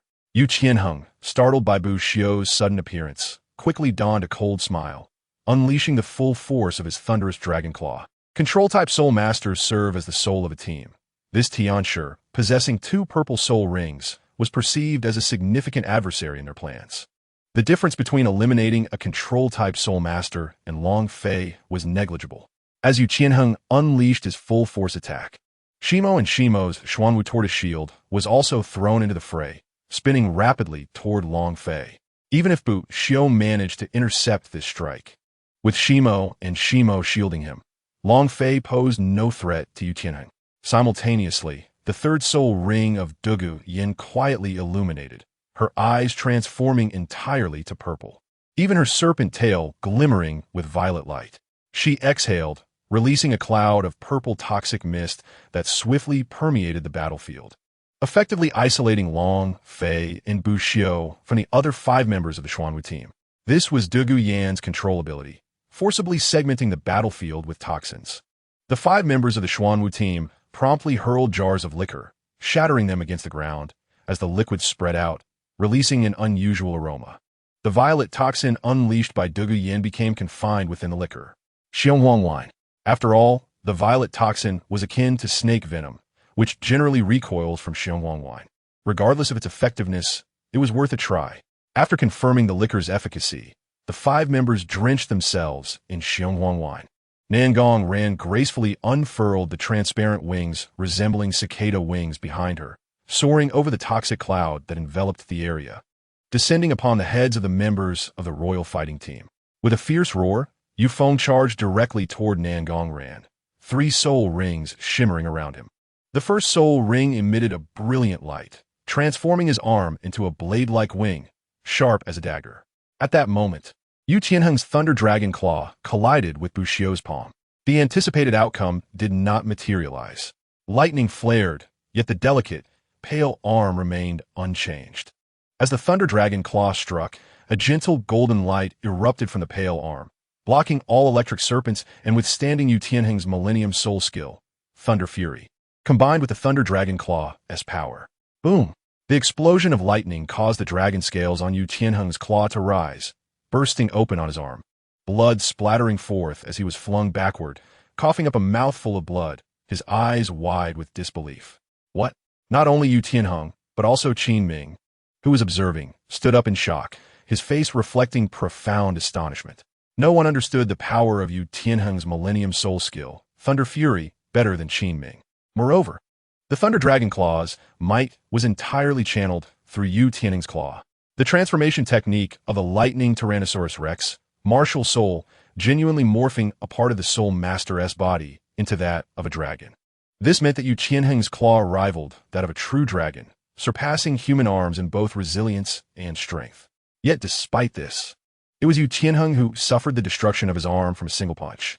No one anticipated such an outcome, not even Yu Tianheng himself. At this moment, Bu Xiu felt a pang of astonishment as a golden talisman on his arm transformed into a blaze of flames. The Power Talisman. Each talisman wielded by Bu Xiu could be utilized for his own benefit. Wind Talisman for acceleration, Endurance Talisman for stamina, and the Power Talisman for strength. Furthermore, the Power Talisman was a 4th-tier talisman, and with Bu Xiu's arm having integrated the bone of a 100,000-year Titan giant ape, it was reasonable that he could withstand Yu Tianheng's Thunder Dragon Claw with a single punch. After all, theoretically, Bu Xiu was also employing a Millennium Soul skill, supplemented by a soul ring over 7,000 years old. Although both were Millennium skills, the disparity in soul ring age often resulted in vastly different powers. With Yu Tianheng's strike capable of dispelling Bu Xiu's Power Talisman entirely, his strength was remarkably formidable. Behind Bu Xiu, a figure shot up into the sky, wielding a war spear that resembled a waning crescent moon descending. The Triple Crescent Spear. Boom! Boom! With 2 explosive sounds, the turtle shells of Shimo and Shimo were sent flying, both men turning pale and spitting blood. Long Fei's soul power was already above that of the 2, and at this moment, he was further bolstered by the supporting soul masters Ren Ling and Ning Zhe. Particularly, Ning Zhe's 7-treasure glazed tile provided Long Fei with more than a 30% increase in strength. Beneath the 3rd strike, Long Fei's momentum continued to rise, leading to the 4th strike. Bu Xiu, positioned behind Long Fei, waved his hand, sending a talisman flying from behind Long Fei, which exploded in midair. unleashing a terrifying 7-foot wind blade that cleaved through the heavens. Shimo and Shimo's expressions shifted, yet they had no choice but to brace themselves once more. Their turtle shields expanding to block in front of Yuqianheng. Thunderous. The wind blade forced the two to stagger back, while Long Fei's fourth strike descended, sending their bodies flying like kites with severed strings. Incredible. Unbelievably powerful. Long Fei's dominance was laid bare at this moment. Thunderous might. Yuqianheng bellowed, as countless electric serpents coiling around him surged forth, transforming into bolts of lightning that rained down upon Long Fei. He could see that Long Fei was employing a technique of leveraging strength, continuously building momentum, each spear strike more potent than the last. Reminiscent of the Haotian sect's chaotic wind hammer technique. If Long Fei continued to gather strength, none would be able to withstand him. Merely the fourth strike had already proven difficult for the brothers Shimo, with their formidable defensive martial souls. Thus, he had to interrupt Long Fei's onslaught. From the rear of the crowd, the support soul master of the royal fighting team finally made his move, accompanied by an enchanting floral fragrance. White petals descended gracefully from the sky, drifting into the bodies of Yuqianheng, Shimo, and Shimo, melding into them. Yuqianheng's body trembled slightly as the gory wound on his arm began to heal rapidly. The complexions of Shimo and Shimo also regained their rosy hues, appearing as if all their injuries had miraculously mended. Chapter 104, Victory and Defeat, Part 1. 9-Heart Begonia, Yi Lingling. At this critical juncture, Yi Lingling, the support soul master of the royal fighting team, finally intervened. The terrifying healing abilities of the 9-Heart Begonia restored Yuqianheng and the brothers Shimo and Shimo to their peak condition in an instant.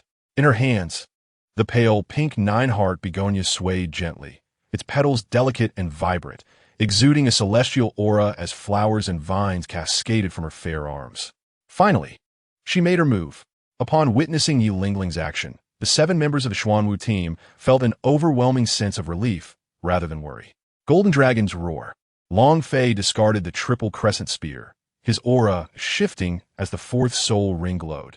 A vividly lifelike golden dragon spiraled around him, engulfing the myriad lightning bolts shot forth by Yuqianheng. The collision of lightning and golden soul power sparked, gradually extinguishing all the bolts. Having waited patiently, Bushio finally unleashed his prowess, unleashing a barrage of black streaks that struck like lightning, directly affixing themselves to Shimo, Duguyen, and Osro. As the primary control soul master of the team, Bushio finally showcased his control abilities. At that moment, the movements of the four came to a standstill. In the sky, Nangong Ran's first soul ring shone brightly, frost appearing on Osro's wings, causing his speed to diminish. This is bad. A thought simultaneously flashed through Yuqianheng and Qin Ming's minds. As the team leader, even if Qin Ming realized this, he could not interfere in the contest on the arena. Meanwhile, Yuqianheng faced the golden dragon swirling around Long Fei, who had extinguished all the lightning bolts, locking him in place, forcing him to exert his full power as he struck with his claws, shimmering with lightning, relentlessly attacking the golden dragon. At that moment, Yi Lingling was exposed to the sight of the Xuanwu team. Hao laughed heartily, transforming along with his turtle shell into a spinning top that shot upward, hurtling toward Yi Lingling. Indeed, from the very beginning, Yi Lingling was the primary target of the Xuanwu team. As the second strongest member of the Xuanwu team after Long Fei and Bushio, Hao had refrained from engaging, causing the royal fighting team to nearly forget the presence of this soul master with the longevity tortoise martial soul. The slow cultivation speed of a longevity tortoise often led people to overlook its power, yet there was no denying that it was a top-tier martial soul, on par with the blue lightning Tyrannosaurus Rex and the Xuanwu tortoise.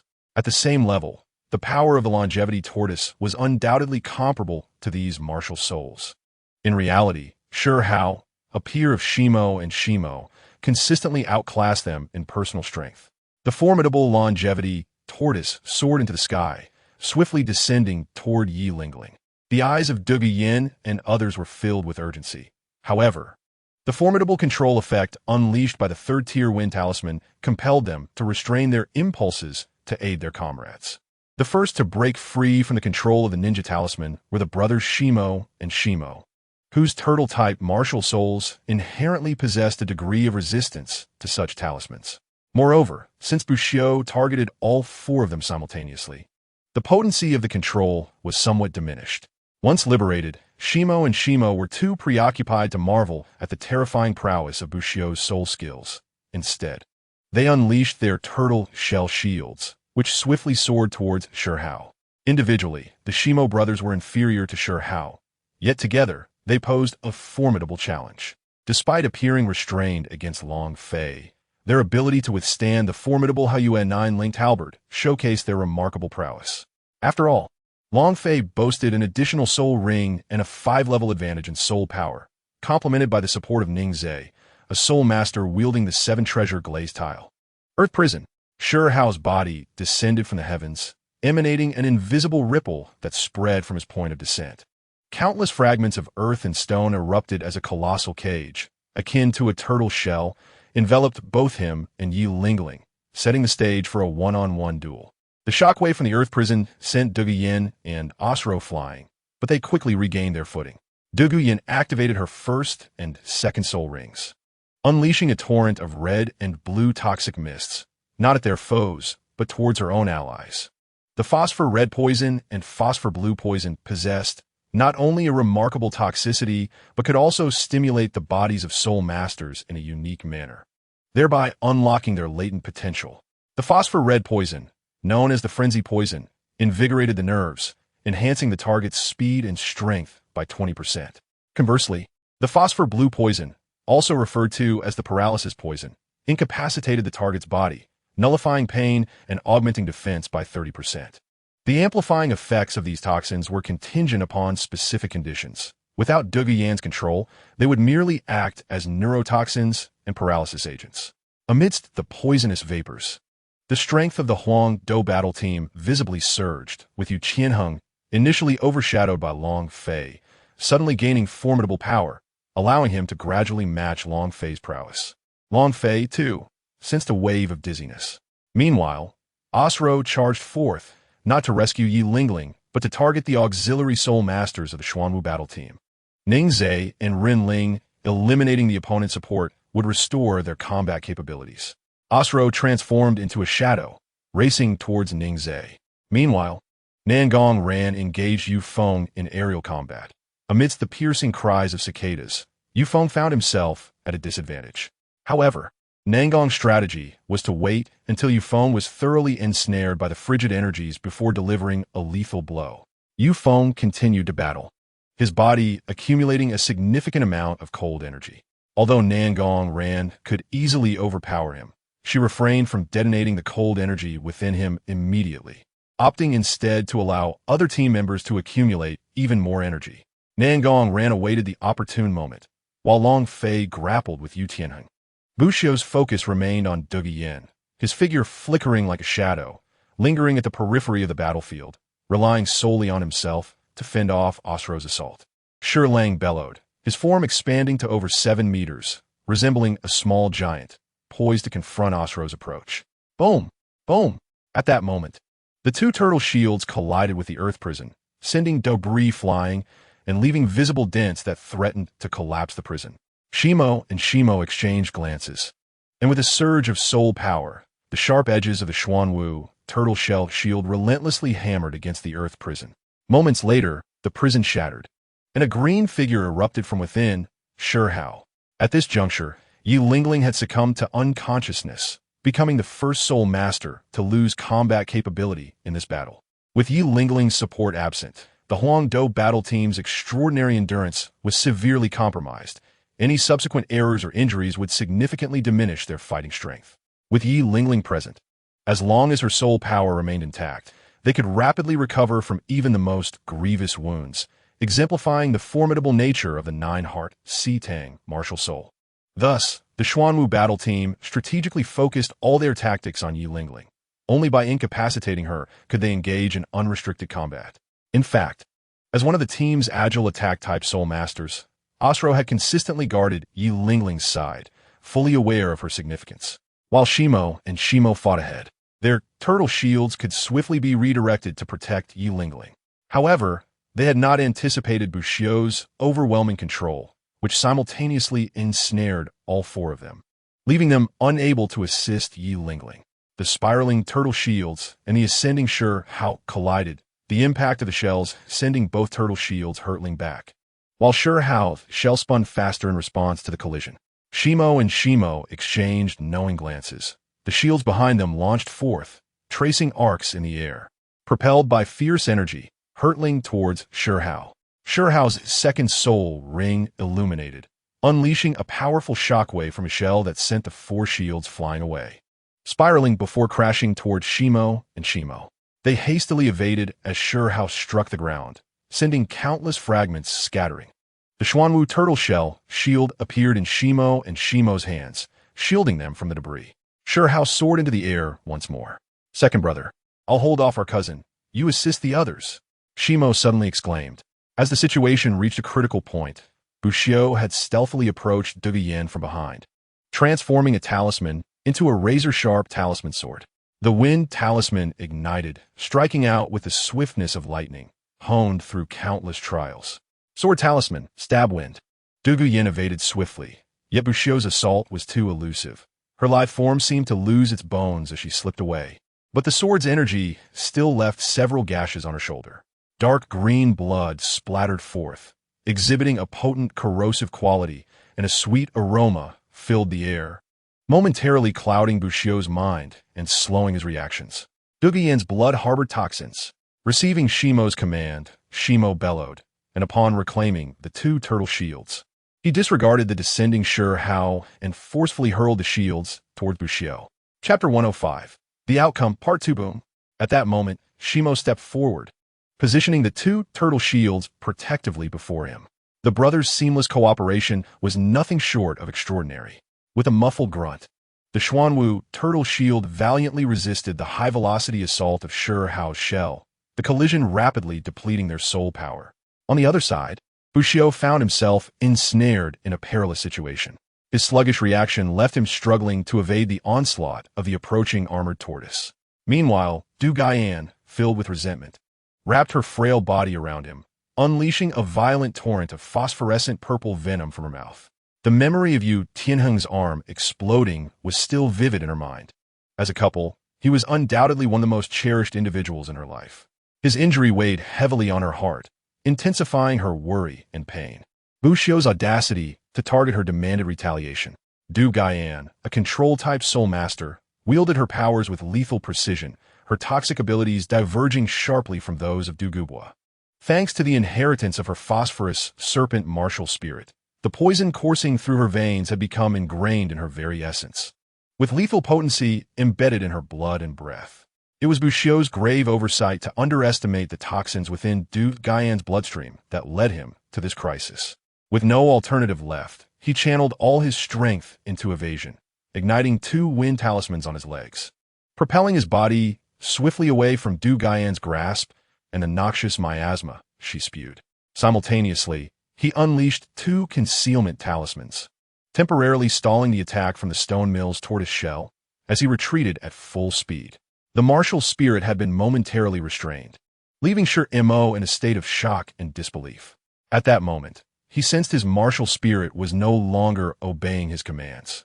An instinctual urge for patience emanated from within it, as if his martial spirit had developed its own consciousness. Explode! Shi-Mo bellowed, his purple third soul ring glowing fiercely. Within the radiant violet aura, the two tortoise shell shields shattered into 32 fragments, except for the piece adhering to the concealment talisman. The remaining shards surged toward Bushio like a tempest, each fragment imbued with formidable lethality. At that moment, a golden light enveloped Bushio, coalescing into a golden rune upon his forehead.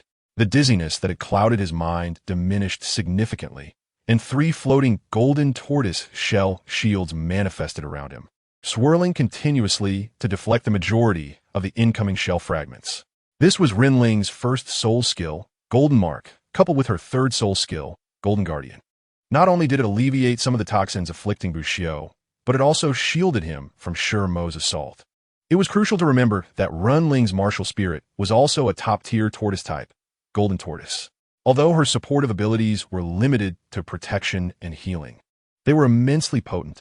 With her consciousness revitalized, Bushio summoned a concealment talisman from his sleeve, which adhered to his body. With a swift gesture, a golden silhouette materialized at his side, launching itself fiercely at Shurimo. This was the third soul skill, Yellow Turban Warrior. The instant the Yellow Turban Warrior appeared, Bushio's presence diminished dramatically. His figure flickered and vanished entirely from Du Guyan's line of sight. Be careful. She monta cautionet ordentlich. What? Du Guyan momentarily paused, only to feel a black talisman affixed her body. A fierce gust of wind howled as a flurry of talisman swords erupted, piercing through Du Guyan's form and transforming into scattered talisman papers that embedded themselves into the ground. Blood flowed freely, and the toxic mist in the air thickened ominously. Yin Yu Qianheng's eyes widened in horror, yet he was compelled to confront the formidable foe before him as the golden dragon spear emerged. Although the talisman swords had avoided critical areas, Du Guyan, having lost a significant amount of blood, succumbed to incapacitation. At that moment, Osro deftly evaded the clumsy defense of Shi Lang, striking relentlessly with his leopard claws against Ning Zai's golden shield. The purple third soul ring blazed brightly, and a shadow erupted from his form, intercepting Shi Lang's attack. With claws shimmering menacingly, he shattered the tortoise shields, landing a decisive blow to Ning Zai's chest. Poof! Ning Zai expelled a copious amount of blood, his vision darkening as he fell unconscious. Ren Ling staggered back, but Osro's speed was relentless. In a heartbeat, he had caught up to her, delivering a forceful strike to the tortoise shell encasing her, sending Ren Ling flying despite the armor's resilience. As she tumbled to the ground, the golden mark had already absorbed the damage sustained by Long Fei and Bushio, yet she could not escape the pallor of her complexion as she coughed up blood, her body swaying precariously. Had it not been for the enhanced physical attributes and vitality bestowed by her golden tortoise martial spirit, she would have surely succumbed to incapacitation from that blow. Shi Lang's fury surged, filled with guilt as two auxiliary soul masters fell unconscious under his protection, one gravely injured. His remorse deepened as he bellowed, launching a colossal kick toward Osro. "You are too slow," Osro retorted with a cold laugh, dodging Shi Lang's attack and barreling towards Ren Ling. However, he failed to notice the rising chorus of urgent cicada cries, layers of frost enveloping his body. How cold! Osro instinctively shivered, the chill radiating outward as he was encased in ice. Shi Lang's leg, resembling a pillar, swung toward Osro. "No, in that frozen state, he will perish," Qin Ming below exclaimed, his face pale. With Osro's defenses significantly compromised, he could not withstand Shi Lang's kick. Instinctively, Shi Lang lessened his force, sending Osro hurtling away. Not only him. Apart from Yu Tianheng's blue electric Tyrannosaurus Rex, which possessed a formidable lightning shield, Shi Mo, and Yufeng all felt the internal coldness surge forth. A dreadful chill permeated the arena. Even Nana in the sky could sense the penetrating coldness. Shi Mo and Shi Mo's martial spirits were Xuanwu tortoise, naturally endowed with water attributes and commendable resistance to cold. Although their movements were somewhat hindered, they were not frozen like Osro. Yet Yufeng, engaged in combat with Nangong Ran, was burdened with an even greater chill, causing his body to become rigid and encased in ice, plummeting from the sky. "Yu Tianheng," he shouted, unleashing a bolt of lightning that repelled Long Fei. With a grunt, he transformed into a streak of electric light, catching Yufeng as he fell. At that moment, Yufeng's body was completely frozen, his organs and form rendered exceedingly fragile. The drop from several meters could easily shatter him to pieces. Yu Tianheng shivered involuntarily upon contact with Yufeng. On the side of the Imperial combat team, only Yu Tianheng and the Shi brothers retained any fighting capability. Just then, the transparent cicada wings behind Nangong Ran trembled violently, transforming her into a white streak that darted past Yu Tianheng. This was her fourth soul skill, Cold Cicada's unyielding slash.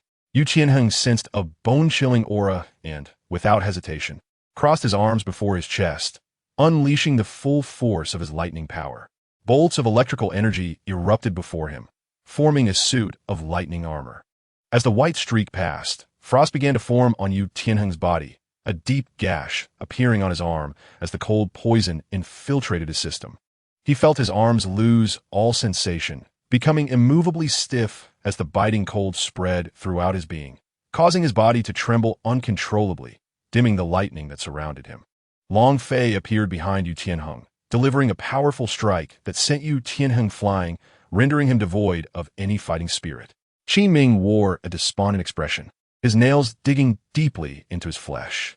Yu Tianheng's defeat signified their inevitable downfall. The royal battle team he had painstakingly built was on the verge of dissolution. Qin Ming understood that this battle transcended mere competition. It was a wager involving the top defensive soul masters, Shi Mo and Shi Mo. Should they lose, Shi Mo and Shi Mo would depart from the royal battle team, joining the rival squad instead. The absence of these two formidable aces would diminish the royal battle team's strength by at least 30%.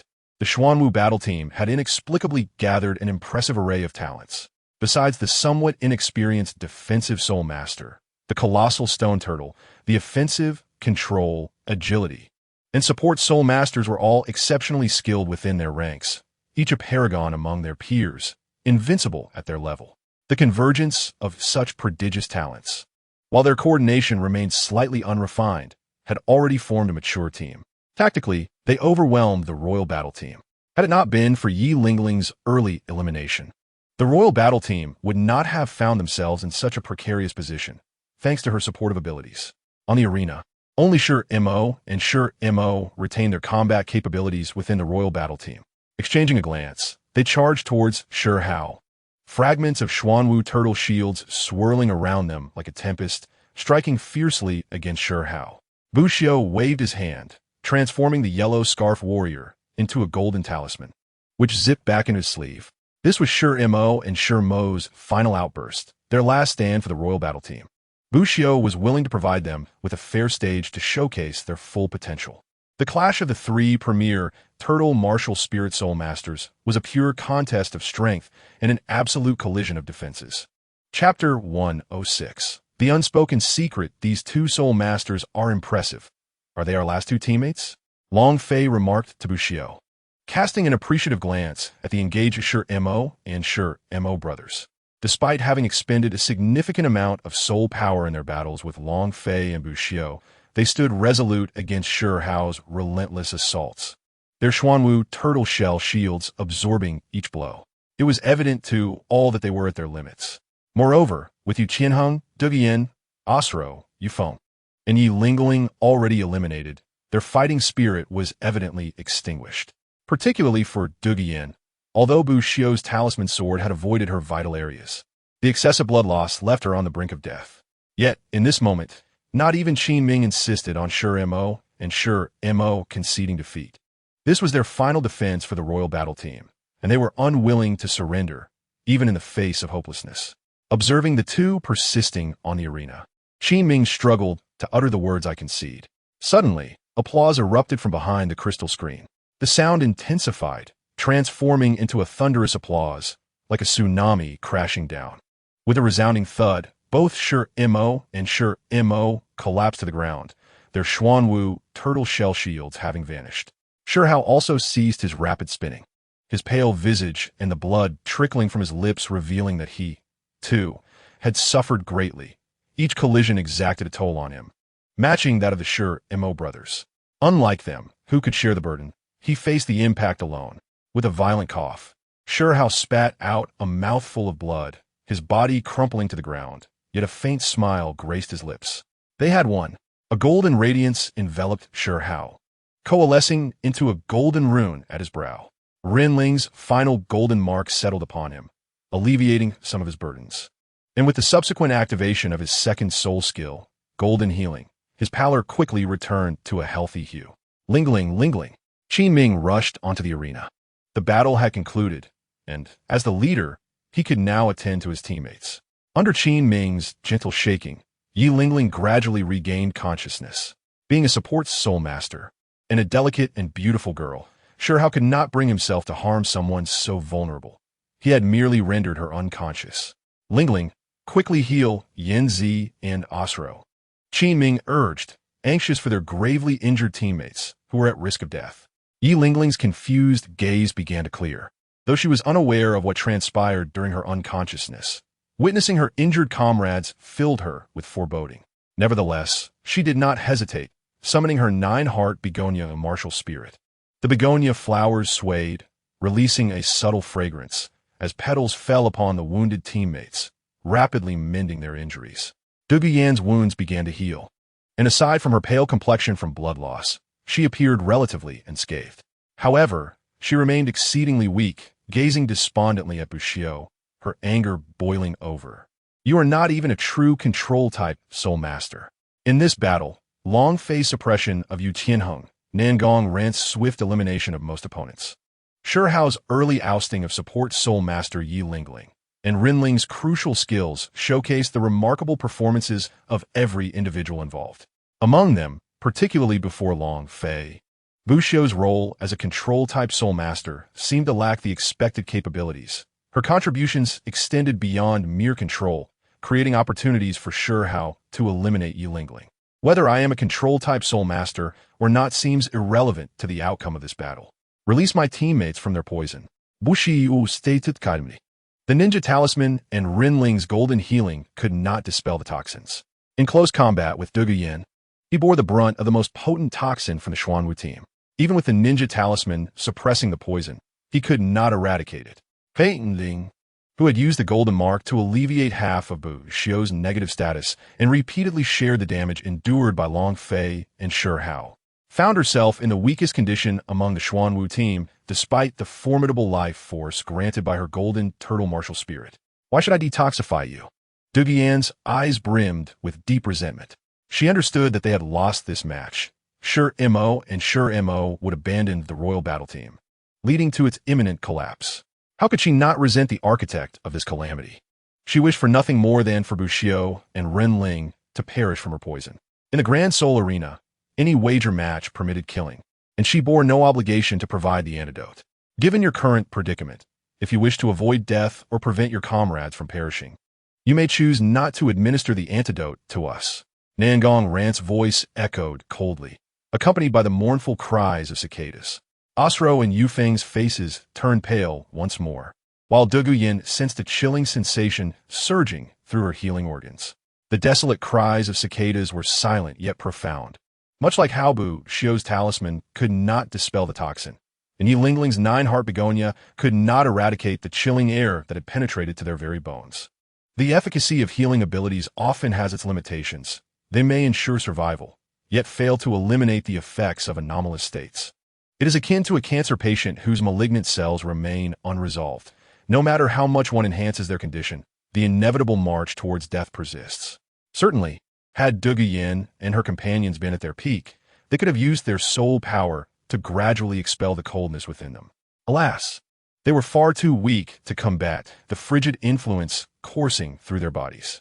Yi Lingling nodded at Douluos, affirming the veracity of Nangong Rant's words. Douluos' eyes brimmed with conflict. She was reluctant to administer the antidote to Bushio and the others, yet she could not bear to witness her comrade's demise. Yen, please provide them with the antidote. At that moment, Yu Tianheng stood up from the ground, speaking up. Douluos, filled with resentment, tossed a vial of antidote, saying, "Consume it and refine it with your soul power. It will dispel the toxins within you." Bushio seized the antidote and approached Yu Tianheng, swiftly placing her palm against his chest. "What are you doing?" Yu Tianheng instinctively opened his mouth, and the antidote was swallowed. Once he confirmed that there were no adverse effects, Bushio consumed the antidote herself and then shared it with her companions. The expressions of Douluos and Yu Tianheng shifted between shades of green and white, particularly Douluos, who felt a profound sense of humiliation, driven by resentment. Douluos could not guarantee that what she offered was not poison. Bushio had to take responsibility for her and her comrades' lives. Hence, she used Yu Tianheng as a test subject. After refining the antidote with her soul power, Bushio exhaled a breath of turbid air, the dizziness in her mind dissipating immediately. She then nodded slightly at Nangong Ran. With a wave of her hand, wisps of white energy flowed from the mouths and noses of the members of the Huangdo team, causing several to involuntarily shiver. Long Fei glanced at the dazed Nana above and calmly stated, "Shall we announce the results of the match?" This battle was pivotal in determining whether the Xuanwu team would be established. Nana, the soul master, awakened from her stupor and promptly declared, Team battle. Xuanwu team. Victory. Sure Hao approached the weakened Shimo and Shimo brothers, patting their shoulders with a smile. You both did splendidly. You have not disappointed me. I will be waiting for you at the Xuanwu Academy. After speaking, Sure Hao departed without looking back, not emphasizing anything or demanding that Shimo and Shimo leave with him immediately, but rather hoping they would bid farewell to their teammates without regrets, arriving at Xuanwu Academy with dignity. Thank you. Shimo and Shimo exchanged glances and murmured softly. Sure Hao waved his hand and walked down with the members of the Xuanwu team. This was a gamble. Aside from the stakes, the Great Soul Arena offered no rewards. Yet this battle was of utmost importance. Defeating the Huangdo team signified that the Xuanwu team had officially entered the public eye. With their mutated Fusho Turtle Martial Soul as a powerful attack-type Soul Master, the Golden Turtle Martial Soul as a supportive Soul Master, and the Giant Spirit Stone Turtle Soul Master, along with the son of the Bookmaster, their choices were not erroneous. Perhaps he truly could carve out a different path. I can see that this child has rapidly enhanced his strength in recent days, particularly Long Fei, whose self-created combined soul skill bears a resemblance to the Haotian Sect's chaotic wind hammer technique. When did he begin to learn the chaotic wind hammer technique?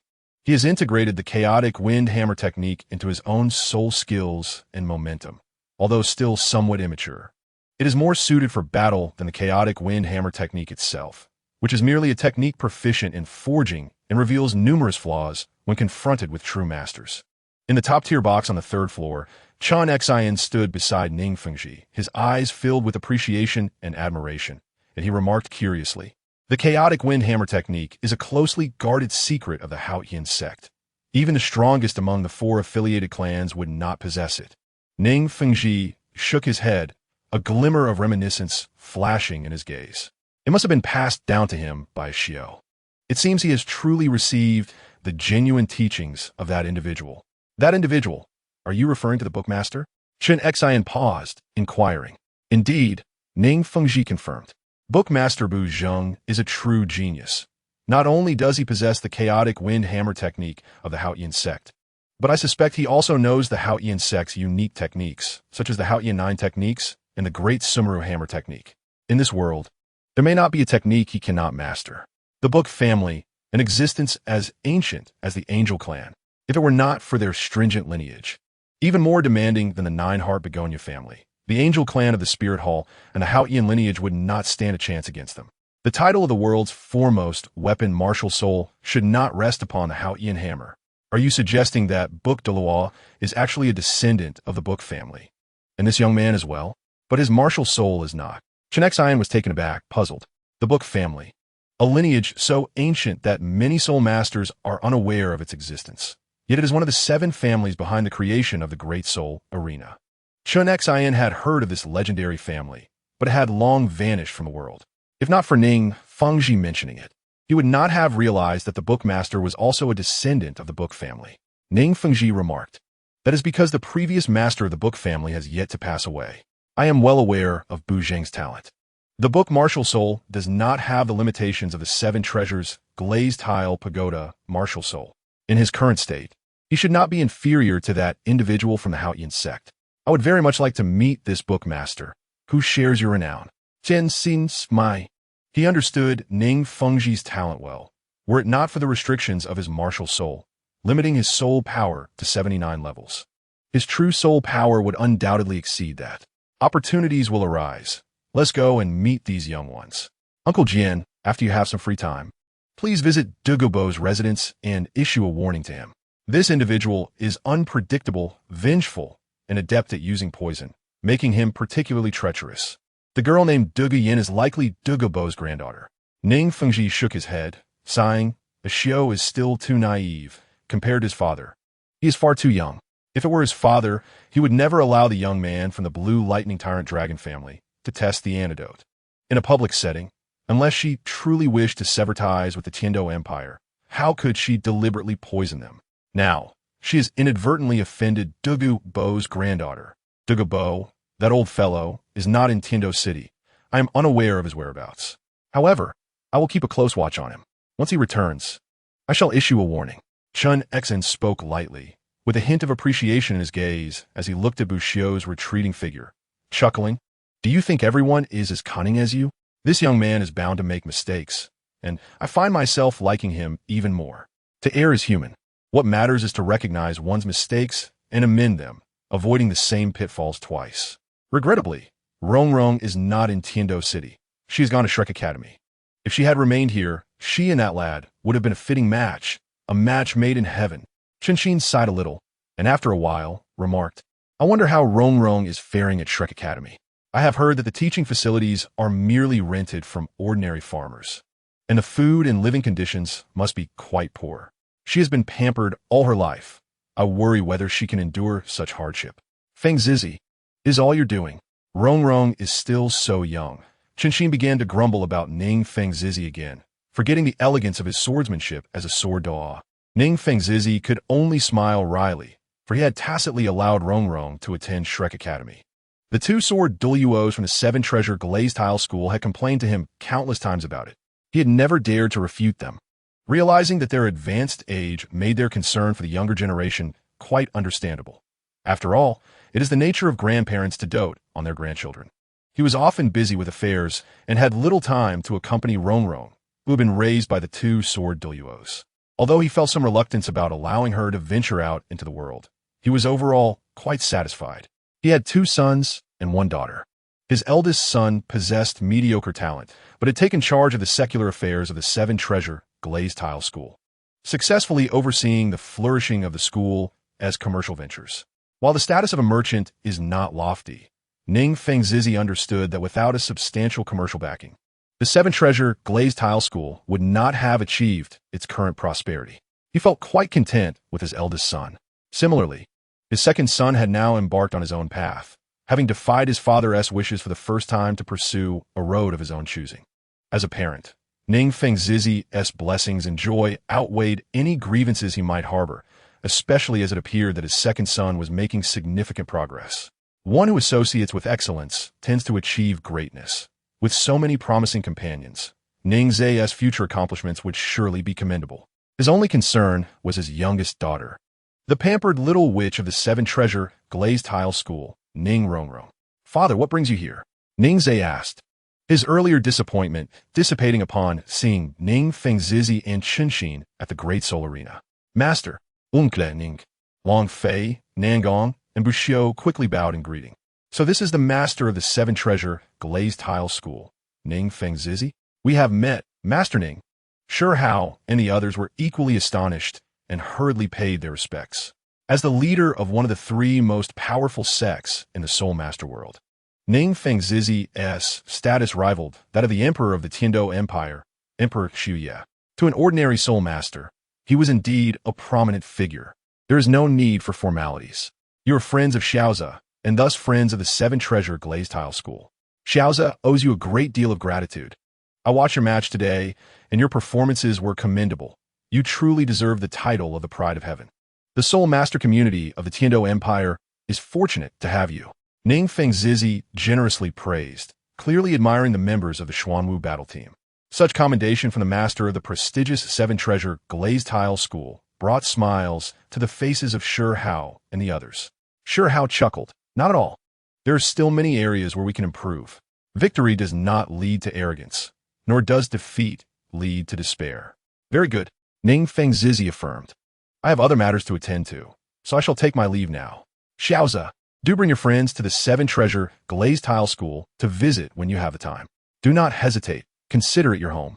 Among you are my old acquaintances, and some have grown up in the Seven Treasure Glazed Tile School. This is your home.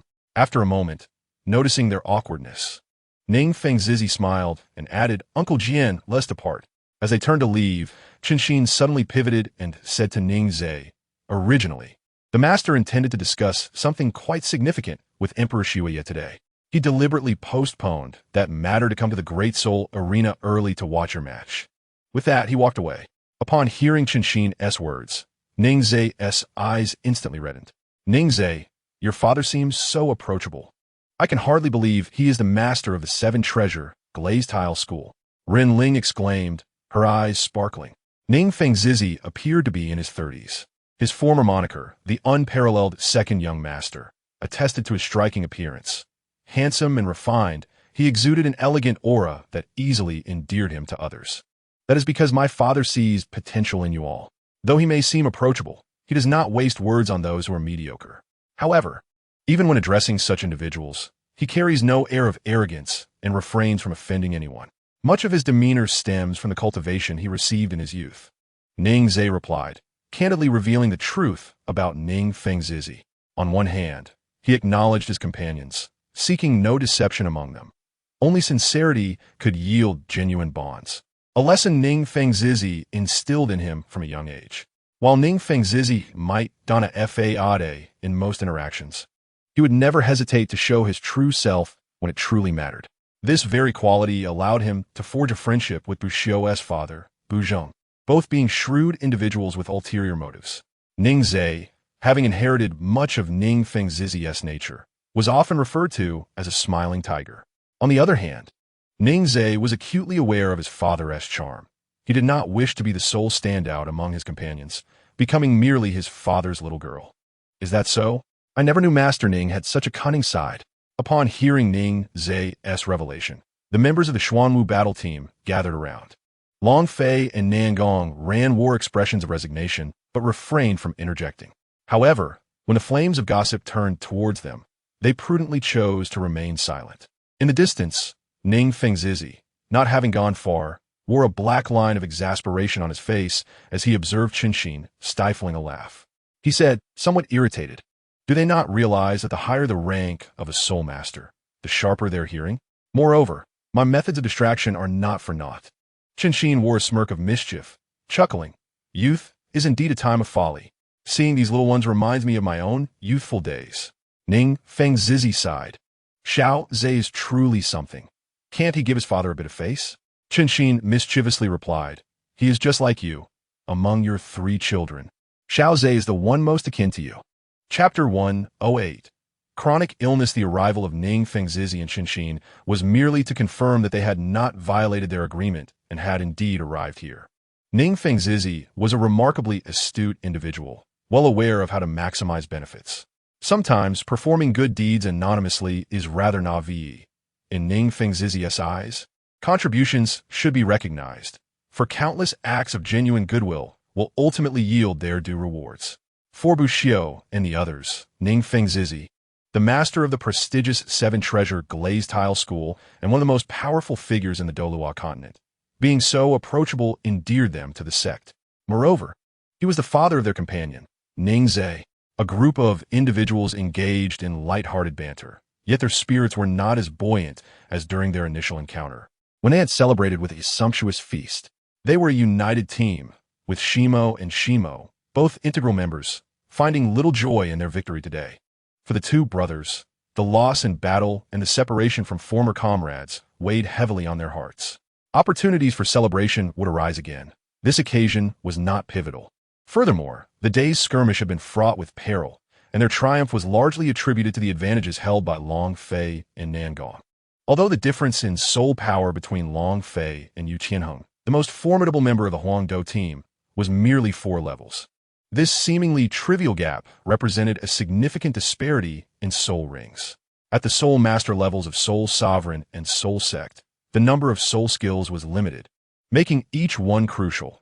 Even a single skill-S difference could translate to a stark contrast in combat prowess. Yu Qianheng, wielding the blue electric Tyrannosaurus Rex spirit, possessed unparalleled talent and strength among his peers, surpassing even the formidable defense of Shimo and Shimo's Xuanwu turtle, as well as Hao's Fusho turtle and the golden tortoise. Nangong ran as cold cicada, while not directly comparable to the blue electric Tyrannosaurus Rex, could still pose a challenge in a one-on-one confrontation against Yu Qianheng. This exemplified the critical nature of soul rings. In this contest, apart from a strategic foresight of the Xuanwu team, Long Fei stood resilient against the immense pressure from Yu Qianheng and the Shimo brothers, while also contending with Nangong Ran's 3rd soul skill, the chilling cold cicada. Although Nangong Ran's strength appeared modest, and his spirit was less illustrious. Merely a cold cicada, he was a prodigy cultivated by the 7 Treasures glazed tile school, and his potential transcended the limitations of his spirit. Once Nangong Ran's soul power surpassed the 9th ring, his cold cicada could evolve, potentially surpassing the renowned poisoned Douluos and becoming the most adept group attacker on the Douluos continent. His remarkable speed would render him a more formidable shadowy assassin than Douluos himself.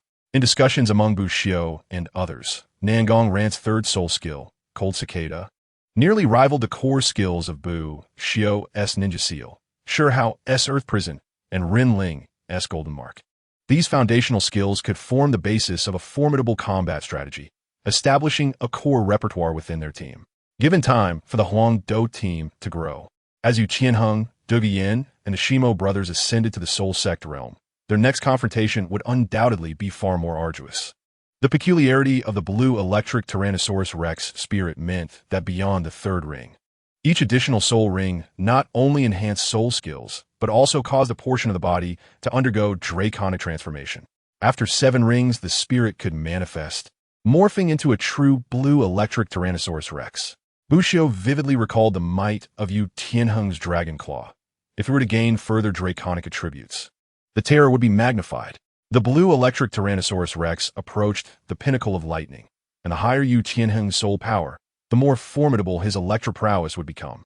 Everyone should return and rest well. Tomorrow will be a day of relaxation, and we shall resume training the day after. Bushio announced upon their return to the Xuanwu Academy. Many among them bore injuries from the day's battle, including himself. Although the residual toxins had been neutralized, the effects of Dugu Yin's biphosphor snake venom still lingered. This venom was a lethal toxin, its potency lying in its ability to sap the vitality of a soul master, making it challenging to dispel.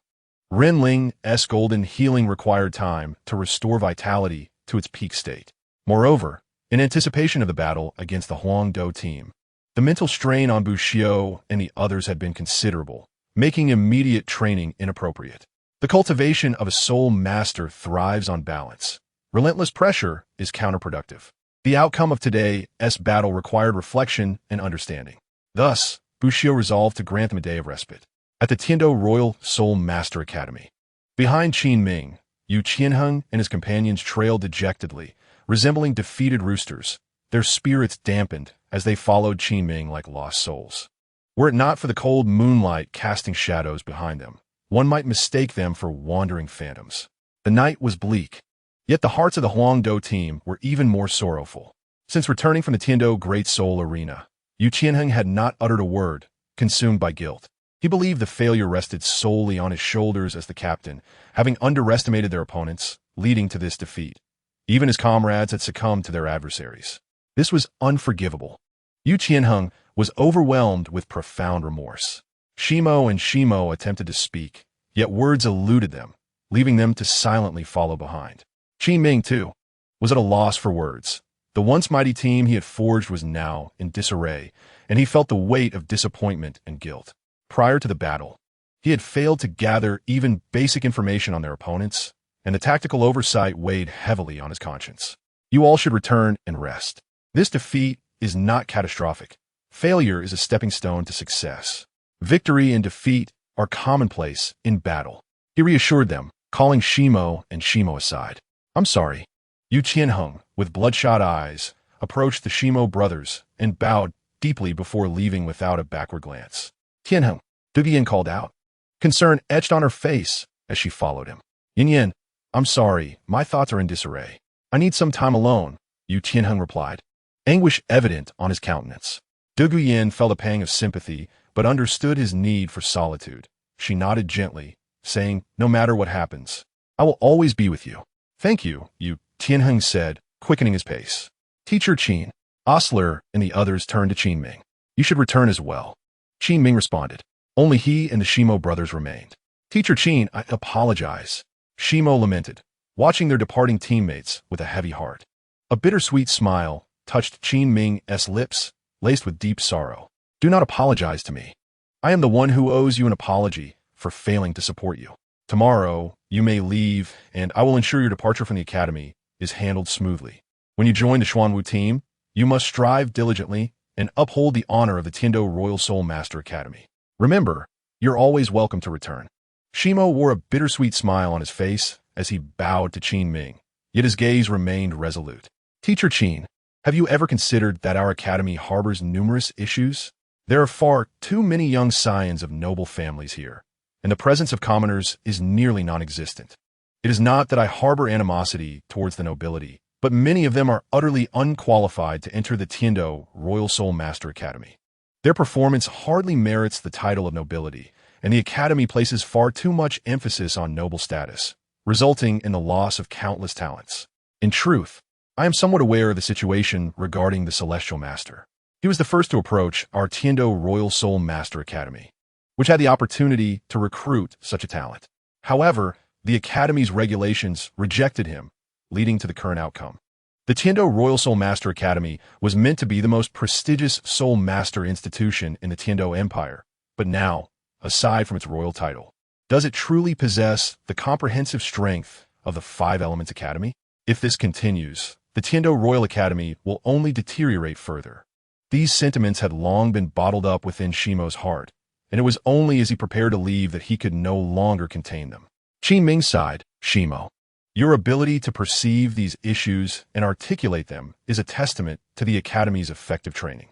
However, these entrenched problems cannot be altered by just one or two individuals. The royal aspect of the Academy encompasses more than mere glory. Many other factors must be considered.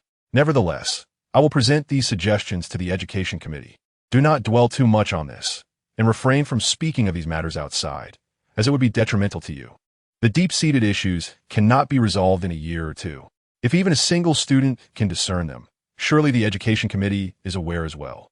However, even if the Tiendo Royal Soul Master Academy is established outside of Tiendo City, it cannot escape the influence of nobility, politics, and power. In contrast, the Five Elements Academy appears to maintain a certain purity. Take care, teacher." Shimo remained silent, casting one last glance at the Tiendo Royal Soul Master Academy alongside his brother. Shimo, before turning to leave. Upon their return, they would no longer be students of the Tiendo Royal Soul Master Academy. Chapter 109. The proud Blue Lightning Tyrant Dragon Clan. Was it truly their intention to leave in such a disheartened manner? It was now deep into the night at the Tiendo Royal Soul Master Academy, and Yu Qianheng walked along the path beside the artificial lake, his heart heavy with guilt. An angry voice suddenly resonated in his ear. A tall figure silently appeared before him. "Who?" Yu Qianheng was startled, realizing he had not sensed the person's arrival. In fact, in his perception of soul power, the individual seemed almost non-existent. The only explanation for this was that the person's soul power far surpassed his own. Given that this was the Tiendo Royal Soul Master Academy, where 3 elders of the soul, Douluos rank, resided, even a titled Douluos would think twice before acting recklessly. This was the Tiendo Empire. What formidable figure would dare invade the Tiendo Royal Soul Master Academy? Yu Qianheng's state following the earlier battle was far from ideal. He had prepared to exert himself fully, creating a significant commotion to attract the attention of the Academy's powerful figures. However, in the next moment, his expression shifted to one of astonishment, followed by a flicker of joy. "Second granduncle, what brings you here?" The figure turned, revealing Yu Tianheng's second granduncle, Yu Lumian, the second leader of the Blue Lightning Tyrant Dragon Clan, a top-tier soul Douluos, second only to the clan leader, Yu Yuanjin. Yu Qianheng had not expected his second granduncle to appear at the Tiendo Royal Soul Master Academy. "I can't find you." Yu Lumian, now over 90 years old, still possessed a robust physique, standing tall, with vitality like that of a dragon. His face bore no signs of aging, and within his murky gaze danced arcs of blue-violet lightning, his chiseled features exuding an air of unassuming authority. "You can't find me?" Yu Qianheng was initially taken aback, but his countenance quickly paled, and he bitterly opened his mouth to ask, "Second granduncle, when did you arrive?" "I have been following you since the Great Soul Arena in Tiendo," Yu Lumian replied nonchalantly. Indeed, Yu Qianheng's expression filled with shame and guilt. I am sorry, second granduncle. I have disappointed you." He should have anticipated that his second granduncle would not come without cause. "I am indeed quite disappointed." Yu Lumian nodded, his gaze sharp enough to pierce Yu Qianheng's soul, his expression erupting into wrath. "I am disappointed by your current state. Look at yourself. You resemble a defeated coward. The Blue Lightning Tyrant Dragon Clan does not fear failure, but we disdain cowards like you. It was merely a setback. Rise with dignity. As long as you can reclaim victory, you will be a true man of the Blue Lightning Tyrant Dragon Clan." How can we entrust the clan to you if you crumble at the first sign of adversity? But Yu Qianheng's face was flushed with shame. There is no but. I know what you are thinking, but are you a fool? Yu Luomian chided harshly. What is the name of your opponent's team?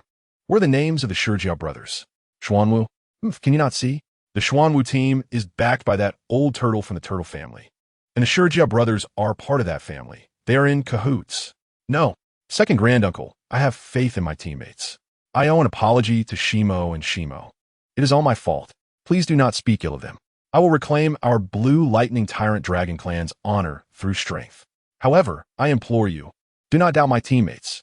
Under the immense pressure from Yu Luomian, Yu Qianheng raised his head, this being the first time he directly faced his second granduncle. A crackling sound reverberated around him as arcs of electricity coursed throughout his body, his arms transforming into a dragon form. His eyes sparkled with blue-violet lightning, appearing both enchanting and powerful. Boom! In the next moment, the lightning surrounding Yu Qianheng seemed to shatter some barrier, surging forth with renewed vigor. He had broken through. Under the pressure from Yu Luomian, Yu Qianheng had directly surpassed the bottleneck of the 39th rank, with the absorption of a soul ring. He would officially become a 4-ring soul master. Yu Luomian couldn't help but nod subtly. Yu Qianheng was only 17 years old, and his talent as a soul master at this age surpassed that of everyone in the Blue Lightning Tyrant Dragon clan, including his older brother, the clan leader, Yu Yuanjin. Very well, you possess some spirit, but it is still insufficient. I came to bring you back to the sect. While Yu Luomian was satisfied internally, he maintained a calm demeanor, stating coolly, back to the sect? Yu Qianheng's face revealed surprise and reluctance, having just broken through the 39th rank bottleneck. He felt elated and proud, eager to absorb the 4th soul ring and seek retribution against the Xuanwu team. However, he had not anticipated that his second granduncle was here to take him back to the sect. Why? Yu Qianheng asked, perplexed. There are 2 reasons. Firstly, you have now reached level 40, and those individuals from the Tiando Royal Soul Master Academy cannot possibly provide you with a suitable soul beast for your soul ring. Secondly, you are currently too weak. Even if you manage to break through to the soul master rank, you would still likely be no match for that little fellow from the 7 Treasure Glazed Tile School. Yu Luomian could clearly see that Long Fei has embarked on his own path and has surpassed Yu Qianheng in his understanding of martial souls. Even though Yu Qianheng possesses the advantage of a martial soul, he would undoubtedly fall short against Long Fei. The Blue Lightning Tyrant Dragon clan and the 7 Treasure Glazed Tile School both rank among the top 3 sects. But how can a martial soul of the 7 Treasure Glazed Tile Pagoda be compared to that of my Blue Lightning Tyrant Dragon? The 7 Treasure Glazed Tile School has merely elevated its power through unscrupulous means. Its bloodline has long been muddied. Without the presence of the 2 titled Douluos, Jiangu and his companion, what qualification does the 7 Treasure Glazed Tile School have to be compared with our Blue Lightning Tyrant Dragon clan? Yet look at you, having lost to a young talent from the 7 Treasure Glazed Tile School. With such strength, what right do you have to traverse the Tiando Empire? It will be better for you to return and practice diligently, and only re-emerge once you have earned my recognition. Yu Luomian's tone brimmed with disdain for the 7 Treasure Glazed Tile School, particularly for the 7 Treasure Glazed Tile Pagoda Martial Soul. Among the top 3 sects, the only one that could earn the recognition of the Blue Lightning Tyrant Dragon clan is the Hao Yin School. In their eyes, the 7 Treasure Glazed Tile School, which relies on outsiders, has no grounds for comparison. Moreover, the 7 Treasure Glazed Tile clan has intermarried with foreign clans, resulting in a bloodline that is far from pure. For the Blue Lightning Tyrant Dragon clan, which places immense importance on blood purity and even goes so far as to isolate themselves from the world, this is utterly unacceptable. Coupled with the strength of the Blue Lightning Tyrant Dragon clan's own martial soul, they hold the 7 Treasure Glazed Tile clan in the utmost contempt. Furthermore, prior to Ning Fengji, when Jiangu and his partner pledged allegiance to the 7 Treasure Glazed Tile School, the Blue Lightning Tyrant Dragon clan consistently held the upper hand over it. Now, under Ning Fengji's leadership, the 7 Treasure Glazed Tile School has flourished, becoming the largest sect in the Tiando Empire.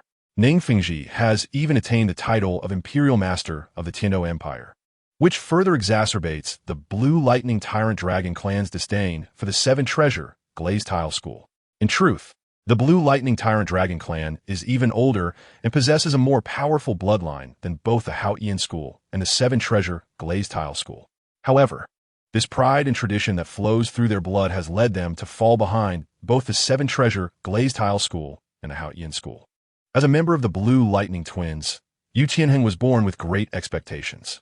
Yet, the fact that Yu Qianheng, the pride of the Blue Lightning Twins, has lost to the younger generation of the Seven Treasure Glazed Tile school is something the Blue Lightning Tyrant Dragon clan cannot accept.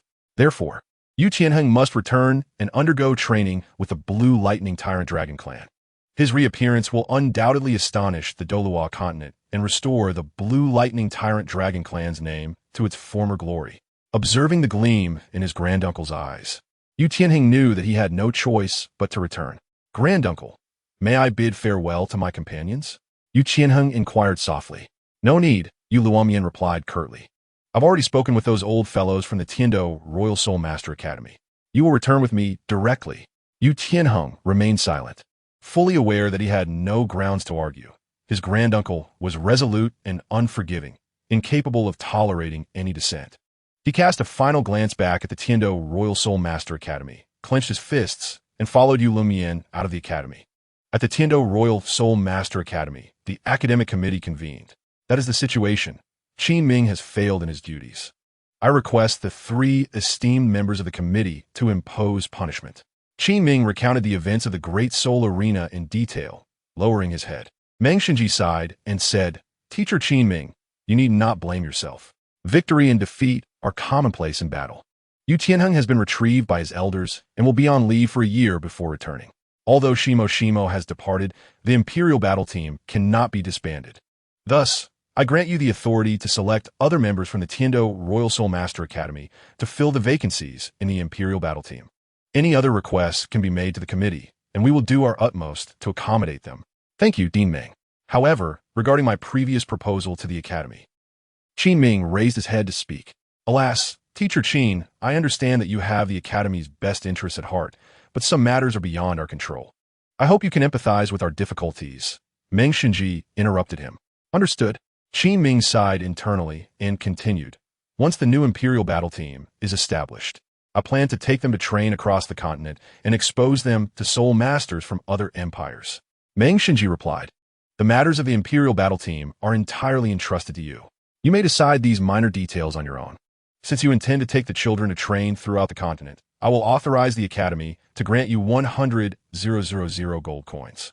If you encounter any promising talents along the way, you may also recruit them on behalf of the Academy. Indeed, the Academy requires a change." Chapter 110. Mimetic Training Area at the Xuanwu Academy. Bushio remained indifferent to the happenings at Tiando Academy, unconcerned about how a mere flutter of a butterfly's wings might alter the world. In truth, his presence, along with that of his father Buzhong, had already transformed this world beyond recognition in his eyes. After a night of training, Bushio had replenished all the talismans he had consumed during battle. Most were wind and ninja talismans, along with 34 strength talismans and a small number of sword talismans. As his soul power level increased, each talisman could sustain its effect for a longer duration, and he could store more talismans as well. If he were to unleash his full potential without any restrictions, even a Soul King would find Bushio a formidable opponent. The Soul King is already a powerful soul master in this world, with most elite instructors at high-level soul master academies residing at the Soul King rank. Soul Emperors, like Qin Ming, are regarded as top-tier instructors at the Tiando Royal Soul Master Academy. This implies that Bushio's current strength is sufficient for him to assume the role of an instructor. However, Bushio is acutely aware of his shortcomings. Without the ability to preserve his martial soul for extended periods, his combat prowess is not as high as he imagines. This is something Bushio has long sought to change. In the Great Soul Arena and during battles with the Imperial Battle Team, he instinctively reduced the use of pre-stored talismans, relying more on the spontaneous release of soul techniques during combat. Yet, when confronted with formidable foes, he exceeded his own limits by utilizing pre-stored talismans, particularly with the strength talismans, which proved immensely powerful. Whether transforming him into a yellow turban warrior or enhancing his arm strength, they granted Bushio formidable power. However, using such techniques also incurs significant soul power costs. A fourth-tier strength talisman consumes nearly 80% of Bushio's soul power. This means that after casting a strength talisman, he would find it nearly impossible to cast a second one, significantly diminishing his combat effectiveness. Nevertheless, as Bushio's soul power level rises, the soul power required to cast strength talismans decreases. Currently at level 34, should his soul power reach above level 40, he should be able to use strength talismans without limitation. However, this enhancement in soul power is not something that can be achieved overnight. The recent collective epiphany has elevated Bushio's soul power to the mid to late 30s, but to achieve a breakthrough, he will require several months of diligent training. However, Bushio lifted his head. It was now past 10 in the morning, and the sun hung high in the sky, illuminating the vast expanse of clear blue above. Beneath the sun's radiant glow, all shadows seemed to dissipate. The brilliance of the sun invigorated Bushio's soul power, causing it to surge with newfound vitality. Ever since he fused with the right arm bone of the Titan giant ape, he had developed a profound affinity for the sun, which accelerated his soul power's enhancement. Each individual's martial soul and soul power possess unique attributes, reflected in the varying luminosity of their soul power. However, there are some soul masters whose attributes are not clearly defined or lack a strict classification, much like Bushio's soul power, which does not exhibit any special attributes. Nevertheless, upon utilizing his first soul skill, the soul power within the talisman would transform into a wind attribute. Yet, after merging with the Titan giant ape's right arm bone, Bushio's soul power seemed to acquire an attribute leaning towards light and fire, becoming more fervent and expansive. The effectiveness of soul power training varies with different attributes and environments. For instance, plant-type martial souls typically train more rapidly in lush environments, while fire-type soul masters excel in volcanic or sun-drenched settings. Ice attribute soul masters thrive in frigid conditions, and wind attribute soul masters are best suited for tempestuous weather. While the differences may not be overt, they accumulate over time, leading to significant enhancements. However, no single location can provide all these diverse environments, hence the existence of simulated training zones. Some advanced Soul Master academies artificially create specific environments to aid in training, which serves as a hallmark of the academy's strength. The more diverse and realistic the simulated environments, the more formidable the academy's capabilities. It requires substantial resources to maintain these zones. Furthermore, an advanced Soul Master academy without a simulated training zone lacks the credentials for official recognition. Although Xuanwu Academy is not particularly powerful, it does possess a simulated training zone, comprising 5 distinct areas: Silent Water Prison, Gravity Zone, Yellow Earth Plain, Forest of Flora, and Light Valley.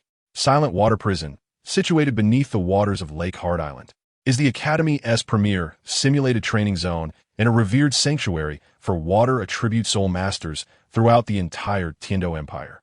The frigid waters below, plunging over 700 meters deep, house the Silent Water Prison at a depth of 500 meters, characterized by darkness and an oppressive atmosphere. While training there is rapid, no one can endure prolonged sessions within the Silent Water Prison, even sure how can only withstand 3 hours at a time. Gravity Zone, as the name suggests, alters the gravitational forces within its confines, capable of increasing gravity up to 10-fold. This feature is standard among elite academies, though the maximum gravitational limits may vary. Under such intensified gravity, a Soul Master's body faces immense stress, which can invigorate the cells of physically robust Assault-type Soul Masters, accelerating their absorption of soul power. Yellow Earth Plain and Forest of Flora represent the convergence of earth and plant elements, respectively. Most of Xuanwu Academy's students possess martial souls related to turtles, with 3 common attributes: water, earth, and life, corresponding to Silent Water Prison, Yellow Earth Plain, and Forest of Flora. The final zone, Light Valley, is tailored for light and fire attribute soul masters. Among these 5 simulated training zones, Silent Water Prison ranks highest, standing as a premier sanctuary for water attribute soul masters, particularly suited for turtle-related martial souls. The remaining Yellow Earth Plain and Forest of Flora are also top-tier simulated zones, aligning with the attributes of most turtle-type soul masters. While Light Valley and Gravity Zone remain rather average, merely meeting the baseline standards. Top-tier fire attribute training zones are found at the Blaze Academy within the 5 Elements Academy, with similar arrangements for thunder, earth, wind, and ice. Bushio first ventured into the silent water prison. The seventh prison was now open, and training within the silent water prison was perilous. If one could no longer endure, they must exit promptly.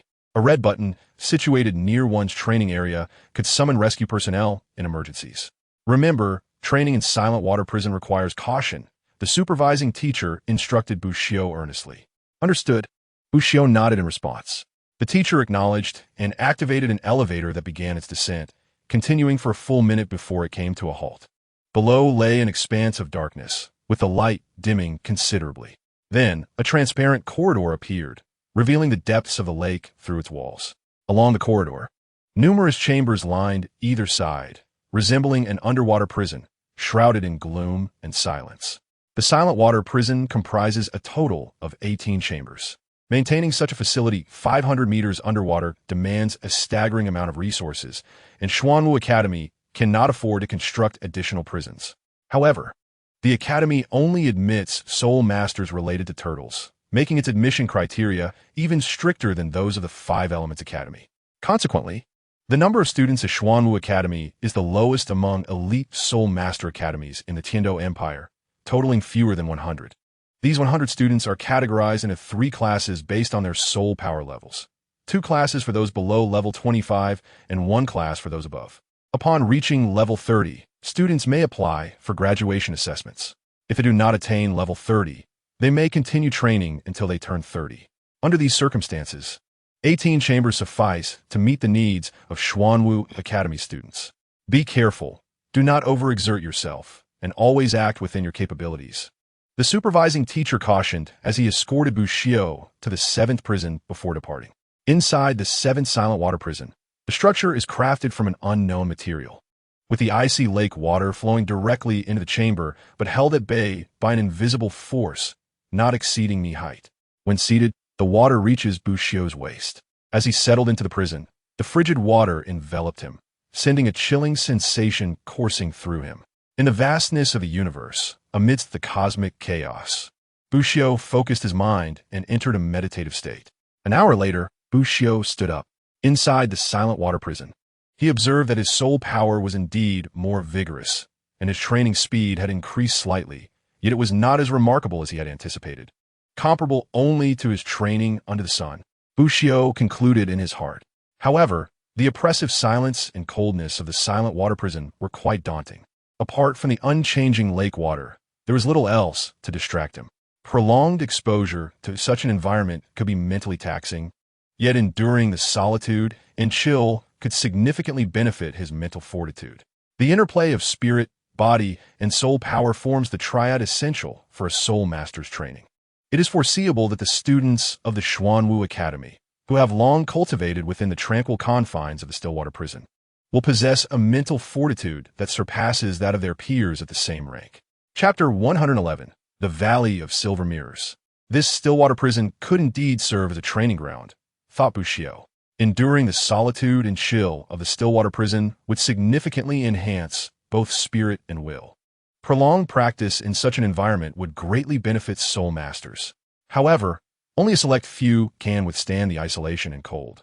Yet Bushio believes that the members of the Xuanwu battle team are capable of enduring this solitude to achieve a boost in mental strength. Furthermore, Nangong's martial spirit is the cold cicada, making the Stillwater Prison particularly conducive to his soul power cultivation. Nevertheless, as a simulated training zone for enhancing soul power, the Stillwater Prison is evidently not suited for Bushio at this moment. Remarkably, he had already cultivated for an hour during his first session in the Stillwater Prison. Your performance at Lingguwei, no, it should now be at Xuanwu Academy, is commendable in the history of our institution. Praise the instructor in charge of the Stillwater Prison. Thank you. Bushio graciously responded to the instructor and proceeded to the next simulated training zone, the gravity zone. In truth, had he exerted himself fully, he could have trained for a longer duration in the gravity zone, but he deemed it unnecessary. Today, he primarily aimed to explore the effects of each simulated training zone to select the one most suitable for him. Activate double gravity, Bushio whispered within the gravity zone, and immediately his body felt heavy as if struggling to breathe. However, as his soul power spread throughout his being, This sensation quickly dissipated. Under the influence of gravity, Bushio's soul power began to simmer, its operational speed seemingly quickening. Triple gravity. With each incremental increase in gravity, the flow of soul power within Bushio subtly shifted.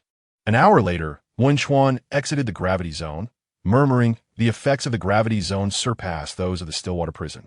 The enhancement provided by the Titan Great Ape's right arm bone significantly boosts my physical capabilities. I can train for extended periods under 5 times gravity. However, greater gravity will exert pressure on my body, particularly on the internal organs. Bushio had always prioritized physical training, whether before or after becoming a soul master.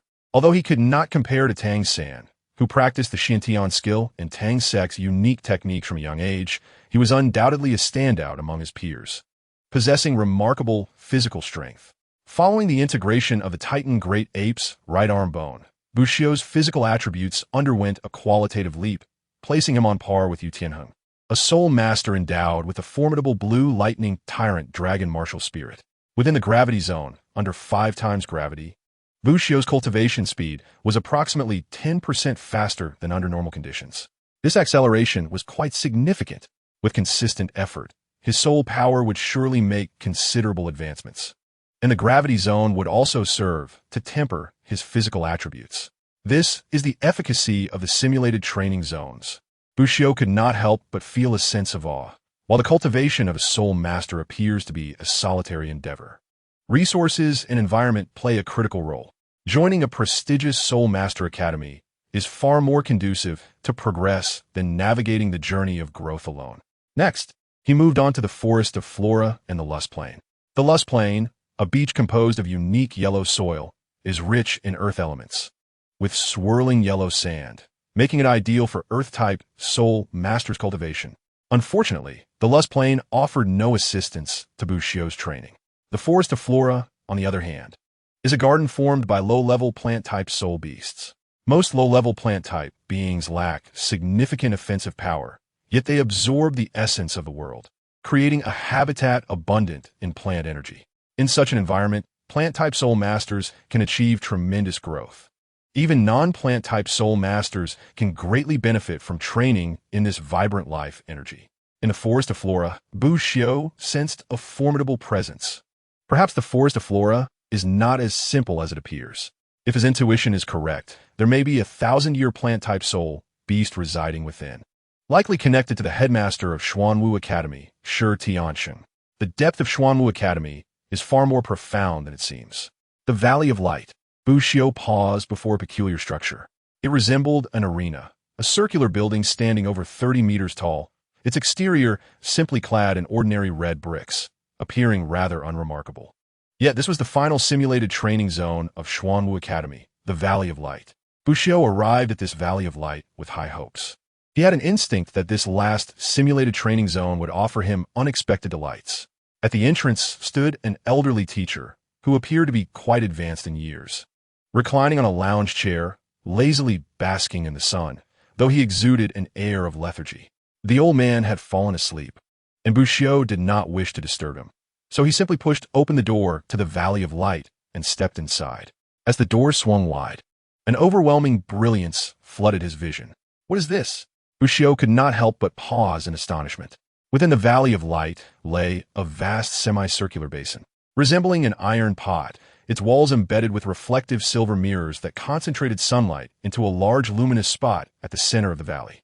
If one were to liken the Valley of Light to an object, it would be akin to a solar cooker. To his surprise, there are indeed individuals in this world who have conceived the idea of utilizing light reflection to gather rays. Bushio marveled. Indeed, human ingenuity is universally connected. Although the sunlight refracted by these silver mirrors is faint, its persistent focus constitutes a formidable force. Bushio stepped into the illuminated spot, where countless rays converged, bathing him in intense warmth. However, under the sun's embrace, Bushio's soul power began to bubble at a remarkable speed. He sat cross-legged, activating the Qinzi spectrum technique, channeling his soul power within. In the searing heat, Bushio's soul power surged rapidly, flowing like an unceasing river through the meridians of the Qinzi spectrum. His bloodlines surged with vitality, and the yellow talisman radiated a brilliant golden light, a resonance within his bloodline igniting. The blinding sunlight felt so warm in Bushio's heart, and a tremor within his bloodline compelled every cell in his body to greedily draw in the light. Under the sun's stimulus, his entire right arm transformed to gold, fervently attracting the rays reflected by the silver mirrors, accelerating the enhancement of his soul power. As the last sliver of sunlight dipped below the western horizon, the illumination within the valley of light dimmed. Bushio slowly opened his eyes, feeling his bloodline brimming with power. His soul power had reached an unprecedented pinnacle, level 34.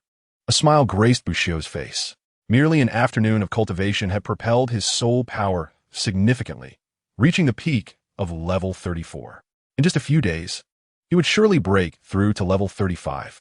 Beneath the ardent embrace of the sun, Bushio felt as though the very essence of his being was suffused with a ravenous energy. However, after an afternoon of arduous cultivation, he sensed that his body was nearing saturation, and perhaps in his next session, he would no longer experience such remarkable effects. Nevertheless, training within the Light Valley enhanced his cultivation speed by at least 50%, as specks of golden light coalesced and absorbed countless rays of sunlight. His soul power transformed from a pale yellow to a blinding golden hue, akin to the sun's radiant beams. The yellow talisman paper materialized in his grasp. His martial soul remained a soft yellow, yet it exuded an aura of returning to one's roots. The Titan giant ape, as the king of the forest, possessed unparalleled speed, strength, and physique, in addition to wielding the power of gravity, evidenced by the soul skill Titan Sky Shatter. However, under the sun's brilliance, the Titan divine transformation could amplify his strength twofold. After integrating the bone of the Titan giant ape's right arm, Bushio's training speed beneath the sun became extraordinarily rapid. Gazing at his martial soul, he was enveloped in perplexity.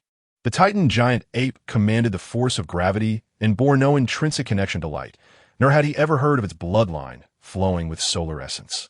Yet, after merging with the Titan giant ape's soul bone, Bushio had forged an unusual bond with the sun.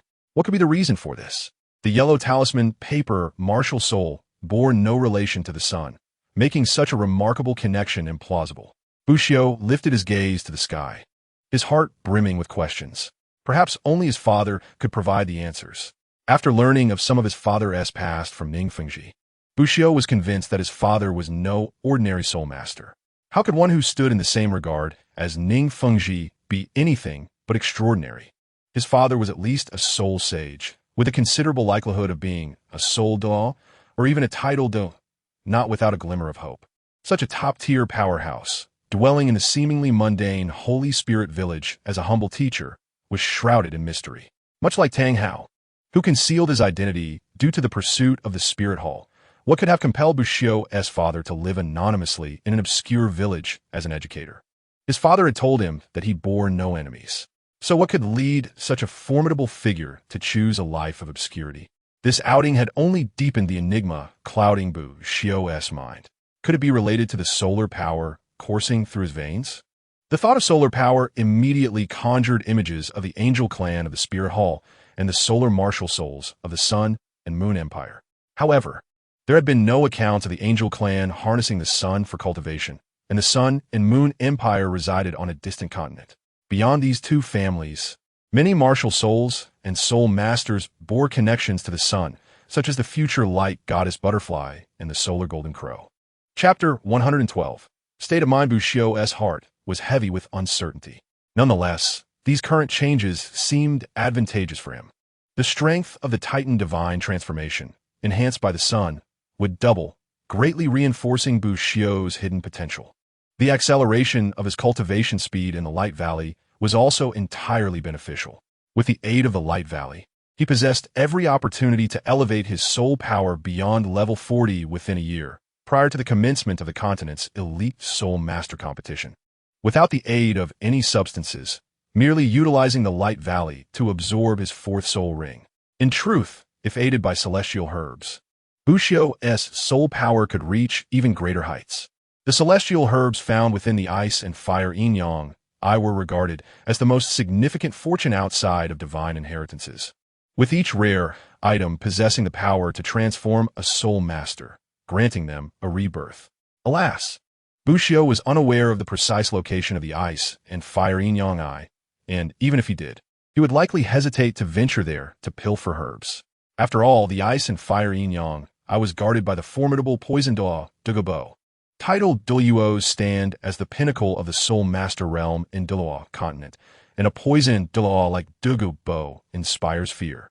Bushio had no desire to provoke such a master. Douluos was notorious for his capricious temperament, and he was not above bullying the weak. Bushio preferred to avoid testing the limits of such an unpredictable figure. It would be best to maintain a respectful distance from such an entity. Of course, Bushio was unaware that the Douluos he feared had already passed away. Otherwise, he would have long-sought opportunities in the Sunset Forest. The Sunset Forest was expansive, and a meticulous search would surely yield the ice and fire yin-yang eye. When compared to the value of the celestial herbs within the ice and fire yin-yang eye, the effort required to locate it was negligible. Within the seven-treasure glazed tile school, under the tutelage of the sword Douluos, Chanexen, he had successfully comprehended the fourth rune, sword. Presently, the only constraint to absorbing his next soul ring was the level of his soul power. Bushio had absorbed the soul ring of the great strength diamond ape, which was 7,000 years old when selecting his third soul ring, and for the fourth ring, there was a high likelihood he would absorb a formidable 10,000-year ring. The disparity between a 10,000-year ring and a 1,000-year ring is qualitative. Should Bushio succeed in absorbing a 10,000-year ring, his power would undoubtedly experience a transformative leap. Just as Tang San's fourth soul skill, the blue-silver prison, marked a qualitative change in his blue-silver grass martial soul, elevating it to extraordinary levels of control and defense under his command. The same principle applies here. No matter how powerful a 1,000-year soul skill may be, it pales in comparison to a 10,000-year skill. Furthermore, the effects of soul skills inherited from soul rings absorbed beyond one's limits are superior to those acquired by a soul master of the same level under equivalent conditions. The factors influencing the effectiveness of inherited soul skills are manifold, with luck being a crucial component. The chance of inheriting the most potent abilities of Soul Beast is heavily influenced by fortune. However, the greater the leap in absorbing a soul ring, the higher the probability of obtaining the strongest soul skill within that ring. The simulated training area at Xuanwu Academy provided Bushio with a delightful surprise. Whether in the still water prison or the gravity zone, both offered immense utility. Particularly, the Light Valley served as an exceptional sanctuary for Bushio's cultivation. The only lamentable aspect was that the simulated environment of the Light Valley relied on pure silver mirrors to reflect sunlight, rendering it effective only during the day, especially under clear skies. Should inclement weather arise, the Light Valley would be rendered unusable. The optimal times for utilizing the Light Valley for cultivation were noon and the afternoon. Bushio could also sense that as time passed, the efficacy of training within the Light Valley diminished. "Wait, who are you? What did you come in?" As Bushio emerged, the elderly guardian of Guanggu had already awakened, holding a box lunch and savoring it. Upon seeing Bushio step out from Guanggu, he appeared somewhat displeased. "Teacher, I am a student of Xuanwu Academy, Bushio. Here is my student ID. When I arrived, you were asleep, and considering your age, I did not wish to disturb you." Bushio apologized earnestly. "Such folly, even if you are a student of Xuanwu Academy. You should not enter the simulated training area without the guardian's permission. Do you have any idea how perilous Guanggu can be? A moment's carelessness could lead to dire consequences. Who would take responsibility for that? Yin admonishit citerni. Guanggu gathers an abundance of sunlight, akin to a magnified solar furnace. At the center where the light converges, temperatures reach an exceedingly high level. Were it not for the special materials constituting the ground of Guanggu, it might even melt under the accumulating heat over time, let alone the fragile human body. Should one lose too much water within Guanggu and fall into a coma, it is possible to spontaneously combust under the searing rays. Thus, the activation of Guanggu necessitates the presence of a dedicated teacher overseeing from the outside. "I'm truly sorry. Teacher, I was wrong." Bushio earnestly expressed his contrition. "Let this be a lesson. You youngsters should not seek instant gratification. Cultivation is a gradual process. Impatience is futile. After returning, visit the infirmary to have the healing spirit master check your condition for any issues. And here, Take this bottle of water. Upon witnessing Bu Xiao's sincere apology, Yi Jian's expression softened significantly as he handed over a bottle of water. Thank you, teacher. Bu Xiao, feeling parched, gratefully accepted the cool water. Although shielded by his solar attribute soul power, prolonged exposure to high temperatures had left him dehydrated. He drank deeply, relishing the sweet coolness, which brought him an indescribable sense of relief. After expressing his gratitude, Bu Xiao departed from Guanggu, had dinner at the cafeteria, and returned to the dormitory. Long Fei and Nangong had been summoned by Shi Hao to spar at the Soul Arena, while Shi Lang was engrossed in intensive practice. During yesterday's battle, Osro had breached his defensive line, resulting in Ning Zai's elimination, which filled him with guilt. With teammates so formidable, his sense of urgency grew even stronger. Qian Mo and the gang were similarly engaged, meditating and cultivating their soul power throughout the day. Meditation is a rather tedious endeavor, and few can manage to practice it continuously for an entire day, aside from basic necessities. In fact, some soul masters meditate for less than 8 hours daily. Staying cooped up in the dormitory all day isn't ideal to gang. You should take the opportunity to try the simulated training area. The gravity zone and the lust plane should suit you well. Cultivation is not merely about relentless practice. One must adeptly utilize all available resources. Wuxi u advisit dagang. Within the Xuanwu battle team, the gang possessed the lowest soul power level, which instilled in him a constant sense of urgency. However, soul power cultivation is never an overnight achievement, and the gang's innate talent is not exceptional. His innate soul power is merely at level 6. Inferior even to Zhu Zhuqing from Shrek Academy, who possesses innate soul power above level 7. The disparity in aptitude means that the gang's soul power will increasingly lag behind the likes of Bu Xiao, Long Fei, Nangong, and Shi Hao, unless he encounters an extraordinary opportunity like celestial herbs. Otherwise, his journey will be one of gradual progress, requiring extraordinary effort to advance even a single level. In this context, the ability to leverage all available resources becomes crucial. The Dali King Kong Bear Martial Soul embodies both earth and gold attributes, although the gang leans towards the gold attribute. The gravity zone and the lust planes will still provide significant assistance. I understand. I will give it a try. Dalgong excellame excitedly. It's already late. There won't be anyone in the simulated training area now. Perhaps you should go tomorrow. Bu Xiao responded with a bemused smile. True enough. The gang chuckled amiably. By the way, have Shimo and Shimo arrived? Bu Xiao inquired. They're here. They arrived early this morning and should be with the Fae now, the gang replied. Bu Xiao nodded lightly, patting the gang on the shoulder. I see. Rest now.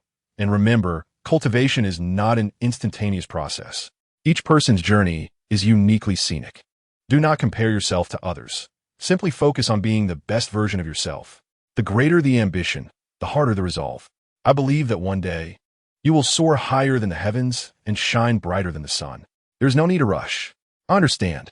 The gang responded with a hearty smile. Bu Xiao sighed with relief and turned to leave the gang's room. The gang had accompanied him to Tiando City, and through countless trials, their bond had deepened, making the gang one of Bu Xiao's most cherished friends. Bu Xiao wished for the gang not to feel disheartened by the talents surrounding him, losing sight of his own aspirations. Each person's martial soul and innate abilities dictate that their paths as soul masters will be uniquely different. While the gang's talents may not measure up to Long Fei, Nangong, Shi Hao, Bu Xiao, or Rin Ling, he possesses a pure-hearted and kind nature, coupled with an unwavering resilience and fortitude. Not everyone has the courage to venture alone into the Stardow Forest to hunt soul beasts and acquire soul rings. A momentary lag is inconsequential. As long as one maintains a steadfast mindset, a bright future awaits. Chapter 113. Iron Armor Burden the following day. Bu Xiao finally met the brothers Shimo and Shimo. Their expressions were somewhat awkward as they regarded Bu Xiao. With a smile, Bu Xiao extended his hand and said, "Welcome. I look forward to your guidance in the future." "Glad to meet you," Shimo replied, shaking Bu Xiao's hand. After breakfast, the group returned to the Soul Arena, instinctively forming a circle. "Shall we analyze Shimo and Shimo's soul skills today?" Rin Ling inquired curiously, glancing at the two imposing figures. Both brothers were quite large and robust, contrasting starkly with Shi Hao's corpulence. Their soul skills piqued considerable interest among the others. Analyze soul skills? The brother Shimo looked puzzled. The so-called analysis of soul skills entails collaborative exploration of one member's soul skills characteristics to foster mutual familiarity and understanding, Bushio explained. He then shook his head, adding, "The analysis of soul skills is merely a temporary training exercise aimed at countering the royal fighting team. However, there are no shortcuts in soul master cultivation. Soul skills are merely techniques for combat.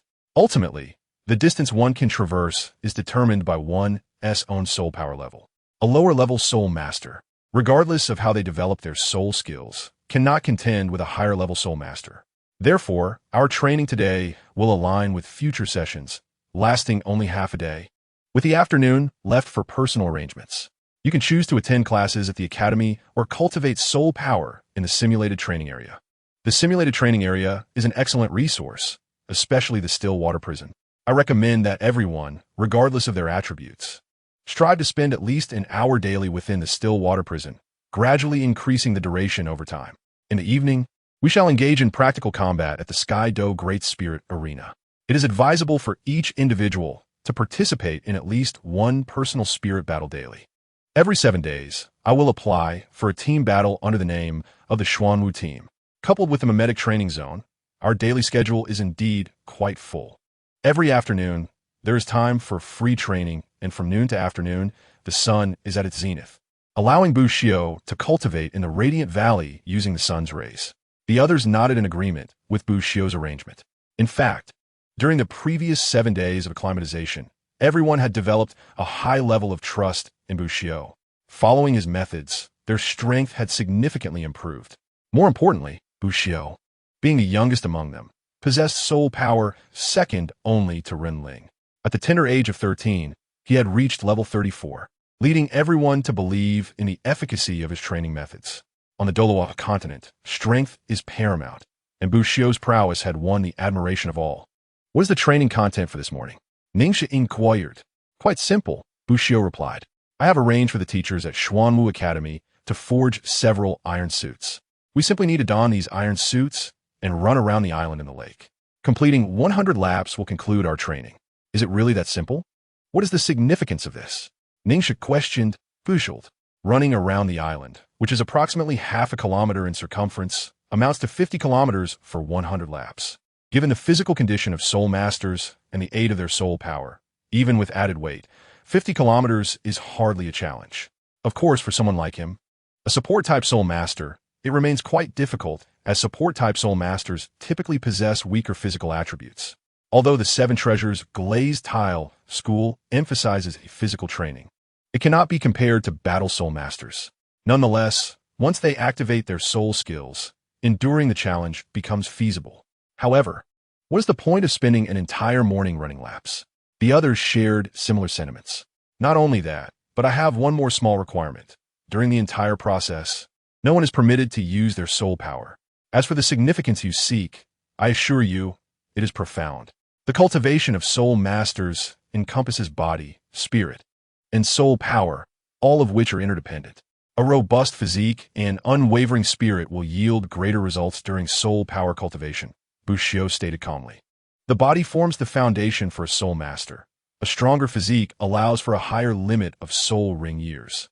Similarly, a powerful body enhances the speed of releasing soul skills and increases their potency. The cultivation of a soul master has never been merely about accumulating soul power. The body and spirit are equally crucial. The physique determines a soul master's lower limit, while the spirit defines their upper limit. Soul masters with strong bodies and spirits possess unique advantages in their cultivation journey. Support-type soul masters may experience slower cultivation speeds and face greater challenges in enhancing their soul power. From a certain perspective, the weaker physique of support-type soul masters is a significant factor. Likewise, during the early stages of cultivation, beast martial soul masters tend to progress faster than weapon martial soul masters due to the physical refinement they undergo when their martial soul manifests, resulting in superior physical attributes. On the Douluos continent, only Master Yu Shaojiang truly recognizes the importance of the physique. In Bushio's view, the Master's greatest contribution lies not in the so-called core competitiveness of the 10 great martial souls, but in understanding the significance of the physique for soul masters. After merging with the right arm bone of the Titan giant ape, Bushio has become acutely aware of the benefits of enhancing physical attributes, enabling him to rapidly elevate his soul power repeatedly. Furthermore, without his current formidable physique, he would not have been able to merge with the 7,000-year-old powerful golden monkey soul ring at the third soul ring. When body, spirit, and soul power progress in tandem, a soul master's future is destined for greatness. Researching and developing soul skills may temporarily elevate a soul master's abilities, but a solid foundation is crucial for a long-lasting journey. Bushio does not wish for his companions to become soul masters who solely pursue fleeting power. In fact, the spirit is the most challenging aspect to enhance. However, the mimetic training zone at Xuanwu Academy and the Silent Water Prison compensate for this deficiency. With the aid of the Silent Water Prison and diligent training, Bushio is confident that within the next year, he can lay a solid foundation for each member of the Xuanwu team, one that will benefit them for a lifetime. Despite Bushio's numerous assertions regarding the advantages of a strong physique, Ning Zhe and the others harbored a lingering skepticism. The orthodox path of cultivation in the Soul Master community has always centered on enhancing soul power and skills. While a few individuals may acknowledge the importance of physical strength, they certainly do not prioritize it as their main focus of cultivation. Absorbing soul rings naturally leads to physical growth. Nonetheless, they instinctively chose to trust Bushio's suggestions, opting to believe first and question later. As the group exited the spirit battle arena, a collection of specially crafted iron suits awaited them. These suits were designed to distribute weight evenly and not hinder movement. There were 3 variations of iron suits, weighing 15, 30, and 50 pounds. Ningzhe, Renling. As support-type soul masters with relatively weaker physiques, you may initially forego wearing the iron suits. The Gang, Qian Mo, Shilang. You 3 should wear the 15-pound suits. Shur Mo and Shur Mo, you 2 will don the 30-pound suits, while the rest of you will wear the 50-pound suits, Bushio directed. Then proceeded to select the heaviest iron suit for himself. His distribution was based on everyone's physical capabilities. Ningzhe and Renling had the weakest physiques. Running 100 laps without using soul power would be a considerable challenge for them. The Gang, Qian Mo, and Shilang, as beast martial soul masters, had somewhat stronger bodies but had not undergone this specific training, so the 15-pound suits were appropriate. The Shur Mo brothers, tall and evidently well-trained, would have no issue with the 30-pound suits. Although Nangong is a swift attack-type soul master, with a soul power level of 41 and 4 soul rings, his physical attributes would also see some enhancement with each absorbed soul ring. Except for Ning Zhe and Renling, everyone donned their iron suits, and even the heaviest 50-pound suit felt manageable on their bodies. After all, they were all soul masters. Even Ning Zhe and Renling, under the tempering of soul power, possessed physiques slightly stronger than that of an average adult male. Their weakness was merely relative. However, when they began to run in these iron suits, fatigue would soon set in, and every ounce of added weight could become the proverbial straw that breaks the camel's back. Are there still many iron suits left? Renling inquired curiously, glancing at the rack filled with iron suits. Bushio replied, "These iron suits will be utilized in the future. My goal for everyone is to ensure that within 6 months, each person can wear a 50-pound suit and complete a 50-kilometer run. As for our battle soul masters, each of them should aim to wear 2 to 3 suits during training. Enough with the pleasantries. Let us commence. The sooner we complete our run, the sooner we can enjoy our meal." With that, Bushio dashed ahead, swiftly leading the charge. The others promptly followed suit. Sure, Hao caught up with Bushio, each of his steps reverberating against the ground. With a wry smile, he remarked, "Bushio, you're truly relentless.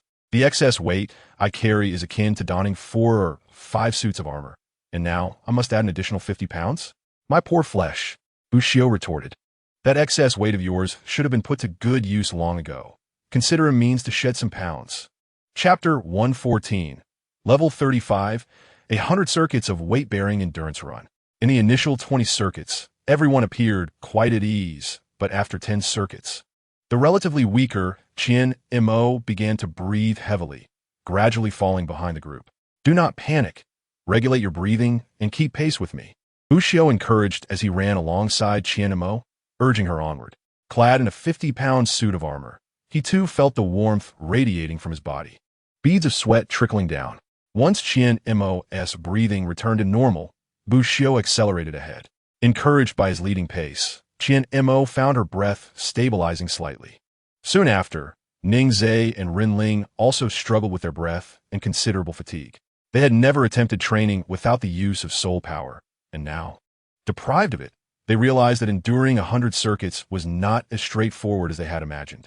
Even without any physical weight, the immense pressure was palpable. Yet, amidst this adversity, each individual held a sense of pride, vowing not to resort to their soul power under any circumstances. After 50 circuits, even Buxiu could feel the weight in his steps, as if the armor weighed down upon him like a mountain. Similarly, Shi Hao and Long Fei, both encumbered by the same 50 pounds, were gasping for breath, their pace not as swift as it had been at the outset. By the 70-circuit mark, Rin Ling, breathless and drenched in sweat, struggled to voice, "I can't go on." As a girl with a naturally weaker constitution and a support-type soul master, she found a 50-kilometer run without soul power to be an arduous challenge. Qian Mo was equally exhausted, although Ning Zhe felt fatigued too. His pride and the rigorous training from the Seven Treasures Glazed Tile School compelled him to persist. As the sun reached its zenith, Long Fei completed his 100 circuits. Panting heavily, after shedding his armor, his clothes were soaked. He hurried to the lakeside, splashing his face with water from the lake. Shortly after, Buxiu arrived at his side, having become the second to finish the task. The enhancement from the Titan Great Ape's right arm bone and repeated breakthroughs with his soul rings had significantly improved his physical capabilities. After removing his armor, Buxiu leapt into the cool, crystalline waters of the lake. Long Fei, taken aback by Buxiu's audacity, thought even he would hesitate to enter the depths of the lake after such a grueling run. Moments later, Buxiu emerged from the water, his soul power drying his clothes. "De Fei, let us proceed. Our bodies are now in a state of extreme exertion. This is the optimal time to cultivate our soul power, so let us not squander this opportunity." Long Fei glanced at the others who were still running. Buxiu assured him, "I have arranged for the teachers at Xuanwu Academy to assist those who cannot continue. They will be taken back."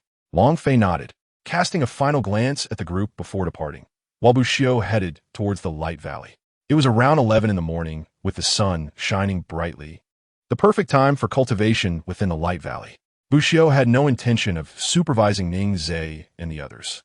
He trusted they would not deceive themselves in their training. After you finish running, should you have any energy left, remember to seize this opportunity for meditation.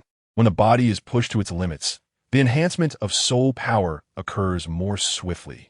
Buxiu reminded them one last time before making his way to the Light Valley. "Ah, you're back again. Je viens éclamer une surprise upon cinq Buxiu." "Teacher, I humbly request access to the Light Valley for my cultivation," Buxiu replied politely. Noticing Buxiu's fatigued demeanor, Yi Jian opened the gates, "Say enter. And if you feel unwell, do not hesitate to inform me.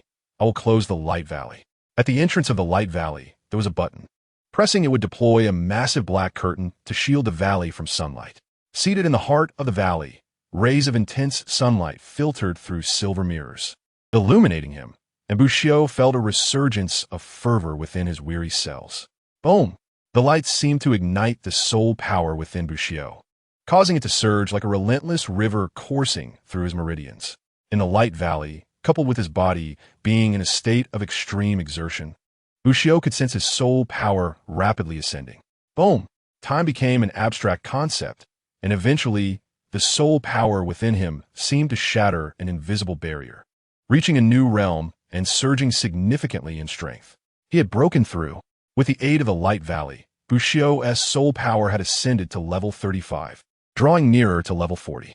As the sun began to dip in the sky, though it had not yet vanished completely, the efficacy of cultivation within the Light Valley had diminished considerably. Buxiu exited the valley and, after quenching his thirst with 2 large jugs of water in the cafeteria, devoured a generous bowl of rice accompanied by stir-fried pork and braised ribs, restoring his vitality. With approximately 3 hours remaining before the grand opening of the Tiando Great Soul Arena, Buxiu sought not to waste time and returned to the simulated training area.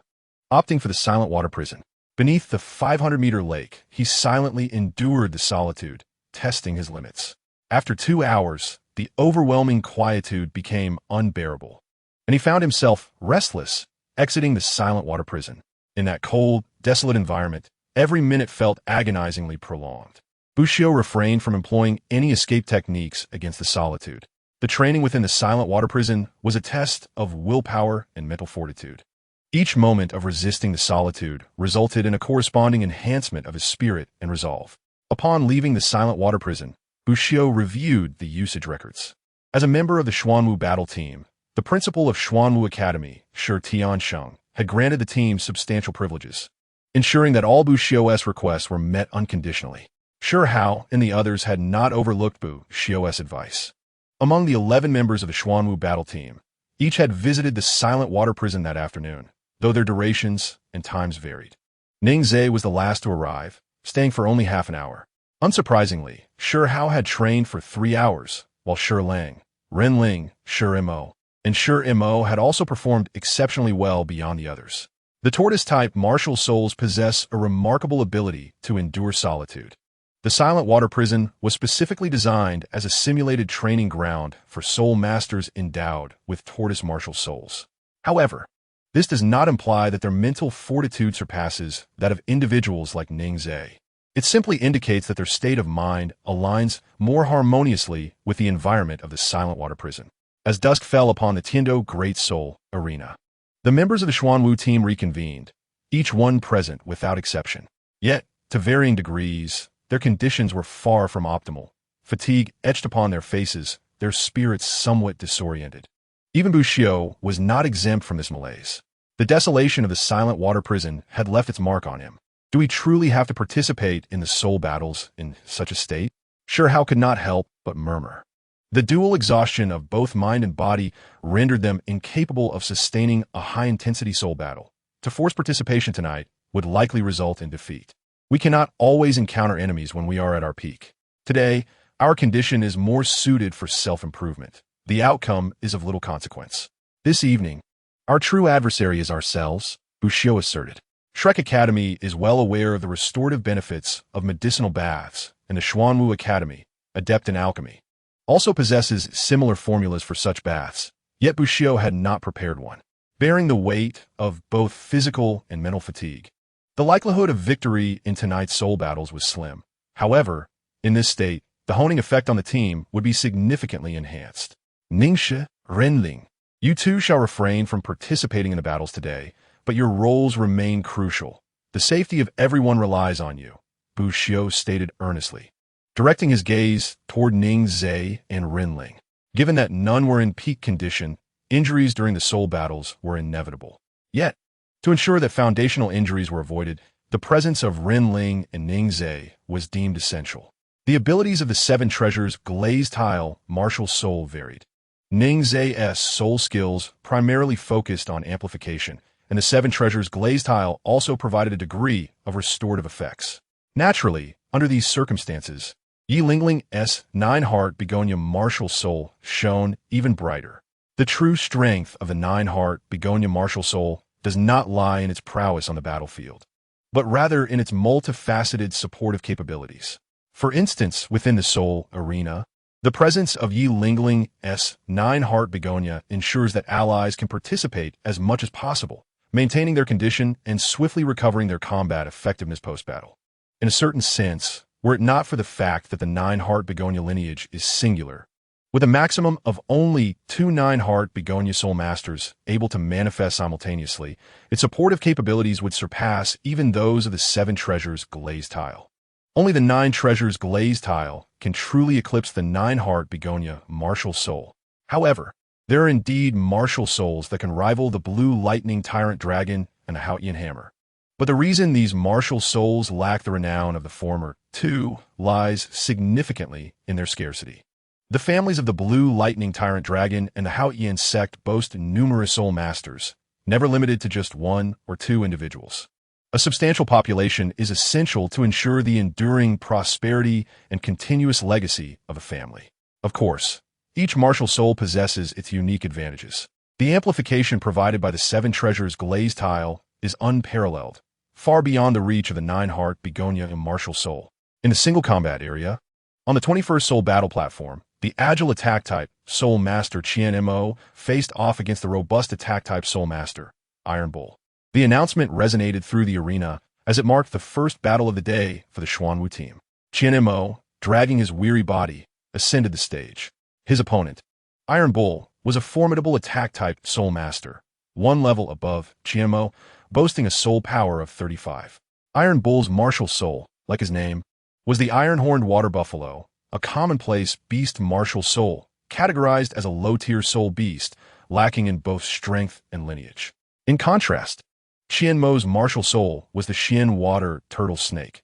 Although it did not compare to the pinnacle Xuanwu turtle, it bore a hint of the Xuanwu bloodline, qualifying it as a high-level water attribute martial soul. Moreover, the agile attack type counters the robust attack type, and the one-level disparity in soul power is not substantial. As long as Qian Mo capitalizes on his speed to wear down his opponent's soul power, victory could be easily attained. This was also Qian Mo's plan. As the Xian water turtle snake enveloped him, he transformed into a serpent entwined around a turtle shell, his body fluid and supple. With his serpent-like eyes locked onto his adversary as he coalesced the Xian water blade, launching swiftly toward Iron Bull. Iron Bull's first and second soul rings illuminated in succession, and a pair of gray, iron-hued horns emerged atop his head, seemingly forged from iron, a gray luminescence emanating from the horns, quickly enveloping his entire being. Evidently a defensive soul skill, charging toward Qian Mo with force. First soul skill, Iron Bull as protection. Second soul skill, Rampaging Bull Charge.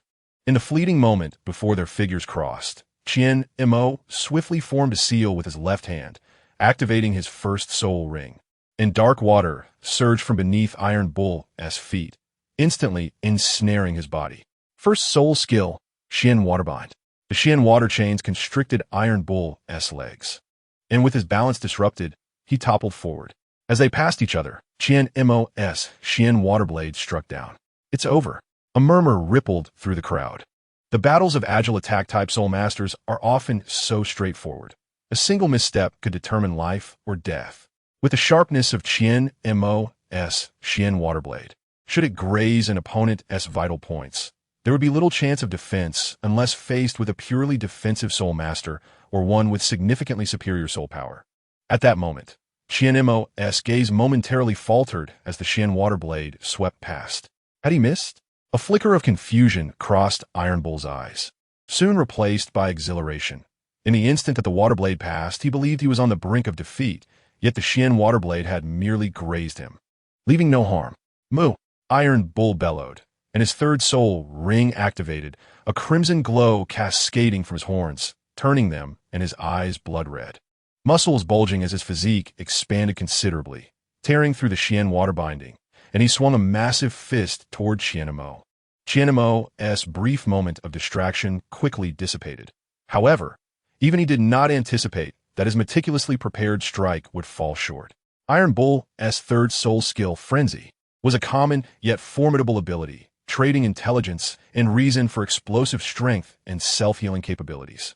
Given Iron Bull's already superior soul power, a full-force punch would thrust Qian Mo into a perilous situation. Qian Mo's reflexes were remarkably swift. Realizing evasion was no longer an option, his body became pliable, akin to a creature devoid of bones, collapsing into a puddle, avoiding Iron Bull's punch. Subsequently, he slithered across the ground like a serpent, rapidly distancing himself from Iron Bull, and then rising to a standing position, eyes warily fixed on Iron Bull. At this juncture, Iron Bull had succumbed to a loss of rationality. Frenzy is a soul skill that inflicts 1,000 points of damage to the enemy, while self-inflicting 800. And in its frenzied state, the enhancement to physical attributes rivals that of Dai Mubai's White Tiger transformation, a top-tier martial soul's Millennium Soul skill. Yet, the side effects of Frenzy are equally staggering. Once the frenzy subsides, the user is plunged into a state of utter weakness, and during the frenzy, they lose all rational thought. Exchanging reason for power is an exceedingly foolish decision when facing an agile attack-type Spirit Master. Upon witnessing Qian Mo's successful escape, the members of the Xuanwu battle team collectively sighed in relief. Rinling furrowed her brows and remarked, "How could Qian Mo make such a basic mistake? That strike should have decisively ended the battle." The silent water prison possesses an unsettling force that induces mental agitation. Prolonged training within its confines leads to illusions and an inability to concentrate. Qian Mo has spent an extensive period cultivating in the Silent Water Prison, and his mental state has reached a critical limit.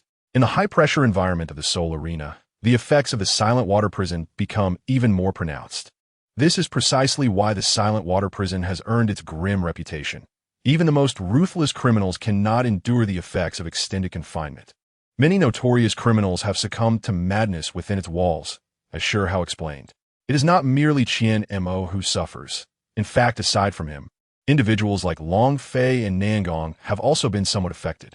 If the Silent Water Prison is so terrifying, why does Xuanwu Academy continue to allow students to train there? Rinling inquired, puzzled.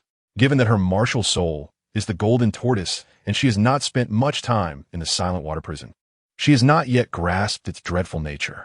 Shurhao replied with a wry smile, I have discussed this with the old tortoise. But perhaps Xuanwu Academy has no other top-tier simulated training environment left, which is why he is reluctant to abandon it. Moreover, the training effectiveness within the Silent Water Prison is indeed commendable. Soul masters with tortoise-type martial souls can endure longer periods in such an environment. As long as time is strictly controlled, issues are generally avoidable. Bushio added, it is not that simple.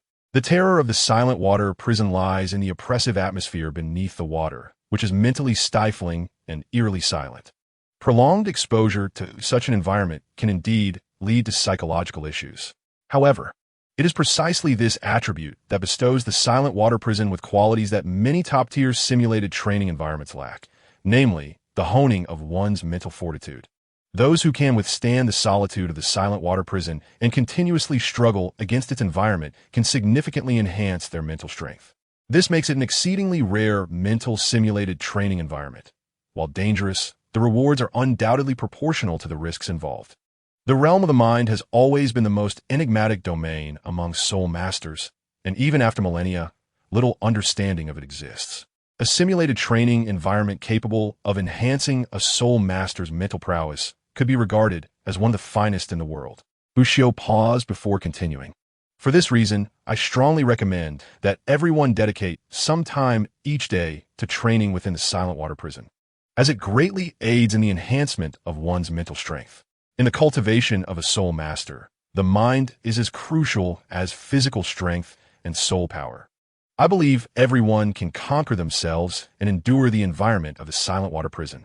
So, that is the case. The Silent Water Prison can indeed elevate a soul master's mental realm. No wonder I felt a slight enhancement in my mind control techniques while training there. I had no idea that such a peculiar place existed in Tiando City, Ning remarked with a sense of wonder. The Seven Treasures Glazed Sect also possesses simulated training environments, boasting the richest variety in the world, with several rivaling the Silent Water Prison in terms of soul power cultivation, yet none can elevate mental realms. In the realm of soul masters, methods for enhancing mental strength are nearly non-existent. Advancements in mental prowess typically rely on the natural growth that follows the enhancement of soul power. Thus, a simulated training environment that can elevate mental realms signifies immense potential. On the arena, the victor was quickly determined. Qian Mo faced a regrettable defeat. His condition was simply too poor. As he grappled with Iron Bull, his state deteriorated further, ultimately giving Iron Bull the chance to knock him off the platform.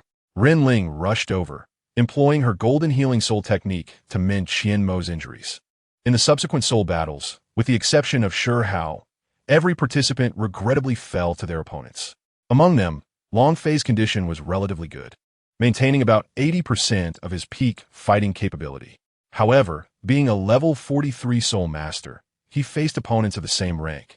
And given that level 43 is already considered weak among soul masters, his defeat was not unexpected. In the arena, victory does not solely favor those with higher soul power levels. Rather, proximity to the established ranks of a soul master often proves more advantageous. The next battle was the fourth match in the Central Soul Arena, featuring Tianshi against Lin Sha. It was not long before Bushio's name echoed through the arena's broadcast. I recognize you, the new holder of the Golden Soul Badge at the Tiando Grand Soul Arena, who has achieved 3 consecutive victories. However, your winning streak shall cease here. Lin Sha sneered, his attire starkly different from that of most soul masters, clad in gleaming silver armor, imposing in stature. From Lin Sha, Bushio sensed an aura of iron resolve and lethal intent, a stark contrast to the delicate demeanor of typical academy-trained soul masters. The gaze of this individual, as if forged in the fires of battle, exuded a chilling aura, reminiscent of a seasoned warrior emerging from the battlefield. This is the allure of the Grand Soul Arena. Here, age and background are irrelevant. Only the soul power of each contender matters, allowing for encounters with a diverse array of opponents. Chapter 116, The Titan of Strength. Is that Lin Sha, the future genius star of the Tiando army? Someone in the audience recognized Lin Sha's identity, exclaiming in astonishment. What genius star? Is he really that impressive? Another person questioned. Not just impressive. It is said that Lin Sha led a reconnaissance team that directly quelled the rebellion in Marktown and even received a personal audience with Marshal Galloping. He was sent to deepen his training with the Tiando Royal Cavalry Corps and is heralded as the successor to the Tiando military, came the response. It seems that Ashio has encountered a formidable opponent. Sure how frowned upon hearing the spectators' comments. Indeed, a powerful adversary. Soul masters cultivated by the military system differ significantly from those trained in academies. They have undergone the crucible of war and are truly fearsome opponents. Long Fei nodded in agreement. Let the match commence, proclaimed the host. As the announcement echoed, Lin Sha's aura transformed instantaneously. A blood-stained embroidered spear appeared in his grasp, encircled by 2 yellow and 1 purple soul rings. A formidable soul pressure surged skyward, indicating that Lin Sha possessed at least level 38 soul power. Regardless of his prior dismissive demeanor, Lin Sha would not exhibit even a fraction of carelessness in true combat. The soul master before him, clad in a blue robe and seemingly youthful, emanated a unique presence that set him apart from the delicate blooms nurtured in sheltered environments. Lin Sha's acute sense of bloodlust discerned that the opponent's eyes bore no signs of having taken human life. Hence, the only explanation was that this individual had likely hunted numerous soul beasts or endured trials alone within the soul beast forest. Homicide may sometimes stem from mere bravado or the oppression of the weak by the strong. Yet to endure the trials within the perilous soul beast forest alone requires unparalleled courage and an acute awareness of danger. This is indeed a formidable adversary. The shift in momentum transpired in an instant as Lin Sha boldly drew his weapon, imbuing his gun with a mighty aura, with the first soul ring illuminating brilliantly, intensifying the weapon's energy. This is the military's approach to combat. No probing, no hesitation, merely an all-out assault, where life and death are decided in a heartbeat. Lin Sha's gun moved with such swiftness that it was almost imperceptible. Bushio stepped forward, the long gun narrowly grazing his back. No, Bushio had, unbeknownst to them, drawn a talisman sword, its hilt downward and point upward, slung across his back, the blade perfectly positioned to block Lin Sha's embroidered gun. Su Qin bore the sword on his back. Adorning the talisman sword was a golden talisman, fortifying his arm to an unyielding strength. What a magnificent move! Renling's eyes sparkled with admiration.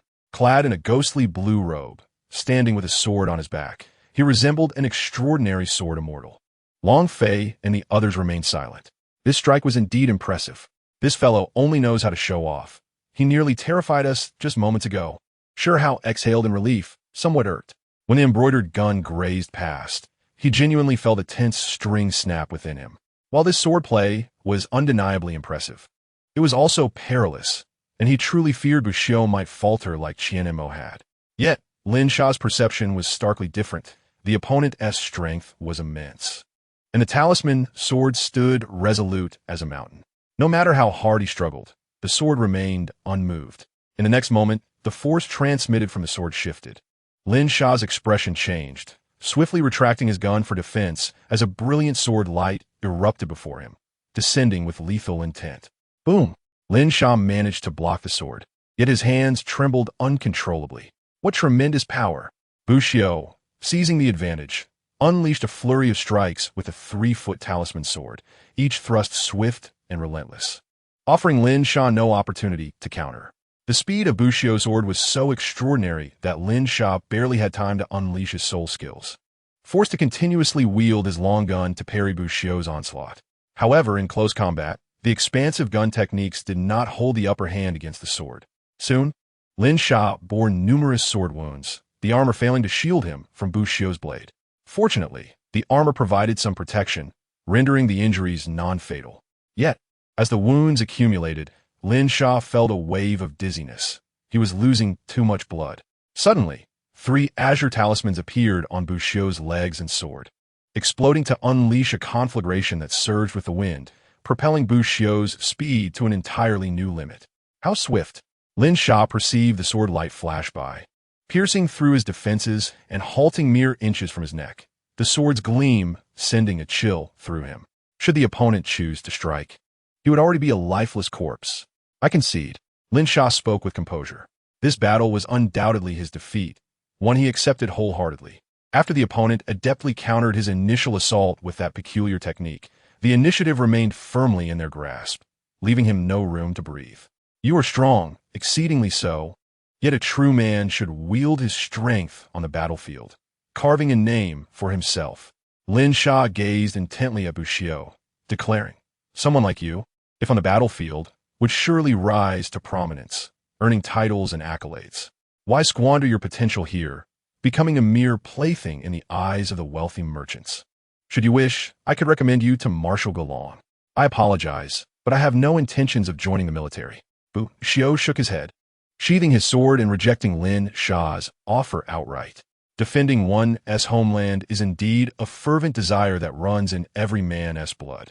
However, Buxiao felt little loyalty to the so-called Tiando Empire. He saw no reason to pledge himself to an empire that offered nothing worthy of lifelong devotion. Host, may we declare the victor?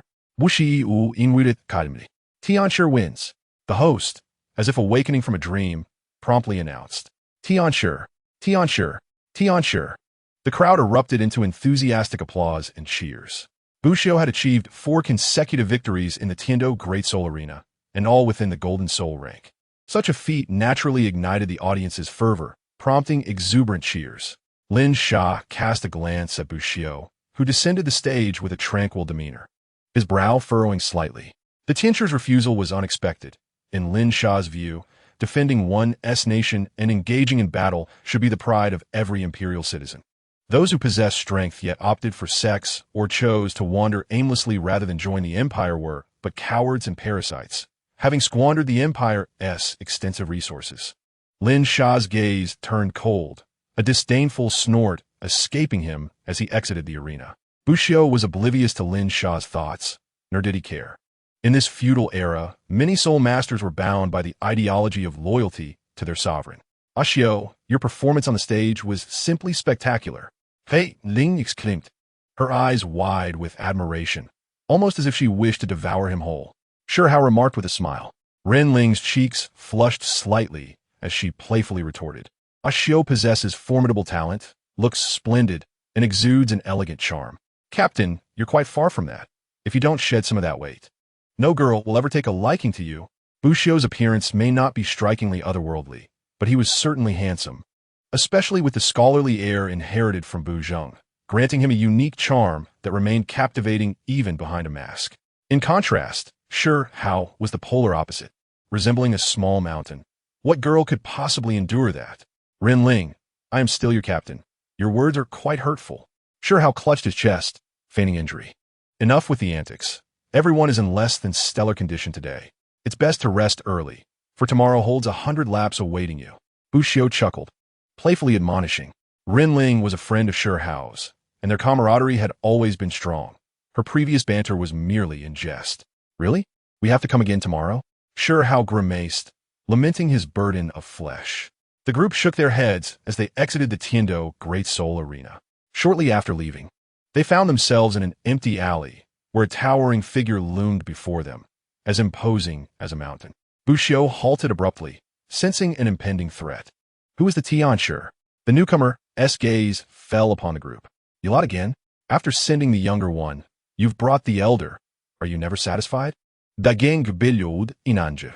The arrival was none other than Tai Long and his companions. The gang hadn't anticipated that Tai Long's family would be so shameless. It was evident that Tai Long had summoned his elders to stir trouble, and after repeated provocations, the gang could no longer contain his fury. Doggone, do you know this troublemaker? Shi Hao inquired, a green light flickering as a massive shell emerged around his corpulent form. I do. Bushiu site put formart, halting shiho. Quickly go find the dean, Bushio whispered to Nangong as he advanced. Nangong was the fastest among them. He truly did not anticipate that Titan could be so shameless. Had he known, he would have disregarded long phase objections and eradicated the threat completely.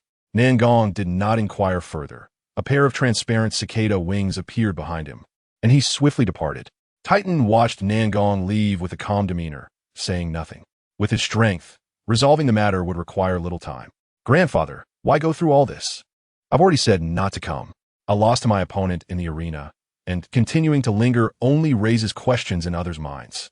Tai Lung's expression was one of bitterness as he persistently persuaded, his gaze towards Bushio betraying a hint of fear. His father, Taino, stood silently beside him. Nonsense. Just look at your cowardly demeanor.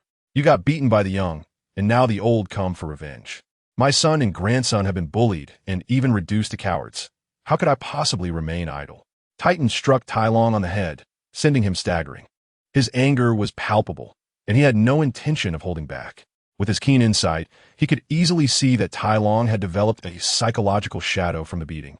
Unless it was shattered, Tai Lung would never have a chance of victory against Bushio in the future, and his future as a soul master would undoubtedly be affected.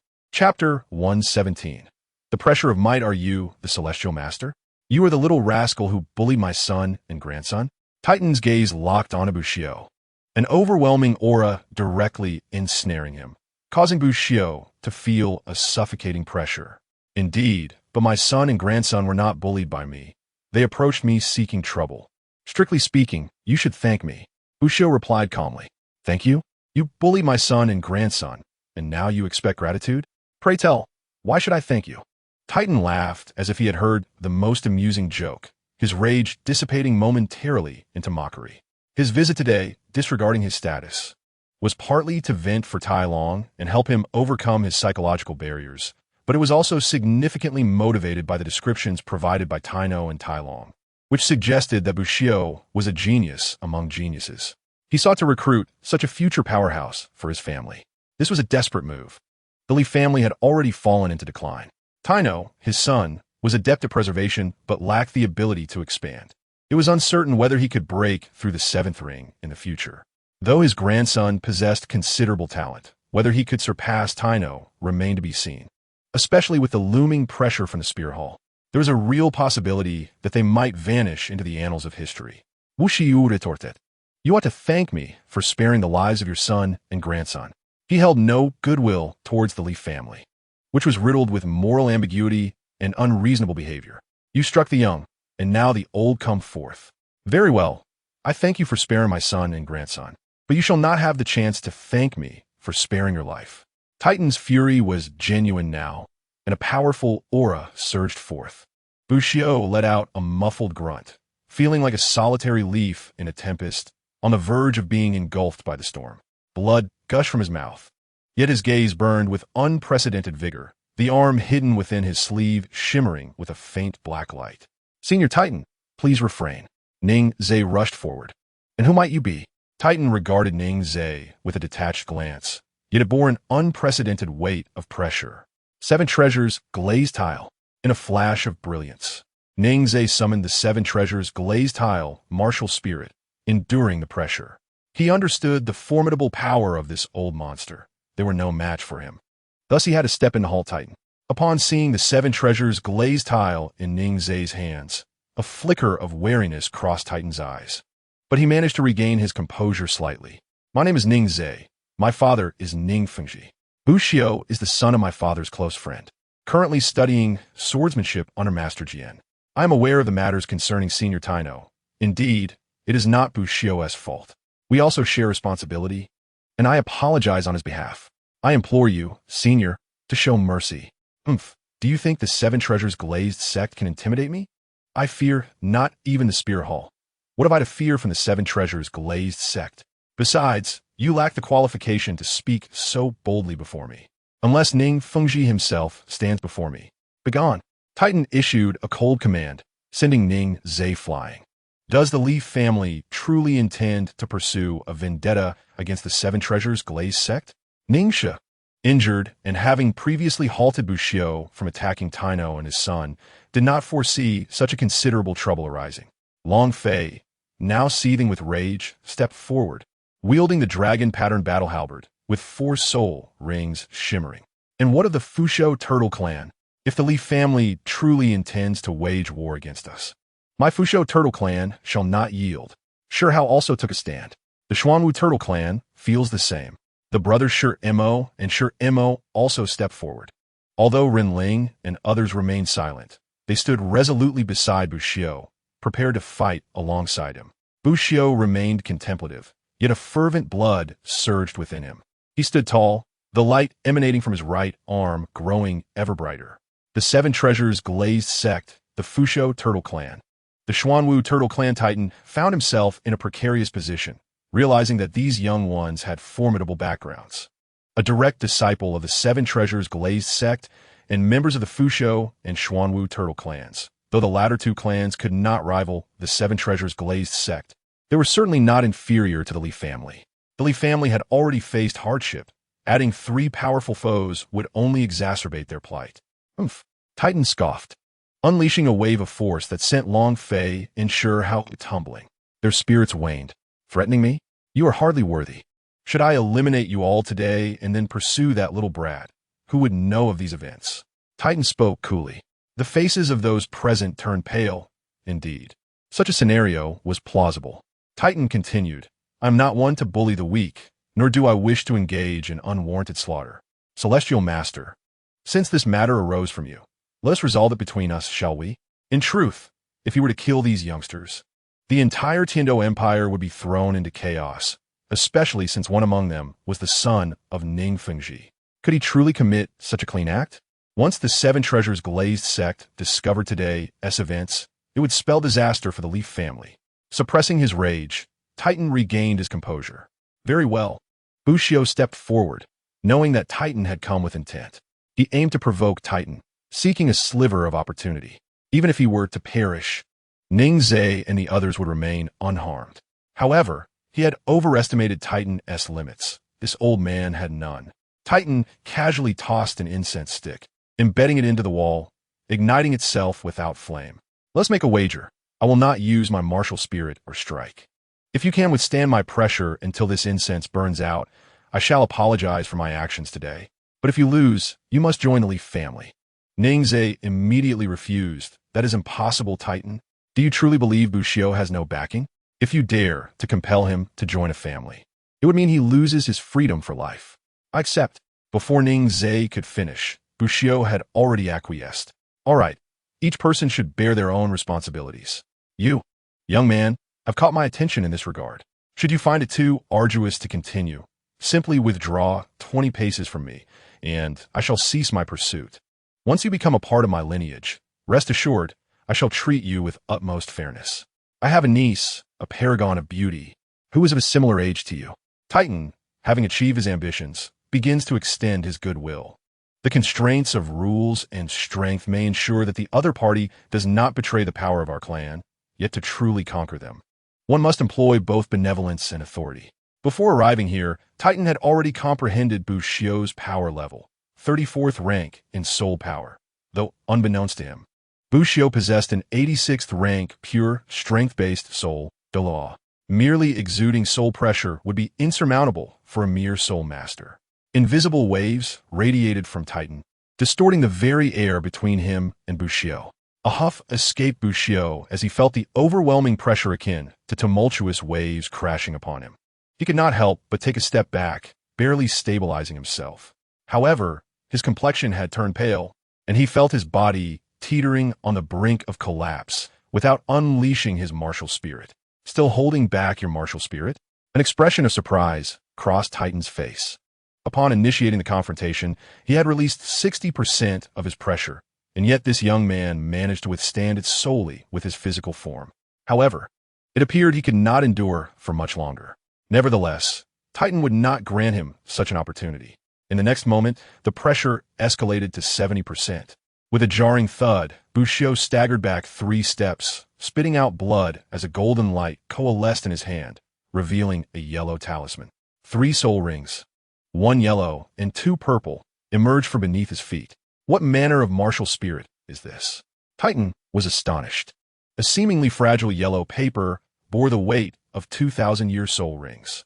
This young man truly was a prodigy, as his second soul ring had directly absorbed a 1,000-year soul ring. In all his years within the Soul Master realm, Titan had never heard of anyone capable of such a feat at the second soul ring. This only underscored the extraordinary talent of the young man before him.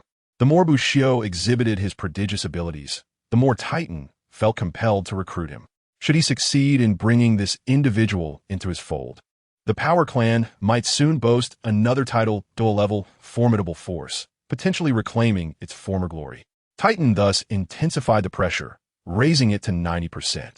The terrifying weight crashed upon Bushido like a tidal wave, making him acutely aware of his own insignificance. His body swayed precariously, on the verge of succumbing to the relentless onslaught of pressure. Even from a distance, Long Fei and the others could sense the formidable burden Bushido was enduring. Blood continued to spill from his lips, his complexion waning, and blood seeped from his body, lending a horrifying appearance as he trembled uncontrollably. Could he truly withstand this? Titan was taken aback. His 90% pressure was beyond the capacity of a 34th rank Soul Master, let alone a 54th rank. Yet, observing how Bushido was nearing his limits, Titan hesitated to escalate the pressure further, fearing that a single misstep could lead to the young man's demise, rendering the effort futile. As time trickled by, Titan glanced at the burning incense, which had barely consumed a third, indicating he had ample time remaining. Yet, he was perplexed by the extraordinary resilience of this young man. Despite teetering on the brink of collapse, he persisted like a reed swaying in the wind, managing to hold on each time he seemed on the verge of falling. Had the incense not just begun to burn, Titan might have been tempted to unleash his full pressure. As time continued to crawl, Bushido's complexion grew increasingly pallid, devoid of any hint of color, resembling a blank canvas. The young man's tenacity was indeed remarkable. Half of the incense had burned, yet Bushido remained on the edge of collapse, struggling to maintain his stance, an ominous premonition rising within Titan. This delay could not continue. Swift resolution was necessary. The young man's resilience exceeded his expectations. Though it might inflict some damage upon Bushido's body, Titan resolved to hold nothing back. Despite being unable to articulate the reason, he sensed something was amiss. With that thought, Titan ceased to restrain his power, releasing all constraints. A torrent of immense energy surged forth, and the waves of pressure intensified. The difference between 90 and 100% was monumental. With a gasp, Bushido expelled another mouthful of blood, stumbling back 2 or 3 steps, his legs trembling violently, his body swaying, as if he could topple at any moment. Yet, after a moment of instability, he astonishingly regained his footing. Long Fei and the others exhaled in relief. He could still hold on? Titan found it hard to believe. Suddenly, his attention was drawn to Bushido, who seemed to be enveloped in a peculiar aura that mitigated Titan's oppressive pressure. So that's it. This young man indeed harbors secrets. No wonder a Soul Master could withstand his full pressure. However, Titan could see that even with this mysterious aura shielding him, Bushido was approaching his limits. On the verge of collapse. Only half a stick of incense had passed. He had sufficient time. This young man would undoubtedly not endure much longer. As the incense continued to burn, time felt interminably slow. Ren Ling, anxious, expressed her fear that Bushido might soon falter. Each passing minute felt like an eternity. Her wide eyes fixed on the incense, every moment stretching unbearably long. Perhaps it was not merely her perception. Time was indeed moving slowly. Hearing Ren Ling's murmurs, Shao's eyes suddenly lit up as he scrutinized the incense's burning trajectory. Something is amiss with this incense. Shao's expression darkened. Their focus had been solely on Bushido, oblivious to the incense's burning rate, mistakenly believing that their concern for Bushido made time feel sluggish. However, it was clear now that this was no mere illusion. The incense had an issue. Wait. The wager between Bushido and Titan was based on the duration of a stick of incense. Such a pivotal detail could not have been overlooked. Upon closer examination, they would soon uncover the truth, unless something interfered with their judgment. Shao's awareness sharpened. Bushido now appeared entirely different in his eyes, with previously overlooked details coming into sharp focus. Ashio's expression was feigned. Sure how quickly reached this conclusion. Ashio was indifferent to the pressure Titan exerted, suggesting that the incense was not Titan's doing, but rather Ashio's. What could be Ashio's motive? Sure how pondered swiftly. Before long, he began to piece together Bushio's intentions. Ashio was merely biding his time. He held no faith in Titan's integrity, nor did he believe that his opponent would honor the agreement. Whether he feigned imminent exhaustion or simply delayed the incense's burning, his sole intent was to prolong the inevitable. Nangong had already sought out the old tortoise, and once it arrived, they would be able to confront their adversary without fear of the latter violating the terms of their wager. One could not underestimate the audacity of a soul Douluos to bully the weak, but one must never overrate the limits of their opponent. Sure how deduced the entire sequence of events in his mind and couldn't help but admire Bushio's cleverness. Under such immense pressure, he was still capable of devising strategies. Yet, how could Ashio withstand the oppressive aura of a soul Douluos? Upon grasping the complete context, Sure how realized that it was naive to assume that only a third of the incense had burned. In a secluded corner, concealed within the folds of his sleeve, Bushio had ignited a series of black talismans without flame, manifesting a peculiar force that enveloped his skin like a gossamer garment. Each wave of pressure diminished significantly upon contact with this ethereal layer. The ashes left behind by the burning talismans mingled with Bushio's blood as he coughed. And if one were to examine closely, they would notice that the blood he expelled bore strands of black. Indeed, Bushio's ability to resist the oppressive aura emanating from Titan was not solely reliant on the momentum cultivated through the 9 heavenly trials. Despite having passed 3 tests, his own aura remained feeble, utterly incapable of withstanding the might of a soul Douluos. His true trump card lay in the endurance talismans. These talismans possessed the power to enable all things to endure, and as Bushio's understanding of them deepened, even an intangible essence like aura could be mitigated. Each talisman acted upon the flowing aura, allowing it to restrain its oppressive force against Bushio. The culmination of breaking the limit and merging into this millennium's second soul skill had brought him unfathomable surprises. However, his endurance was predicated on Titan not employing his martial spirit or attacking him directly, but merely exerting pressure through aura. Otherwise, should Titan truly engage, even deploying all his endurance talismans would yield little effect. Faced with such a formidable adversary, his strength was undeniably inadequate, reliant on the mercy of his enemy or the support of his background. This feeling of helplessness, of having to depend on others, ignited an unprecedented disdain within Bushio. Nevertheless, even with 1,000 talismans or the bone of Titan's right arm, against an opponent with soul power far exceeding his own, they would prove futile. Soul power is not something that can be rapidly acquired. Even miraculous herbs cannot grant him the immediate strength needed to contend with top-tier beings like Titan, as this is dictated by the passage of time in cultivation, something beyond Bushio's control. To swiftly elevate his prowess, he must rely on his own martial spirit. In the realm of immortal cultivation, talismans are indeed the tools of cultivators.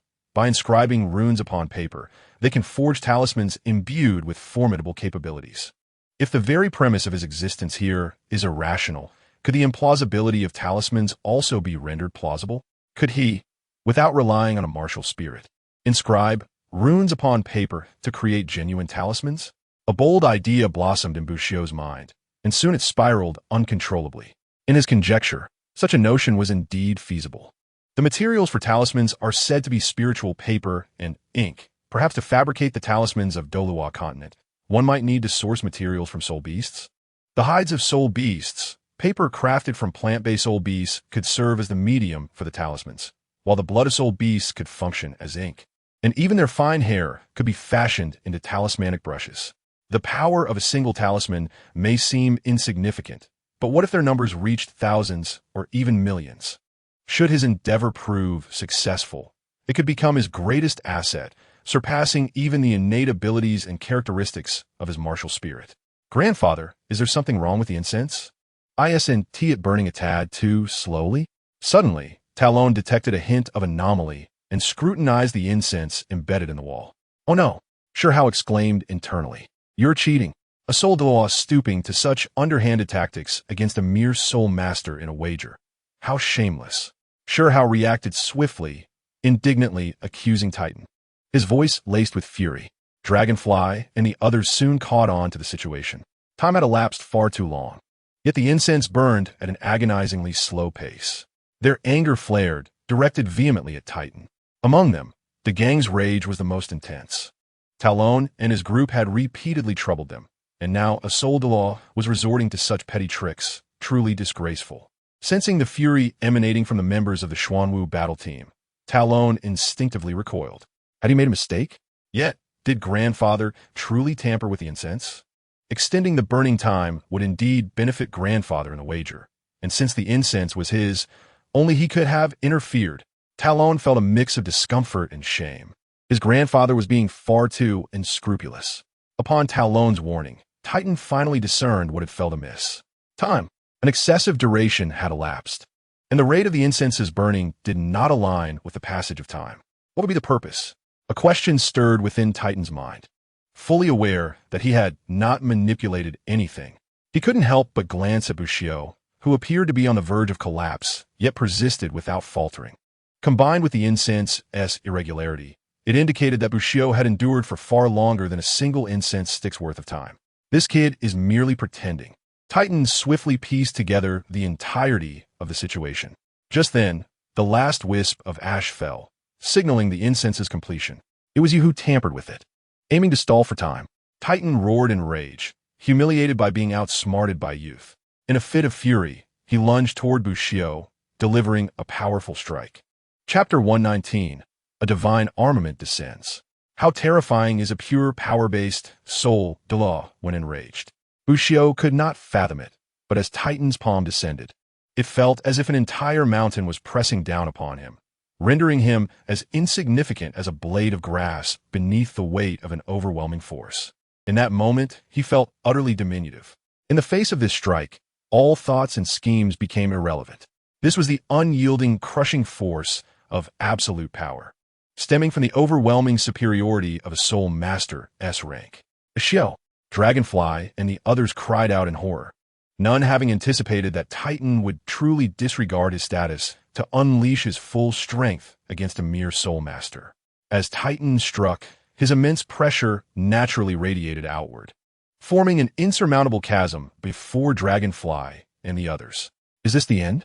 In the face of life and death, a sensation reminiscent of their encounter with the Titan giant ape in the Stardoe forest washed over him, a feeling of despair that felt all too familiar. Perhaps he was indeed cursed to clash with beings named Titan.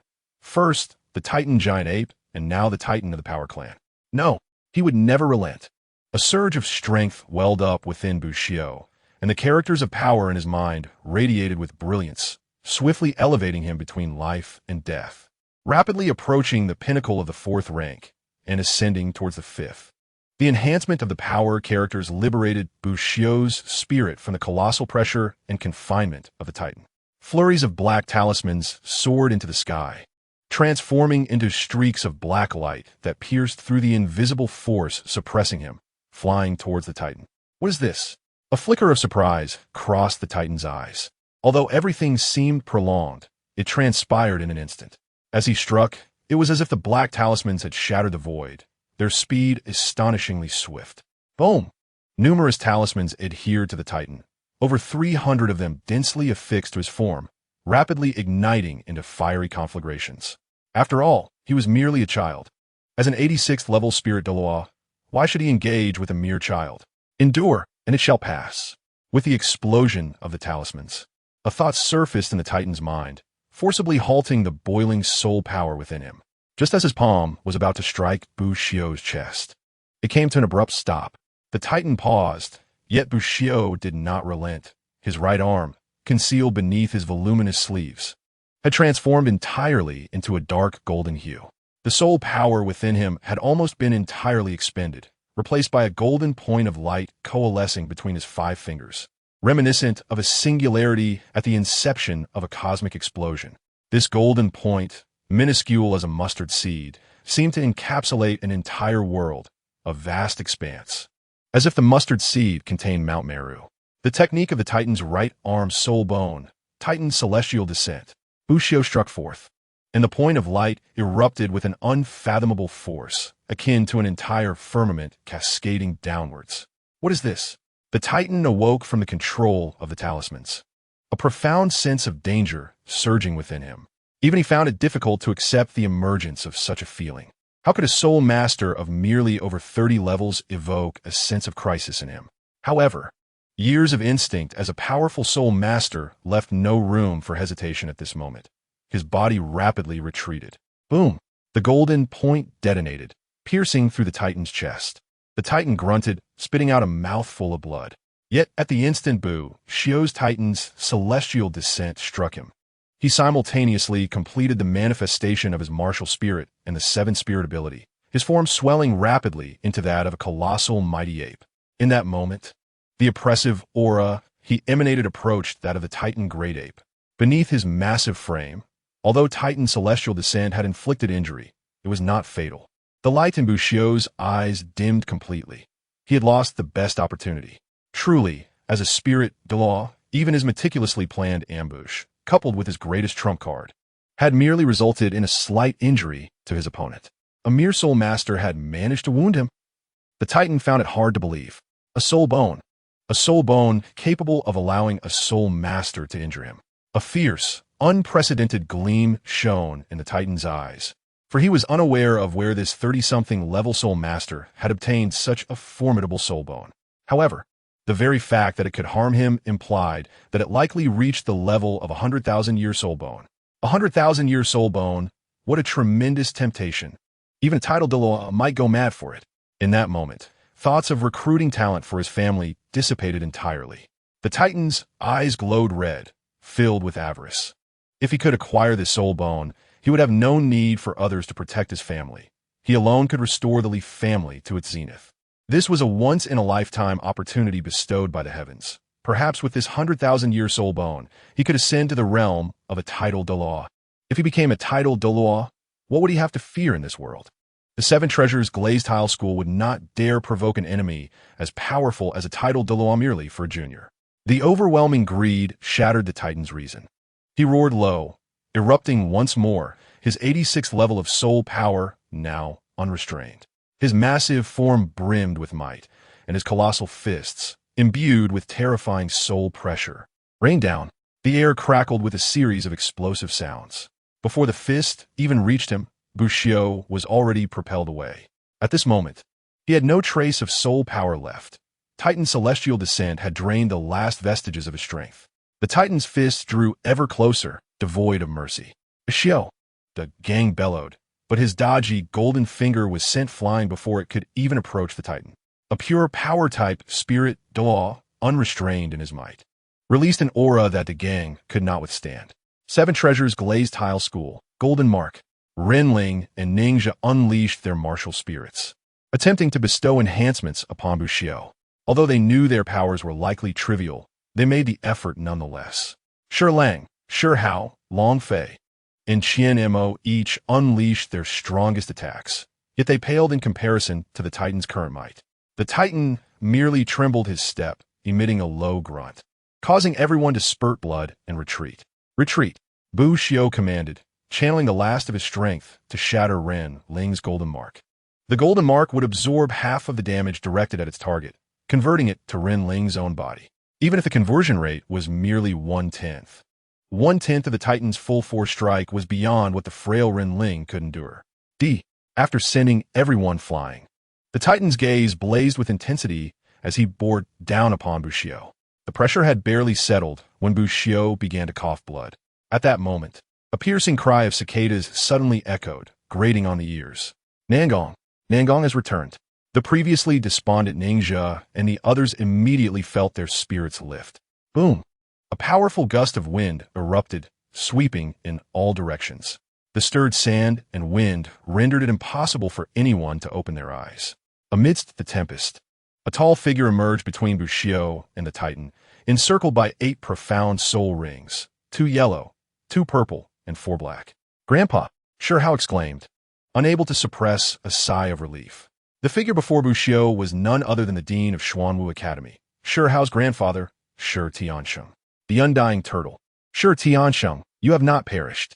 The Titan glared at the seemingly youthful man before him, who appeared to be in his 40s, though, in reality, he was old enough to be the Titan's grandfather. Yet this elder, despite his age, showed no sign of decline. His full-force punch struck the turtle-green shell of the elder without leaving a mark, and the elder's form did not budge an inch. Perhaps this was the true embodiment of immovability.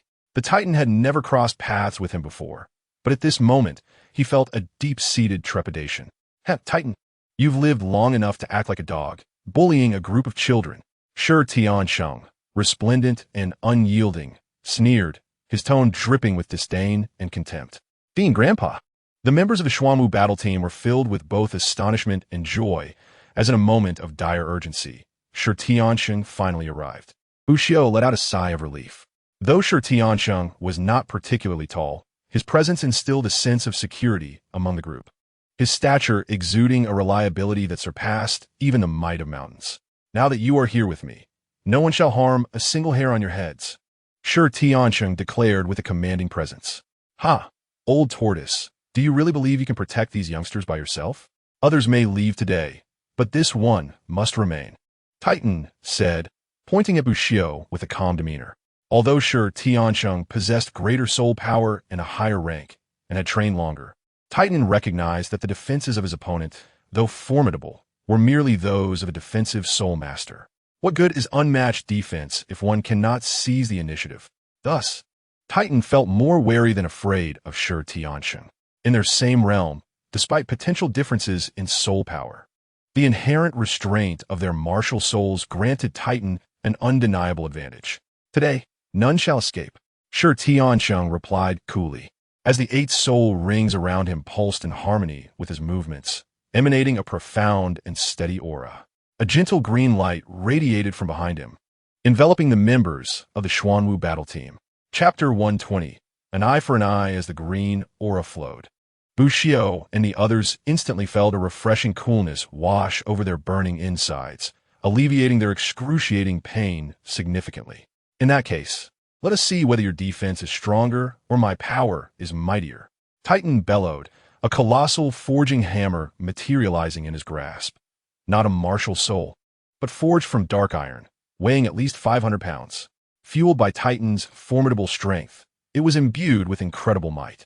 With a resounding boom, Titan charged forward, swinging the enormous hammer, unleashing a torrent of fearsome winds directed straight at Shi Tiansheng. Shi Tiansheng's turtle shell flew forth and landed in his hand. Gripping the shell with one hand, he stepped forward and positioned it diagonally to block Titan's overwhelming strike. Boom! An invisible shockwave erupted from the collision of the shell and the hammer, the air itself torn asunder by their clash. The force of the impact reduced the surrounding walls to mere dust, scattering in the wind. Titan leaned back slightly, despite being the aggressor. Shi Tiansheng stood like an immovable mountain, causing him to instinctively retreat. This demonstrated a clear disparity in their respective strengths. Titan's eyes were filled with focus, his mind devoid of distractions. The shockwave rippled across his skin, resembling the surface of water disturbed by a breeze, channeling all his power into the hammer. A thunderous roar emanated from the hammer as Titan, using his body to guide its rhythm, struck fiercely at Shi Tiansheng's raised shield once more. Boom! This time, Shi Tiansheng could not suppress a grunt, though he firmly absorbed Titan's second blow without yielding an inch. However, a keen observer would notice the tremors coursing through his body, his robes fluttering violently. Titan, undeterred, focused intently as the third strike followed almost immediately, its force amplified compared to the second.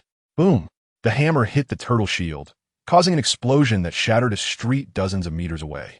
Shi Tiansheng caught the third blow with even greater ease, his expression more relaxed than before. Bu Xiu sensed that when the full might of Titan's hammer descended, the power coursing into Shi Tiansheng's body was mysteriously redirected into the ground, dissipating beyond several dozen meters. Clearly, this was a formidable method of dissipating force, but it required an exceptionally strong physique. Otherwise, Shi Tiansheng would collapse under the sheer weight of power before it could be transferred. Titan remained composed, preparing for the next strike. Suddenly, Long Fei, sensing something amiss, shouted gravely, "Hao Ian Hammer, Raging Wind." This is the Raging Wind Hammer technique of the Hao Qian sect. The Raging Wind Hammer technique, renowned as the premier hammer technique in the forging world, utilized the principle of leveraging force to stack strength, each strike more powerful than the last. Having absorbed the essence of this technique from Bushido, Long Fei integrated it into his own soul skills, thereby creating his own technique, the moonlit nine-linked halberd, making him exceptionally attuned to the Raging Wind Hammer technique. What Titan was employing was indeed the Raging Wind Hammer technique of the Haotian sect, coupled with his immense strength.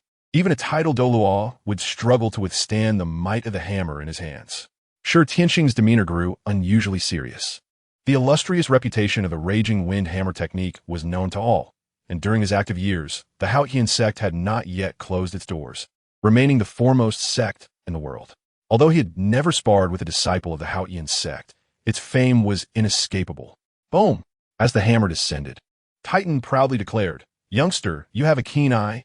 Though my family has distanced itself from the Haotian sect, I still earn the trust of my master and learn the true essence of this Raging Wind Hammer technique. You are the first to witness its application. Consider it an honor to perish beneath the Raging Wind Hammer. You shall have no regrets. Strength, break, agility, and defense, the four major affiliated families of the Haotian sect, each possessing power rivaling the top 7 sects, with Titan being deeply trusted by Tang Hao, having been imparted the profound truths of the Haotian hammer and mastering the Raging Wind Hammer technique. With this technique, Titan became one of the most elite blacksmiths of the era, one of the 3 divine-level artisans. However, this was the first time he had applied the Raging Wind Hammer technique in actual combat. The technique was not particularly suited for real combat due to the lengthy charging process, which could easily be interrupted. Yet, as one of the Haotian sect's ultimate skills, if allowed to charge uninterrupted, its destructive capacity would far exceed ordinary imagination. Boom!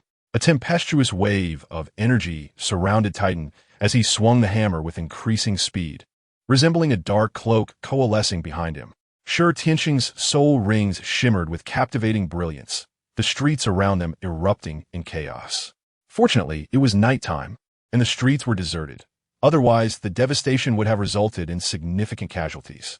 Regardless of the ferocity of Titan's assault, Sure Tianxing never retreated an inch, nor did any residual force threaten Bushido and the others, standing as a mountain to shield them from all tempests.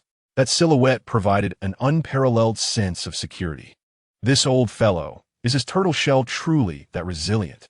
Titan was somewhat astonished, amidst the chaotic strikes of the storm hammer technique and the successive collisions. The recoil he experienced was formidable. As a being of pure strength, he held great confidence in his physical prowess. Yet in this moment, gazing upon the immovable stone Tianxing, who stood resolute like a mountain clad in a turtle shell, a flicker of doubt crept into Titan's heart. The storm hammer technique had progressed to the 61st strike. Titan was uncertain whether stone Tianxing could withstand all 81 strikes in total. No, as a master blacksmith, Titan understood that the hammer in his grasp was not the legendary Haotian hammer of the Haotian sect. With each collision, the internal structure of the hammer had already been compromised to a significant extent. Perhaps it wouldn't endure long enough for him to deliver the 81st strike, and that very hammer might shatter. Truly, he was the indomitable turtle. With a fierce roar, Titan summoned even greater strength. The great iron hammer collided with the green turtle shell shield, unleashing a shockwave that flattened everything in its vicinity. Fortunately, the residents had sensed the terrifying commotion and wisely distanced themselves. The law enforcement personnel of Tiando City could not possibly approach such a fierce battle between top-tier warriors. Father, grandfather. As Titan delivered another strike, he was suddenly startled by the panicked voices of Tainuo and Tai Long. The ground beneath Tainuo exploded, sending a wave of force hurling them into the air. Thankfully, Tainuo reacted swiftly, narrowly avoiding a direct hit from the shockwave. Yet both he and Tai Long found themselves in a state of disarray. Despicable! Titan bellowed in fury. Stone Tianxing had audaciously transferred the force he had absorbed to the ground beneath Tainuo and Tai Long. Titan, being a protective individual, could never disregard the welfare of his descendants, the future inheritors of the Power Clan. He was a guardian at heart. If his children and grandchildren faced bullying, even the Soul Douluos would come to their aid. Yet this protectiveness stemmed from deep care. Only those who truly care would go to such lengths. With the lives of his son and grandson at stake, Titan's wrath was inevitable. However, once the storm hammer technique commenced, the power would soon surpass his control. If he were to forcibly halt the technique, he would surely suffer severe backlash, leaving their fates beyond his grasp. Torn between the safety of his beloved son and grandson and the impending threat of total defeat, Titan found himself ensnared in a dilemma. Who would have thought that the illustrious, indomitable turtle would reveal such despicable and shameless behavior? If you are afraid, why not concede outright? To strike at the younger generation, what sort of hero does that make you? Are you not fearful of the world's derision toward soul masters? Titan's voice thundered, filled with righteous indignation. You are truly a vile and shameless old scoundrel. It was your family who initially attacked the young ones, followed by your elder, disregarding the rules and bullying the weak, while also violating the sacred oaths between soul masters. How unprincipled and treacherous you are. Big Gang could only laugh in disbelief at Titan's shamelessness. Had it not been for Stone Tianqing's timely arrival, they might have perished. And yet he had the audacity to accuse others. In the face of Titan's provocation, Stone Tianqing chose to remain indifferent. With a resounding explosion, the ground beneath Tai Long and Tainuo erupted once more, sending them flying, and despite Tainuo's protective measures, Tai Long succumbed to unconsciousness. With his grandson injured, Titan's fury escalated. He brought down the great iron hammer with all his might, hoping to shatter that loathsome turtle shell. However, with a thunderous crash, all of Titan's rage was redirected by Stone Tianqing into an attack against Tainuo and Tai Long, placing them in grave peril. Gentlemen, this is Tiando City. Although you may not be titled Douluos, engaging in full-scale combat here contravenes the regulations of the Soul Master community. It is better to resolve enmities than to escalate them. Why must you be so wrathful? I implore you to sit down and converse amicably. A soothing voice interjected, as an elderly man clad in a flowing blue robe appeared beside Tai Long and Tainuo, his hands weaving streams of water to dissipate the impact of the ground's upheaval.